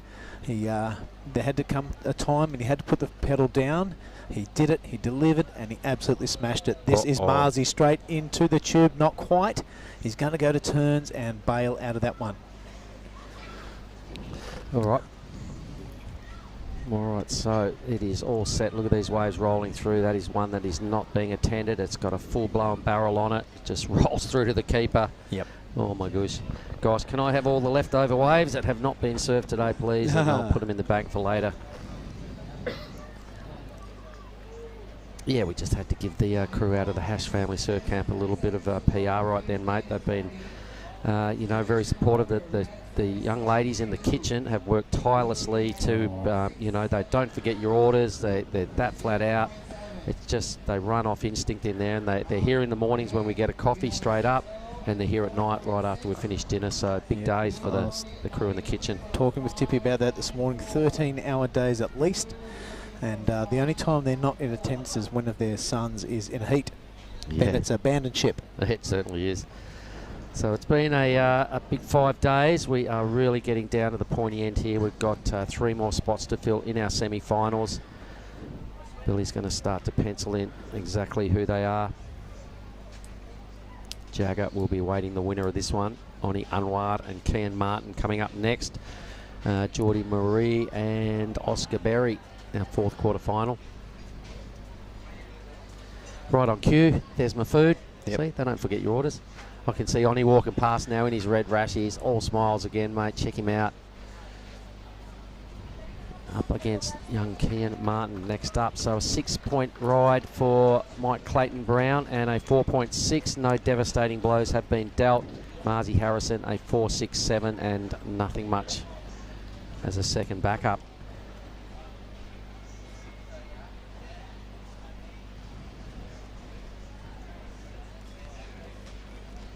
I'm sure Marzi will want to park himself in a tube. He's been doing that all week.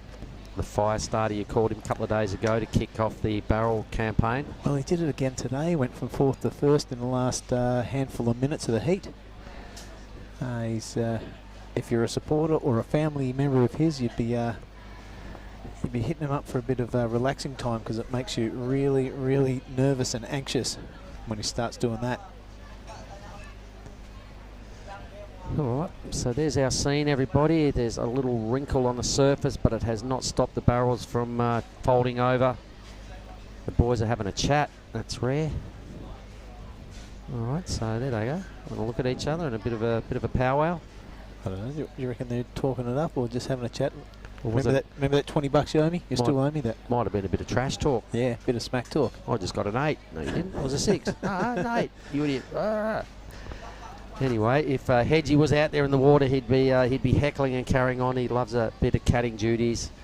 It would be nice to have a chat with him a little later on today, but he did surf a heat earlier this morning. First heat of the men's in the round of 16. Didn't really have a great heat and was one of the sole remaining goofy footers. Geordie Marie is the last remaining goofy footers coming up in Oscar Berry quarterfinal number 4.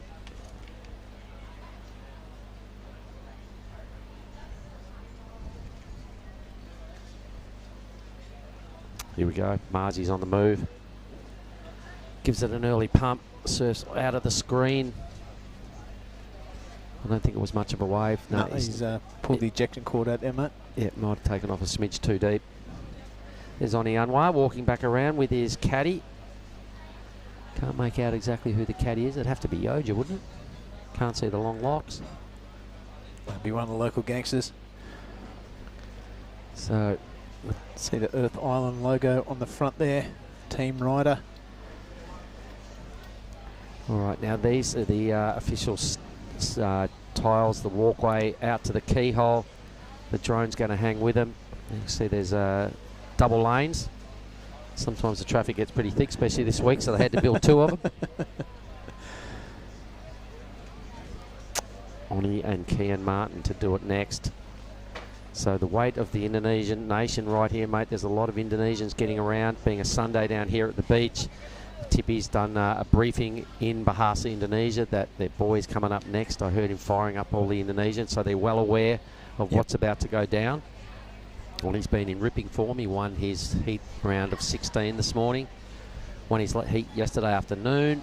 He's been in good form. You can see Kian right behind him in the blue rash vest with his caddy, and Marzi is in the barrel. Oh yeah, come on.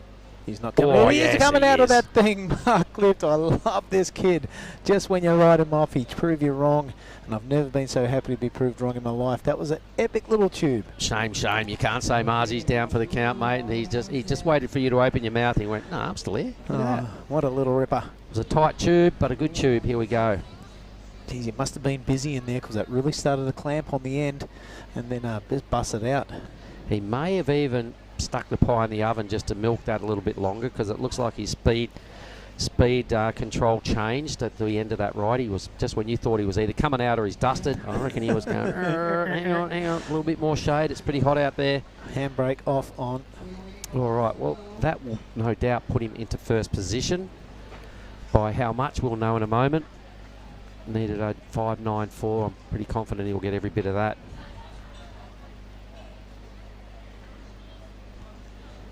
So MCBs, he had a good campaign down in Cruy Town as well. He was staying with us at Lavina. He was a big time player.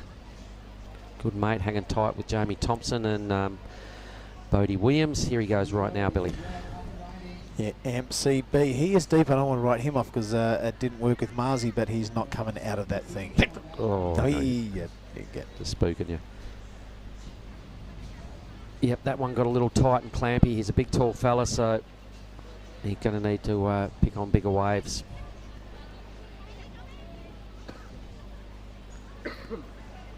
Caddies just having their last moment with their jockeys, their chargers. There is Oni Anwar for all the Lakey boys downtown there, and Sumbawa.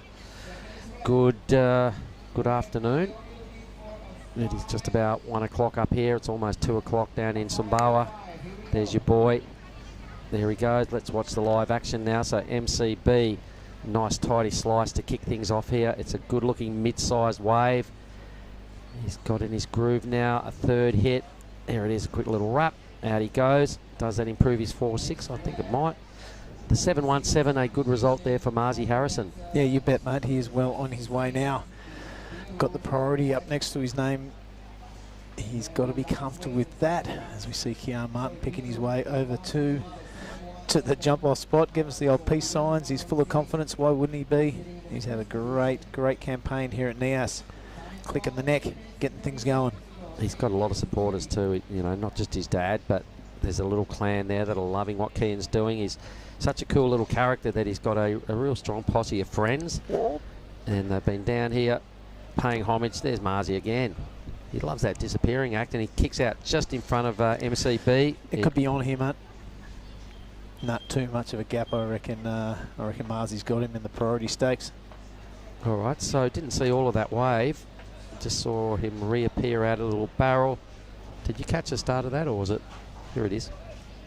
No, this is Mike's effort. Yes, snazzy looking turn. Nothing too dangerous. So that one's a bit in the lip. Kind of a semi-free fall out of it.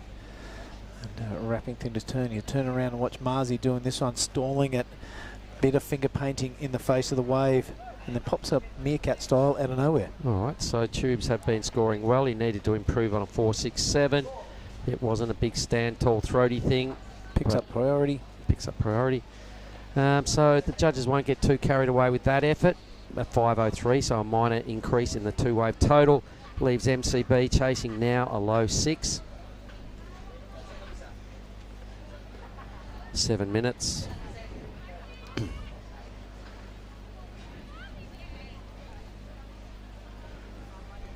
And we've finally exhausted the red treasure chest, mate. The chockies are gone. Yeah, well, we've done a pretty good effort, mate. Most people have got themselves a bang bang. Kobe Enright was pumped to get hers. She got one of the last ones. Yeah. So thanks there to a bit of legacy there, and a shout out to Johnny Tucker, Johnny Uluwatu. He started that a bunch of years ago. Yeah, we wish him well. We hope he's getting better there. He'll be somewhere Sydney side, down the Nulla, I imagine. Yeah, he's got plenty of mates going, geez, the boys are giving you a bit of airplay. Good on you, Johnny. Here we go. This is us, and my name is Mark Clift. I'm not Johnny Tucker, but I'm his good friend. And what is it? Oh, my name's Billy. And here we are at finals day. It is a perfect conditions. Great weather. The crowd is starting to build. The anticipation is building because we're not far away from semi-final time, mate. Yep, it's all going down here, the Savo, everybody. And I wonder how many people are out there watching online, but yesterday, 150,000 people tuned in at certain times. Everybody would have loved what they saw, so I imagine there's huge numbers out there all around the world tuning into finals day. It is, let me see, almost 1 o'clock here at Nias. For the people that have been here before, you can see it's doing a really good version of itself, has done the last 2 days. The swell is steadily on the decline, but there's still enough of it to make this just so good. 2-man heats, what a dream. Yeah, lucky surfers. They had to get through some pretty tricky conditions the first couple of days. It was a little bit inconsistent, but still. Hey, you look at some contests around the world that give their eye teeth to have waves and conditions like this. They were rewarded yesterday and half the day before with some big throaty tubes. Really sorted itself out this morning though. Razor perfect waves on offer early in the rounds. Having a little breather at the moment. It could have something to do with the tide. We'll just have to wait and see. Well, we have had the best wave go down out of the whole 5-day waiting period. The defending champ locked in a 9.7 backhand barrel earlier.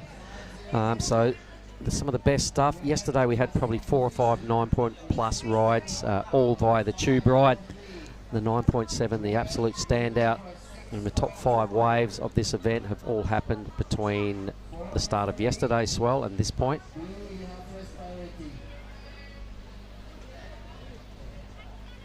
This heat is really well balanced. You can see those totals there. There's 0.8 or thereabouts separating these two.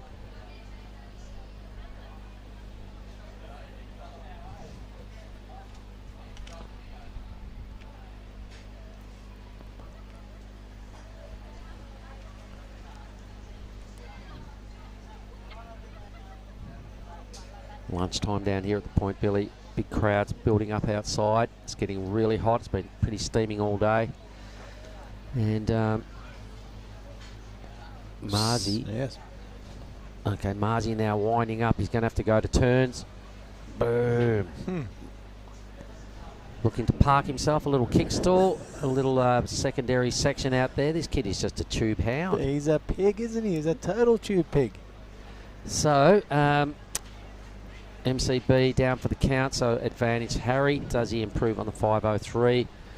Not much of a tube, really. The second wide section there is more of just a cover-up, a secondary kind of tube compared to what's been going on. The first slice, plenty of rail work, didn't really change direction too heavily. I think the 503 will probably still stand in these back 3 minutes. MCB will get out the back. He'll get priority. A dangerous moment here for Harry Marzi, because MCB 6.21 with priority.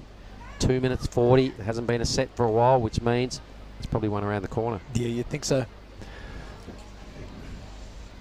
Just trying to spy my secret boat out there. It's standing out. It's pretty proud and handsome. When that swell was rocking in, you hardly saw it all day. All right, we can see the caddies for the next heat just paddling around the pack out the back. Positioning, beautiful backdrop. We've been on about that all week. It doesn't get much nicer than that.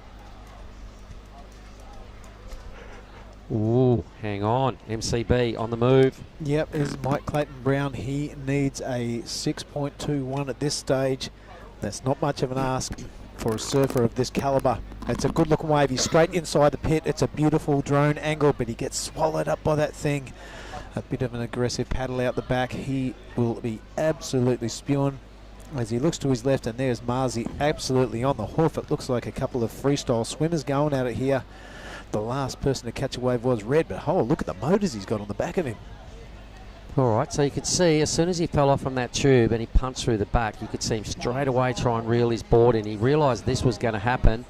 This could be a little important moment. He's straight back out there and he's on another wave. So the lifeline has been thrown to MCB. One good hit. This section is real steep. It's real mean. He got up there and tagged it well. Body language suggesting he's not convinced he gets the number.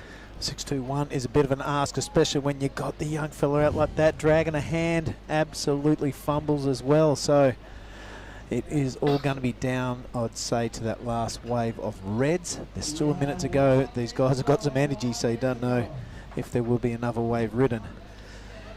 Mike wasn't convinced, mate. The way he fell off that wave, he probably knew he might have needed a bit more out of that ride. There was a couple of moments that looked pretty good. I'm not sure they would be considered as major moments. 6.21, something pretty reasonable has to happen to extract that number. They don't give those scores away. We've got our tablet here. Let's see, it's kind of not working at the moment.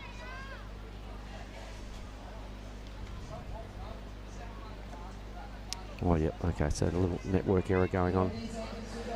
20 seconds either way. I don't think Mike's got anything more to say about this result, but this young fella has. Yep, Marzi, one of my favourites of this week. Super cool dude, and hey, he's playing defensive mode here. 10 seconds to go. He's not given any breathing space to MCB. He could turn around 5 seconds to go with this. Well, listen for the siren, folks. This ride counts. So he's looking for that 5.43 right now. He's a bit stand up tall and a bit, oh well, here comes the white flag. But wow, yeah, look out live, mate. He's right on the shoulder there. That wave kind of dissipating into the channel. Well, that was an exciting men's quarter number 2. Let's cut to a commercial break, let you go have a rest, and we'll be back for quarter final number 3. Stay with us.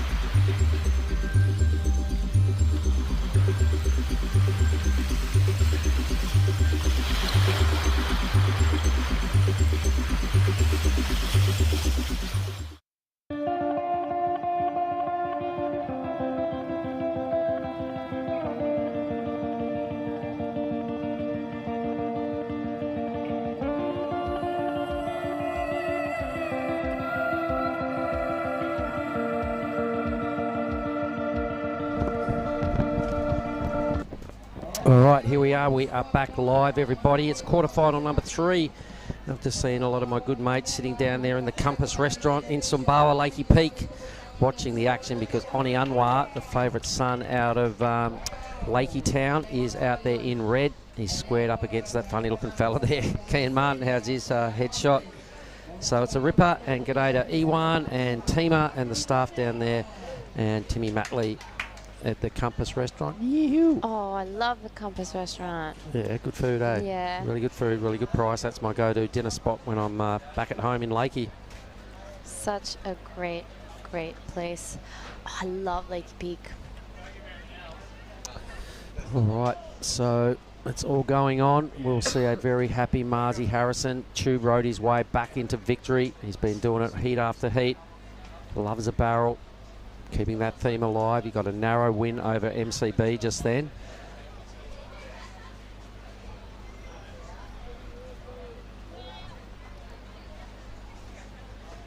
Did you hear from Elvira out of the hash camp? Came and had a chat? I was actually eating something just in that moment, so I didn't see, but catch me up. What did she say? Well, she wanted to thank the WSL and also the ASC, and she threw Tippy's name out there and said thanks for putting all the staff upstairs. She said they've loved cooking for us and hanging out and getting to meet all the surfers in the event and all the staff. She then mentioned all the girls in the kitchen and said none bigger props than the mum. And Hash got a big how you going? She said Griffin Colapinto's her favourite surfer, but here is Oni Anwar. He's in the tube, and he had himself perfectly tucked in that thing. The epic drone footage again. I'm sure the whole of Compass are losing it at the moment. There he is. No way. A nice recovery. Oni Anwar. Oh, Kian right behind him. Comes out, a beautiful turn, grabs the rail, and straight into the second one. Wow, this is probably my favorite matchup. What a way to kick off quarterfinal number 3, everybody. Oni got well slotted. Didn't see the start of Kian's wave. I just saw him come out of a massive barrel and into some 2 really super strong hits. So the rail work from both these guys after their tubes was really good. Here goes Oni. Well disappeared for quite a while. Grabs the rail himself, grinds it around. This hit here was right in the pocket. Nice recovery to deal with that amount of whitewash. A good wave for Oni, but here is Kian. Oh, a beautiful wave, and grabs this rail to go back into the whitewash, and it finishes it up strong. Pulls off just before Oni to get that priority again. Let's have a quick little chat with the smiling Marzi Harrison here. He's through to the semis. We'll make it quick because we know he probably wants to get ready and get psyched up for the semis when they come around.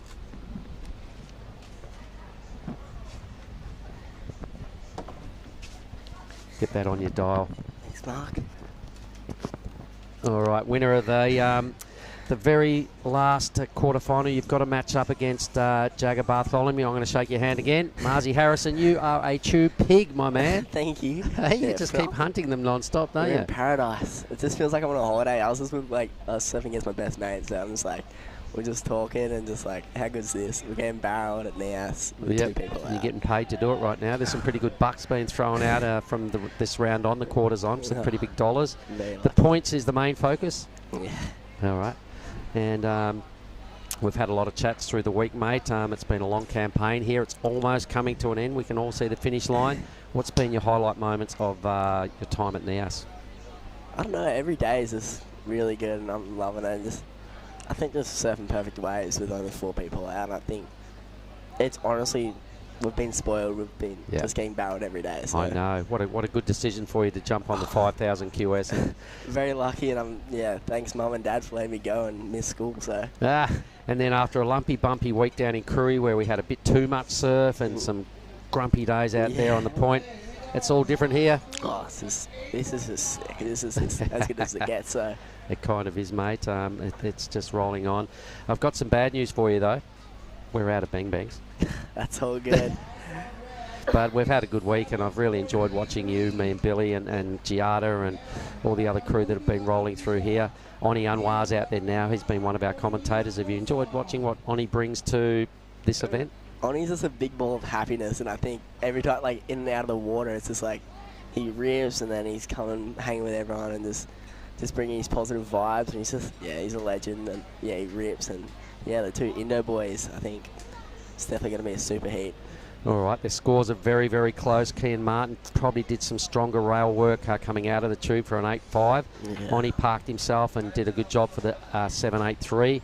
The crew at the Compass restaurant there, g'day gang, they're watching down because Oni obviously is the prince of Lakey Peak. Yeah, he so is. they're all parked up in the restaurant there watching the big screen. Sick. Yep. When was the last time you were there? I don't remember. Oh. I don't even know. All right, well, listen, what I might do anyway, mate, because I know these quarters and that are coming around pretty rapid fire from now on.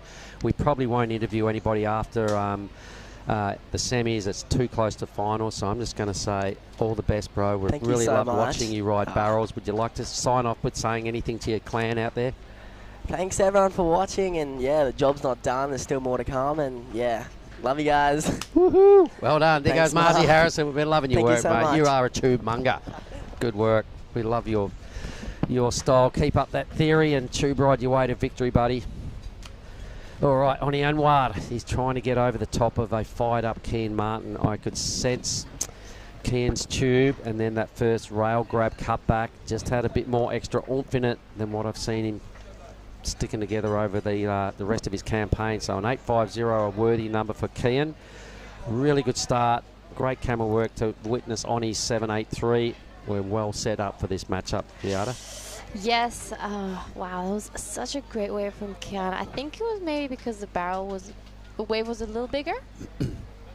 Yeah, they were similar tubes. I think he might have squeaked maybe an extra second or half a second out of his tube. That first rail grab grind was just brutal, and the judges took note of that and threw a slightly better number than Oni, so I reckon that's fair enough. So we're already in quarterfinal heat 3. Not long now until we crown our 2 champions. Yep, so all the crew online, just hang around and stick around a little bit longer. You wouldn't want to be going anywhere. I mean, it's Sunday Arvo in downtown Australia and at Lakey and all these other spots around the world. You might as well just hang in there and enjoy it. It's been a long campaign. We started back on Wednesday with the round of 112 on the men's side of the draw. We're down to 6. We have 6 surfers remaining in the contest. Yes, it's gonna be a great afternoon of waves. 1 p.m. here in Nias. Beautiful sunny day. Oh Finally, man, it's steaming. Yeah. Thank God we got that fan right in front of us. It'd be undoable otherwise. Don't know how they're getting on in the other parts of the restaurant is that hot. You can feel the heat coming off the ground out the front of the Hash Family Surf Camp here. Kian looks over his shoulder, just checking his markers, make sure he doesn't get too deep. He's been good fun to have interviews with as well, hasn't he? Yeah.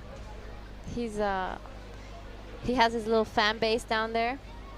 He's just such a cool kid, you know. You can see, you know, both these guys are that likeable. I like what Marzi said when I asked him about Oni. He goes, he's just a little ball of happiness. So is Marzi, so is Kian. Kian's a most respectful young fella as well. He's been doing the rounds with the rash vest on for a long time.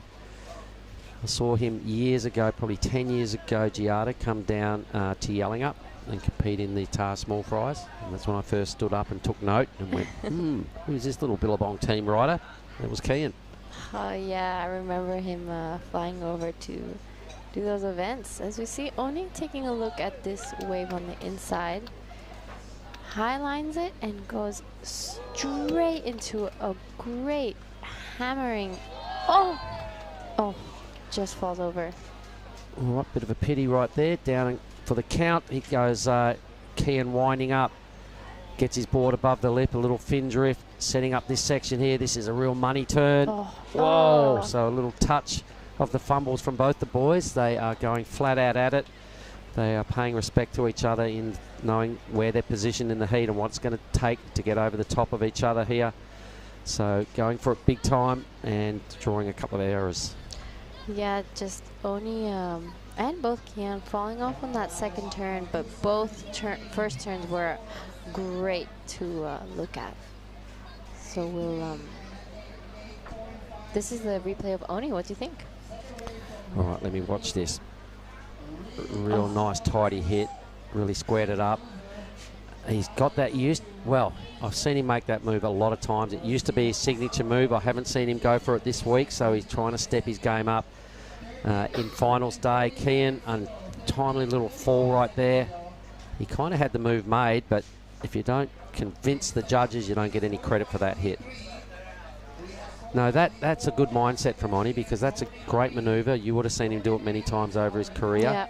Yep. He used to have that thing on lock. I don't see him try it as much as he used to, but it's finals day now. He's obviously feeling pretty psyched and confident. And look at these numbers. There is nothing in it. It is not even 0.1.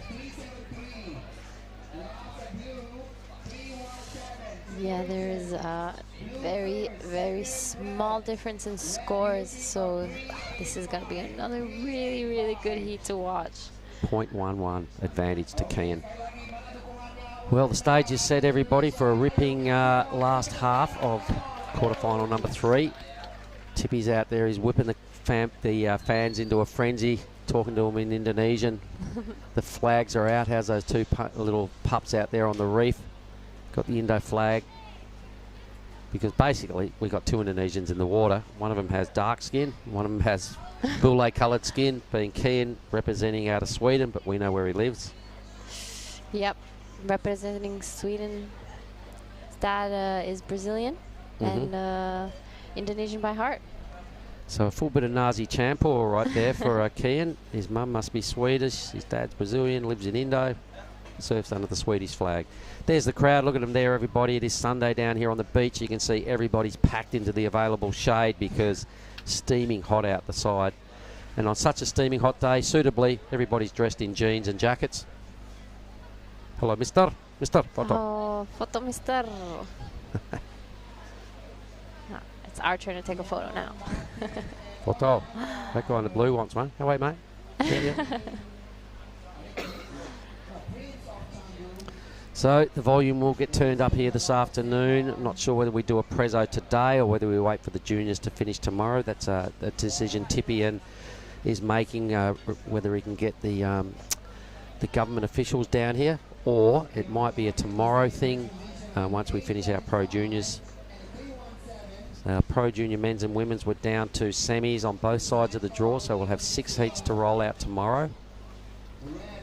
We may save the prezzos and wait for the youngsters and then do it all at once. I'm not sure. There's been no briefing on what we do this afternoon. Yeah. I haven't heard any news of that just yet as well, so we'll wait and see. Priority with Uni Anwar. Kian, though, trying to make Oni pull the trigger, trying to sell him a bit of a lemon. Geez, if that's a lemon, I'm into lemonade. We see the crowd forming here in Nias, Sorake. What a little tour we've had as well. I think I left Lakey Town about 5 weeks ago. We went to G-Land. Yeah. A couple of days back in Bali to refresh. A trip to Krui. Then a mad hectic travel schedule to get to Nias. We got here, it's Sunday, we got here a week ago. It feels like 2 weeks. We've already been here for a week? Yep. We got here Sunday, remember, about lunchtime, about this time exactly a week ago, without our boards. So we all did a bit of body surfing. Oh, yeah. Got some rental boards out, had a little crack on one of my old brown sticks that I left here 5 years ago. The foamy. I love that foamy. Foamy just did not leave the water. People coming out. It was just tag team on the rocks, grabbing the yellow foam machine. Little inside drainers going through, folks. If we're calling them scraps and lemons, you can see how good our day is. So the ocean got a little quiet in these last few minutes. Still plenty of time.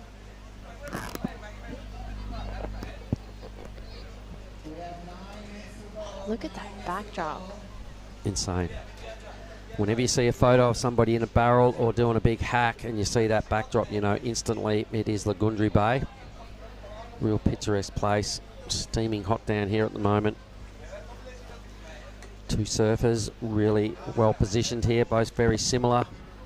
Both love a barrel, both love a big rail turn. Oni trying to make a point of difference with his big inverted air rev on his last effort. I reckon if he can make one of those things, he will be well in the groove and he will be through to a semi-final. It is a blockbuster, great manoeuvre that he has in the belt. We just need him to stick one. He got pretty close on his last effort. We've been having briefings before he goes out. He looks over his shoulder. Everybody is whistling. There's something going on here. Look at this wave coming, everybody. There's something coming. There certainly is. It's been a little bit of a sleepy quarterfinal, but oh, there's lines out the back. The ocean moving in the middle of the bay is always an indicator that there is some incoming nuggets. Are they in position? I certainly hope so. Look at this, is one of the biggest waves I've seen for quite a while. This could be a winning wave. Here goes Oni Anwar into the tube. Come on. Oh. He's in. He's got to be driving hard to get through this thing. What? Might have just been a little moment too late tucking in. That's going to leave Kian on this next thing. Oh, look at Kian. He pulls into this wave and he makes it out. This is a solid set. And he wraps it around. This will definitely be improving his 317. Yep. Quickly paddles out, but what a wave from Oni. Imagine he made it out. Well, it was all there. I think just a split second between snapping to his feet and getting that first pump into the barrel. It just left him a little too far behind. Kian had a really good read on this. He got a short but big barrel. He then starts to get all the froth off Oni's wave and decides enough's enough. This is what happened to Oni. Check this. So he got to his feet, got a little low too early, a little bit too late getting up into that real pocket of the wave. Yeah. It would have been a tough tube ride to make. He probably didn't really realise there was another good wave behind it. It was his decision. He pulled the trigger. A 6 drops into Kian's score line, and it leaves Oni now chasing a mid-6. Could be a little turning point of this quarterfinal, that set. Yep. With the 6 minutes 30, Oni will be looking for a 6.7. He's already got a 7.83, so we all know he can do it. Yep, the good news is he got priority back. So he looks over his shoulder and he's going, okay, no worries, I'm still in there. The requirement, 6.68, okay, that hasn't blown out too much. Yeah. He was probably lucky that tube was a little short for Kian. The wave was right there. Had the tube ride been a lot longer, that number could have easily the requirement could have easily pushed into 8 points there for Oni, but still alive and kicking, 6.68.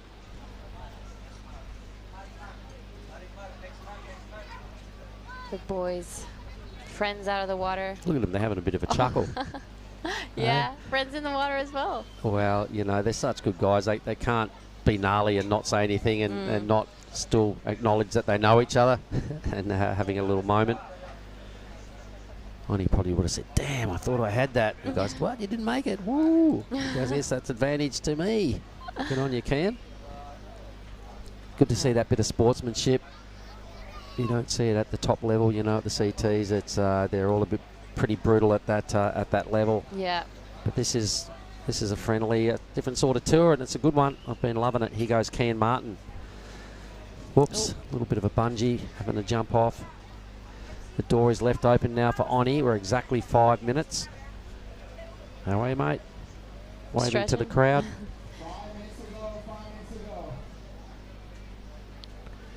So Tippy Jabrick now on the beach announcing duties. Just advising Oni what's going on. We just passed our 5-minute mark, so Oni will be hoping for another one of those sets to come by. Well, for sure, it's probably out of all our quarters the one with the least amount of A-grade waves roll through. So I will be expecting there's going to be at least another set, maybe 2. It's just the guys paddling, there must be something out the back. They're both looking right now. Kian's trying to sell this thing to Oni. He's not buying into it. So they sit tight. Oni's probably hedging his bets that something really good is going to come. He's got 4 minutes to make that decision. There he is, waving to the crowd again.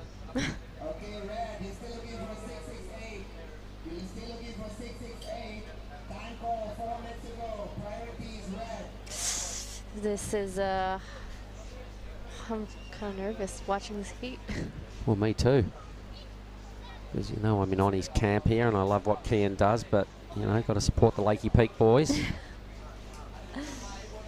I'm in Kian's camp. Either way, well, that's all right. I mean, it's just a win-win. Whoever gets through this one, obviously, I'd love to see Oni do it. If Kian does it, it's still win-win for me because they're both cool characters. Of course, they're both the best, but growing up with Kian, and they will be planting themselves firmly as the first guy into semi-final number 2. So they'll have a bit more of a break. And they'll have quarter 4 off, the 2 women's semis. The first semi they'll get to watch. Of the men's, it's all coming down to the real back end of the event now. We had 22 heats today to finish and crown champions. Yep.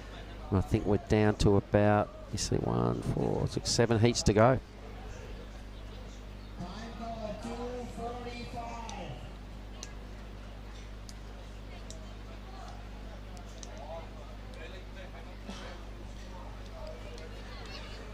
If you could gaze into your crystal ball, Giada, what can you see happening in the back 2.5 minutes? Are we going to get another set?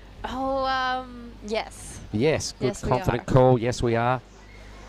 All right, so stand by, everybody. Giada reckons for sure it's going to happen. She's just dialing up a wave and having a little moment with Huey, just messaging up Huey. Yeah, having just a quick, just send him up a quick text. One more. One more set. Well, I could be very wrong. No, you're not. Stick with your decision. Be confident. It was a confident call. Hang in there.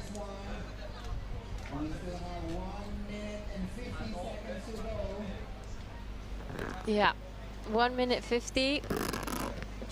Indicators is looking kind of flat. Well, it is only an indicator. It's not actual gospel that a wave's got to break there before one breaks over here at the point. So Oni's got to keep the belief alive here. 90 seconds. He's looking around. He's rubbing his chin. He's, oh man, I wish I'd have made that last wave. Yeah, he probably is. I would be thinking that as well. Kian must be keeps asking for the time. He's can't wait for it to end. Look, they're getting nervous for sure. Right now, time is ticking by really fast for Oni and not fast enough for Kian. Yeah, and yeah, both of them are. One hoping for it to go completely flat for the next minute, and the other one hoping for suddenly a wave to come up.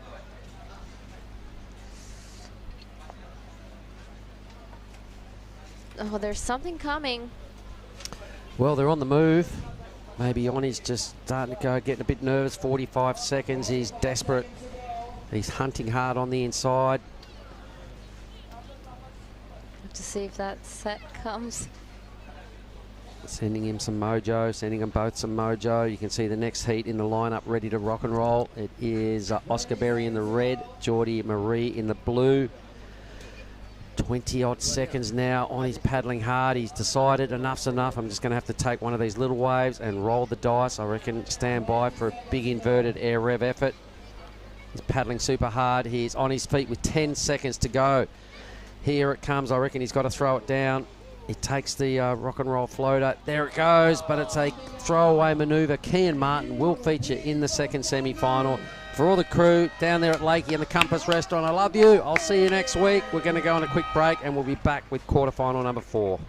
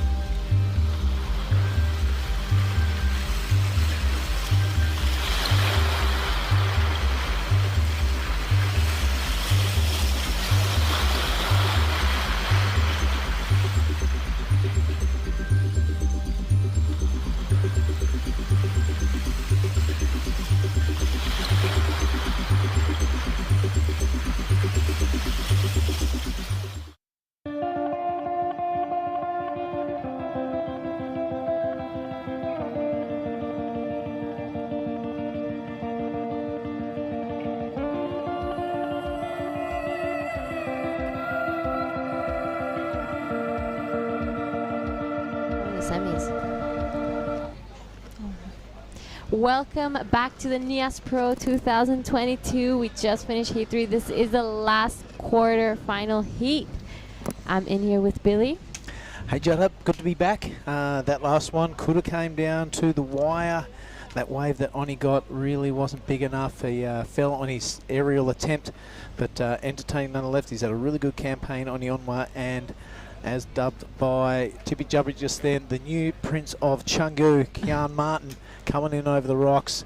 It's a fair crowd gathering. He has a big smile on his face because he is into the semi-finals. Yes, semi-finals of a QS 5000. This is no small deal. This is huge, as we see the first ride of Oscar Berry while we were on break.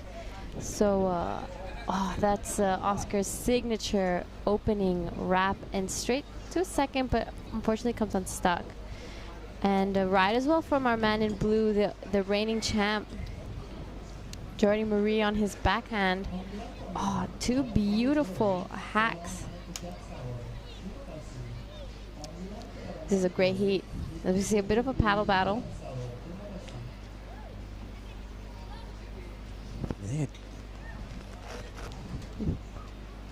Yeah, this that's quite amazing. Jordy Marie opening with a 7.50. So didn't quite see that wave. Did you?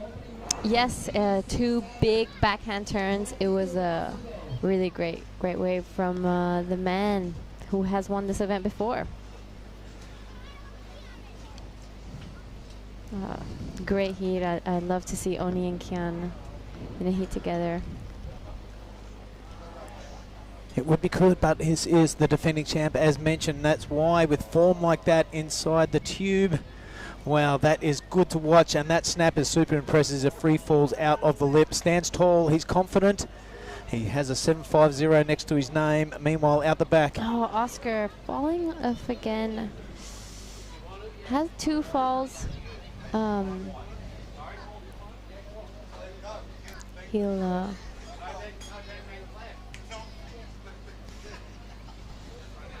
he unfortunately fell off on both his first rides, so it's very unlike Oscar, but still very early in the heat before I say anything. Yeah, that's right. We've still got 21 minutes remaining. Oh my God. There is the man in blue disappearing and then going straight vertical and free falling down the face. No wonder he was confident in that stand up. Yeah. Oscar, meanwhile, out the back, just digging that outside rail. He won't be happy with that at all. Oscar Berry is taking on Jordan Marie. Have you ever seen Nias so empty in the lineup? No, I haven't. Maybe 2020, 2021. But never why there has been an open season. Of course, Indonesia is open season right now. So if you're thinking of having a holiday, get on up here.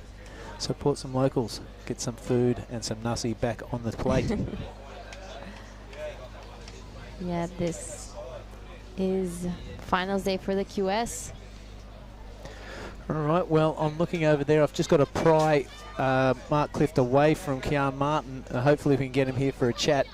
I'll vacate the chair and try and get between those two.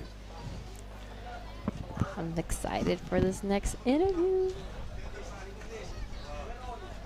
As we see the boys paddling back out, we are setting up the chair for Kian Martin, the man. Setting up his board. So, I have Kian in the booth with me. Yes, sir. For the first time.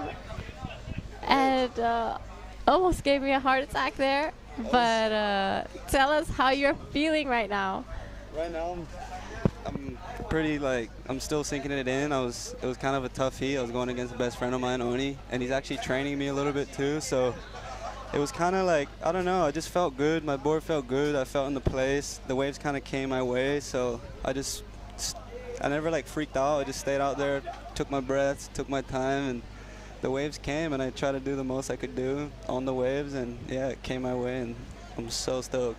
So we saw you guys have a quick little chat out there. What words did you guys exchange? Well, like, we've been brothers for so many years now. It was kind of like a moment that we both look at each other and we're like, wow, like, look where we are, look at the waves, like, just appreciating everything about it. Even though we were against each other, we were kind of just like, I don't know, we were all both having so much fun. So it was kind of like just a moment of respect of being here together and enjoying that moment together.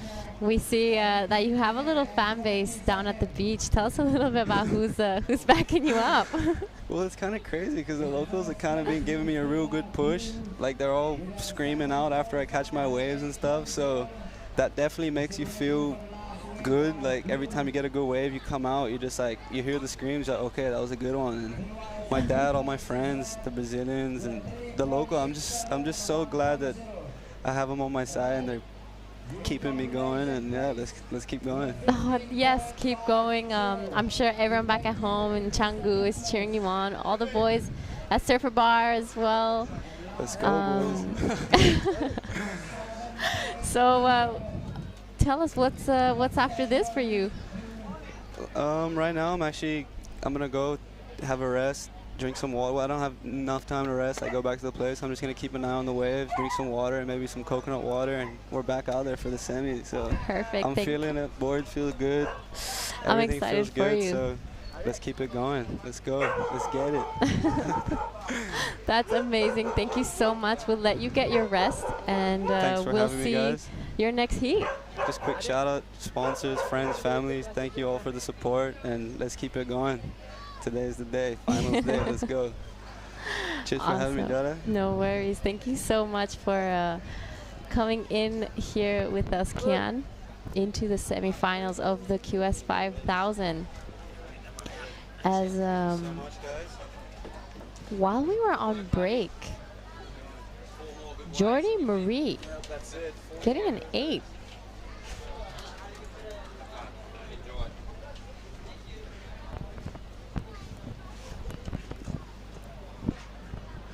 So take a look at these heat totals. An 8 and a 7.5. Wow, that is a strong start. Still 16 and 20 to go. Jordy Marie delivering when it counts. Oscar Berry, absolutely no pushover. He has been a form surfer through this competition, and he is in struggle town. How's this? Jordy Marie's third wave came in at a 7.27. Throw that the bin. Yeah. Yep, chuck that away. We're just going to leave it to the side. Wow, that's incredible. So the South African, the defending champ, are really coming through at the pointy end of the competition, Jada. Mm-hmm. Really coming out when it needs, when he mostly needs it. He knows Oscar Berry's a big, he's a big threat. Yeah, big threat. Here he goes now, Jordy Marie on his backhand.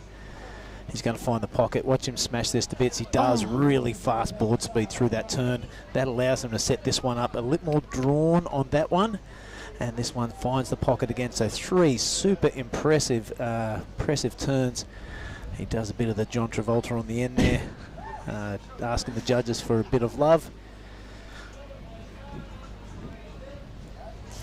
Wow, that was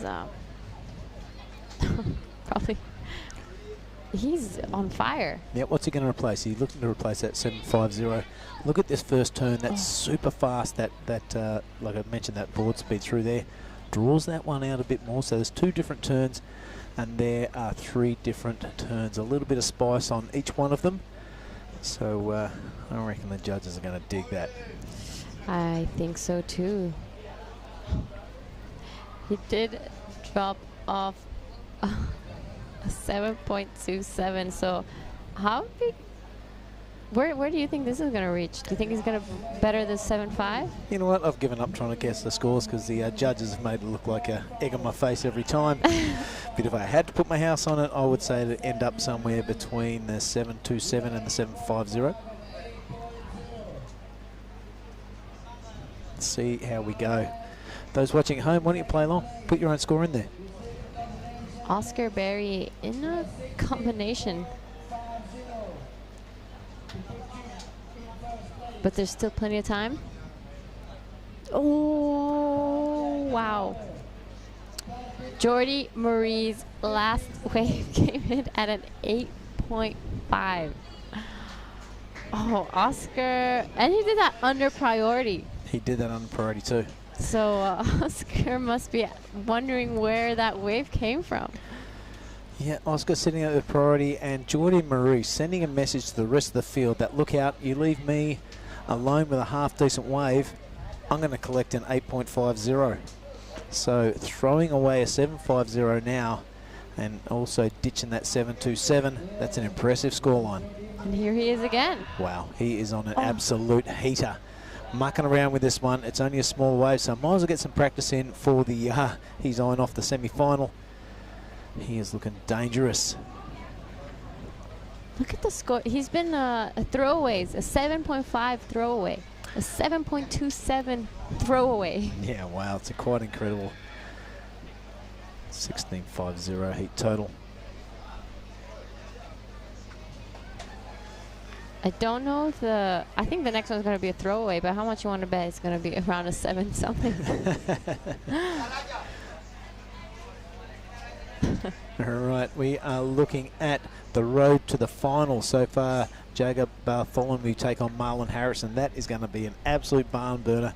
Kian Martin at this stage will be looking to take down the defending champion, Jordy Marie. There's still 12 minutes and 43 left. So the road to the final is looking good. And so is Jordy Marie. Wow, he's really stamped his authority on this heat. Mm-hmm. There it is, a 6th throwaway. Oscar Berry looking for a combination of 16.50. Yeah, you better get one that counts real soon. Then you have a little bit of breathing space coming into the latter part of this heat. Yeah, probably wondering how all of that happened so fast. 11 minutes 30 on the clock. This is finals day, so stay with us.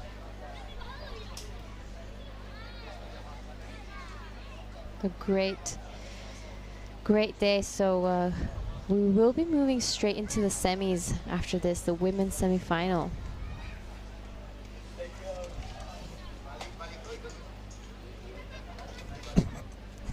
Sorry. And there we see Oscar looking at something coming out the back. You know, we do know Oscar can drop some really big scores, so it's just a matter of completing those turns. This is Oscar Berry.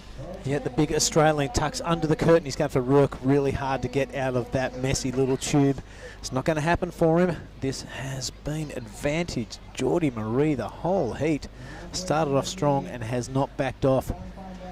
Got 1 foot on the throat of Oscar Berry. I don't think he's going to let him get up. He's already with 1 foot closer to the semis. One foot in. As we reach the 10-minute mark of this heat. It's going to be some pretty crazy stuff. Yeah, it has been a great finals day. We got a few people to thank. Let's go through this list now. Well, there's a little bit of a lull in the contest. South Nias District Government, we really like to thank them for their help. The Ministry of Tourism, Creative Economy, they have also been on board this entire time. We thank them for their help. PT Telkom Indonesia, thanks for all the internet. It's been working. Everyone around the world has seen this broadcast, so things going well there. The Nias board riders, they've really looked after us since we've been here.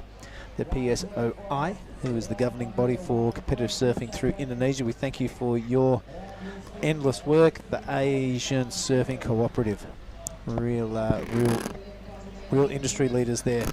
The WSL, without them, these 5,000 points and all this money would not be possible, and all these surfers wouldn't have come around the world to come and check out Nias and Krui. The Sorake local people from this beach, you've been a real great host. We thank you for that. Earth Island, what a great brand and a great message that goes along with it. And of course, the big one, Biar Singaraja. I already know what you guys will be up to this afternoon after the finals. Well, Might enjoy a little coconut. We'll see who wins. See how excited I get. 8 minutes 40. Jordi Marie still holding Oscar in combo.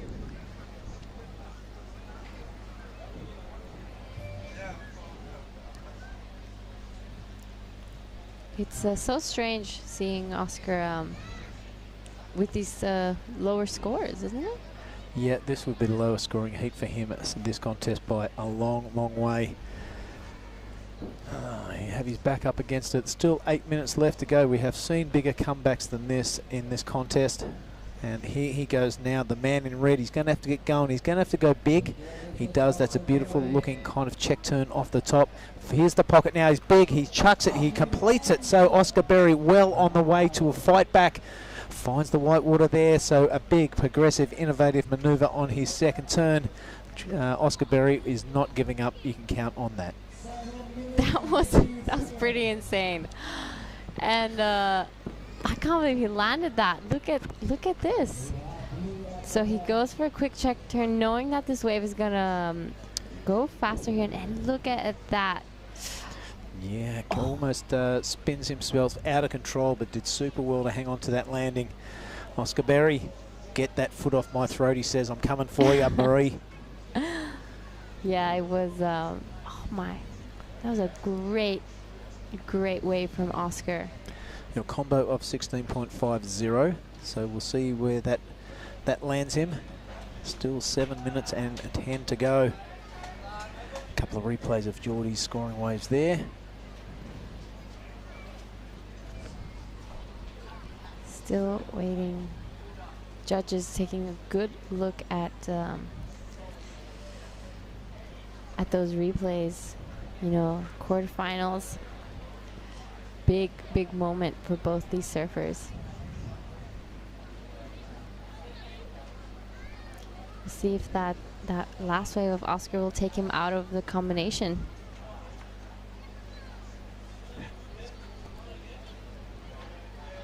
Last wave of blue is a 6.0. You still in first place?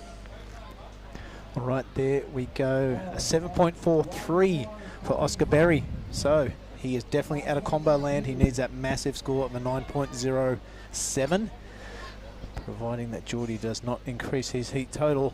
Man, anything is possible in this heat. 6 minutes to go. Don't go anywhere, folks. Grab yourself a quick refreshment. And, wow, check out the action from Jordi Marie and Oscar Berry. We are about to reach that 5-minute mark. We see Oscar taking a look at this insider. Just a quick in and out. Yeah, he's going to get busy because he's under priority, isn't yeah, he? And he is.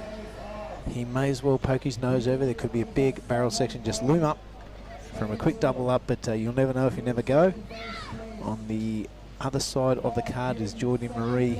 He's got a pretty healthy lead. He knows Oscar needs a massive score, so he's probably going to sit out there for 5 or so minutes, and if a big bomb does happen to come through, he's going to be in the spot to block any scoring attempt and comeback attempt from Oscar Berry. Yeah, he's definitely not going to let Oscar get on any of those bigger ones because he knows that Oscar can get it done.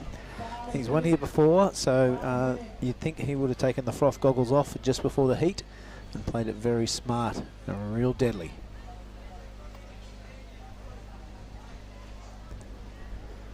Our Jordi Marie, really great composure though throughout the whole event. We'll see if that will take him to the semis. How is the throwaway score of Jordi Marie of a 7.80? His last wave. Carol, let's take those the bottom two scores, a 7, 2, 7 and a 6. That would have won in most heats today. Yeah. Yeah, and then there's a builds up from there. So a big blockbuster score line for the South African. The defending champ, 2019, he was victorious. And we've had that quite annoying pandemic go through the world, and he's still hanging on to it. It's been a weird couple of years, but it's great to be here with you, Jada. Yeah. And it's great to be enjoying the outdoors again. Let's get everyone rolling and everyone back to some stage of normalism. Yeah, hanging around with the crowd again. It's great to see people coming together again. We're reaching the last 3 minutes and a half of this heat. Jordy must start. Jordy's wanting to end this quick while Oscar is hoping for one more set. Yeah, if a big two-wave set comes in, it's going to chop this off just beautifully. It'll be the cherry on top of the ice cream. And both lads will be able to have a go. Of course, Jordy looking to improve that 8.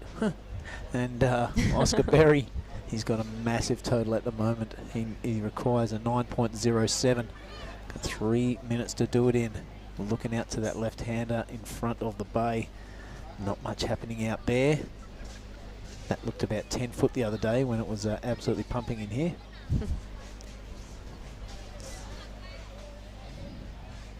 A beautiful day here in Nias. The sun came out and it's hot. All right, 2:40. You heard the beach announcer. Things are getting tight. This is quarterfinal number 4. From here, we'll be going to the semi-finals of the women. We don't have an official heat draw as yet, but we're thinking it's Paige Harrop and Kobe Enright in the first semi from our scribbles. I think so too. Yep. It's going to be a great afternoon of surfing here. There we go. We do have an official heat draw. It's just arrived on the desk. It is Paige Harrop taking on Kobe Enright. Semi-final number 2 was Anon Matsuoka. Anon Matsuoka, Ella McCaffrey in semi 2. And in the semi 1, Paige Harrop and Kobe Enright. We have Oscar taking a look, knowing it won't be enough. It doesn't look like there's too much going out the back. So we'll see.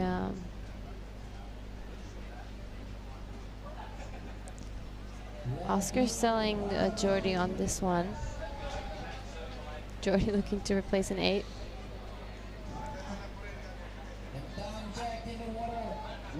Beautiful surfing from Jordy Marie. I'm not sure what that claim was, but it was a good one. Yeah, I reckon that would be just Jordy feeling it. They were a couple of really cracking turns. No downtime during that at all. He kind of had to go because Oscar is capable of anything. The young man is feeling it and really going upside down in that final wave of his massive assault on the quarterfinal number 4. 1, 2, 3, 4, 5, 6. That is his 7th wave, and I guarantee it's going to go somewhere in the 7s. Look at Oscar out the back. He is in a massive tube, and he may come out. He does. He makes this it is out. a 9.07. He is begging for it. He wants it. And that is Oscar Berry's last minute heroics with 10 seconds to go. He needs a massive score. We've seen big tubes being rewarded today. So just as Jordy Marie was celebrating with a big double hand drag, it's really deep. He's got a lot of travel time there. We hear the siren in the background. This is quarterfinal number 4, and like every heat today, it has been a spine tingler. Giada Lagarde next to me almost lost her bananas about that. Sorry about yelling in the microphone, but that's how exciting it is. Wow, Oscar Berry. We will just wait for those judges' scores. I reckon we might stick with it. I'll wait for the signal from the production room. It's a really close heat. Let's stay with this. I'm sure everyone around the world is holding their breath. He's given himself every chance. Look at him, he's super pumped. Gives the caddy the high five. Wow, I don't know where this is going to go. We have seen a couple of 9-point tube rides awarded this morning. That was as big and as heavy as we've seen, of course. Jordy Marie with the highest scoring tube ride. That was up around the 9.7-ish. I can't quite remember off the top of my head. But Oscar Berry, this is gonna be real close. Oh, look at him. He's looking at his hands. I'm nervous for him. This is the craziest heat ever. Sorry, everyone. I got really excited. I grabbed onto Billy. Billy was like, yeah. Righty-o. So, yeah, check that out. Waiting for scores. Let's look up in the judges' tower. We can see them all looking at the replay screen. They'll be comparing, you know, the high-scoring tubes of today, because it's a similar conditions, and they'll be they could be comparing back to this whole quarterfinals and the highest scoring tube rides of today. They want it all to be fair and compare it to similar waves. So Oscar Berry, what will he be feeling now? You feel for the person who's not come out. Let's have a look at it. He tucked straight onto it. There is no. He was so deep. You couldn't see him at all. The red completely gone behind that curtain. Beautiful big carve. He looks at the judges. Said, what more could you want? Wow, look at the conversation is between him and his caddy. We'll keep that camera on. Oscar Berry, of course. Needs a 9.07. A lot of feeling when he came out of that tube. Let's have a look at it straight to the mid-face knife. There's no room to go down onto the bottom turn. This is fantastic slow-mo action. You can see the red rashy behind the curtain. He enveloped out of that thing and straight to the top. You know, this could be an extra half a point, you know, 3/4 of a point, and that could be the difference. A little bit of a wobble at the bottom, but all the damage is done in the tube. Look, he's feeling it. He loves it. He's yelling out, give me that score. Talk about last-minute heroics. Geordie Marie, he's out the front here. He's already feeling the pressure, pacing up and down. There's 1.9. He needs a 9.07, folks. There's an 8.2. Oh. He might just come up short. 9.3. This is like a boxing match. The tension is high. 9. It is the highest score. It's an 8.77. It's not enough. Geordie Marie makes it through to the semi-finals. But Giada, I'm going to let you go and compose yourself. We'll see you back here in a couple of heats time. We will take a short break and bring Mark Clift in for, where are we up to? Semi-final number 1 of the women's.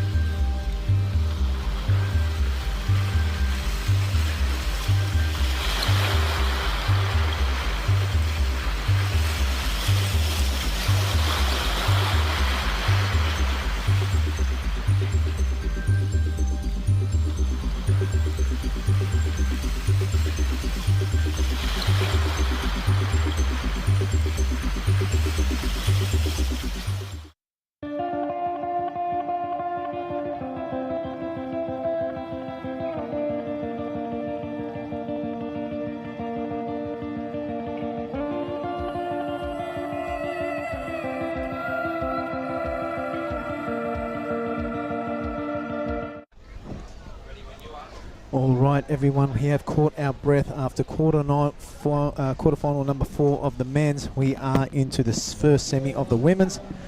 It's Paige Harrod from New Zealand and Kobe Enright from Australia. Well, an absolute nail biter, an absolute cracking tube. It was the highest scoring wave of that heat. And then we can see the scores, 8.50 and an 8, and Oscar Berry 8.77 and a 7.43. Wow, a 16.20. There's a popular consensus that if you get over 16, it'll win you most heats. But wow, a really solid performance from Geordie Marie. Paige Harrop now from New Zealand does the Anzac thing with Kobe Enright. Battle of the ditch. We'll see who comes into the final. This will determine our first finalist of the day. And the excitement just keeps building. What a fantastic competition we've had. Epic conditions.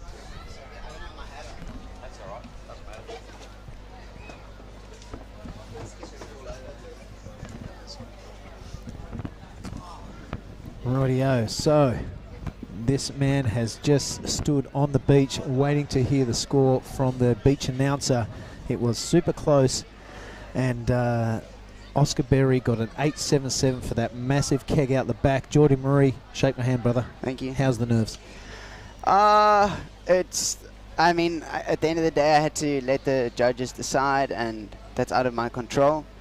I did end up snapping my board on my last wave. It creased at the tail, so I'm gonna have to surf a different one. But I mean, that happens, you know. Yeah, I surf a different one and see how it goes. Yeah, that's probably maybe a blessing in disguise. You never know, mate. There were some cracking turns out there, but did you turn around and see Oscar inside that big drainer?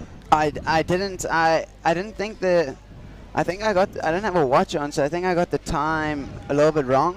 I wouldn't have gone in that wave if I knew there was like a whole another minute. Right. But yeah, I mean, that's how it goes. But I didn't end up seeing the wave, but everyone was like, oh, I don't know. And I was just like, you know what, this is out of my control. If I win or lose, it was just really nice to surf out there with two people out, and just stoked. Well, mate, we are going to let you go because you've got a semi-final to surf. Preparations go, hydrate, get your stuff together. Get familiar with that new board, and best of luck, mate. Thanks for the most entertaining heat. It was. It's going to go down in history, that one. Well done, mate. Get into it.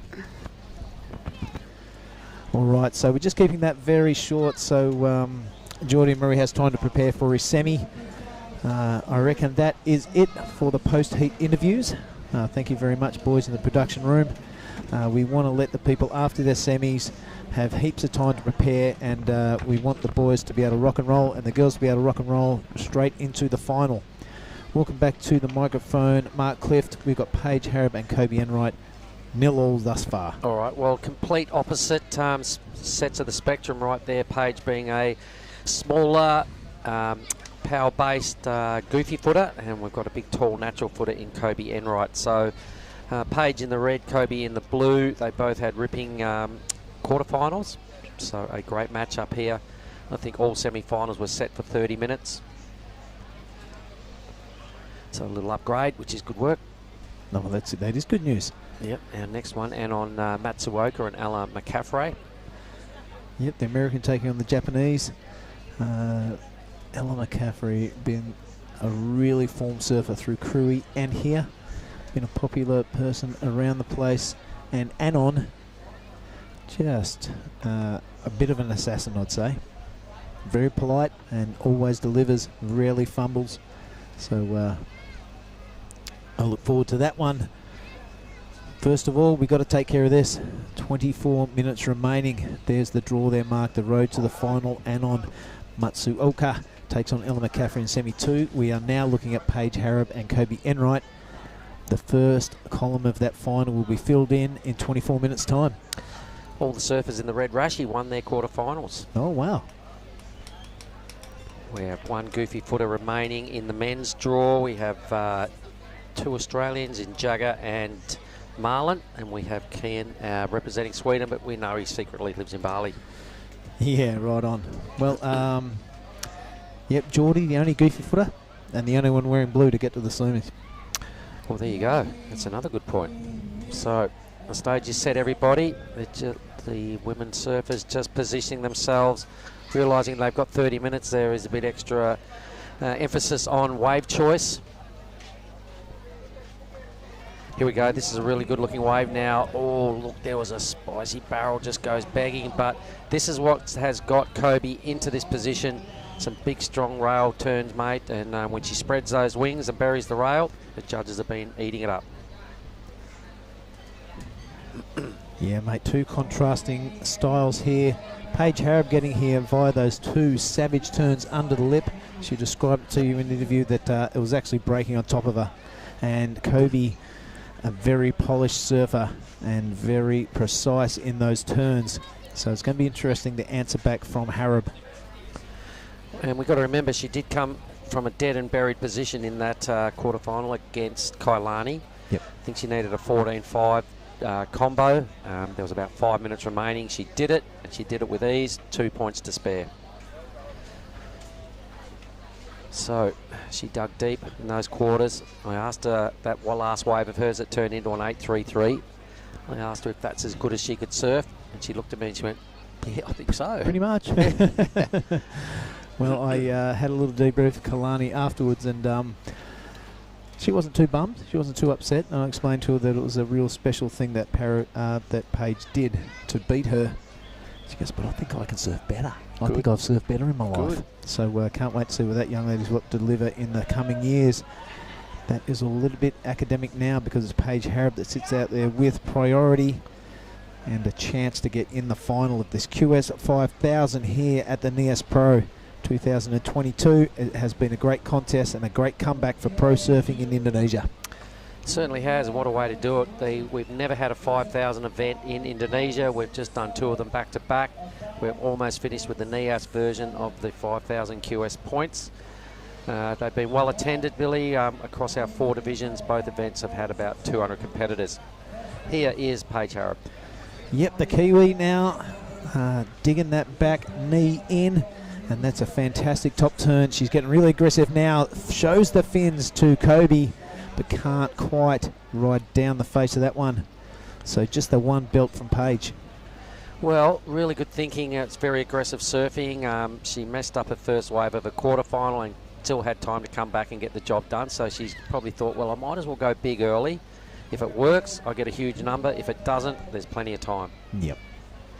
Oh, just down the mine there. And same with Blue. Just saw Kobe go over the handlebars. Numbers are coming through for Kobe's first score. It's in the mid-range category of 5, 6, 7. Last number there, a 1.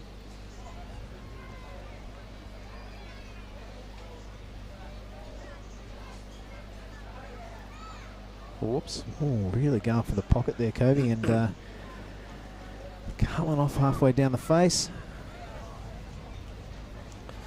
All right, so there'll be no more post-heat interviews. There's not enough time between their semis and getting ready for the final, so we leave them in the zone. We'd like to thank all the surfers that have cooperated and stepped up here and gave us some insight into their minds and what's going on and how they feel during heats and in clutch moments, and get them all having shout-outs to their sponsors and their friends at home, which brings me to a little call-out. A quick one there. I think it's the boys in Secret Sumatra. Jimmy Trengove down there. What an athlete he is. I'm sure some of the surfers here are pretty lucky.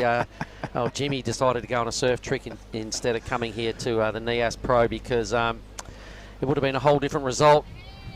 He's an athlete out of 2 rocks. Good on you, Jimmy. He's down there to see the boys are all tuning in and listening. So I can't believe he gave me his autograph down there at Cruy. It's gone right next to Marco Calippo's. Probably above.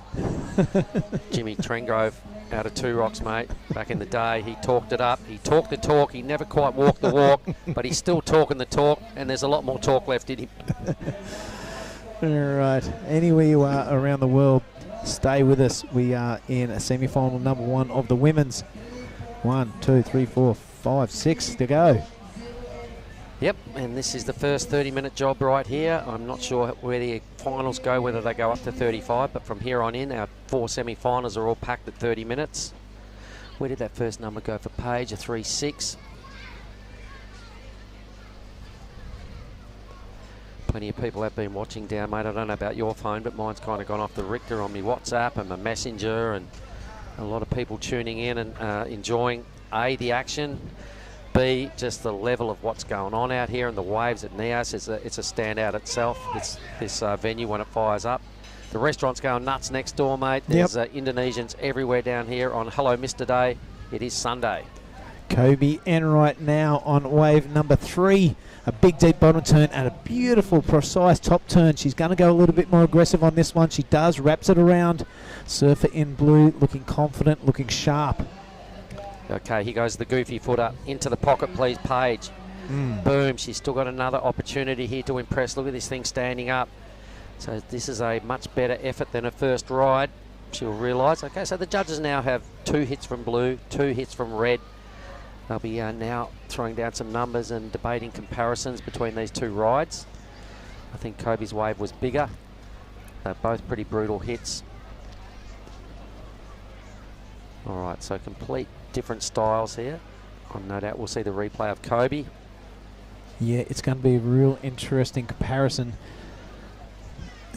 Really, one was on the backhand, one was on the forehand, but they're pretty similar, aren't they? You could see these numbers being right next to each other once the judges decipher it all.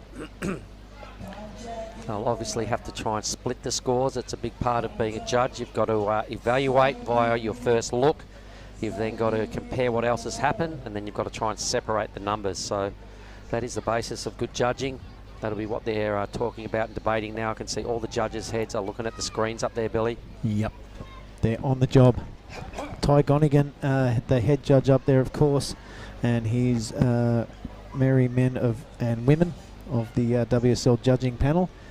Also 3 judges from Indonesia, Pat Gogo, Lapor, dan Pitcher and Aria. There we go. Well, waves are pouring through as the girls' surfers paddle back out. They look across into the lineup and just go, oh, how's that one? Oh, how's that one? It's definitely a good feeling. It happened a lot last year when I was up here, mate. The numbers were limited. Waves like this were going through every day. And let's have a look at Kobe's 3rd effort, 4th effort actually. We still don't have any opinions on that last exchange, but this time she's getting a little more spicy, kind of really changing the direction of the nose of the board and prepared to take a bit more of a risk and whip it back towards the pocket. So I think it's a good move. The judges probably want to see a little point of difference out of Kobe at this stage, and the big grinds are looking great. It's got her into this position, but I like this approach, Billy. I think she's doing a bit better work here. Yeah, really on rail there. She sliced the top of that lip in half. This is my favourite wave of Kobe's in this final so far. Beautiful spread of the wings there, classic style, and it allows room for a 3rd there. So Kobe Enright, I'm really liking that one. All right, we're starting to get some opinions up here on the monitor now regarding the last exchange. So Kobe has 2 scores to drop.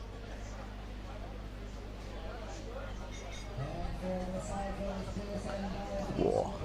Things that are going through out here on Gundry Bay and Sorake Beach at the moment. It's absolutely gold. You could have overlapping heats, no worries. Here we go. So Paige on the hoof. Yep, the Kiwi now on her backhand. She really delivered in the quarterfinals. She delivers that first turn, continues the form, digs the rail a little bit, but 3rd big cutback, the 3rd manoeuvre looking sweet. Continuing on, Mark. Yeah, okay, so just deciding to sign off with one more manoeuvre, a 4th turn out there. So the judges once again are going, okay, all right, now we've just had a 3-turn wave, a 4-turn wave, all the stuff's happening in the pocket. What do you like? This is about the time, mate, where they almost start to look for, is there any glitches? Yeah, and right. not hit it high enough. Did anybody grab a rail? Did anybody lose control? They're looking at the commitment and the degree of difficulty to, surf a wave like they've ridden. And on the second look, mate, that first turn looked better than live. Really buried the rail. Didn't overbalance on her return back bottom turn. Could see Paige looking at the caddy with the hat on there, getting a bit of input. Waves still keep pouring through out in front. Everybody online, you can't quite see the whole picture that we get, but wow, it's pretty firing. So we're still 2 ways behind in the blue column. We've still got 2 scores to come in the red column.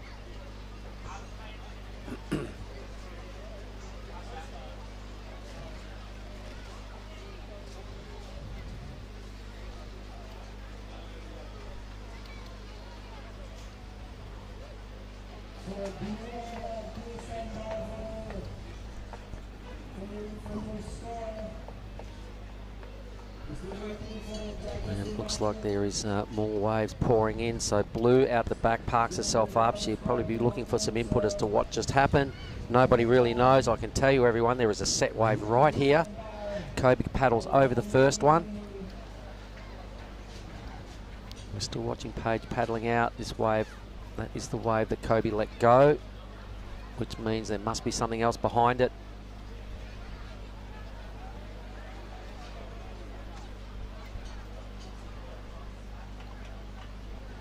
All right, so Kobe's taking a breath out the back. There's been a lot of surfing in recent moments. Here we go. We're starting to get some numbers. 7.43 for Paige. That would have been the first wave out of that exchange. Kobe's put together a 6.83, a 5.67, a 7.13 for Kobe, and a 6.83. 7.43 for Paige. So she, at this stage, has the best number, but there's a ripper of a wave out the back, and here goes big Kobe Enright. Once again, just has a look at the bowl, turns back away from it, back onto the face for a nice slicing, quick manoeuvre. A little bit of a grind around again, brings it all the way back to the whitewash, another well-surfed wave. I'm not sure where we sit on the wave count, but there's been a lot of action in the last 5 minutes. All right, so at this stage, mate, the goofy footer in the top wave score, 7.43. Let's see where this wave ride goes of Kobe's. Really loves to hold the rail. Big wing spread, we've talked about that. She's a very nice young lady. When you have a chat, she's more than happy to sit there and, you know, really banter with you and not just brush you off. She's pretty cool. I like her act. Yeah, spot on there, mate.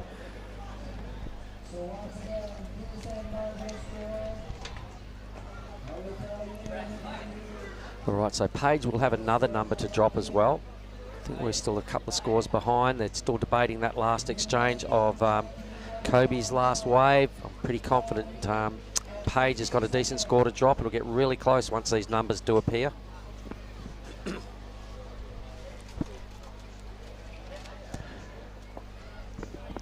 Our tablet there's having a bit of a moment, Billy. It's not really behaving itself. Where are we at? It could have been user error, I'm not too sure. But here we go. That last wave of Paige Harrob's a 7.60 mark. All right, so she's got 2 scores in the 7 range for Kobe. She's got 1 in the 7 range, 1 in the high 6s. Super close. Where are we at? Just over 1 point separating them now. But it's the Kiwi, the power-packed Paige Harrob there in the lead. Now needs to improve on a 7.43. Kobe's probably just needs to repeat that dose where she can just spin the nose around a bit more and take a little bit more of a risk in the pocket. I think Paige is putting her surfing a little closer to the breaking part of the wave, which has probably got her that 1 point lead.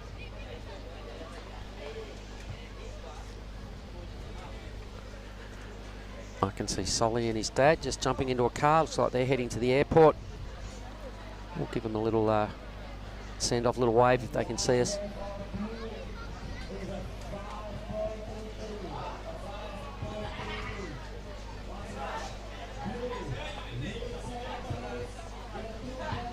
All right, folks, so it is the winner of this first semi-final. Will be the first finalist decided today.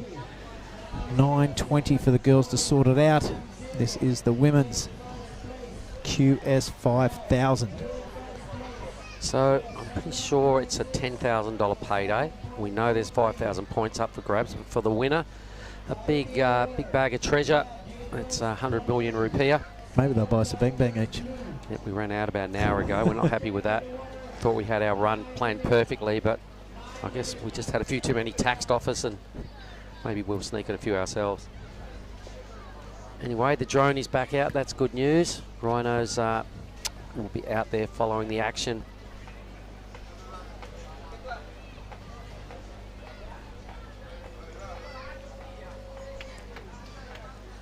So I do have a little special guest going to come in and help me with the second semi-final of the men's, because I'll be sort of working my way through these 2 semi-finals. I've got the men's first semi-final off, and then I'll be doing the second semi with Nathan Hedge. Oh, really? Yeah, what a treat. He said, I'd love to. I said, good, book yourself in. He said, well, done. Nice one. Yeah, so he's all smiles. He got a payday, and he said, how good's this? I'm still getting checks. Oh, that's awesome. 43 years of age, goes to the prize counter and collects his money. He's going, how good's this, Clifty? Good on you, mate. All right, with just under 8, it is the New Zealander in the lead. 7.60 and that 7.43. Kobe Enright, the Australian, second priority. She needs a bit of a score at 7.90, just below the excellent mark. She's definitely capable of it. And there's enough time left. You could even do it in 2 waves. That last quarter-final was down to the last 10 seconds when Oscar took off. It was. It got really close. I think he needed just over 9. He got a high 8. I'm sure he was disappointed, but in review, we saw that tube ride a number of times. The tubes that have been busting into the 9s have been a bit bigger and perhaps longer and throatier than that wave. He did have to stall his way into it a little bit, just slow down. It was a well-threaded tube, a really strong heavy hit from Oscar Berry we're referring to in that quarterfinal. A little bit of a glitch on the cutback may have been costly as well. It went really, really close. The judges took their time with that decision, and it went in Geordie Marie's favour. The backhand blast of Geordie's in the pocket is holding him in really good stead. Yeah, a bit of drama on the plate. Speaking of dramas, mate, over in Brazil, it is Gabriel Medina that has injured his knee. So he has a grade 2 to 3 injury of the MCL of the left knee. All right. He will miss South Africa. Oh, so no J-Bay. No J-Bay for Gabby. Big news. All right, okay, well, considering he missed the first 5 events of the year and then booked himself a spot and banking that he was going to do really well in the back 5 and qualify for the WSL Final 5, he's going to be down to 4 results and have to cop a last placing for the J-Bay affair. And and a pretty poor placing in Brazil. All right, well, he's going to have to attack Chopu with a vengeance. He's going to need a win there at least, I'd imagine, to give himself a chance of featuring in the top 5. If there's one place you don't want to go with an injured knee, it's Teahupo'o. Oh, wow. But anyway, I'm loving our decision to come here, mate. It's just a bright, sunny day. It's just perfect. It has been offshore all day. The swell's hanging in there. There's a lot of opportunities. The crowd is building. You can hear the noise in the background, I'm pretty sure, from the effects night, Mike. The crowd's getting excited. It is a Sunday, so there's going to be a lot of people down here checking out the pro surfing. A lot of people that don't know what's going on, never seen a pro surfing event before. They're all loving it. Some of the biggest cheers are reserved for wipeouts, I've noticed, with the Indonesians. They love when somebody gets smashed. I think that's pretty funny. They love a big flick out, board going flying through the air. It really gets their attention. The other stuff in between, they're not really sure what that's all about, but we call it surfing. But when Tippy's on the beach commentary, he does talk to them in Indonesian, and he revs them right up. He whips them into a frenzy. It's like he's doing a president campaign, because he does stir them into a frenzy, and he really gets them involved and into it. So it's fantastic to see. It is, because it's just like a campaign, and he's getting them to believe what it's all about, and they are soaking it up.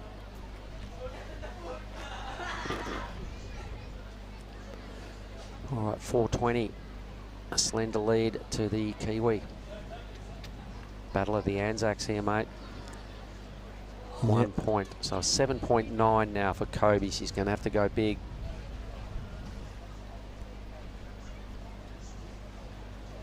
You can see how much they just drift in when they sit on their boards for a spell. We've talked about this through the week. A lot of water pushes into this bay, and under your guard, if you're not aware, you can really get dragged in and find yourself a little too far inside when a good set comes. So keep your lineups in check, surfers, for Paige and Kobe. Yeah, do not want to miss the next opportunity. Totally bummed if you needed a score and you're too far in and a wave hit you on the head. That wouldn't be the way to end your campaign. Semi-final number 1. Will it be Paige or will it be Kobe into the first final slot of the day?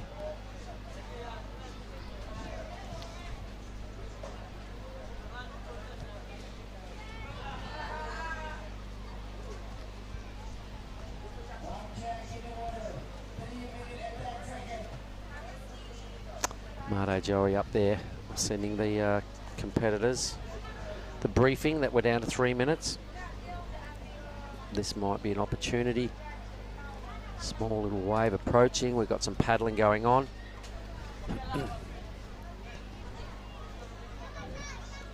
Here we go. So surfer with priority, Billy, is Paige. She's in the lead. You can see her on the inside, the red jersey on. Hope you're having a good afternoon, everybody online that's tuned in. Kobe now goes, okay, well, if you don't want it, I might as well. We need a big number out of this, Kobe, so there is no time to relax. G'day, everyone. My name is Mark Clift. Yeah, I'm Billy Hagan. Great to be here. I hope you are enjoying the broadcast. You see from that monitor there that the conditions are perfect. It is a QS 5000, 5,000 points on the line and a whole lot of dollary-doos. It's been a great day. Sure has. We've been rolling since 7 o'clock this morning. You can look at this thing come through, everybody. That's a class wave, and there's nobody even paying it any attention. 2 minutes to go. Paige says, well, I might as well just stick out the back and hold priority here. She doesn't really need another wave. She doesn't want to leave Kobe with an opportunity with a minute and a half to go. So if I was Paige, I would do likewise. You might as well use the rules and play a bit of defense here. Yeah, a minute 40 to go, mate. I reckon that's exactly what she'll be doing. Trying to keep Kobe off a wave. If there's any chance that she's going to garnish enough score to take that lead off her, it's going to be right now with 90 seconds remaining. And as we saw in that last heat, anything can happen down to the last 10 seconds. Yep, and it almost did for Oscar. Geez, I like the way he went down swinging. That was a mighty brave effort. He really earned a lot of new fans here this week. If you hadn't heard of the name Oscar Berry before, I'm sure with all our interviews he got through the fact of how many heats he won, he is an outstanding campaigner. Good work, Oscar. All right, exactly 1 minute. Kobe comes back into the picture. Yep, pretty relaxed approach by Kobe Enright. She knows it's going to have to be a two-wave set for her to have any sort of chance. Making her way over to Paige. I doubt there's any malice involved in that. I think it'll just be a bit of a high five if that time does run out and there's no sets coming. Bit of a sporting moment. Yep. We're all part of the surfing family, mate. They might have their poker faces on at times, but at the end of the day, they're still young female surfers that are all here for a similar reason, and we all love surfing, so bit of kudos. I've just written Paige's name into the GF. She will surf in red in that one. Here they go now. They realise there's no waves coming. Good stuff. Look at them surfing sisters. No, I like that. Yep, 15 seconds.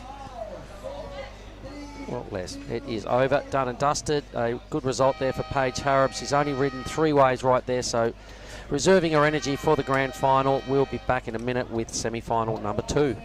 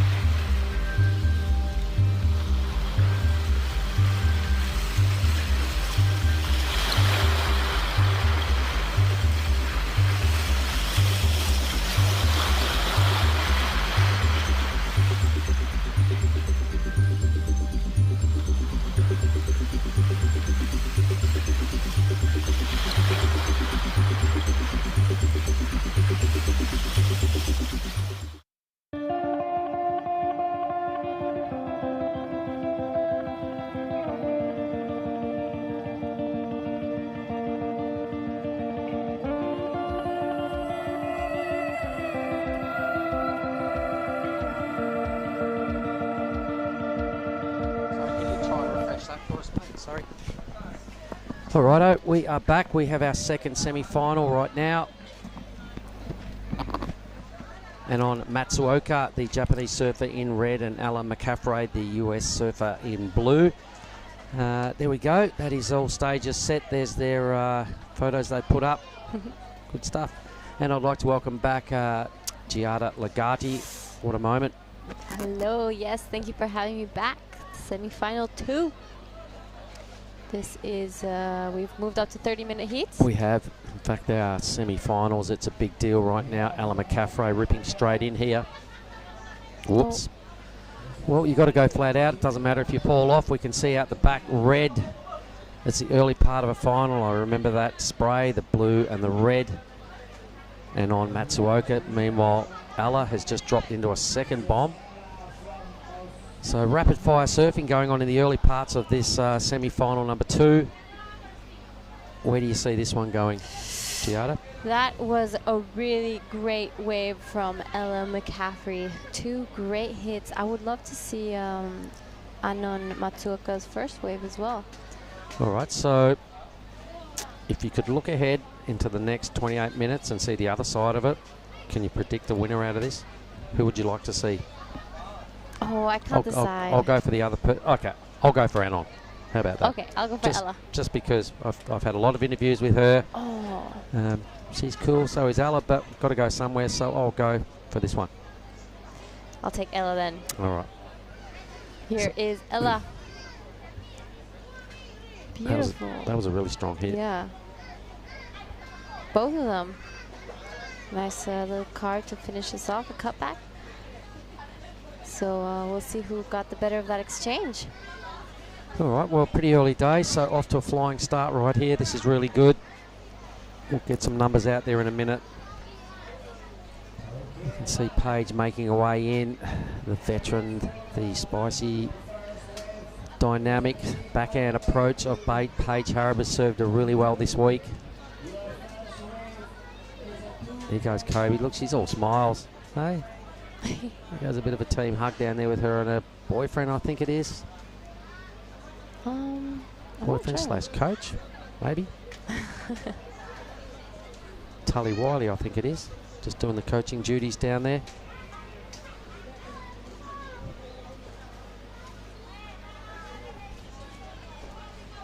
All right.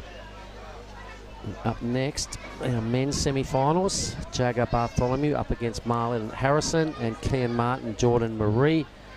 That will be our next immediate hour's entertainment at the end of these 25 minutes. Paige Harrop has booked herself as the first finalist in this year's Nias Pro. She's down there getting all sorts of selfies taken with a lot of people that don't even know her. But the fact that she's a pro surfer and she's a boule, photo. Photo, mister. It's quite funny. They even call the females mister. And when you say it right back to them and they cop it, they go, oh, okay. Boule just called me mister, but they accept it. They go, no worries. So Next male up. or female, it's universal. Sister, mister. Sister. Mister. There we go. Ella's wave of 5.67. All right. And just a 2.57 for the earlier effort. And on, not a whole lot of strike power on that wave, so just a 3.83. As things are getting excited, this is our semi-final heat 2 of the women's. We will be seeing our first finalist is Paige, but now the second one. Yeah, and we'll let them go from now on. We'll keep the interviews in here to a non-event. There's not much time between now and when they surf again, so we'll just let them stay in the zone and prepare and do what they need to do. But trust me, looking out in front, everybody, waves are still pouring through. There's a couple of rippers just barreling off down the line in real life time and nobody on them. Yes, it's, wow, a really great day of waves. And tomorrow we'll be finishing off with the juniors. Yep, we have semi-finals on both sides of the draw there, so we'll have 6 heats to do tomorrow. Not sure about a prezzo or what we get up to this afternoon, but this will be our last big day of work. Another 22 heat day today, so we've been living in the 20s every day. We did 22 the other day, 26 yesterday, 22 again today, so just over 100 heats involved. I think it's 110 heats all up in 5 days. Oh, wow, that's a lot of hours. And then 6 heats tomorrow. That is a lot of hours. But it's gone flying past. Yep, it was a week ago we got here. Feels like a couple of weeks. Yeah, there's not much here besides Nias, the wave. Well, we went up to the King's House the other day. All right, we had a good look around up there, and that's really cool to see. There are obviously other parts of this area that you can check out. There is another bay located just to the west of us that is very similar to this bay. It's a big U-shaped bay, has no waves. So that is, nobody really knows about that bay, but this is a world famous bay. It's got one wave in it, and it's that's the difference. But seriously, there's two U-shaped things like this at the bottom of Nias Island, and one of them is famous, one of them is not, but there are some nice restaurants in there. It's a really cool scene. We've gone there before and sat around and watched sunsets and had some drinks and dinner, and it's just a really nice scene. So you can go there and do that. You can go for a drive up the other side of the coast. There's other waves there. There's a beachy. There's all sorts of stuff going on. So even down in the middle of the bay where we had the opening dinner that night was a really good spot. I think it was called, what was the name, Barga? I'm not sure. I don't remember. It seems like a while ago now, doesn't it? But it was a very Tuesday beautiful night. place. Very new. Yep, brand new, big swimming pool, some new fresh rooms. So if you're thinking you'll come to Nias, but maybe it's not for the family, well, there are some great new rooms down there in the middle of the beach. There's a nice white sandy beach down there. There's a swimming pool. So if you've got a family and kids and you're thinking, oh, the accommodation might be so-so, you do have some good options. It's not just all about single feral blokes kind of accommodation. There are some different spots here. Depends on your budget. Yeah, some great stuff coming up here in Nias. As the girls, I see some lines coming through. For sure. So with first priority, red decides to let that go. Blue a little out of position as well, but it's a really good wave grinding off down the reef. It's bad. Anon's been fairly wave specific out there, letting a few go. She has another look at this thing. So does Ella. Neither prepared to pull the trigger.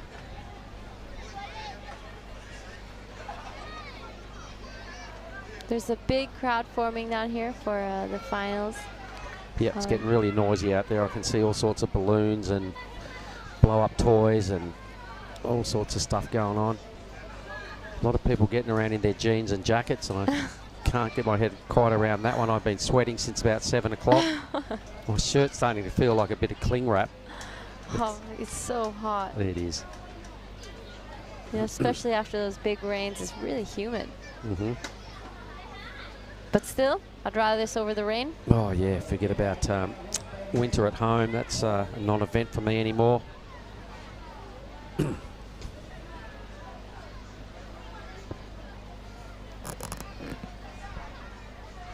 We see a red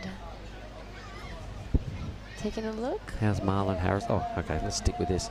So this is, how about I call my surfers waves, you call your surfers waves. I'm backing the youngster there, the Japanese surfer. So Anon goes down for the count. That's my trooper down. You got the next call? All right, I'm down. All right, so that 1 point ride. Bit of a missed opportunity there for Anon, but she's in my corner. Come on, 20 minutes. She can get something going on for sure. Oh, I'm sure Ella's gonna come out swinging on the next one. Well, Ella's showed that she is a mean competitor. She doesn't often mess up heats. You've got to kind of go out there and beat her to progress through to the next round, because she's a fairly consistent campaigner, uses a lot of strength in her surfing. That's her sitting out there just having a moment to compose herself. 5, 6, 7, she'd want that out of her column as well, and refresh that with 2 new numbers. Paige Harrop is already in. She's done her selfies duties down there with the locals. She'll probably be back in her room now, just taking in some water, maybe checking some footage, getting herself psyched up for the final. Yeah. Now look at this drone flying around in front of the Indonesians. They're looking at it like it's a spaceship. They're not really sure what the hell to make of it. Check them out, there they all are. Right on cue, thanks Ryan. There's some of the blow-up toys we've seen. There's Indos shaking hands with everybody else. It's a feel-good moment. Kids having a little swim on the beach. Every bit of shady spot is being utilised. Yeah, everyone trying to hide from the sun. Yep, look at that kid down there pointing, going, look, what is that? What's that flying thing? Yeah, there is no shade. The people are even standing in the sun. Oh, they'd be sweaty for sure. How's that rock star with his jeans and jacket on, just cruising past us on the sand? They're acclimatised, but there's no way I could do that. Everyone's very curious to see what's going on. There's all the Losmans in the background. That's the serious Losman just there, the one right in the middle of the picture. Oh, that's my spot. Yep, that's your pad. And as we get up towards Tent City, you can see the back of the stage right there. It is loaded with huge speakers. That is what keeps Billy awake every night. Look at them pointed squarely at his room. That's where all the banging noise is going to go on this afternoon, and they love a little party down here. There was a Nias Idol last night. Stop it. Is that what was going on? Yeah, there was a Nias Idol. Did you get up and have a sing-song? Oh, no, I didn't watch a few, though. That's pretty interesting. What about Sam Norwood? Did he get up there and throw down some karaoke? No, he should have, though. He would have smashed it. I saw his competition. He would have killed it. Yep, he would have been on the podium for sure. Yeah, so be cool to see who won, actually. I saw the judges. I was going out for a surf. Everyone was waving at me. I was like, hey. Like the Queen walking past. Now, yesterday afternoon's free surf got pretty big as well, I believe. Yeah, it did. I paddled out. It was kind of dark, so I only got enough time for one wave. I'm just trying to avoid some crowd, but... You can't do that. No. You don't go in the water if you want to avoid a crowd. So there we are. That is the beach. There's plenty. Look at the skate ramp they've even put together. New. No, it's been there for a while, but it's not well attended. I don't think skateboarding is a big thing here on Nias Island. For some reason, they built a skate park. I did watch the kids on there the other day, and they look like they're fairly inexperienced on skaties. Maybe they use it more as a BMX track. Yeah, it could be. I can see BMX being a thing here. There's a lot of motocross. Did you remember that motocross gang that came by yesterday? Little bikie gang ripped in, didn't they? And rev their bikes to make sure they got everyone's attention. Helmets on. Anyway, it's been a bit of a sleepy semi-final. Ella's been sitting there for a long, long time. Opened with a 5.67 and a low 2. And on, not much to really hang a hat on at this stage.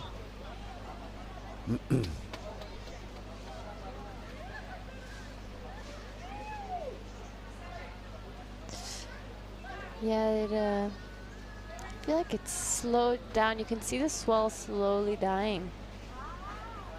We haven't seen any of those really big sets come by like yesterday or earlier this morning.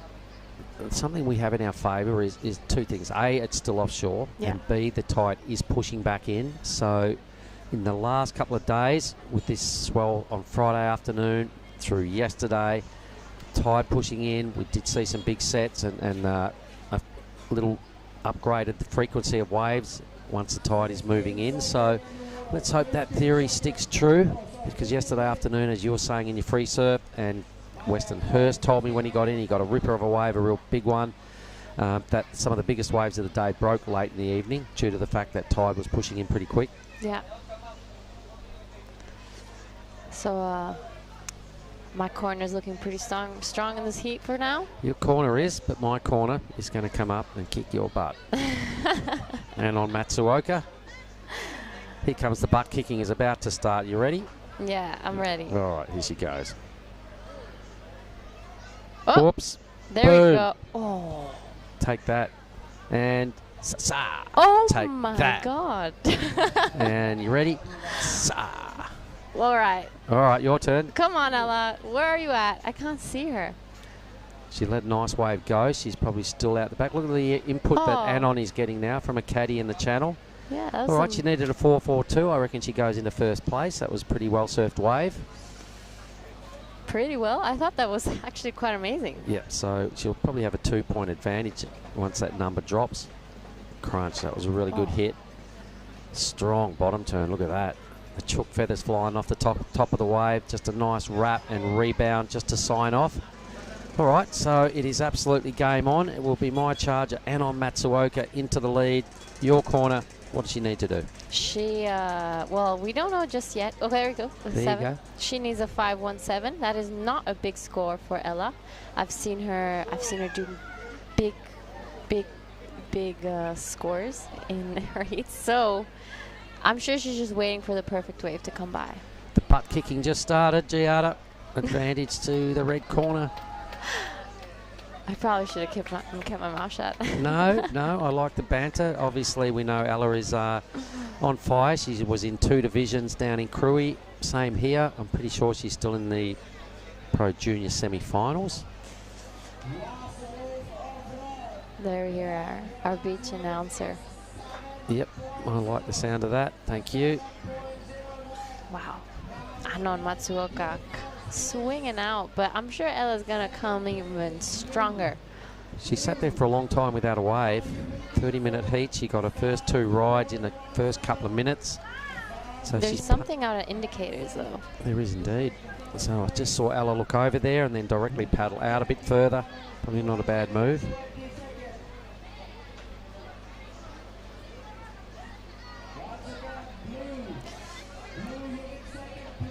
We reach the 12-minute mark. Come on, Ella. And I'm getting a 7 under priority. All right, parks herself right up next to Ella to keep her honest and make her use her priority. She ducks on the inside now and gone, just in case you don't want it, I'll position myself here. So she's forcing Ella to have more than a think about it. She's using a priority. Okay, this is Ella. And she goes and lights up that first one, straight into the second one. A beautiful carve. We'll see, and goes for a 3rd. This is definitely going to be better than her 5, 6, 7, I think. So yep, good work. Definitely going straight back to 1st. Yeah, I think so. So your corner is struck back. We're back. We're back, Ella. The butt kicking continues. All right, here it is again from the judge's view. This is Ella on her forehand. This was the first turn. So much spray. And keeping that variety, so she wraps it around for the second and third turn. So definitely improving on the 517, I think. Yep, the second turn for me was the more brutal kind of committed surfing. I was right in the pocket. She really pulled the board back around. The judges like to see the board change direction like that. So Anon now is going to have to answer back, and she's on the move here. So for the crew online that might be listening but maybe not watching, it's time to get back to the screens. Here comes the red corner, Anon Matsuoka. This is a really good-looking wave. She's got the real noticeable blue-red combo on the deck of her boards. Backhand attack now, getting it up there. A great-looking wave. Just flattens off a little, so just playing the game, and out she goes. So 3 pretty good hits. That wave was way bigger than what it actually looked on the drone. Yep, her 383 will be gone. I'm not sure what she would have been chasing once Ella's score drops, but a really good answer back right there. So I think your girl temporarily went into 1st. I reckon mine goes straight back there once this score drops. Oh, right in the pocket. Yep, and Ella had to sit there and watch all that as you were paddling past. So 2 really good hits, and then this sort of nice tidy little sign off out there. So job well done. This semi-final is really starting to take shape. That was I didn't realize how big that wave was from the drone. You know? That's why we always have the second look from front on. That's why the judging area over there has a camera parked up just on the side. So that camera is squarely for the replays for the judges, so that they get the exact view on replay as they see first time around, not a false angle from a different view. So that is why the judging tower, the camera tower is attached to the judging tower. They'll be looking at replays. Here we go, a 6-7 there for Matsuoka. And I think Ella's put together a 4.73. Yep. She needs an 8 to advance. Bit more butt kicking right there. Does a left jab. But Ella's going to come with a right. All right, well, there's plenty of time to answer back.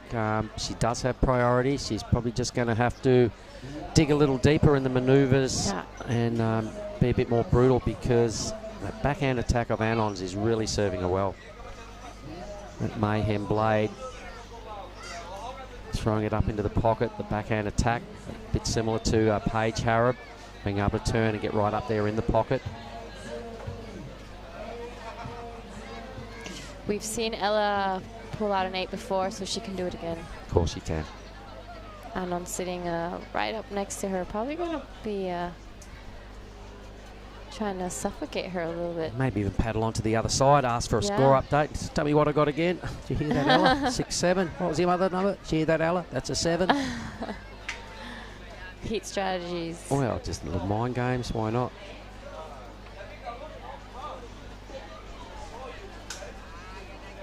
Oh, there is a really good wave approaching right now. And Ella with priority. She's definitely going to go for this one. She knows what she needs. And Anon, looking at it, knowing it's going to be a really good wave. She pulls in. She's going to make it out. Oh, she does. Sorry. How's the no claim from Ella McCaffrey? Yeah, that was sick. I can see Fed, Liquid Barrels Productions there in the channel, catching all the live action. That was a really incredible tube ride. You know, she took the perfect line. This is your girl. You should be talking through this way.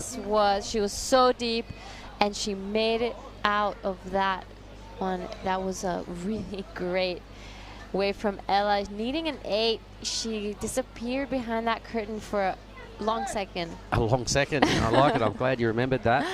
Well, an excellent score will drop in the blue column. The no claim by Ella. She was just stoked. Her body language suggesting she was totally into it. What a great tube. Perfect camera angle from Ryan, our drone operator. You can see that big smile on her face. That'll be the wave of the final for wave of the semi-final right now for sure. So well done, blue corner. Yeah, that's right. I told you, right jab. Oh, look at this number. Oh. What? This is going to be the highest single wave score of the whole event. Ella gets up and just checks herself. She's having a little debrief, sucking in some air. She knows she's killed it. The judges agree it's going to be a super high 9. 9-8 or thereabouts. 9-7-7. What? Well done. And there we go. That's a double right jab. That's some serious butt kicking. That all right, Ella wasn't- just heard the number. Look at her. She's just chuffed. I don't think she can believe it herself. Well, please believe it. It was the perfect line. We had the box seat to look at that. Right down the chute, thanks to Ryan and his drone work. Oh, that was just perfect. It was. All right, well, Anon is really going to have to tee off now. An 8.45 is a big number. Anon sitting there, not looking at her at all, just trying to pretend she didn't hear that. It did happen, Anon. Come on, Ella, ask for what you got. Yeah, wave your arms.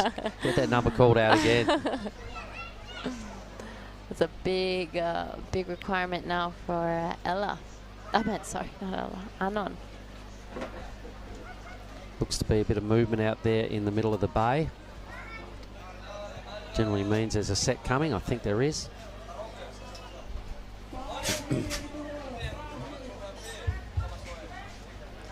So we reached the 5-minute mark. I'm pretty sure there's a set approaching, everybody. I can see some look at lumps. the replay. Look at that. Yeah, that was just a great thread. That was so 9.77. The best single number for a barrel ridden all week. It's come in the women's second semi-final. Anon now is on the move, so out of Japan. Anon Matsuoka says, nah, not interested. Hold on to priority. Maybe didn't see a barrel on offer. Maybe it wasn't steep enough. Maybe they're too deep. Really high scoring semi.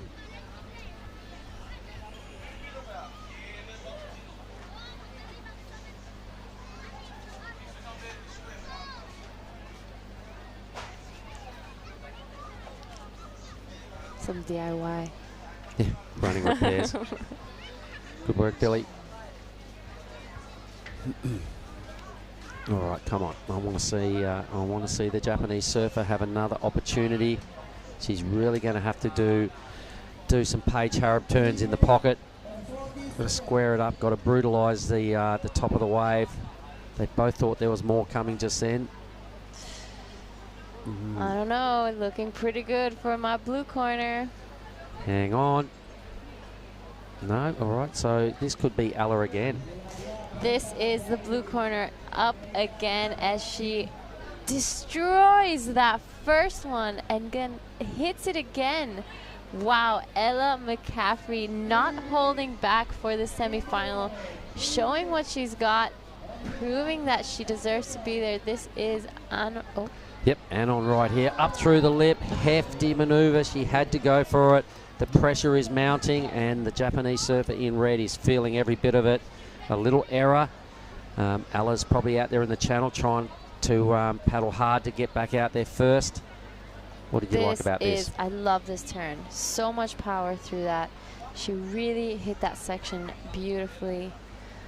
I think the biggest points are going to come from that first turn. All right, fair bit of commitment on the first effort always catches your attention. Wow, the thinking right there from Anon. It was the right thought, just a little bit of a technique issue, but you've got to keep swinging hard when you're chasing an 8.45. All right, a big advantage now in the blue column.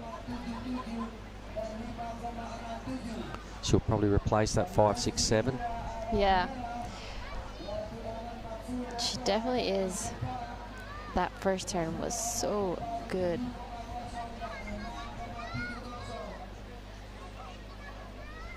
The first men's semi-final will be out there now. I can see them on the side, the red and the blue. Who do Two we have? Australians. Okay, it is Jagger Bartholomew in the red. It is Marlon Harrison in the blue. Marzi and Jagger, they both spoke really well after their quarter-final wins. Once again, completely different sort of styles of surfing. Marzi's been doing it tube after tube, heat after heat.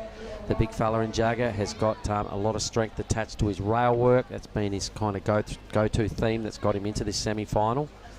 Jagger is a bigger, more solid dude. Marzi is slender and fits into those little holes really well. We've seen about 2 times already Marlon in the last dying seconds of the heat getting from 4th to 1st with those really good barrels. He was his first 9 was a turning point of this event. Yep, it happened a couple of days ago.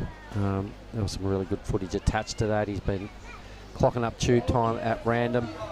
So the judges will have to reset their scale after this semi-final because the men's are coming in hot. They'll be 30-minute matchups as well. You and Billy Hangen will be taking us through the first semi. Me and Nathan Hedge will be having a look at the second one. So here we go, last opportunity right now for Anon Matsuoka. It's not a big wave, so she's going to have to go mental. Oh, that's contest pressure, draws another error. I'm going to shake your hand, Giada. Blue corner wins, red corner has to cop a equal third victory lap. Blue corner, seeing what she's going to do. This is her victory lap. Well done, Ella McCaffrey goes to the final here in the Nias Pro 2022. All right, so we'll just make it official. Paige Harrod will surf in red. Ella McCaffrey will surf in blue. The women's final is set. Let's sort out these men's semi-finals. We'll be right back in a moment with semi-final number 1.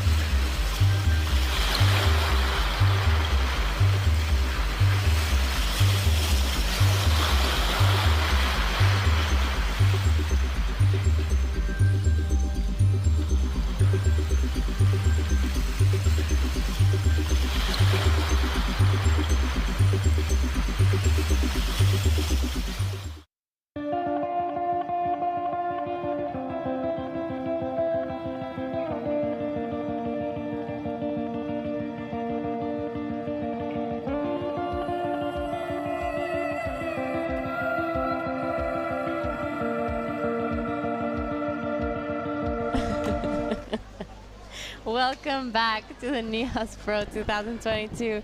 I'm back in here with Billy. Hi, Giada. How was that last one? I heard a massive score dropped. I hear a whole lot of cheering and chanting coming from the restaurant. Yeah, you should have seen Ella McCaffrey's 9.77. She was so deep in that barrel. It was crazy. Well, have a look at this. Marlon Harrison looking $1 million. Jagger Bartholomew has looked better, but his surfing is speaking in volumes. We're not giving up on the tablet. And here we are. This is semifinal number 1 for the men's QS 5000 here in Nias. We will be seeing... Wow, there's a big difference between these two surfers. I mean, like, physically. Yeah, that's right. Marzi Harrison, a cheeky little blonde-haired dude that fits into barrels like nobody else's business. Jagger Bartholomew is a big brute of a lad. Getting around here without his shirt on is quite intimidating. I'll just put an extra thing over my little guts when he's around. He's fit. He's really heavy-footed. So yeah, so contrasting styles. It's going to be very interesting. Semi-final number 1. Let's have a look at the grand final. It's Ella McCaffrey taking on Paige Harab in the women. This is the men's.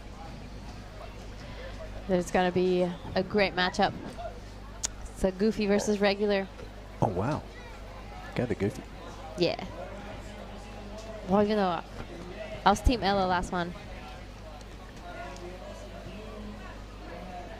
You want to do another bet? Not bets. We separated. Pick a player.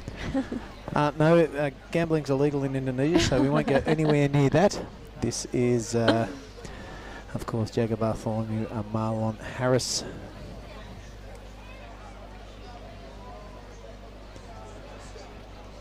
Marzi. He has had 2 come from behind in the last minute or 2 of a heat. He's had 2 major ones. Of course, the fire starter barrel, where he kicked off the whole event with a big 8.33, and then this morning he went from 4th until 1st in the inside the last minute. That afforded him to get into the quarters, and now he's in the semis. Everything going pretty well for Marzi Harrison. Yes, and those 30 minutes heats gives everyone that extra time to smash them out.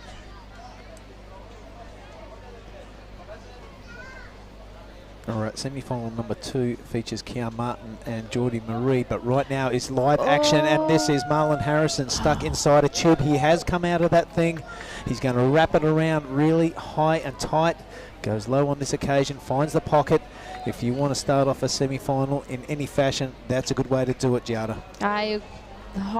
Right behind him, that is Jagger Bartholomew, that famous wrap that has brought him all the way to the semi-finals. Wow, great start to the semis. This is going to be... He got barrel 2. Oh, yep. Wow, that was a great one. Straight off the takeoff, a larger wave too, and a really high wrap there. For me, that advantage Jagger Bartholomew. But Marzi's wave, pretty good. What do you like about this? He was really deep as well, and I don't even know how he really got in that one. Squeezes out, doesn't he? Yeah. Wraps it around, and here you see him tap it. He must be feeling right at home. Local from Snapper Rocks. Yeah, it's going all right for him. So JB, he would have seen Marzi going for that first wave. He would have been pretty stoked when he looked behind it. There's a bigger one for him. Yeah, that was really great set. I do think Jagger did probably get the advantage out of those 2. But yeah, probably better with that exchange. We have been wrong before. We've speculated about judges' scores. But yeah, it was a larger wave, and straight from the bat, he was inside the tube. He didn't have to set it up. He kind of had to survive in there. And then that first wrap was really high and tight, and he recovered. He was at the bottom of the wave, heading up for another snap. Really textbook sort of stuff from JB. Yes. I think Jagger's from Snapper as well, actually. Oh, really? I don't know. I think Bunga told me that earlier.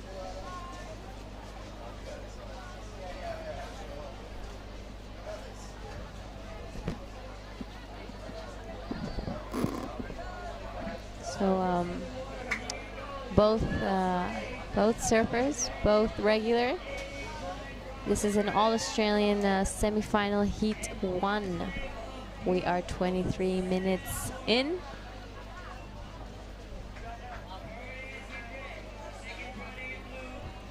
It's a beautiful day here in Nias. The crowd is forming here in the Nias Pro.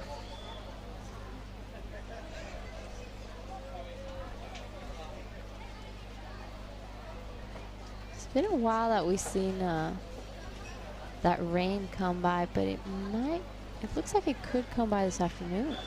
Well, a few clouds gathering behind the hills there. Let's hope it holds off. Yeah. We'd hate for all these beautiful people down the beach to get a wet hat. And yeah, they'd stay and enjoy the finals because they're not far away. This is semi-final number 1 of the men's. Girls have already, the women have already been decided. Excuse me, it is Paige Harrop and Ella McCaffrey. The winner out of this will slot into number 1 from 1 in the final. And they will meet the winner of Kian Martin and Geordie Marie. Yes, that's going to be another really great heat to watch. Another goofy versus regular. Kian regular and Geordie on his backhand. There's the road to the finals. Talk us through it. So right now we're in semi-final 1 watching Jagger Bartholomew and Marlon Harrison. And followed up, we're going to have Kian Martin and Geordie Marie. So seeing, you know, Geordie had a little scare on his last heat, dropping 7s and 6s as dropping 7s and 6s for, you know, as if nothing. And Oscar Bear needing a 9. Got a really great barrel, but just coming short. So great stuff here in the Nias Pro finals day for the QS here today. Yeah, a whole lot on the line, Giada. It is 5,000 points and $10,000 to the winner. That's a whole lot of bang bangs and a whole lot of good times.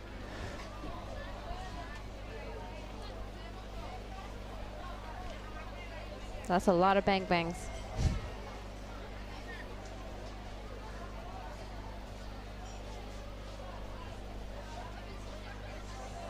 You see that first exchange came through. Jagger starting off with an 8 and Marzi with a 7. Yep, just looking up the stats on Jagger Bartholomew. It doesn't mention about his board riders, but he is on the Goldie and he is the son of an absolute gun rabbit. 78 world champ. Rabbit? Bartholomew.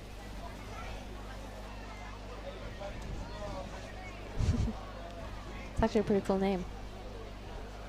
Rabbit. Super cool guy too, now working on the CT commentary team. I have the pleasure of sharing macaronis with him back in 2010, still ripping. And still a super cool guy, one of the greats. All right, this off to a bit of a slow start. One shot fight in anger from both surfers, 19 and 20 on the clock. Let's hope these waves hang in there. There's a hell of a crowd down the beach. There's a bit of anticipation building. I can't wait to get into the finals. Paige and Ella are going to battle it out in the women. The winner of this goes straight into the grand final. And they will face the winner of Kian Martin and Jordan Marie. So a couple of Aussies here in semi-final number. That's Giada right there. My name's Billy. It's great to have everyone's company. This is Nias Pro 2022. We are on the island of Nias, right down the south corner on the toe, and we are at Sorake Beach. Thank you to all the Nias board riders and the local people down who have looked after us. It's been a great week, and we have finals to sort out today. Tomorrow we will be doing the Pro Juniors, cleaning that up. Following that, we'll call it quits for this little mini tour of Indonesia. We started down at G-Land a few weeks ago. After the CT had finished, we packed up the show, went to Krui, sorted the stuff out there, and now we find ourselves in Nias. I hope you've enjoyed all the action over the last month or so. The first time there has been back-to-back QS 5000s in Indonesia. A combined total of 10,000 points on the line, a whole lot of money, a whole lot of experience, and a whole lot of good times, hasn't it? Yes, wow, it has been a really great 2 weeks on the road. First Krui, then Nias, as you've said. So much action. We've seen some great waves, and I can't wait to do it next year. Yeah, let's hope it all comes together. Takes a whole lot of organising and a whole lot of behind-the-scenes action to get this going. We thank Tipi Jabrik and Pak Pitcher and Pak Aria for all their hard work. We know it's endless meetings and it's endless getting people interested in surfing, but it's really hit its straps once Rio Waida became the flag bearer for the Indonesian Olympic team. A lot of weight on that young man's shoulders, but he's handling it beautifully, and I reckon this is going to be a kickstart to something big for Indonesian surfing and Indonesian sport all together. Yes, I agree. It's going to be a great future for Indonesia in surfing. You know, there's such great talent, and we just need that little extra support. Yeah, that's right. And if you're not sure of some of these names in the draw, folks, hang around. You will get to know them after the next few years. For those of you who have joined us over the last week, you'll see the familiar names coming through and winning the heats and getting interviewed. They are our future stars. None more so than Marzi Harrison and Jagger Bartholomew. Yes. 16 minutes, only one wave ridden from each of these surfers, but really high scores already, so we're almost halfway through this heat.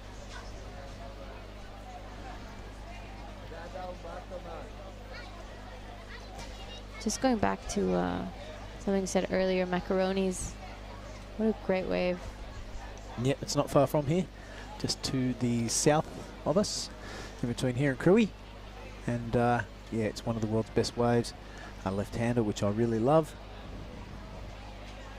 and also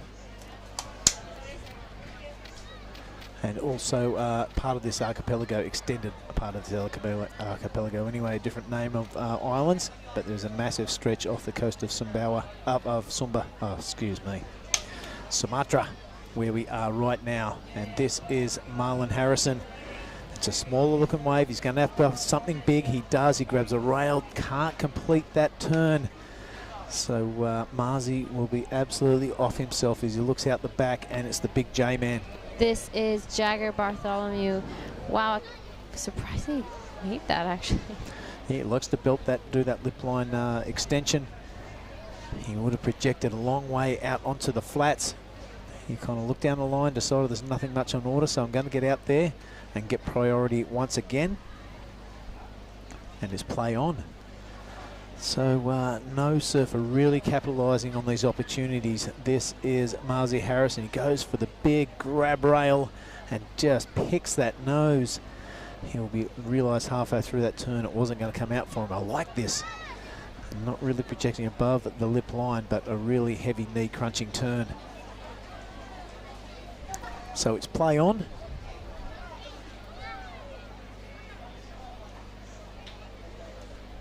And a 2.43 for that, no, excuse me. Yeah, 2.43 for that of Jagger.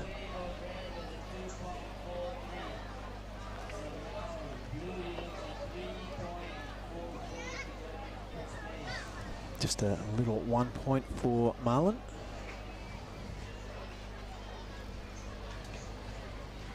This is the lineup. Only 2 people out. Yeah, it's a beautiful overview. We've got the indicator up there in the middle of screen right now-ish. Heads around the headland there. There are a couple of death-defying waves. If you're feeling lucky, if you're feeling brave, you can keep that. I'll just stick to the right-handed right here. It's a beautiful part of the world. If you're feeling adventurous and you want to come for a holiday, even if it doesn't involve surfing, check it out. The island of Nias. World famous. Had some epic shots come out of this place with some big swell. I remember the most recent, the boat. Have you seen the video of the boat? Yes, that was a massive swell. The boat was moored out not far from where you can see those two right there. Snapped its mooring and made its way into the lineup. Now that's a world famous photo and video footage. Totally upside down in front of like a 12-foot barrel. Rumor is they just sunk it, raised it, rinsed it off, and it's back in its working order now. The good news was no one was hurt or inside that boat when it was getting absolutely trashed on the inside. Yeah, and surfers from all around the world, they hear the right sort of swell is on its way, and they'll travel all the way from America, from Hawaii, from Australia, from Brazil, from Europe, just to surf this right-hander. It can be a scary beast once it's above that 6 to 8 foot mark, and it's absolutely perfect when it's this size. 4 to 6 foot, very playable, very gettable tubes, and then it changes face once it hits that extra bit of reef. We've seen some great footage there over the years. One of my most memorable ones is Tidewater Graham. He doesn't claim much, he doesn't show much emotion when he pulls off a wave, but he got this big draining tube and he came out, gave himself a little fist pump, and I thought he must have been deep because he doesn't do that very often. Tidewater, see him a lot at Sandbar with his family. His son and daughter and his wife. It's beautiful.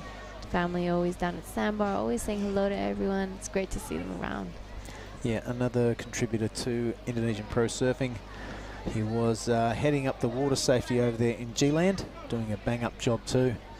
A all-star water safety team looking after the surfers on the CT. Let's hope that continues. The G-Land Pro was an absolute success. All right, this is Marzi Harrison on the inside. He has to get going. He's looking for another squeaky little tube. He is so good at this. He's traveling. No doubt he's going to come out. He does. It's really clean. That's a super long tube.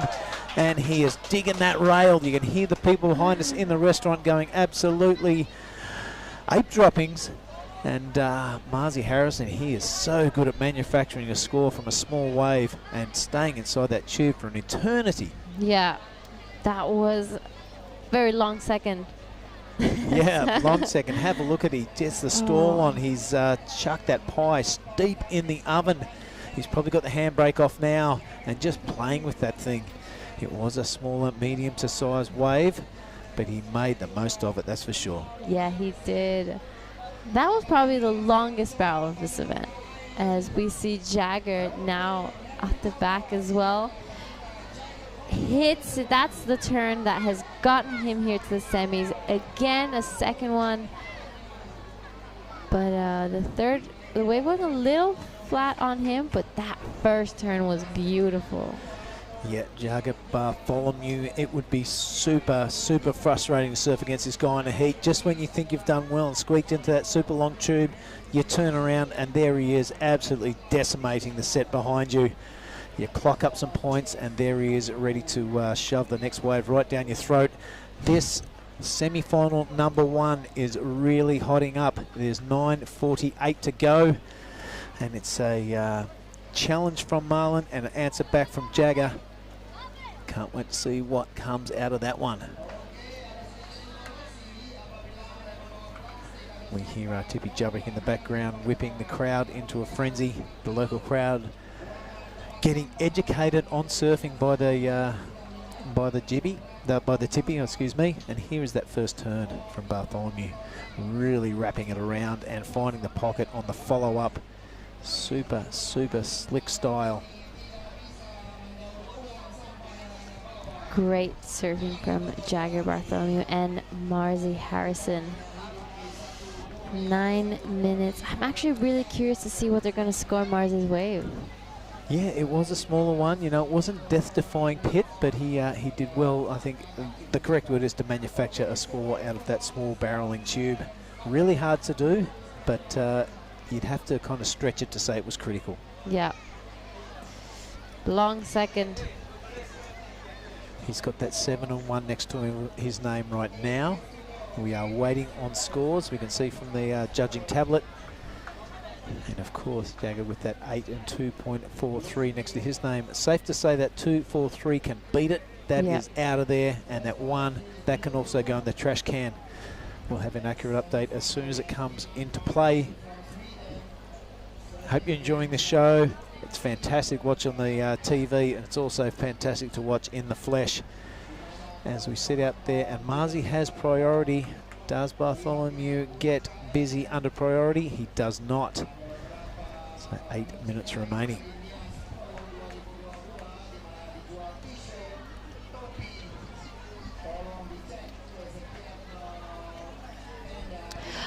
So Marzi's wave does come in at 8.73. Wowee! Fantastic. So that's a very high score. And he would have been a bit of a head scratcher because it looked like a small to medium wave. Jagger would have seen him take off on it and go, he hasn't got much chance to garnish a massive score off that. He turns around and an 8.73 is thrown in his face. Let's have a look at it again. He's really dragging the hands in the face. He disappears for a long time. We've written him off about here, and then he kind of comes out clean. A little bit of a curtain at the end, but not wiping his face or anything, and straight into a cutty. That body language is pretty good. I do like this turn though. A little high-speed pump, big deep bottom turn, and take that. That was so good. Even that second one, how he just went straight to it, wasting no time. All right, so that wave a 6.87 for Jagger. So it has been turned on its head. It's Marzi Harrison in the lead, 6.44 to go. That requirement of a 7.74, Jagger can do that in his sleep. He just needs a wave to come through. He actually needs a 2-set wave to come through. Yeah, he does with Marzi with priority. He's not going to let any good wave go, knowing that Jagger can do that easily.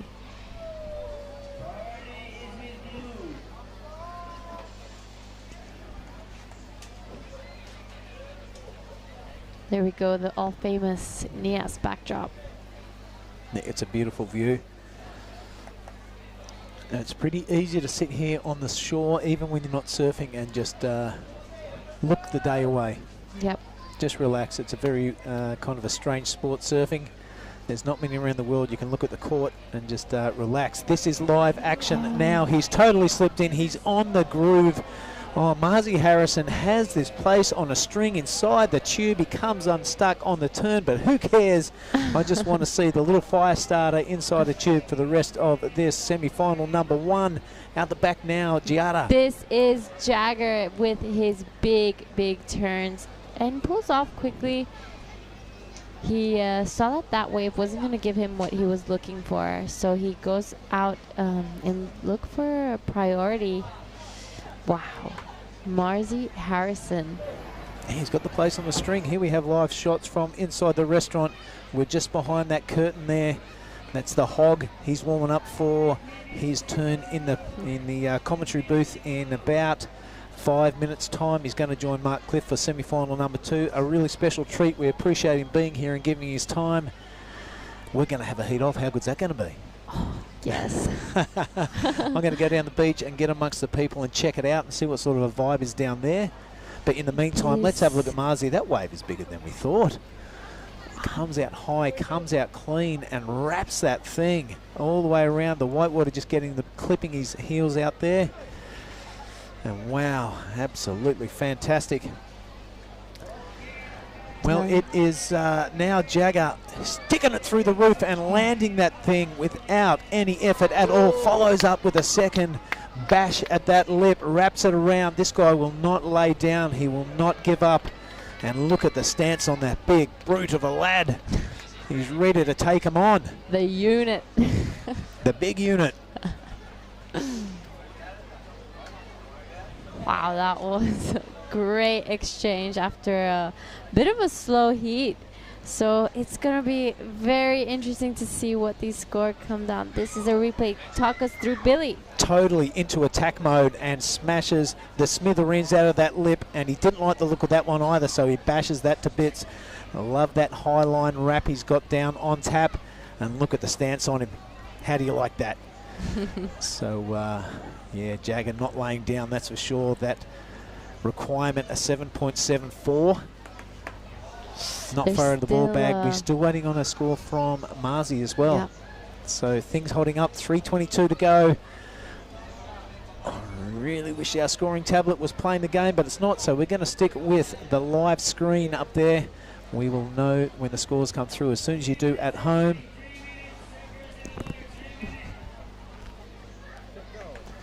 Our scoring tablet has just become a paperweight. Absolutely no good. But let's stick with the live action on the screen. I hear some music starting up out the back. Yep, the party has just started here at Sorake Beach, and joining the party is Marzi Harrison. He's inside another tube. He cannot catch a wave without getting barreled off his nut, and he's totally done it again. Really sticks the turn this time. He's getting stuck up in the whitewater again. Oh, how could you even think about doing a turn after getting drained that much? Oh, that was such a great wave. That wind really just turned offshore, so it's really opening this wave up for him. Look at this barrel from Marzi, completely behind the curtain. And he does it again. Oh yeah, it's absolutely ridiculous how good he is inside that tube. His frame absolutely suits it as well. He doesn't look crouched, he doesn't look crowded. He looks totally at home inside those funnels here at Nias. But Gundry Bay and Marzi Harrison, that is And a match made in heaven. 8.6 for, I don't know if it was that last one or the one before anymore. Oh, it's just be a drain fest, hasn't it? Jagger now looking for 9.33. Wow.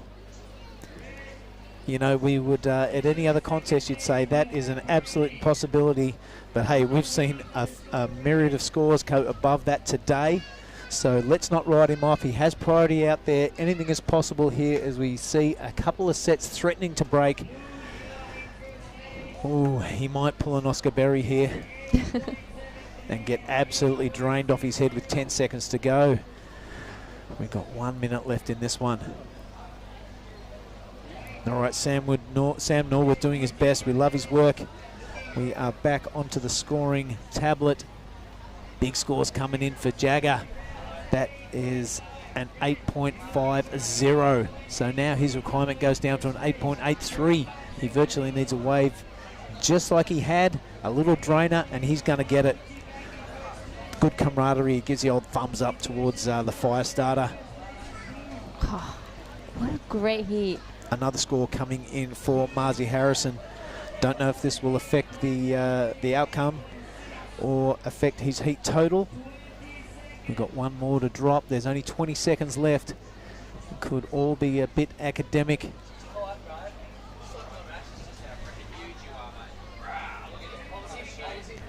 Well, it has been exciting at the latter end of this semi-final number one as we count down and we hear the 5, 4, 3, 2, 1 countdown. There is the siren. That will be the result. Marlon Harrison straight into the grand final. He will meet the winner of Kian Martin and Jordan Marie. To talk us through it, we have Mark Clift and the Hog, Nathan Hedge. It's going to be exciting. Stick with us, folks. We'll come back straight after this ad.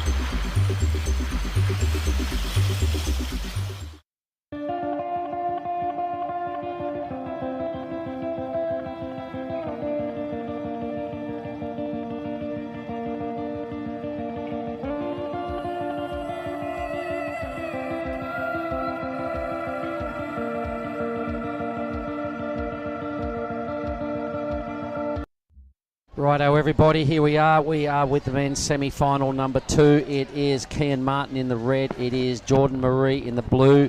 It is Sweden versus South Africa, but more importantly, it's Indonesia versus South Africa. We know where Kian's from. I'd like to welcome Nathan Hedge into the booth with me. Hedgie, here we go, Mark. brother. Let's talk it up. This is going to be good fun.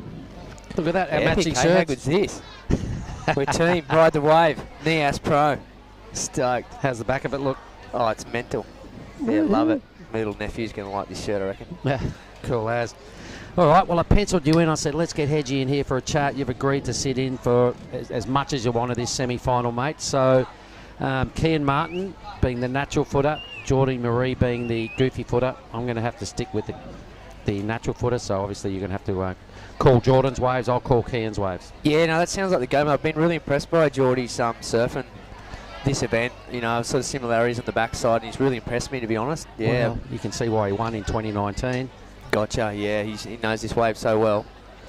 Set coming right now. Yep, nobody opting to pull the trigger there, and he did. I had a chat with him before when he got out of a quarter-final, I think, and he said, Brew, I think this wave really suits me.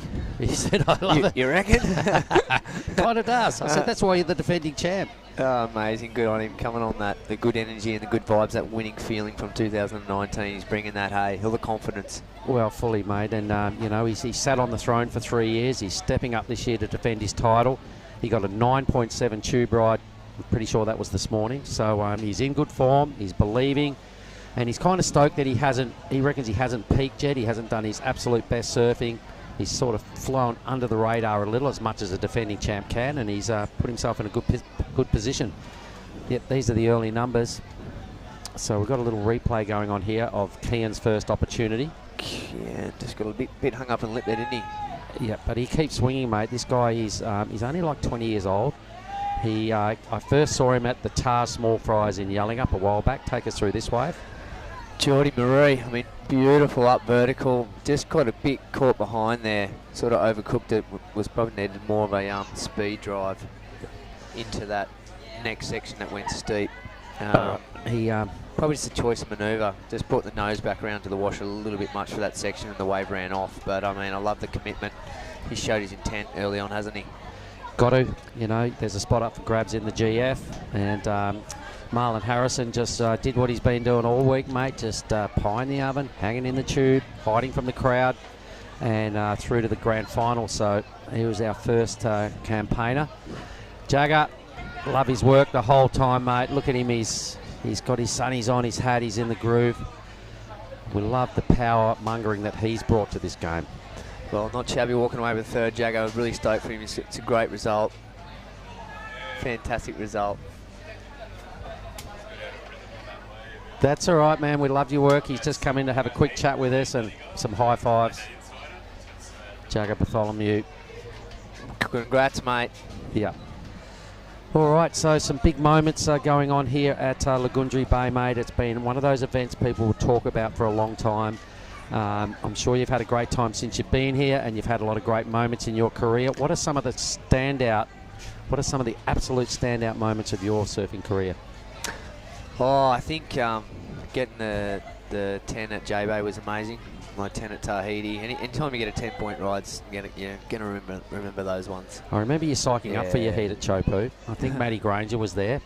And were you against Adriano? Was that the heat? Or? Yeah, Adriano de Souza. Yeah, which, you know, he was such a gnarly competitor too. I knew I had my work cut out for me. And Matty Granger was telling me before that heat, you were sitting in the channel, you've done some chest beat, you've gone, come on, Hog, and just revving yourself right up, and it worked. Yeah, you kind of got to. It was a building swell. It was like 10 feet. Yeah, it was nuts. Yeah, Marlon, into the final, little buddy. He's a little tube hound, isn't he? He is such a little whippet that just keeps stuffing himself in pockets. Oh, and we're calling him the fire starter because it was about 3 days ago. He got the first mad tube of that heat where he got a comeback. He was in fourth place on the priority. Everybody missed this wave. He got it for an 8.33, and that was the start of the tube fest. Tube, yeah. So we're calling him the fire starter. He's a little tube hound, just hunts the barrel. He's full of energy. He's great to have chats with him here because he's a very humble, respectful young fella as well, and I'm sure we're going to be hearing a lot more out of Marzi Harrison. Yeah, got a lot of time for Marzi. When did you first meet him? Can you remember? Oh, just relocating up to the Tweed Coast. I spent a bit more time sort of around Marlin and doing some of the Queensland Australian Open events and stuff. Training at the High Performance Centre as well, and obviously between him and his sister, I've got to spend a little bit of time with them. And yeah, great family, really respectful as you said, and they've always got a smile on their face and positive energy. All good things to have, and great couple of things to have under your skin as a traveller, and then you're people, you attract people, and you just that good vibe throwing out there serves you well no matter where you go. So you've moved to the Gold Coast. Well, just south of there. My little daughter, yeah, she is now 4.5, and so I moved to be up there close with her. And yeah, so it's a anywhere in Australia, I think we're blessed to live. So it's a just been really fortunate to get up the Tweed Coast. All right, and did you happen to see? Here goes Jordan Marie, so you might have to take us through this wave. He's got priority. He's going to select this one. Loving the angle down the line already. See how much he squares up here. Well, nice opening turn, not too critical. That's a little better out the back. Slightly hung up though. You get his little carve in here where it just starts to shoulder out. So I'd say a moderate score, but I'd say a confidence builder. That's exactly it, mate. Yeah. Like his first wave wasn't ideal. That time, you could see he wasn't going flat out. That was just feet on wax, get a number, build some confidence. Good call. Yeah, it would have been nice. I mean, that was still high up in the lip. And that was a little more vert. Just the timing got a little bit hung up there. It sort of never looked to me like he was going to fall off. Not that wow moment. He looked in control. Yeah. It was a solid ride. Yep. Hopefully he's going to get rid of that at the back end of the heat, but a great confidence builder just after his first wave where he got caught behind. I'm sure it's going to be great for his confidence and start to build a house, so to speak, in the heat. We're almost down to 10 minutes gone. I reckon that was a good call, getting that one, eh? All right, I reckon too, just to get you in the rhythm and get, there's nothing worse than just sitting there watching the clock tick away, so you might as well stay active. He got out of his quarter final. He came in here with 2 boards under his arm. He put them down. I said, let's have a chat with Billy. And he goes, damn, Brew, I broke my board. I went, oh, what do you mean? He showed me a crease on the bottom of his favourite sled. He went, damn, that was my board for this event, and now it's broken. So I don't know whether he's riding it or whether he crossed over to his backup sled, but interesting bit of intel there. Maybe, right. Yeah, maybe he's on his backup sled and just trying to feel it out. Yeah, that's a good call. Good intel there and good insights. It's amazing how much emphasis as surfers we put on. I'm sure he's second. Here he is. Second choice. Oh, he's checking it out. He's checking it right now because the crease is just in front of the fin, right? So he's having a look at it. I'd say he's still on his magic craft, but he's probably nursing. He doesn't want to break it in the first half of this final. He's got the magic stick under his feet, but mindful that it's creased. So it was only from the rail to the stringer, so it wasn't a full-blown crease. But gotcha. There's something weighing on his mind now that this could work into Kian's favour, having old mate just lose a little bit of focus. Yeah, I just seen a splash of the water then too. A bit of one of those sort of frustrated may have gone deeper, may have cracked across the rail more. I mean, speculation, but there's something going on. All right, so it's been a great week here, mate. Tell me a little bit more about, you're obviously 43 these days. You're doing some amazing work. You look physically on top of your game, and you're starting to spread the message and get into a little bit of coaching, yeah? Yeah, just where I can, some mentoring and try to, do some coaching where it makes sense. I haven't gone into the full-blown role of that, but in and around these events, if there's, opportunities to mentor and look after some of the kids coming through, definitely open to that. So it's been a great opportunity here, and with the regional series coming back to, it being like a little series, how it used to be, sort of all the Aussies got together and then you went and competed overseas. So that's what's transpired this year with the regional sort of switch up in the tour. So it's meant we sort of all banded together, did like a 6-week road trip almost, where there was event after event. It was really positive. I think it brought camaraderie to the Aussies, and then it's sort of like, okay, we're all in this together, go take on the rest of the world. I reckon that's what's been a little lacking in the past, to be honest, because we've seen the Brazilians kind of take over the world a little bit to a certain degree there for a moment. They all strung together. They're always there, win, lose or draw. They'd be there on the last day, cheering their buddies on.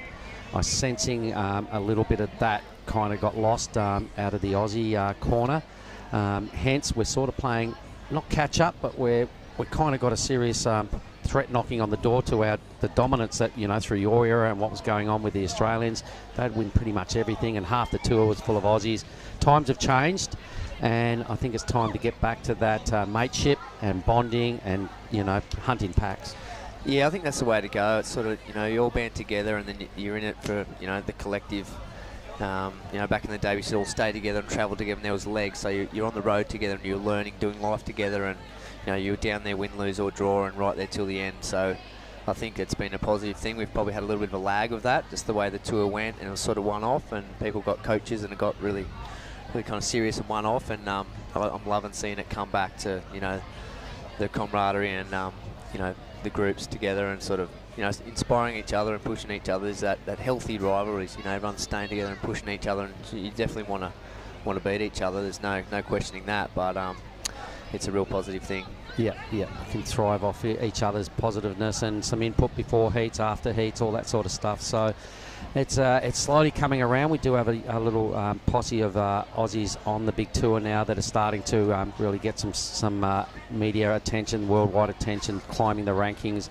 Not a lot of troops on the ground, but I'm sure through series like this, to get onto the Challenger Series, to really go big and jump into the top tier, we're sort of coming. I think so too. I mean, we saw it last year where there was just the 5 Challenger Series events. So the guys that got to go away, the Australians, there was 10 that got to travel with the women as well. There was probably like 17.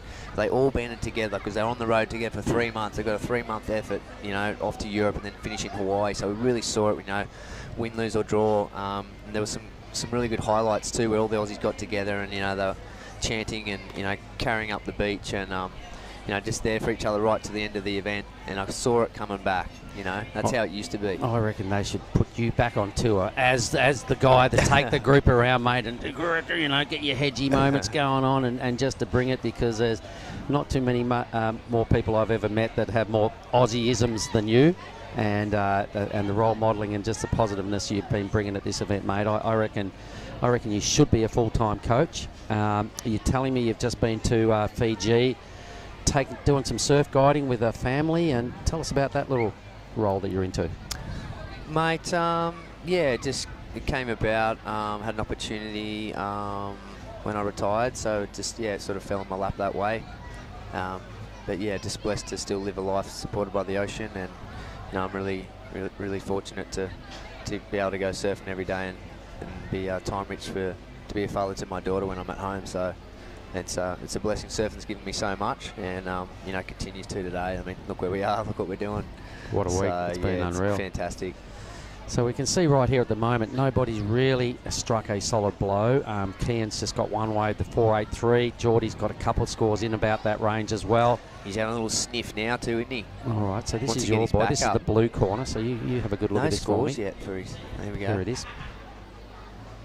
Oh, again, just a little bit sort of hung up on that. He won't be too stoked on that, but second one there and down. So not looking. Actually, we got a dying swell, so I think maybe those bigger, better waves won't be coming through, and they do have to adjust to what's coming through. So not necessarily a bad selection of the wave in second priority, but didn't surf it really well. So probably nothing lost by taking that wave in second priority. Nothing else has come through, but maybe an opportunity missed. If he could have, surfed out of his skin and really got the maximum potential out of that wave, it would have probably put a little bit more tighten the screws a bit on Kian Martin, but not to be, mate.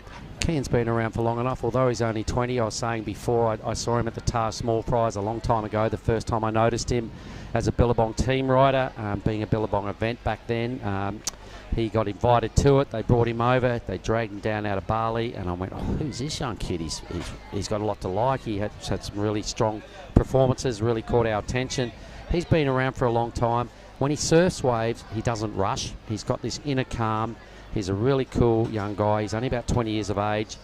He thought his junior career was over, but after the COVID hiccup, they busted this Pro Juniors up to 20 and unders. So he got another year. He's also in the Pro Juniors, which we'll be surfing through tomorrow. So the thing is, he's done this for a long time with the Rashi on. Although he might only be young, he's been in a lot of high-pressure situations, and he won't be fussed at all. He's not even looking at Geordie here. And Geordie has no real numbers to threaten at this stage. A 9.33 on 2 scores, no big deal.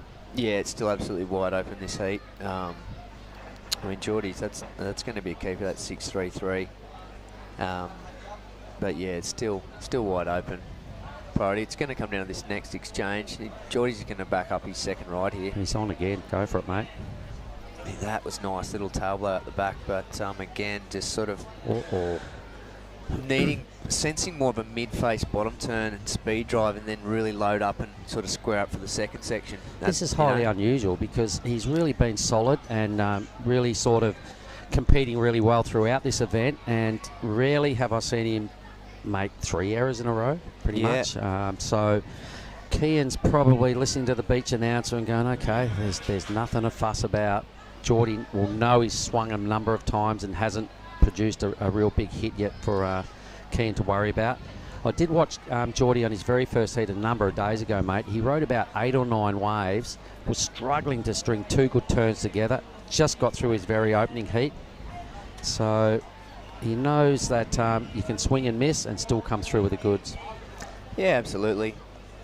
Just, I mean, easy for me sitting here watching, but I'm just sort of sensing the wrong selection of manoeuvre for that section. You know, it's all about getting the recipe right and reading the wave, and had he been doing that turn in the bit steeper bit further down the line, it'd probably come together for him. But, you know, maybe build the anticipation, do a mid-face sort of speed drive, arcing turn out of the top, and then drop down, and then really square up the shoulders and the lip, and then do what he does best, or what we've seen him do. So we know he's got it in him, and we want to see it.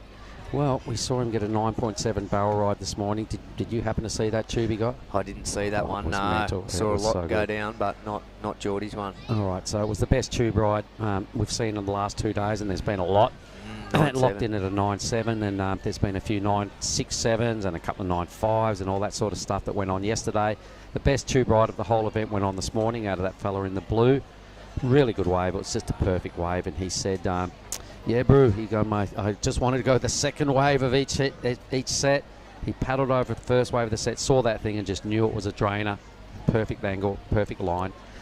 But this is a whole different ball game now. You're suggesting Dying Swell. It's not quite the same ballpark we had earlier. No, I saw that. I mean, it's been very accurate, the forecast. We've been blessed with an incredible swell this event. And Ty and the event organiser have done a great job picking the eyes out of it, been really selective, and it's really come together. You know, we had an 18-second period on the Friday, and then into Saturday, still 16 seconds into today. So just couldn't have been better for this event. And congratulations to all involved on the call. And I mean, these are the sort of destinations you come to and want to surf on a free surf trip and get barreled off your scone. And you know, it turns out you got a rash in priority, and this wave's coming to you. I mean, it's so good. I mean, just the best being a competitor surfing in great waves. It's just the ultimate. Yeah, the Indonesian tour, mate. Over the years, we've had some events, say down in Timor. We've had them in Sumbawa, Super Sark, Yo-Yos, Scar Reef. Wow. Yep, we've gone to Karamas, Padang, the beaches through Bali. We've then gone up to Pacitan, Macaronis. HTs. Insane. The Maldives. Yeah, remember the Maldives event. Cloud9.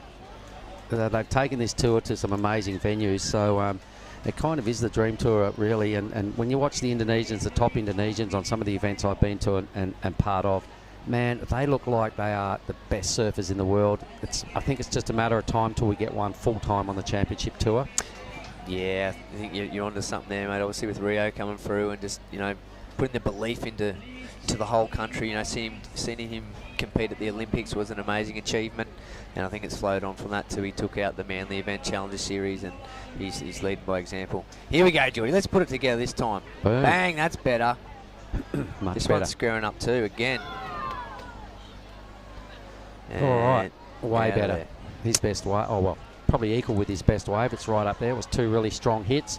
Kian, though, is out the back. He's been most patient. Here comes a decent set wave, but it wasn't what he's been waiting for, so he let it roll through. Kian has been ultra selective here, but I really like this, and I like your call because he did square it up that time, and then his projection out of the lip put him well positioned for this. Boom. Yeah, that's going to rival his first 6.33 as well. I'd say two good turns. Wow, the Iceman. Here we go. So Kian now, my boy in the red corner. Here he goes. The natural footer. Gets up there, crunches it. He's going to have to really tee off on this section to extract some big numbers. Pretty solid effort. Now just a cruisy kind of a cutback. He'll kick out. He's got 8.5 minutes now, so that will be Kian's better score. He's still within striking range. Geordie Marie, I reckon, will drop a pretty good number. I think Geordie will have the 2 best scores of this heat right now. Kian not far behind based on this ride. He really iced it out to wait for this bigger wave, didn't he? I mean, that was critical. He's looking a bit like Bruce Irons there. Ah, good call. Relaxed. Look at this. Again, boom. That's 2 big belts right in the pocket, which for the natural footers, you know, that's been hard to square up that vertical. Okay, so the replay, I might have to rehash what I've said there. He might have one of the better scores of the heat. Geordie's was really good.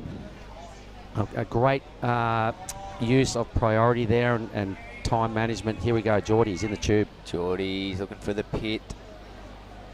And get up there, son. Bang, that's nice. They're going to love that combo. I love that. How is his confidence out of the tube into a little fade, just to put him a little bit later and deeper into that first big hit. Yeah, that was an awesome exchange, wasn't it? It's come to life this heat. I loved how Kian just iced and waited for that set too. That was really good. Like, how's that sort of style? Geordie in the pit, lovely. Yeah. This one here, whack. Yeah, nice. He sort of went a foot under, knowing that the lip was coming over, and just threw the big buckets of spray. Love that. Yep, he can seem to surf within himself at times, but still look like he's totally going for it. He's got a good approach. All right, so we'll throw to the judges. There's about 7 minutes to go. They'll probably have a look at some replays. And our tablet is not really responding here with... We just have to go off the board here. So let's have a look. Let me have a look at the young fella now. He's straight in the tube. Come on, Kian. Thread this thing. Here we go. Grind that cut back. He grabs the rail. He thinks he's Nathan Hedge, but he's not. Boom. Yeah, look at him look around. We're watching, buddy. We loved it. And I reckon that's something else that you brought to... we've got some numbers coming through on our tablet. I reckon that's something else that you brought to everybody's claims and stuff that's going on. When somebody does that and they grab the rail, he's doing a hedgy. Because you were kind of one of the first crew, I reckon, that really ever threw that down. Look at this. Straight in the pit. Straight in the pit. No, putting the arm in the wall to slow down. That's the point Here's his hedgy moment. Ah, nice. It's really hard to do a critical turn there because you're coming out with so much speed, so it's really hard to wipe the speed off. Yeah. So he did well to bring it right all the way around and then get up vert for the last hit. All right, so this semi-final has well and truly come alive, folks. We're getting some numbers coming through. Kian's just dropped the 7.5, which has not... Oh, it's hit our monitor, a 7.5 and a 4.83. Geordie's been living in the sixes at this stage. There is still one score to come through. So our tablet's still just playing catch-up here. Yeah, I guess he's going to have the upper hand now, Cam Martin, because he's got his 7.5 and he's just waiting for that last barrel wave to lock in on the scores. So I think he's going to trump Geordie's waves at the moment. Yep. Geordie's going to be looking for an 8 or so.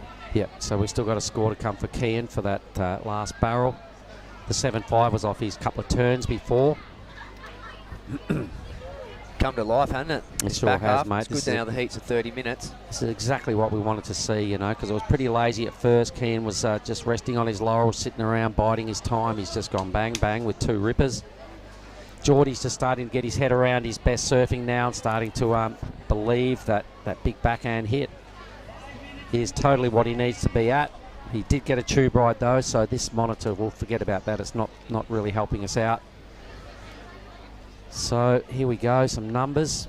Really close at this stage. There's another number for Geordie, so that'd be the barrel, the tube and the fade into the pocket. Big snap into the bowl. 7.77, great score, excellent score.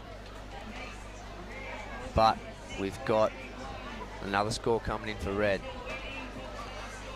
All right, so our tablet's gone off the blink. At this stage, red's chasing a 6.81, so it was the tube that was coming up that was going to be critical. We've just been advised that the finals will be stepping up to 35 minutes. So that's good news. Our next final, Paige Harrop and Alan McCaffrey. 8.57, Kian Martin, boom, red into the lead. So the tube has been impressive all week, all day. The last 2 days, the judges are just sending messages left, right and centre. Get barrel, boys. That's what we're doing here. Kian, well done. Yeah, we can combo up the pit with a big carve and then a snap. You know, it's what they want to see. It's exactly what Kian did too, so keeping that theory alive. 16.07 versus 14.3. Geordie now has to answer back with an 8.31. He's got to really square it up. He's got to bring his A game now because he's had a few swings at it. He's just starting to get his groove on.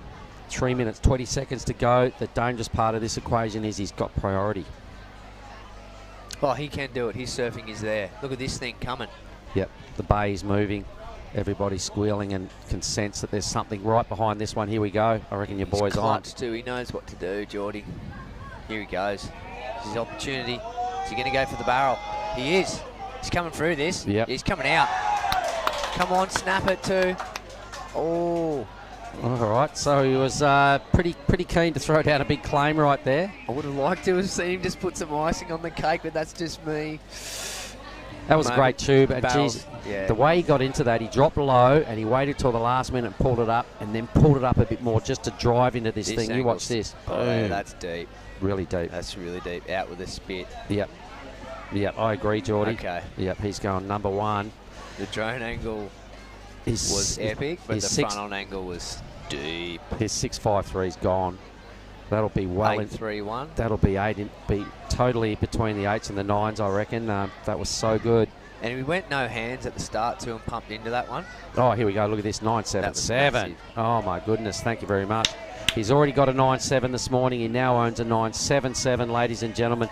The two best rides on the whole men's side of the draw have happened today. They've happened for Geordie. He's on a heater, isn't he? Some insane tube riding. Forget about the turn after the tube. He's going, nah, bugger it. I've just got a 9.7. Yeah, I was just frothing. I wanted to see him do one of his snaps on the bowl like he can do. Then it would have been a 10. Probably would have been. Oh, that's epic, eh? How good was that? Let's watch it again. Oh, see, I love this no-hand pump. He knew he was deep, and then he gets the hand on the rail. And then pulled it up again. He's 2 sections behind there. Look at that. And then out with the spit. You know the surf is deep when he comes out after the spit. Yeah, yep. thanks We for agree, coming. mate. We see you. We feel you.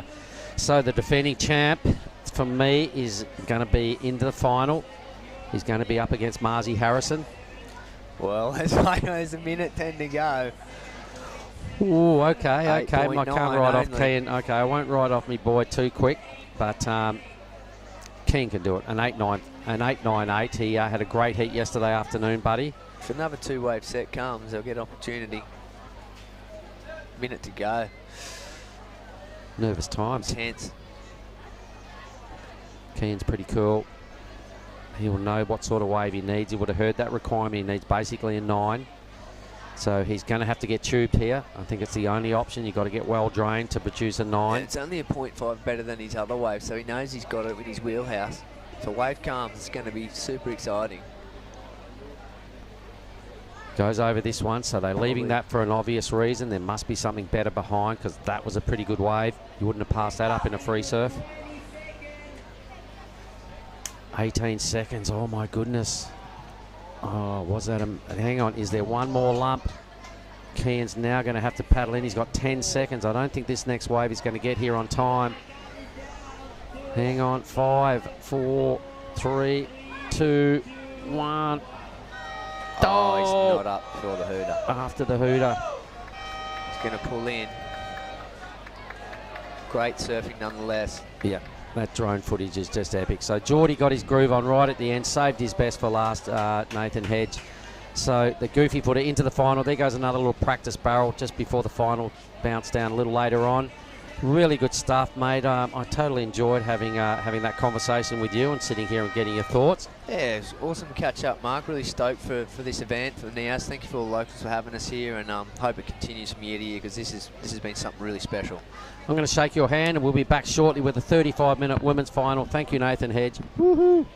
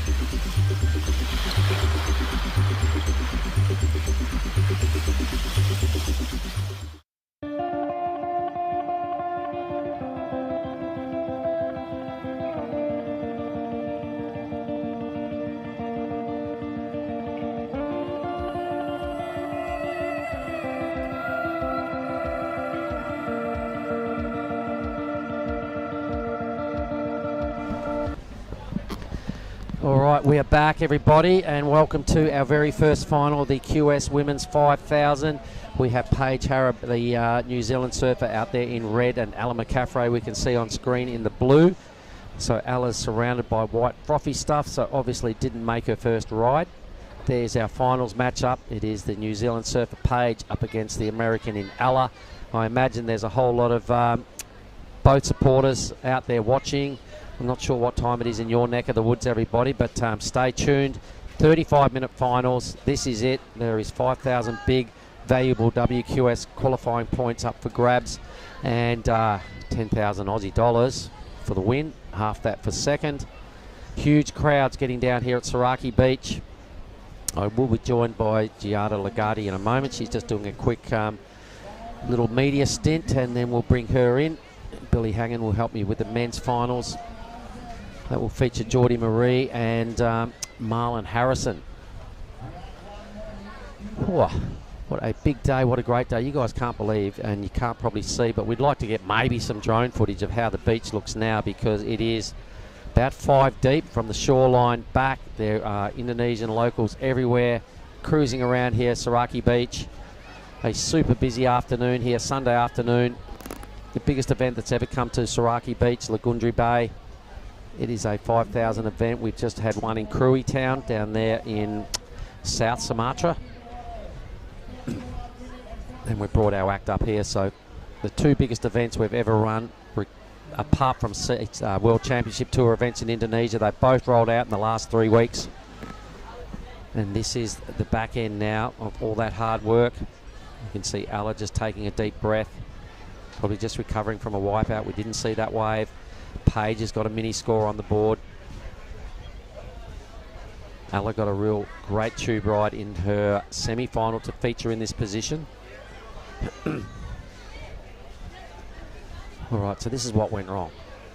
Somebody was in that tube. It didn't go right. I'd say that was blue, because I saw Paige just going under.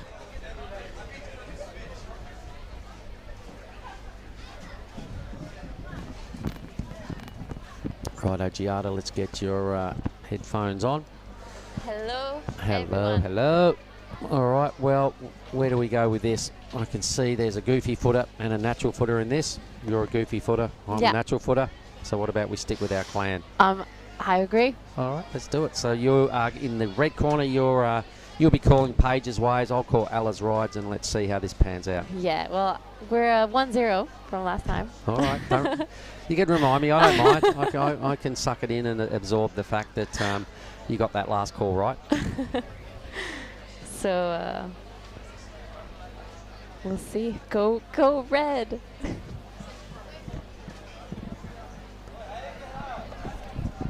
Got a Missy. Rock off.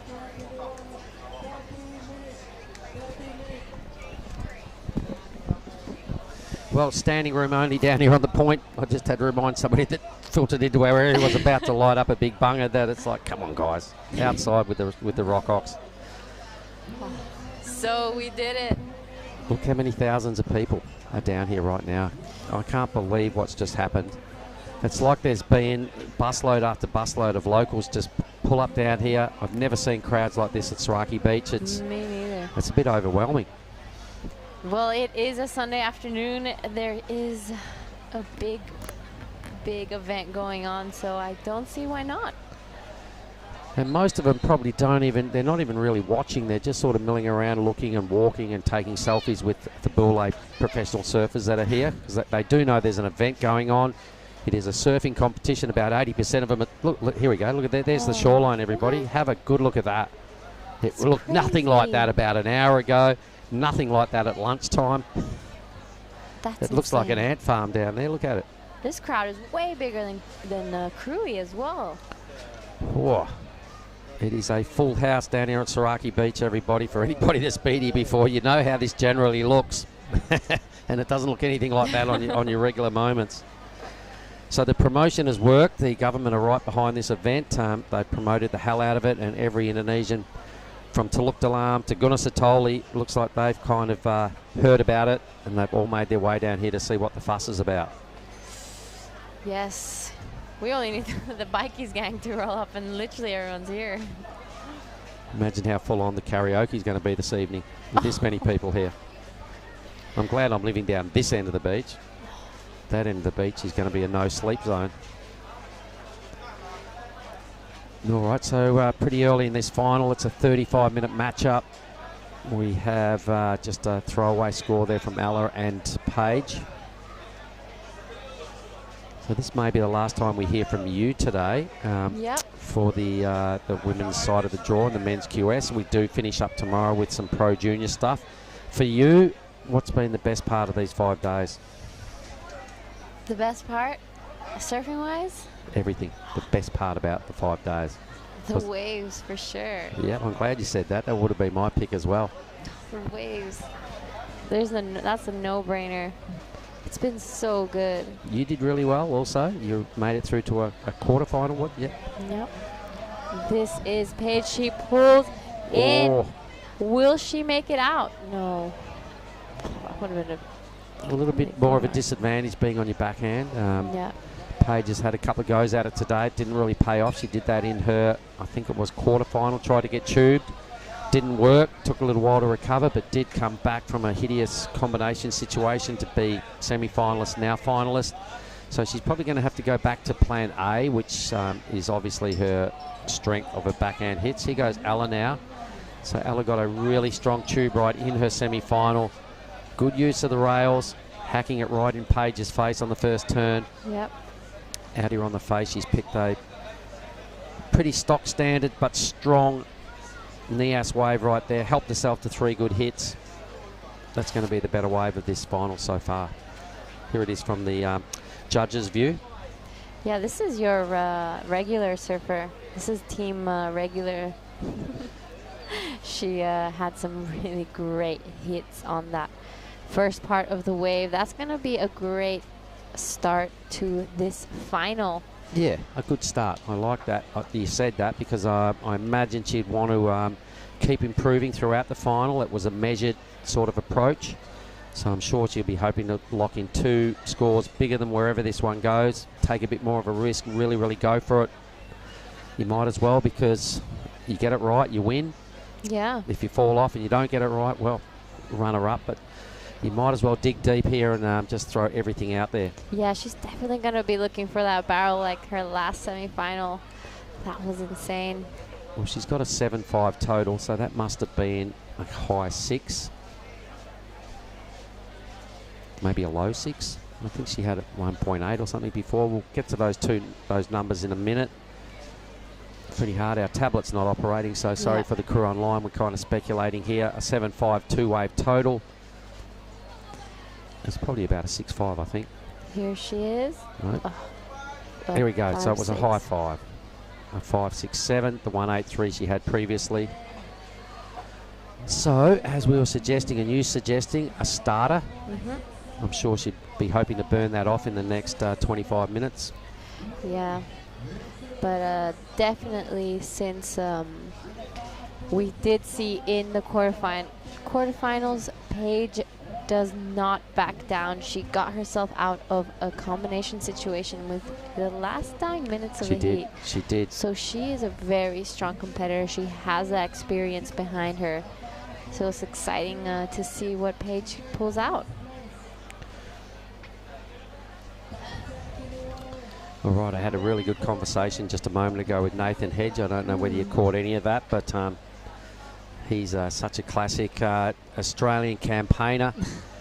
He gave some really good insights, and he's loving the fact that there was a strong pack of Aussies coming through on both sides, men's and women's, and the camaraderie that they're starting to build and sort of work together. And just throwing us in on some of his old-time memories and all that sort of stuff. It was really good to hear from Nate. 43 years of age, and who can't forget all those years he did the rip curl search of trips all through the Ments and all through the rest of the world. That was really good. So for all the crew online, I hope you enjoyed that. I saw him this afternoon. I said, let's step in and do a heat with me. He went, you reckon? I said, what do you want to do? He goes, oh, I don't know, what's up? And I said, I'm doing the second semi of the men's. What about that? He went, I'm in. Unreal. You know, so it's been 2 weeks. We've been on the road pretty much. or 20 days. What have been your highlights?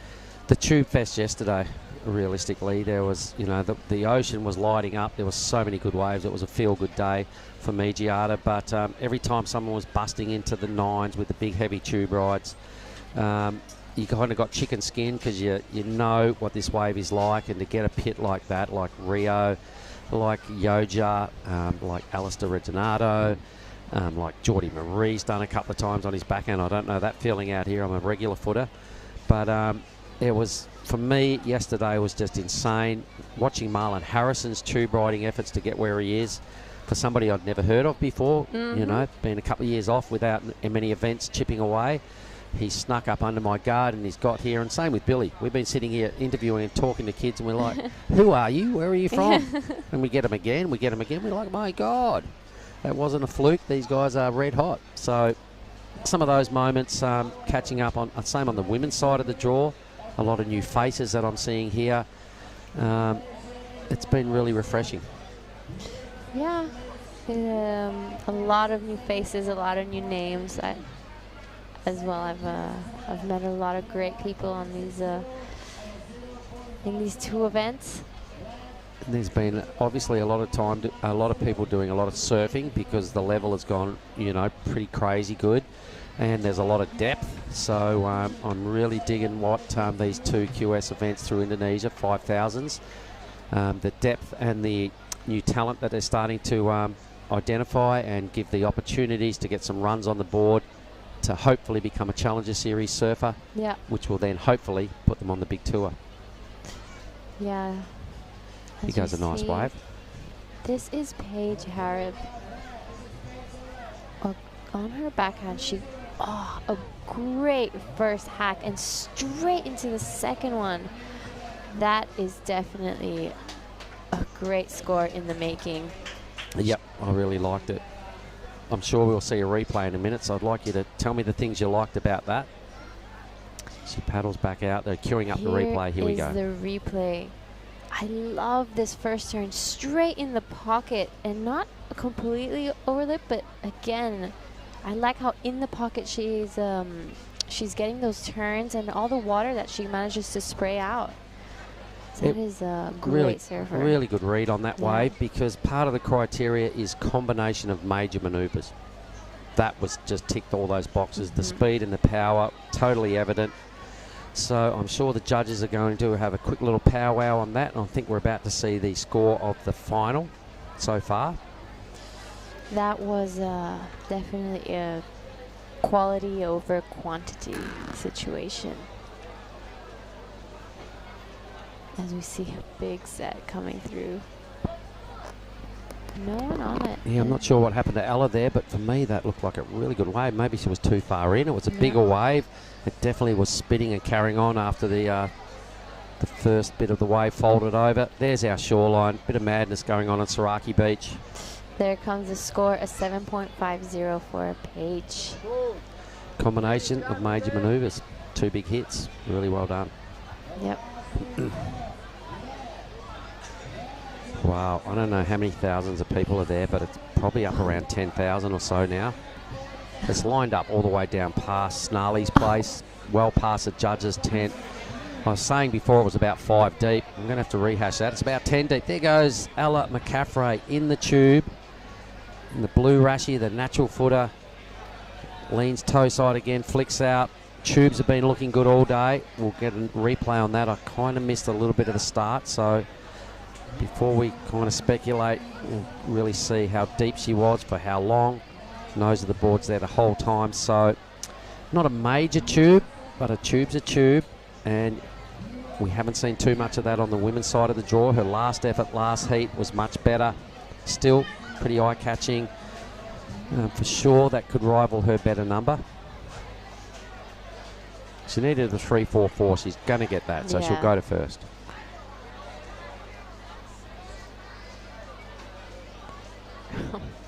I have never seen such a big crowd at a surfing event. And just how quick it's happened. An hour ago, it wasn't looking like this. 2 hours ago, it was less than half this. And all morning, it wasn't much at all. There was no one. Sunday afternoon, Indonesia. It's happy hour. They're all down here. This is pretty insane. Oh, I wonder if the Nias Idol final is going to be on tonight as well. Every chance. Could be a 3-hour affair. They love their karaoke. They love their big speakers. They love having a sing-song. We might hear some dangdut. They love turning the music up full bore, beyond full bore. Yep, it's going to be party central down here this afternoon. Good luck even getting to your room from here, Giada. I'm about 30 feet away, 40 feet away, so I think I'm covered. Where are you at? I'm just neighboring, right next door. So at Sirius. You might want to go out the back door and just scurry along the little rabbit trail out the back there. Oh, there's definitely going to be a lot of hello, mister. Yep, I'm sure you even get it too. They don't really seem to have a term for the female version of that. You're still a mister. All right, here goes Blue. So her score has put it into the lead. She's got 2 5.6 somethings. A nice mid-range wave here. Potentially a third hack right here. And a little slip off. So a smaller wave, some pretty reasonable surfing there. She's really yet to rival Paige's 7.5. Here is the replay. What do you like about it? Okay, let's have a look. Not bad. On rail. Kind of committing to switching the board, spinning the board around on the first turn. I think a little bit of not a half turn, but not a full turn for the second manoeuvre. The nose of the board didn't really change direction that much. More of a sort of a down calf slash. So the first turn was the better turn. She fell on the end of the wave. I don't think it's going to lock into a top 2. So Paige still chasing a 3.77. I think that will still stand. Paige definitely knows how to get that 3.77. Can do it in her sleep. So here she is right now. As we see Paige on her backhand, she has been killing it all week. Straight in the pocket, and she goes for a second one. This was, she might get a third one in as well. Personally, I don't think it'll be as high as this first 7.5. Probably not, but packing just a 1.6 there in second spot. She went, all right, I'll just play the game here and get another sort of score on the board. What did you like about this wave, Ella? I mean, Giada? I love Paige's style. Her backside is so powerful, and as I've said before, she really knows where to hit and place her board. She throws so much water. Yep, so that will be enough to get it into the lead. The first turn was in the pocket. After that, a couple of out and back sort of moves. Yeah. Just playing the game here tactically, just to throw a bit of pressure and give Alice something to think about. I think it was a very worthy decision to take that wave and to hang in there and to squeak those 3 moves out, because she's going to make Ella chase a number here. Yeah. Here it is. 6.2 for Paige Harrop. All right, really good. Probably better than I thought, but I guess the fact that all 3 of those moves, convincing, strength involved, generating her own speed, there was no hiccups, there was a lot of rail. Just a really professional effort. People trying to sneak into the booth. There's so no room in the restaurant anymore. They all looking at us going, oh, I think I'll just go and sit near that guy. Look how much room they've got. No. Where's our security guy, Billy? Getting a little bit of the stink eye. I like the way that other dude before just thought he was killing it, just standing right there, and he thought, oh, they haven't even seen me yet. He's about 4 foot wide. And then he's pulled out a rock and he's gone to spark it up. I'm like, hey, dude, beat it. Oh, sorry. That wasn't the only one. Can't stand there and smoke. The other one that grabbed the chair wanted to sit down and have a beer right in front of the entrance. Do you see that one too? I'd love to do that too. So, unfortunately, this is a teed up Marsuk area. 13 minutes left in this final. Ella looking for an 8, but we've seen her do it in her last one, so she can do it. She generally pulls out a tube ride when she needs it. So I'm thinking that's still in the kick. You can see upstairs there, this is the top floor to the Hash family surf house. There is Geordie Marie making his way down the stairwell. He'll be mobbed by the restaurant. You have a look what's going on in here, everybody. Boom. Full house. Here's us just to the right. There we are. Hello. There's Geordie gone down to collect his rash vest. You watch this throng of people on the beach. He's going to have to cop a couple of hundred hello misters on the way out to the keyhole. Thanks for the drone view here, Ryan. This is really cool. There's our beach marshal. Has been headed up by Justin most of the week. Can't really see him at the moment. He'll be collecting the, where are we, the blue rash vest. He's had most of his heats in the blue rash vest, so he's been on that side of the draw. Trying to find the right size one. He's been particular about that all week. He reckons that's the winning rashie. You know, everybody has their superstitions. Might as well stick with them. It's been working so far. I think he's had his best tubes all day today on the blue rash vest. Yeah. Let's see if he can defend his title here in Nias. Yep, it will be a historic moment if he does. A friend of mine years ago, it was Ant-Man Patterson, Paul Patterson. We came here for the very first Nias contest. I got challenged on this date. It was in 1994, but somebody said, no, it was 96. No, the very first one was in 94 because I was here. My friend Paul Patterson won that in 94. He won it a second time. I think it was in 97. I wasn't here for that one. But Paul won it twice. He didn't go back-to-back like Geordie's trying to, but he did win it twice. I know Sasha Stocker won it once around at Sabatu.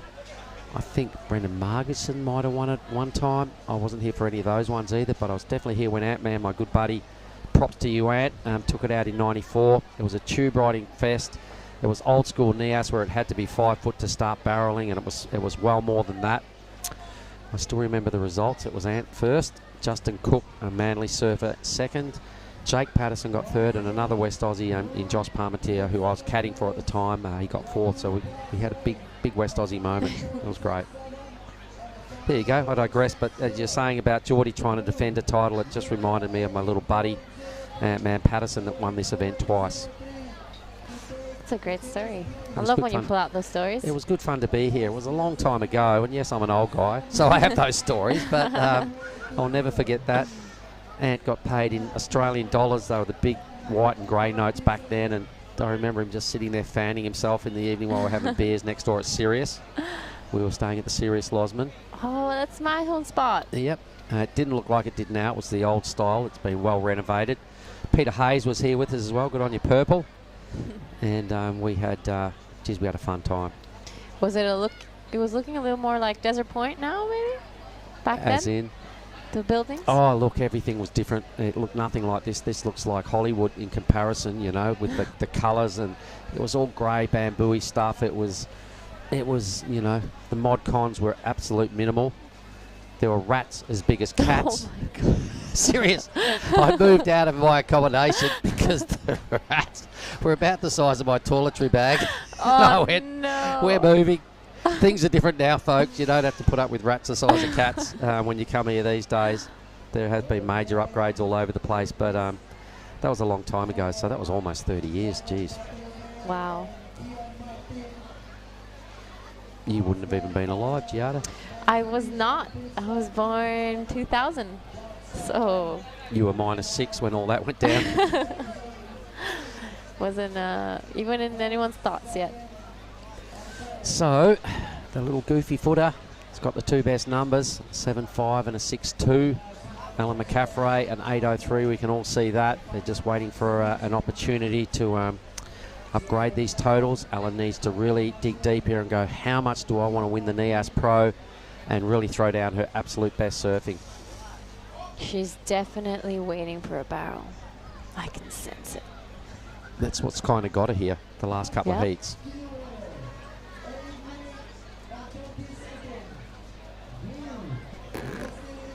This is the first final of the Nias Pro.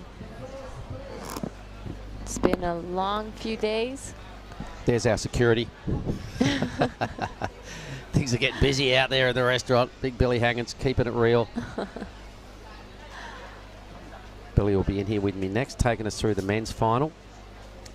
Marzi Harrison, two completely different approaches again. We've got a big, strong, confident defending champion on his backhand out of Cape Town, South Africa, up against a new kid on the block, little Marzi Harrison, who's taken the tube riding approach all the way to the final. He's got these little cat whiskers on his chin and he's under his nose. He's young. We're loving what he's doing. It's chalk and cheese in this final, given their statures and the way these guys carry themselves. But a 35-minute men's final coming up in 7.5 minutes. Yeah, it's I'm glad we've gone to 35 minutes. Things are getting a little short supply out there as far as A-grade sets go. I did notice after Paige rode a really good wave that there was a big old thing that went through and it spat, and I went, where's Ella Shawley? And somehow she was nowhere to be seen. So they're out there, but because they're in short supply, I guess Ella wasn't far enough out. Yeah, maybe just slightly mispositioned for that bigger set. You're right, though. A very smart move from Paige Harb to get that 6.2, just to get that solid lead. She wouldn't be in a very good position if she haven't gotten that just yet. Just making Ella worry and sweat on this a little bit. Yeah. The 803 is quite a big number. Ella can't get out of the fives at this stage, so it was a really worthy, just a great contest tactic by Paige. Just to play the game. It was all strength. There was 3 turns involved in the 6.2. There was 2 moves involved in the 7.5. And I think the judges have nailed it here, really rewarding the power base of Paige and just the positioning of her moves. Yes, our 2 finalists. Day 5. Yeah. What have we done? 100 and something heats. Most of them 25 or 30 minutes. Oh, those 30-minute ones were long. 35-minute finals, it's worthy. Yeah, but these ones have lots of action in it. Well, I'd like to see a few more waves caught. Yeah. Ocean just sort of showing signs of a dwindling swell. And we hope the theory of the afternoon incoming tide push hangs around. It is, what is it? It's about 4:30 almost in Nias time. Men's final starts in 5 minutes. So we will finish up about 10 past 5 this afternoon. Roll straight into 6 hours of karaoke. Where's Sam? Sam, he's already there. On your Sammy, country road, mate, country road. Here we go. This is Paige under priority, and she's gonna wait and pulls off. Didn't like what she saw. Just trying to keep busy, not wanting to. And I see Ella. All right, so here she is now. Just takes a bit of a speed line. There's no tube on offer. She's going to have to hit it. Bit of a flattish section here. She might be wise to pull off and go back out. That is definitely not going to be an 8.03. So a bit of a hit and a miss from both the surfers then. Yeah. They're probably getting a little antsy sitting around going, well, let's just try and keep the rhythm going. Maybe the wave I pick will turn into something. Both of them a bit of a 0-all draw. If Paige gets priority, it will get a little bit tougher for Ella. Yep, I can see where she is paddling out. Paige Harb is just about to be awarded priority. 4 minutes. Yep, there we go. That little P next to the name Paige Harb. Let's see. She will be sticking close to Ella in the last few minutes of this heat. You know, this will if it goes Paige's way, this will be an epic victory right here. She's been out of the groove and out of the limelight for a number of years. She was right there on the World Championship Tour for quite a long time. Yeah. I imagine she hasn't had a victory this big for a lottie, quite a few years. I'll have to ask her how many, but it's kind of a comeback in the making, and she's here to collect some points and probably throw the Harab name back in the big ring. Yes, she is a big inspiration among the ladies. So it would be great to see her have a big comeback. And, you know, for someone like you being a goofy footer and making the quarterfinals, Giada, I reckon really take something out of this, because she's put on these performances that, you know, a goofy footer can go, that's what I want to do and that's where I want to do it. Watch how she's doing it, and take a leaf out of Paige's book, because there's a lot to be learned at surf comps, and she's putting on a bit of a clinic. I think I've learned more in my past 2 weeks here in the booth than I have anywhere else, really. As we see Paige, she's going to take this wave off Ella using priority and hits that first section. Goes for a second and in the pocket again. That is going to be... Yep, I agree. She was liking that. She's done a Geordie Marie claim. Here goes Ella now. She thought about the tube. It didn't come off. Well, there she is now. She's gone to the turns. So she's jamming it in the pocket a couple of times now. A bit of a sense of urgency starting to creep into the blue rash vest. But I think she thought she had a tube on her hands there. It didn't happen. We'll get the replay, because I was watching out the balcony and we just switched onto her wave while she was mid-turn.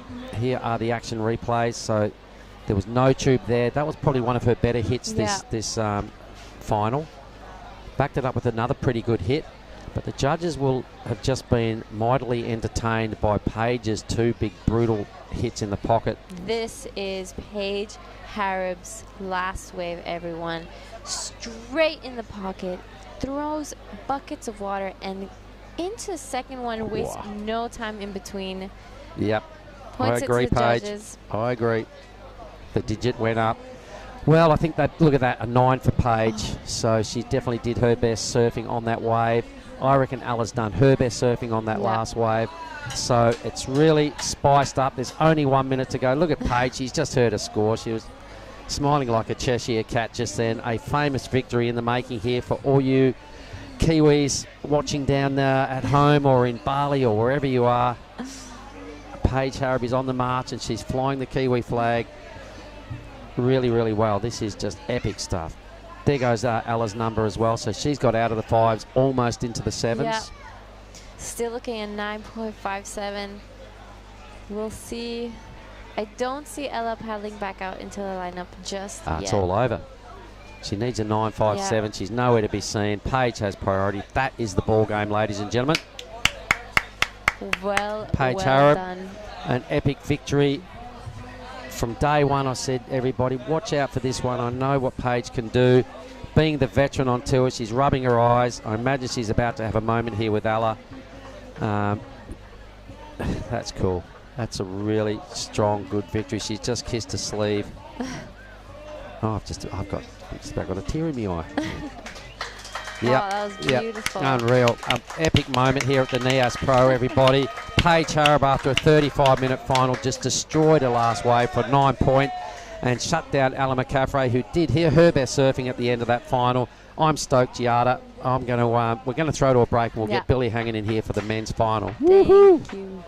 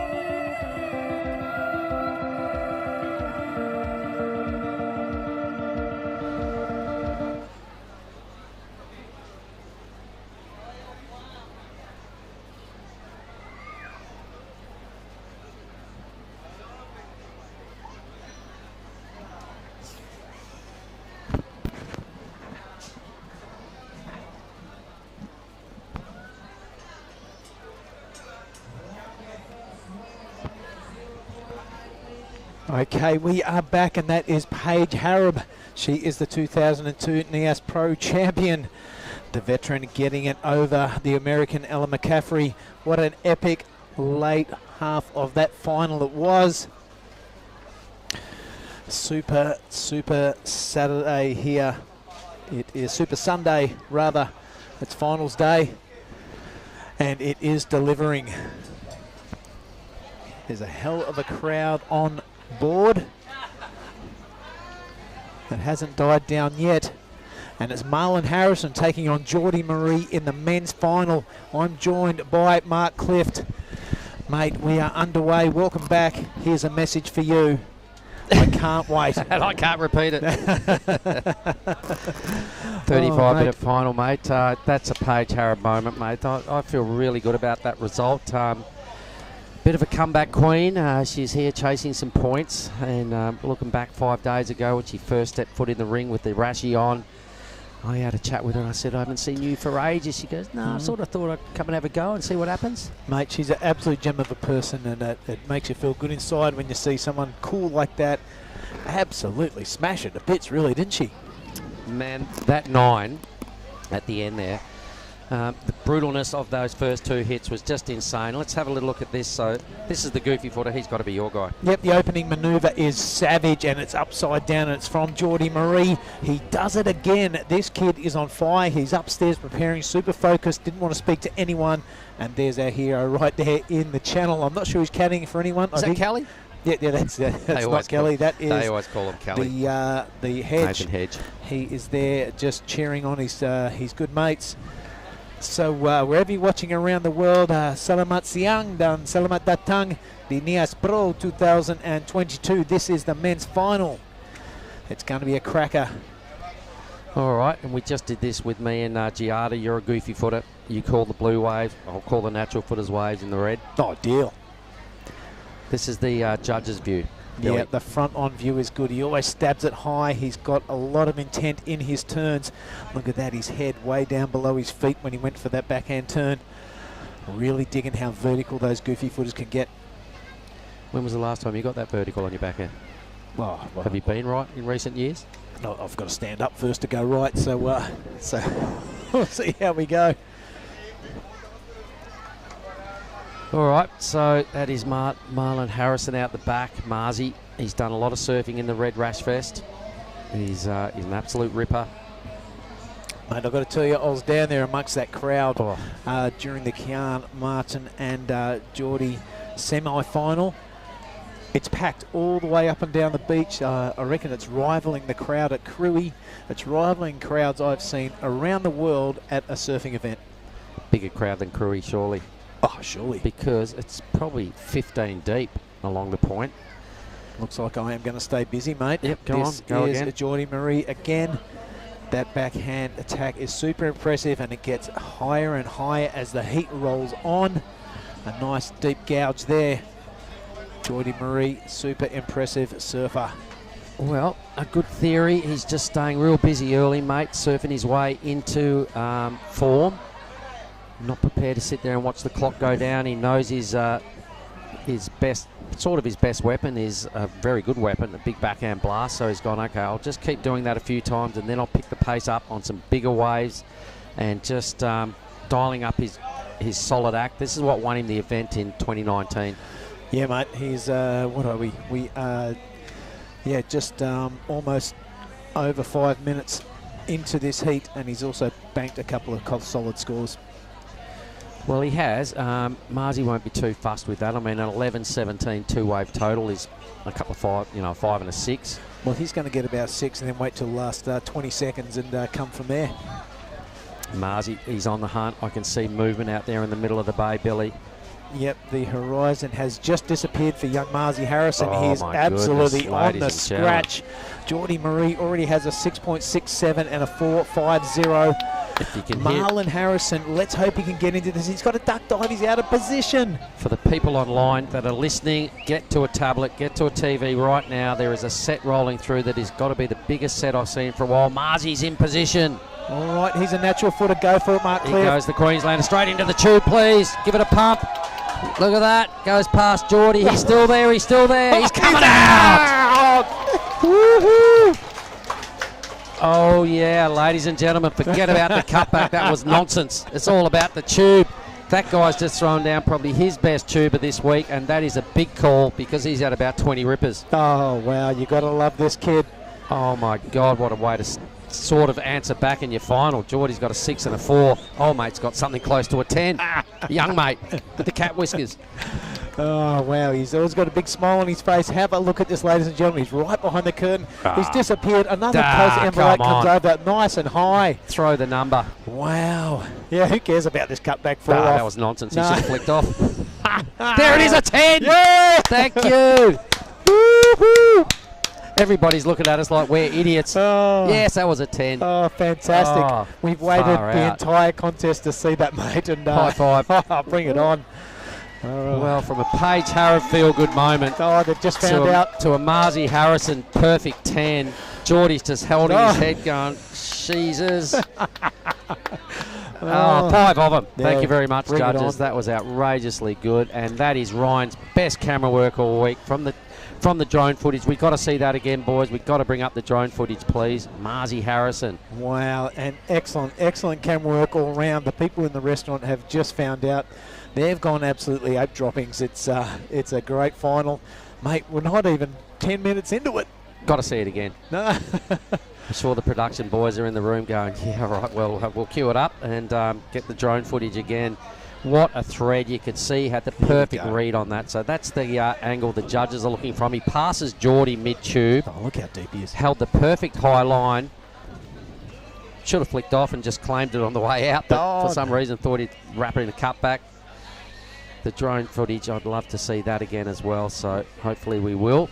That was a thread and a half. Even from the drone footage, he disappeared for probably 3 seconds. Yep. He passed Geordie mid-tube. Look at it. Mate, it's got a shades of the state of origin, which is just about to kick off over in Australia. It's maroon versus blue. It's the cat whiskers versus the big brew from Cape Town. Oh, fantastic. Advantage to the cat whiskers right now. A 10, my goodness. Mate, he's got the double red going on, the red boardies and the red rashy. He's been getting around the contest site all week. Massive smile on his face, burst blood vessel in his eye, so a little Metallica moustache, and a great big grin. That's He's not a moustache at all. They're just cat whiskers, mate. You have a good look. They're blonde. They're not very long. You can tell he's super young. Yeah, unreal. What a way to kick off a final just when you thought, wow, the Paige Harrod thing's still got chicken skin. Marzi's just dropped a bomb. But now he's got to answer. He's got to back it up. He's got to back it up, mate. He's got 25 minutes. He can't sort of sit there and rest on his laurels too much. If you get a 10 and a 1, you're still going to lose. He's got to now hold his composure, thread another barrel or two. Yeah, mate, he does have to. He can't get carried away with his own exuberance. The guys are just setting up the presentation area out the back there. The locals taking a big interest in it. So the prezos will happen behind the judging tower after this final. Can't wait to see that.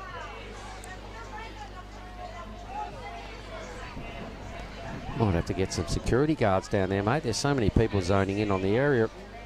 Mate, I was going down to get Geordie to get him after that heat, and I'll Here's stop by Harrod. 1,000 hello misters. Hang He goes on, a natural Marzi footer. Harrison. Look at him again. He wants more. Oh, He's back get in where in he there. does his best work. Look at him just smiling.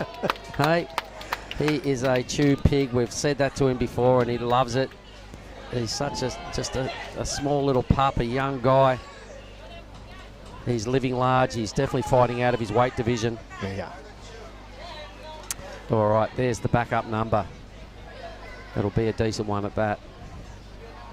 Geordie's looking around going, what the hell? What's all this happening here? fuss about?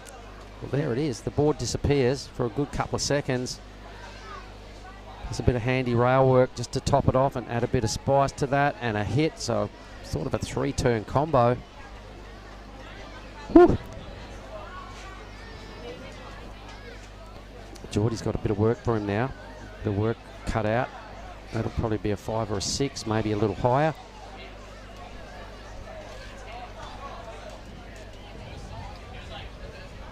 4-5. All right, so a low backup number. Low Good backup tube. number, but look at that requirement. Oh, it's a 6 actually. I was looking at Geordie's 4-5, so it turned into a 6. So a pretty decent result right there. The tube ride, it wasn't epic, but he did disappear. The judges like to take note of, can you see the nose of the board? If not, it's definitely a deep barrel. There was a couple of seconds where the nose fully disappeared. So this guy has got an absolute, dynamic read on the tube out here. And he's got it on a thread. There's our restaurant. A couple of the young female competitors. There's the head chief there, Big Justin. Staff. Been busy as. So that's Ryan walking through the restaurant area with the drone in his hand. Yep. 10 and a 6. Wow, Geordie needs another one of those freakish barrels he's pulled out today. He does, mate. I'm just a bit distracted. Marzi Harrison has a bit of... There was a young Australian champion. I can't remember his name. It was around for a little while. He won Sunset. Blonde-headed guy, good looking. I can't remember what his name was, but Marzi is just reminding me of him. He has the same tube sense. If anyone mates at home, just text through his name. And there's a bit of homework for you. Well, I'm completely baffled, mate. I'm invested in what's going on here at the point. I can't even think about that little equation. A 9.34. We know Geordie Marie, the defending champ, has already dropped a 9.77 today. Yep. And a 9.7. A 9.34. He's probably looking at that going, all right, I just got to do it again. Yep. I've been here before, so of course I've got the chance. I'm going to grab it. And the waves are there because Cat Whiskers has already got a 10. The fire starter, Cat Whiskers. He's already got 2 nicknames. Champ could end up being another one by the end of the day. 21 minutes to kind of think about this and work his way through bettering a 6 and maybe bettering another number. He'll still have probably at least 2 or 3 waves in him in this final, maybe more if it goes really crackers. See a little bit of rain starting to fall, mate. I think they might have just had a quick chat.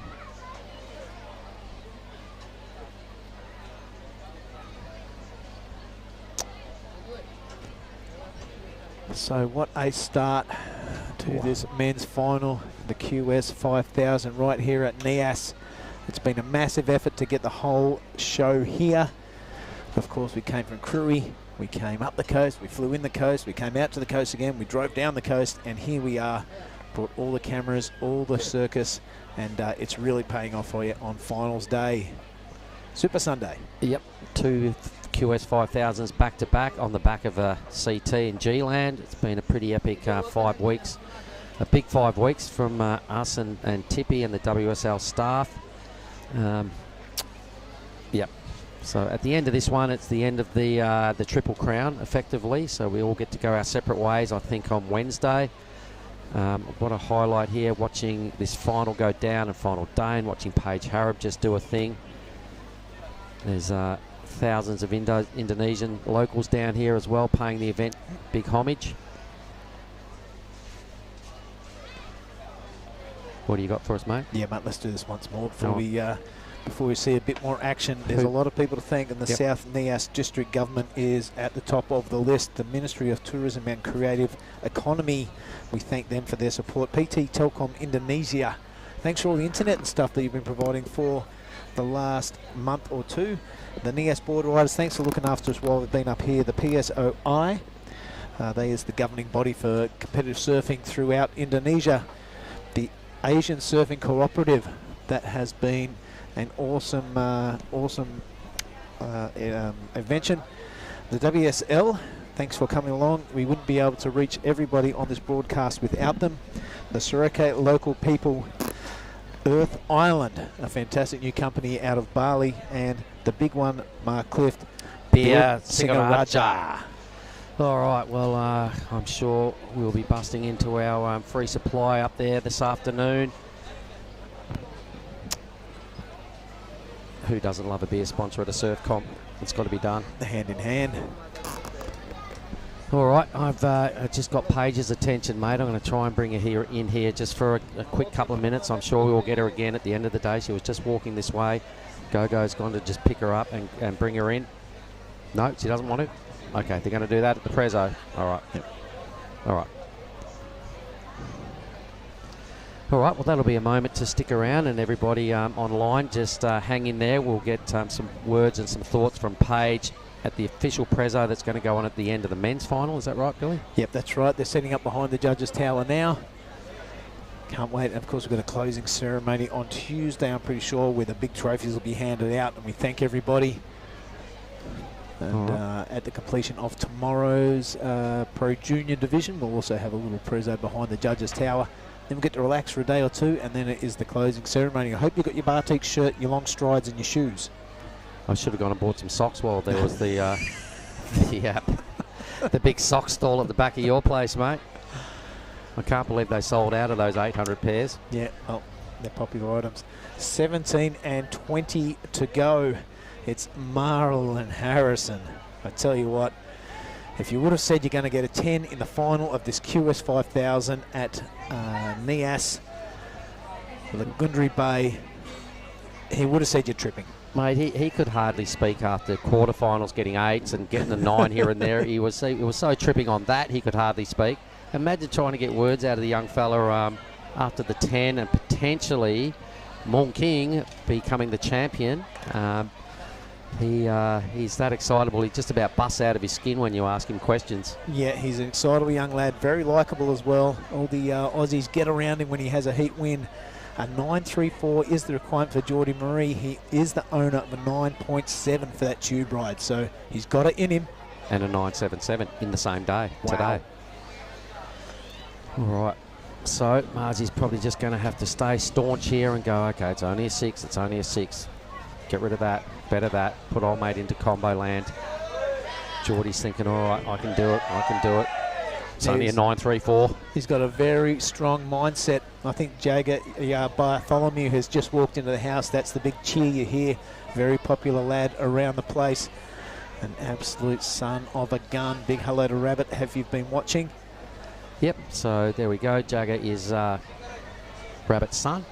He's here milling around the side. He's copped the third, an equal third. Got pretty close to get over Marzi. Had he done that, it might have been him with the 10-point ride. But I tell you what, he has gained a few fans around here, me included. A really heavy-footed surfer who will not back down.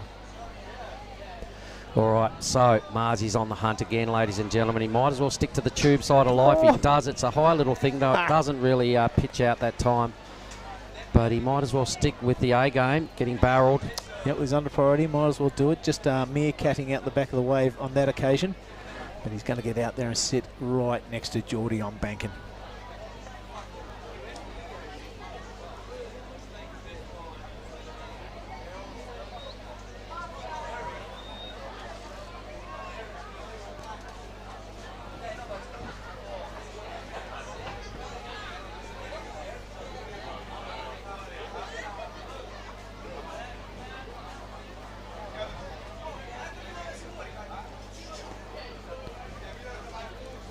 So Billy, as the week unfolds and just about over on the QS side of life, for you, what are some of the best highlights? Including Crewy? No, this event. This event, oh well, it's really hard to go past that 8.33 that Marzi had when the waves were looking a bit inconsistent and a bit average, and this kid comes out and busts this massive tube to get the victory of that heat in the last minute or two, and then everything kind of lit up since then. So that is my highlight. Geordie Marie is providing them all contest long. He's under the curtain. This is going to be a great tube ride. He comes out, gives it the number 1. Doesn't mind if he does a big hack right there. He is not going to lay down, that's for sure. Geordie Marie with the answer back to the fire starter, Marzi Harrison. An epic answer back. It had shades of similarities to the 970 produced this morning. It was one of those screaming waves. It was just your classic Lagundri, perfect fold. It was a deep tube. Here it is again, everybody. Might not have been as big as the 970 got this morning, but it was every bit as good. Throws in a turn just to spice things up and give the judges something to think about. It's absolutely game on now here in the grand final. Oh, you betcha. A couple of mid-range 8s and you're done. So Marzi probably would have heard a bit of fuss and a bit of hooting and hollering coming off the shoreline. He's probably like, "Dole, what just happened?" The number is in. It's an 8.83, so not quite as good as the big tube ride he got this morning. It's right knocking on the door now. But look at that requirement, mates. Dropped down to a 7.1. You're in it exactly right. It is game on. There's 13 minutes remaining. Don't go anywhere, folks. If you have to now, quick trip to the little room. Grab yourself a refreshment on the way back, because this is going to go down to the wire. I can guarantee it. So a really, really good response. They sat there for a while. Geordie's had a lot of time to think about the situation he's facing. He's trying to go back-to-back here and defend his title from 3 years ago. So it was a great answer back. The wave had a lot of similarities to the 9.7 he got this morning, Billy, but it didn't quite have the height. Really good work. Just about burst into the 9-point range, and it's knocking on the door of what he needed. He parked it pretty well, didn't he? He did. He's got that backside down. into the face of the wave, slowed him down, and then released the handbrake, and out he came. Love the little number one claim he gave to on the way out. Good wave rolling through out the back. Nobody's interested. Light rain falling now on the contest site, not bothering any of the locals, which would suggest it's just a passing thing. All right, mate, have a look at Marzi. This is a replay for sure. Yep.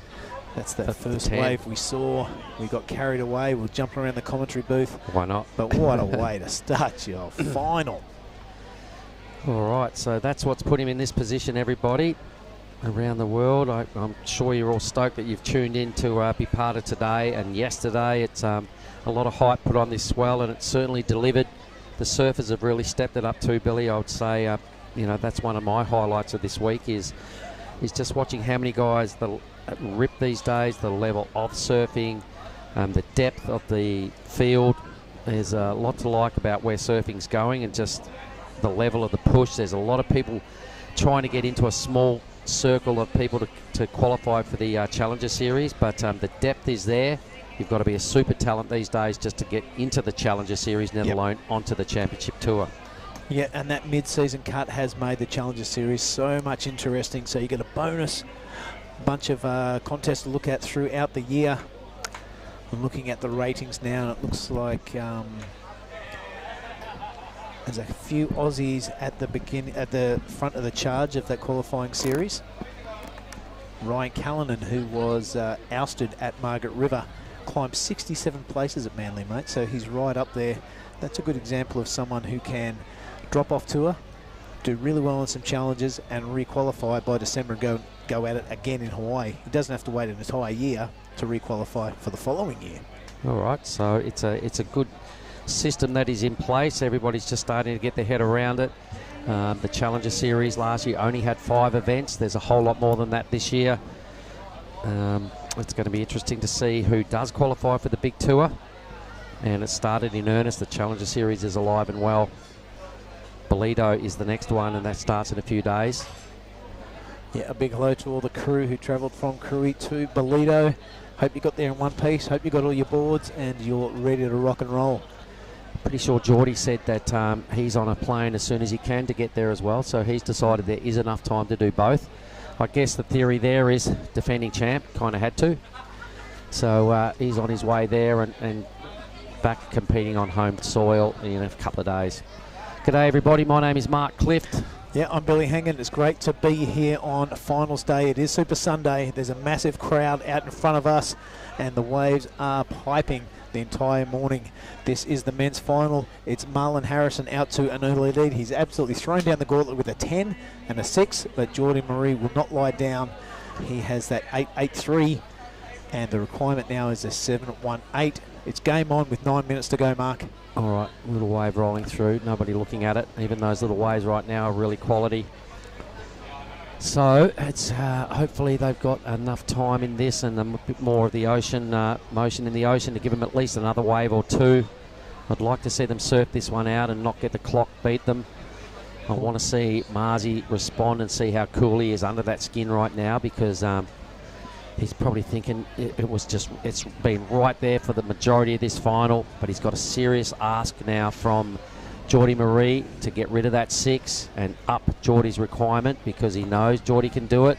Geordie's probably getting right in his face and huffing and puffing a little bit because he's the alpha dog out there, mate. He's a bit older than Geordie. He's than Marzi. He's a much bigger lad. He's the defending champ, and here's this little punk that has just put him on the ropes at this stage. He has, mate, and I don't think we'll see any average waves ridden because the requirement is a mid-wage 7, and Marzi wants to increase that 6. He wants to trash that. He wants to hit like a score near the excellent range to put it totally out of Geordie's reach. So I don't think we'll see any of those little inside waves ridden.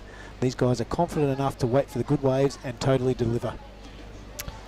All right, so the stage is set, everybody. There's only 7 and a bit minutes remaining of our whole QS campaign over the last 3 weeks. We're here at the Nias Pro, thanks to all the people that have hosted us and the government putting up the big dollars it takes to bring it, the whole act here.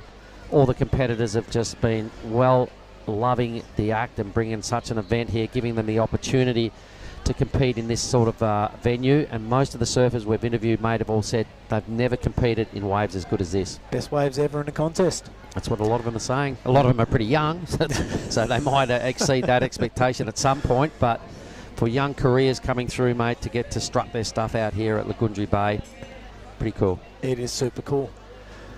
Yeah, I've been loving the whole week, and the tour, the mini tour from G-Land to Krui to Nias. I hope it goes ahead next year because I'm going to go rest up so we can carry it on. Probably have the rest of the year off, really. It has been a long campaign for you and I, Mark. We started with the Margaret River Pro. That's right. Made our ways up into G-Land, saw the CT surfers and the staff there. A big hello to all the WSL staff, the production crew, the admin crew, everyone that put that great show on. We then changed over to ASC and put on a good show at Krui, and this one has topped it off just like a nice cherry on top of the big ice cream. You're right. When you look at it that way, our campaign did start back late April into the Margaret River Pro. Had a couple of weeks off to get some board riding done. I'm looking forward to reacquainting myself with my surfboards after this week. It's been a little while. I only just remembered this morning that I left them up at your place. Oh, they might still be there. Yeah, it has been great fun. A whole lot of pro surfing going on around the world. Bolito about to kick down. I'm sure that Rio will go ahead tonight. So when we're finished here, go have some dinner, then check on the WSL website and tune into Brazil. There is a lot on the line. Those final 5 surfers going to Trestles, and things are going to get interesting. And the news out of all of that, you suggested that Gabriel Medina is on the sidelines. He's done his MCL or his ACL. I can't remember which one. But he's definitely out of Rio, and he's definitely out of J-Bay. All right. In these dying moments, if we had a yellow flag and still did that, it'd be about to go up. Coming down to 5 minutes, Geordie is on the hunt. A 7.18. Young Marzi's going to have to be a little careful here. Yep. Big South African. He'll dig deep out of Cape Town, defending champ for a reason. I had an interview with him earlier, and he's gone, I don't know, Brew, what it is about this wave, but it just seems to suit me.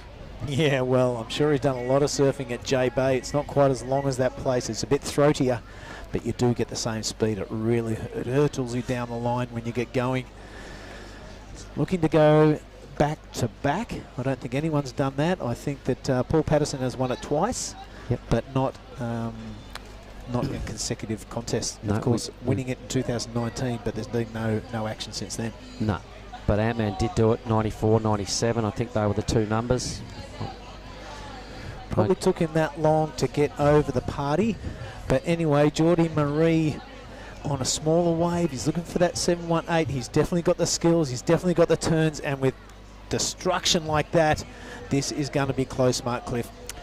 For me, just a little kind of desperation move on Geordie's behalf. A 7.18. The wave was kind of the smaller wave we've seen ridden in the last, I don't know, hour or two. Yep. Not just in this final, but the last hour or two. It was really strong surfing. I've got to give him that. He's definitely a skilled campaigner. For me, I think the judges will probably just look at the size of the wave, have a look at some replays. You know, it's just a head height wave. That wasn't a really brutal hit. This certainly was. Bang. Nice whip, he repeats it. So some A-grade surfing done on a B-grade wave. Does it get the number? I think Marzi, it's still going to be advantage to him.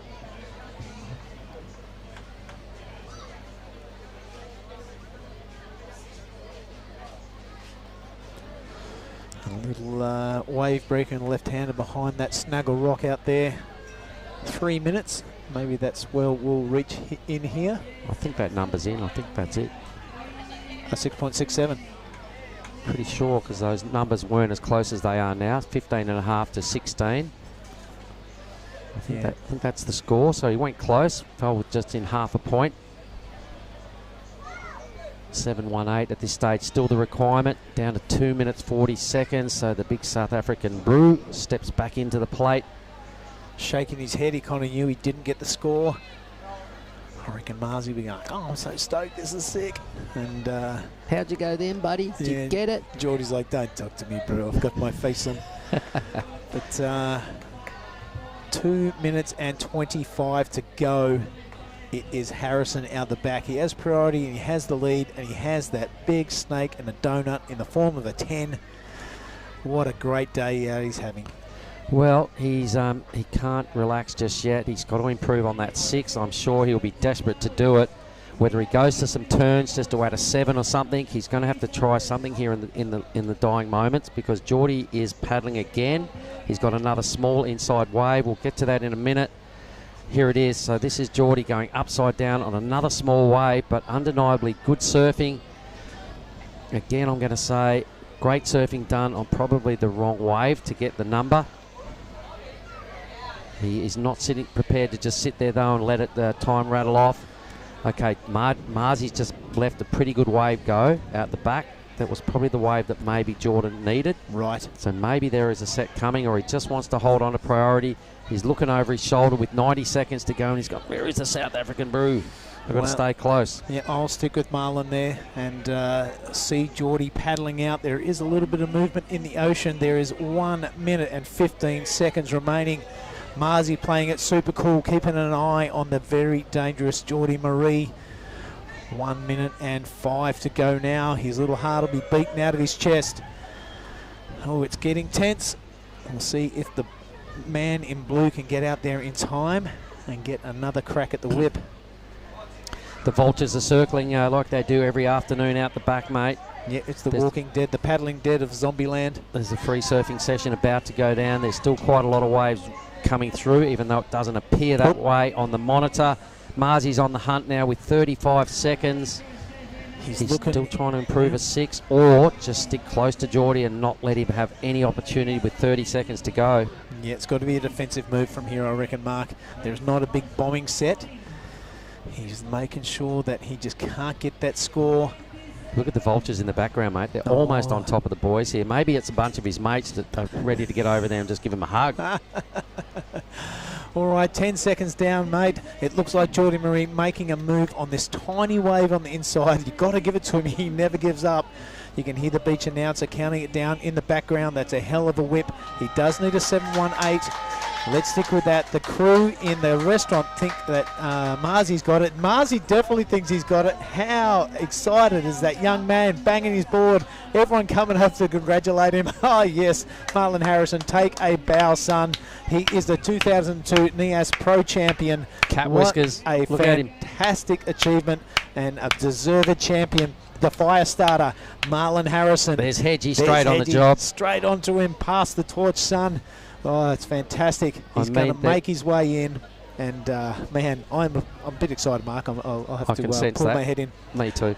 Here goes. This could be a little victory lap now. There was a wave ridden by Geordie Marie there at the end, but it was even smaller than the other two, so we're speculating and suggesting that the number never happened.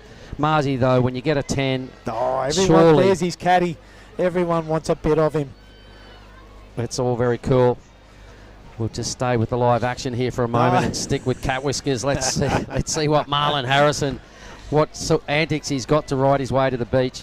Surely if anybody drops in on him, you're sacked. A Hedgie might. I want a Hedgie and a Marlon wave, a double-double. Here he goes with his caddy. Ladies and gentlemen, look stand at Piper, up. that's his sister. Yeah, that is awesome. He's also been doubling as his caddy this entire time. Imagine how stoked his parents are right now to see that. Absolutely stoked. Look at him. He's out of his mind with joy.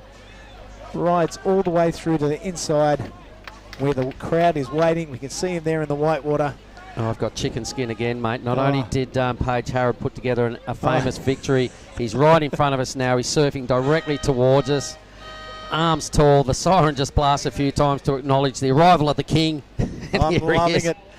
Cat Whiskers, Marlon Harrison, what a moment. 10-point tube ride. He's had about 20 rippers all week, and that was the best of them. What a time to do it.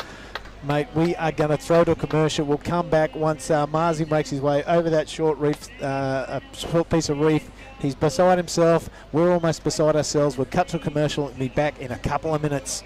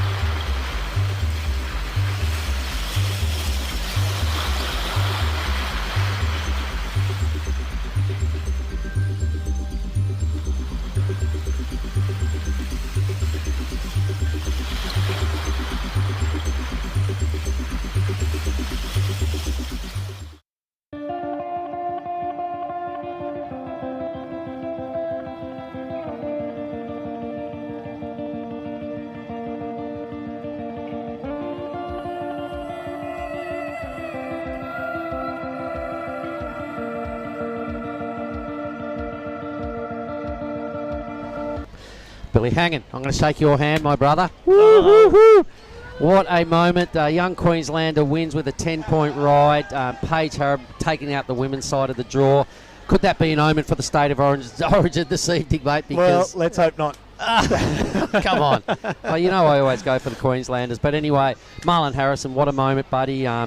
He really stepped up to the big strut of the big South African who was the defending champ. He went out there, he would have been feeling like, we're going to squash this little punk from Australia. Well, guess what? He didn't. Marlon had different ideas and threaded the perfect 10-point tube ride in the final, which I think we're going to have a look at now, ladies and gentlemen.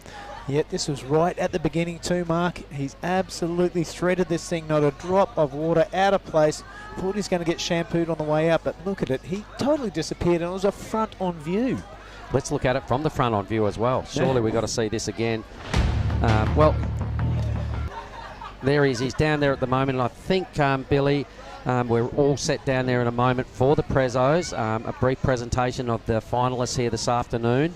But before that, we'd just like to show everybody and remind you a bit of madness that's gone on the last 2 days. Yesterday was bigger than today. There was a whole lot of 9-point rides. There were some epic highlights. So the boys in the production room have put together a little package for us, Billy. Can't wait to see this. Check it out, everyone. Bring it on. Welcome to day 4. It's a round of 32 in the water. Just made the heat, waves pumping, and really stoked. And keep an eye on the next round. It's gonna be epic.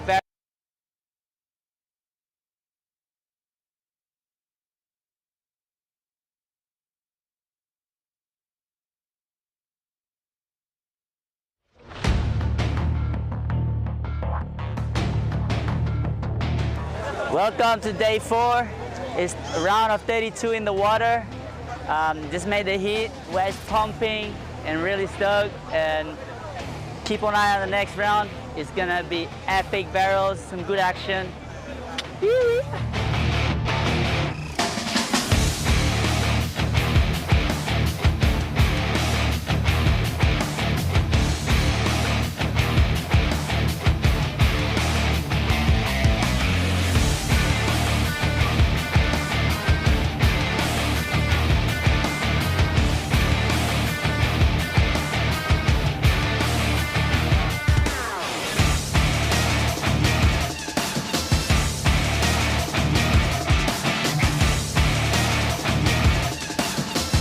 Yeah, the round of 32 heat had dropped a little bit, so I dropped down to a slightly smaller board, but still the pin tail, still a slight step up, and it just felt really electric under my feet.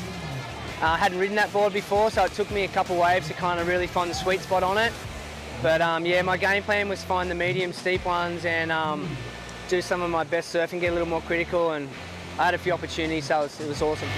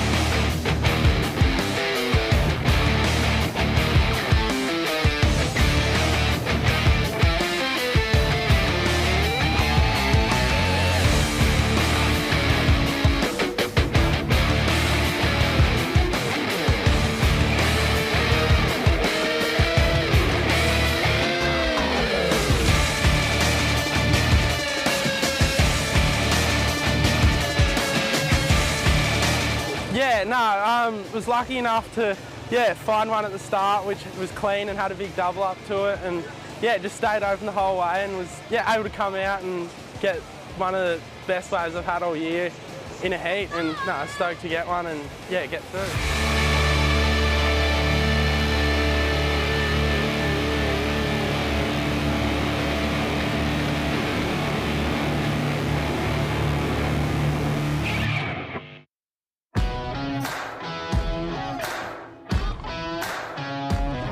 Welcome to day 4 Nias Pro Key West 5000 2022. This is the round 64. Some epic barrels and epic waves, some big turns too. Check it out. Left behind, she was acting as my savior.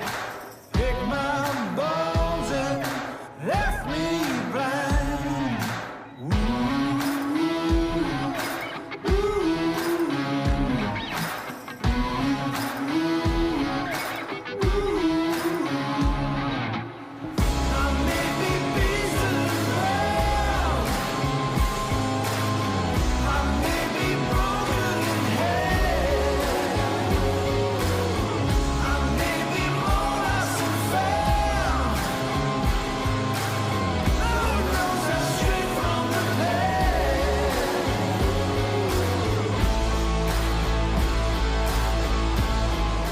First heat at Nias this year was pumping. It was like 6 to 8 feet, and you sort of had to get barrel to get scores, so it was like pretty intense.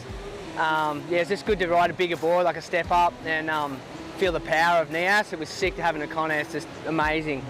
Got a barrel and a couple of snaps, and it's a good way to start.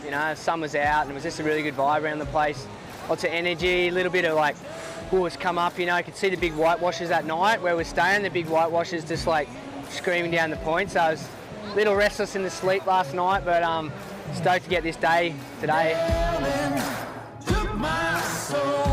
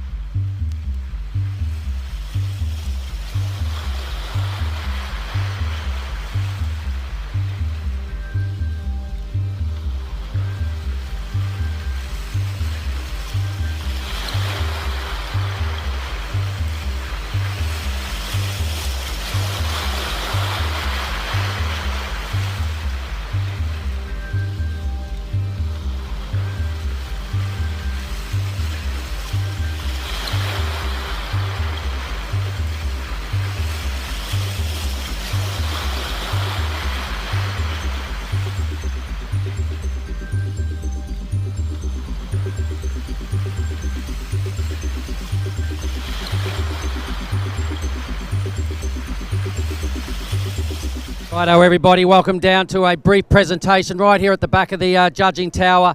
What a week it's been, what a weekend it's been, what an amazing swell. Boy, oh boy, I've had an absolute ball. Tippy Jabrick, could you just put your phone back on for me, please, brother? We are going to do a quick presentation here. We'll keep it fairly simple. We'd like to get and acknowledge our third places first, please. So if we could bring up in order, and could everybody put their hands together for, in third place, it is out of Japan, Anon Matsuoka and Kobe Enright. Come on up, you two. Thank you. Woohoo! We do have some checks. The tourism of Nias Salatan presenting the third place checks. We'll get some prize money to you surfers a little later on, but congratulations, everybody. Here we are, Anon Matsuoka out of Japan, Kobe Enright from Australia, everybody.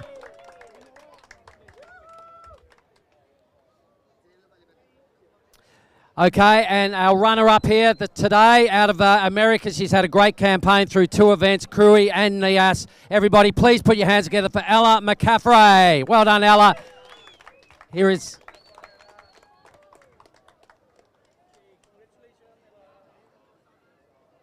All right, excellent, well done. And my God, what a moment. I had chicken skin when this went down because we've got a surfer on a bit of a comeback mission. She's out of New Zealand, ladies and gentlemen. She dead set ripped the bag out of the final. Could everybody please put her hands together and welcome Paige Harrop, the winner of the Women's QS 5000. On your Paige.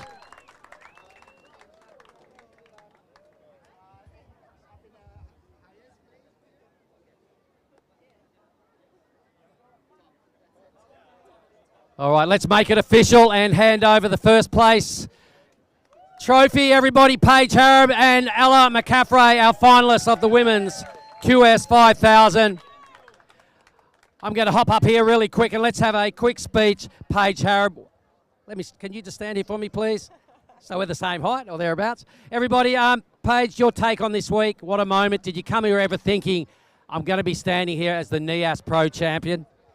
I like to think positive going into it, but yeah, there's so many good surfers here, and the waves just been insane all week, and you know anything can happen. So, just so happy that it's worked out. And Billy Stammen has been flying the flag out of New Zealand for the men's. You're now stepping it up on a really big stage here for the female surfers out of New Zealand. What do you reckon the people at home take out of this win from you? Hopefully all the Groms back home can see that any Kiwi can win an international contest, and yeah, it gives them a little bit of inspiration, and yeah, hopefully Billy and I can keep flying the Kiwi flag for the rest of the year. That was a damn great win. You are a little legend, everybody. Our winners right here of the female side of the Women's QS 5000. There we go. Why not? Bit of Singaraja. Get that into you.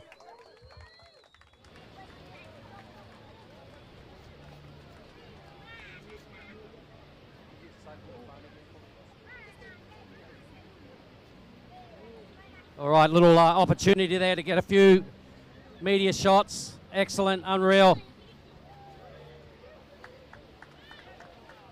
Thank you very much. That was great. And that was a very solid division. What a great campaign out of all our women surfers here. We'll just get another photo opportunity here, then we'll roll into the men's presentation.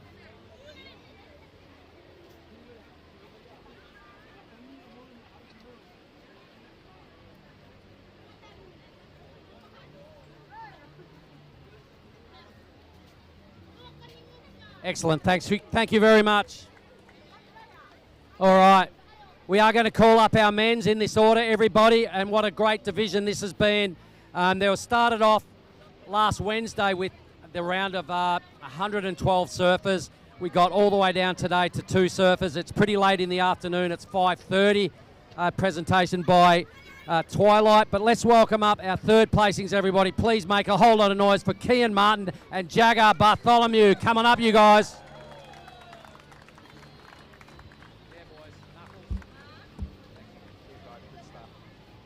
Unreal, what a moment. These guys absolutely tore the bag out of it all the way through the field. Almost got to the big prize in the grand final, but a third placing is an epic result. So out of Australia is Jagger, out of Bali is Kian. We'd like to now call up the defending champion from 2019 out of South Africa, everybody, Geordie Marie. Put your hands together for this big fella. It was inspirational. Nobody got better tubes or higher scores than you in the barrel this week, Geordie. You can be very proud of yourself. So Geordie Marie went so close to defending his championship. Second placing, well done. And my goodness, I didn't even know this young fella before this week. I now feel like we're kind of mates. He two-rode his way all the way to the final. Him and his sister shared a wave in after the final. I saw that. All right, that was a very cool moment. Everybody got a 10-point ride at the perfect time. One of his opening waves of the grand final. Can everybody make a whole lot of noise for Marlon Harrison? Get up here, Muzzy!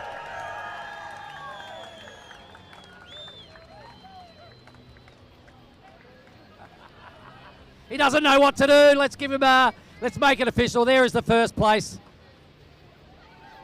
Let's get some beers. Yeah!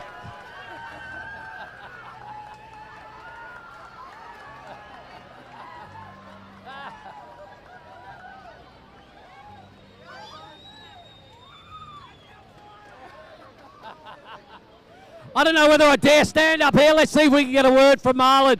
Hang on, I'm going to get soaked if I get anywhere near that.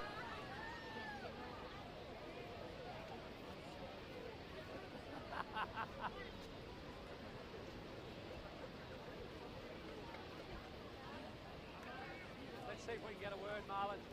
All right, I might need my wetsuit to do this, but I'm going to jump in there and I'm going to say, Marlon Harrison, exactly how are you feeling right now?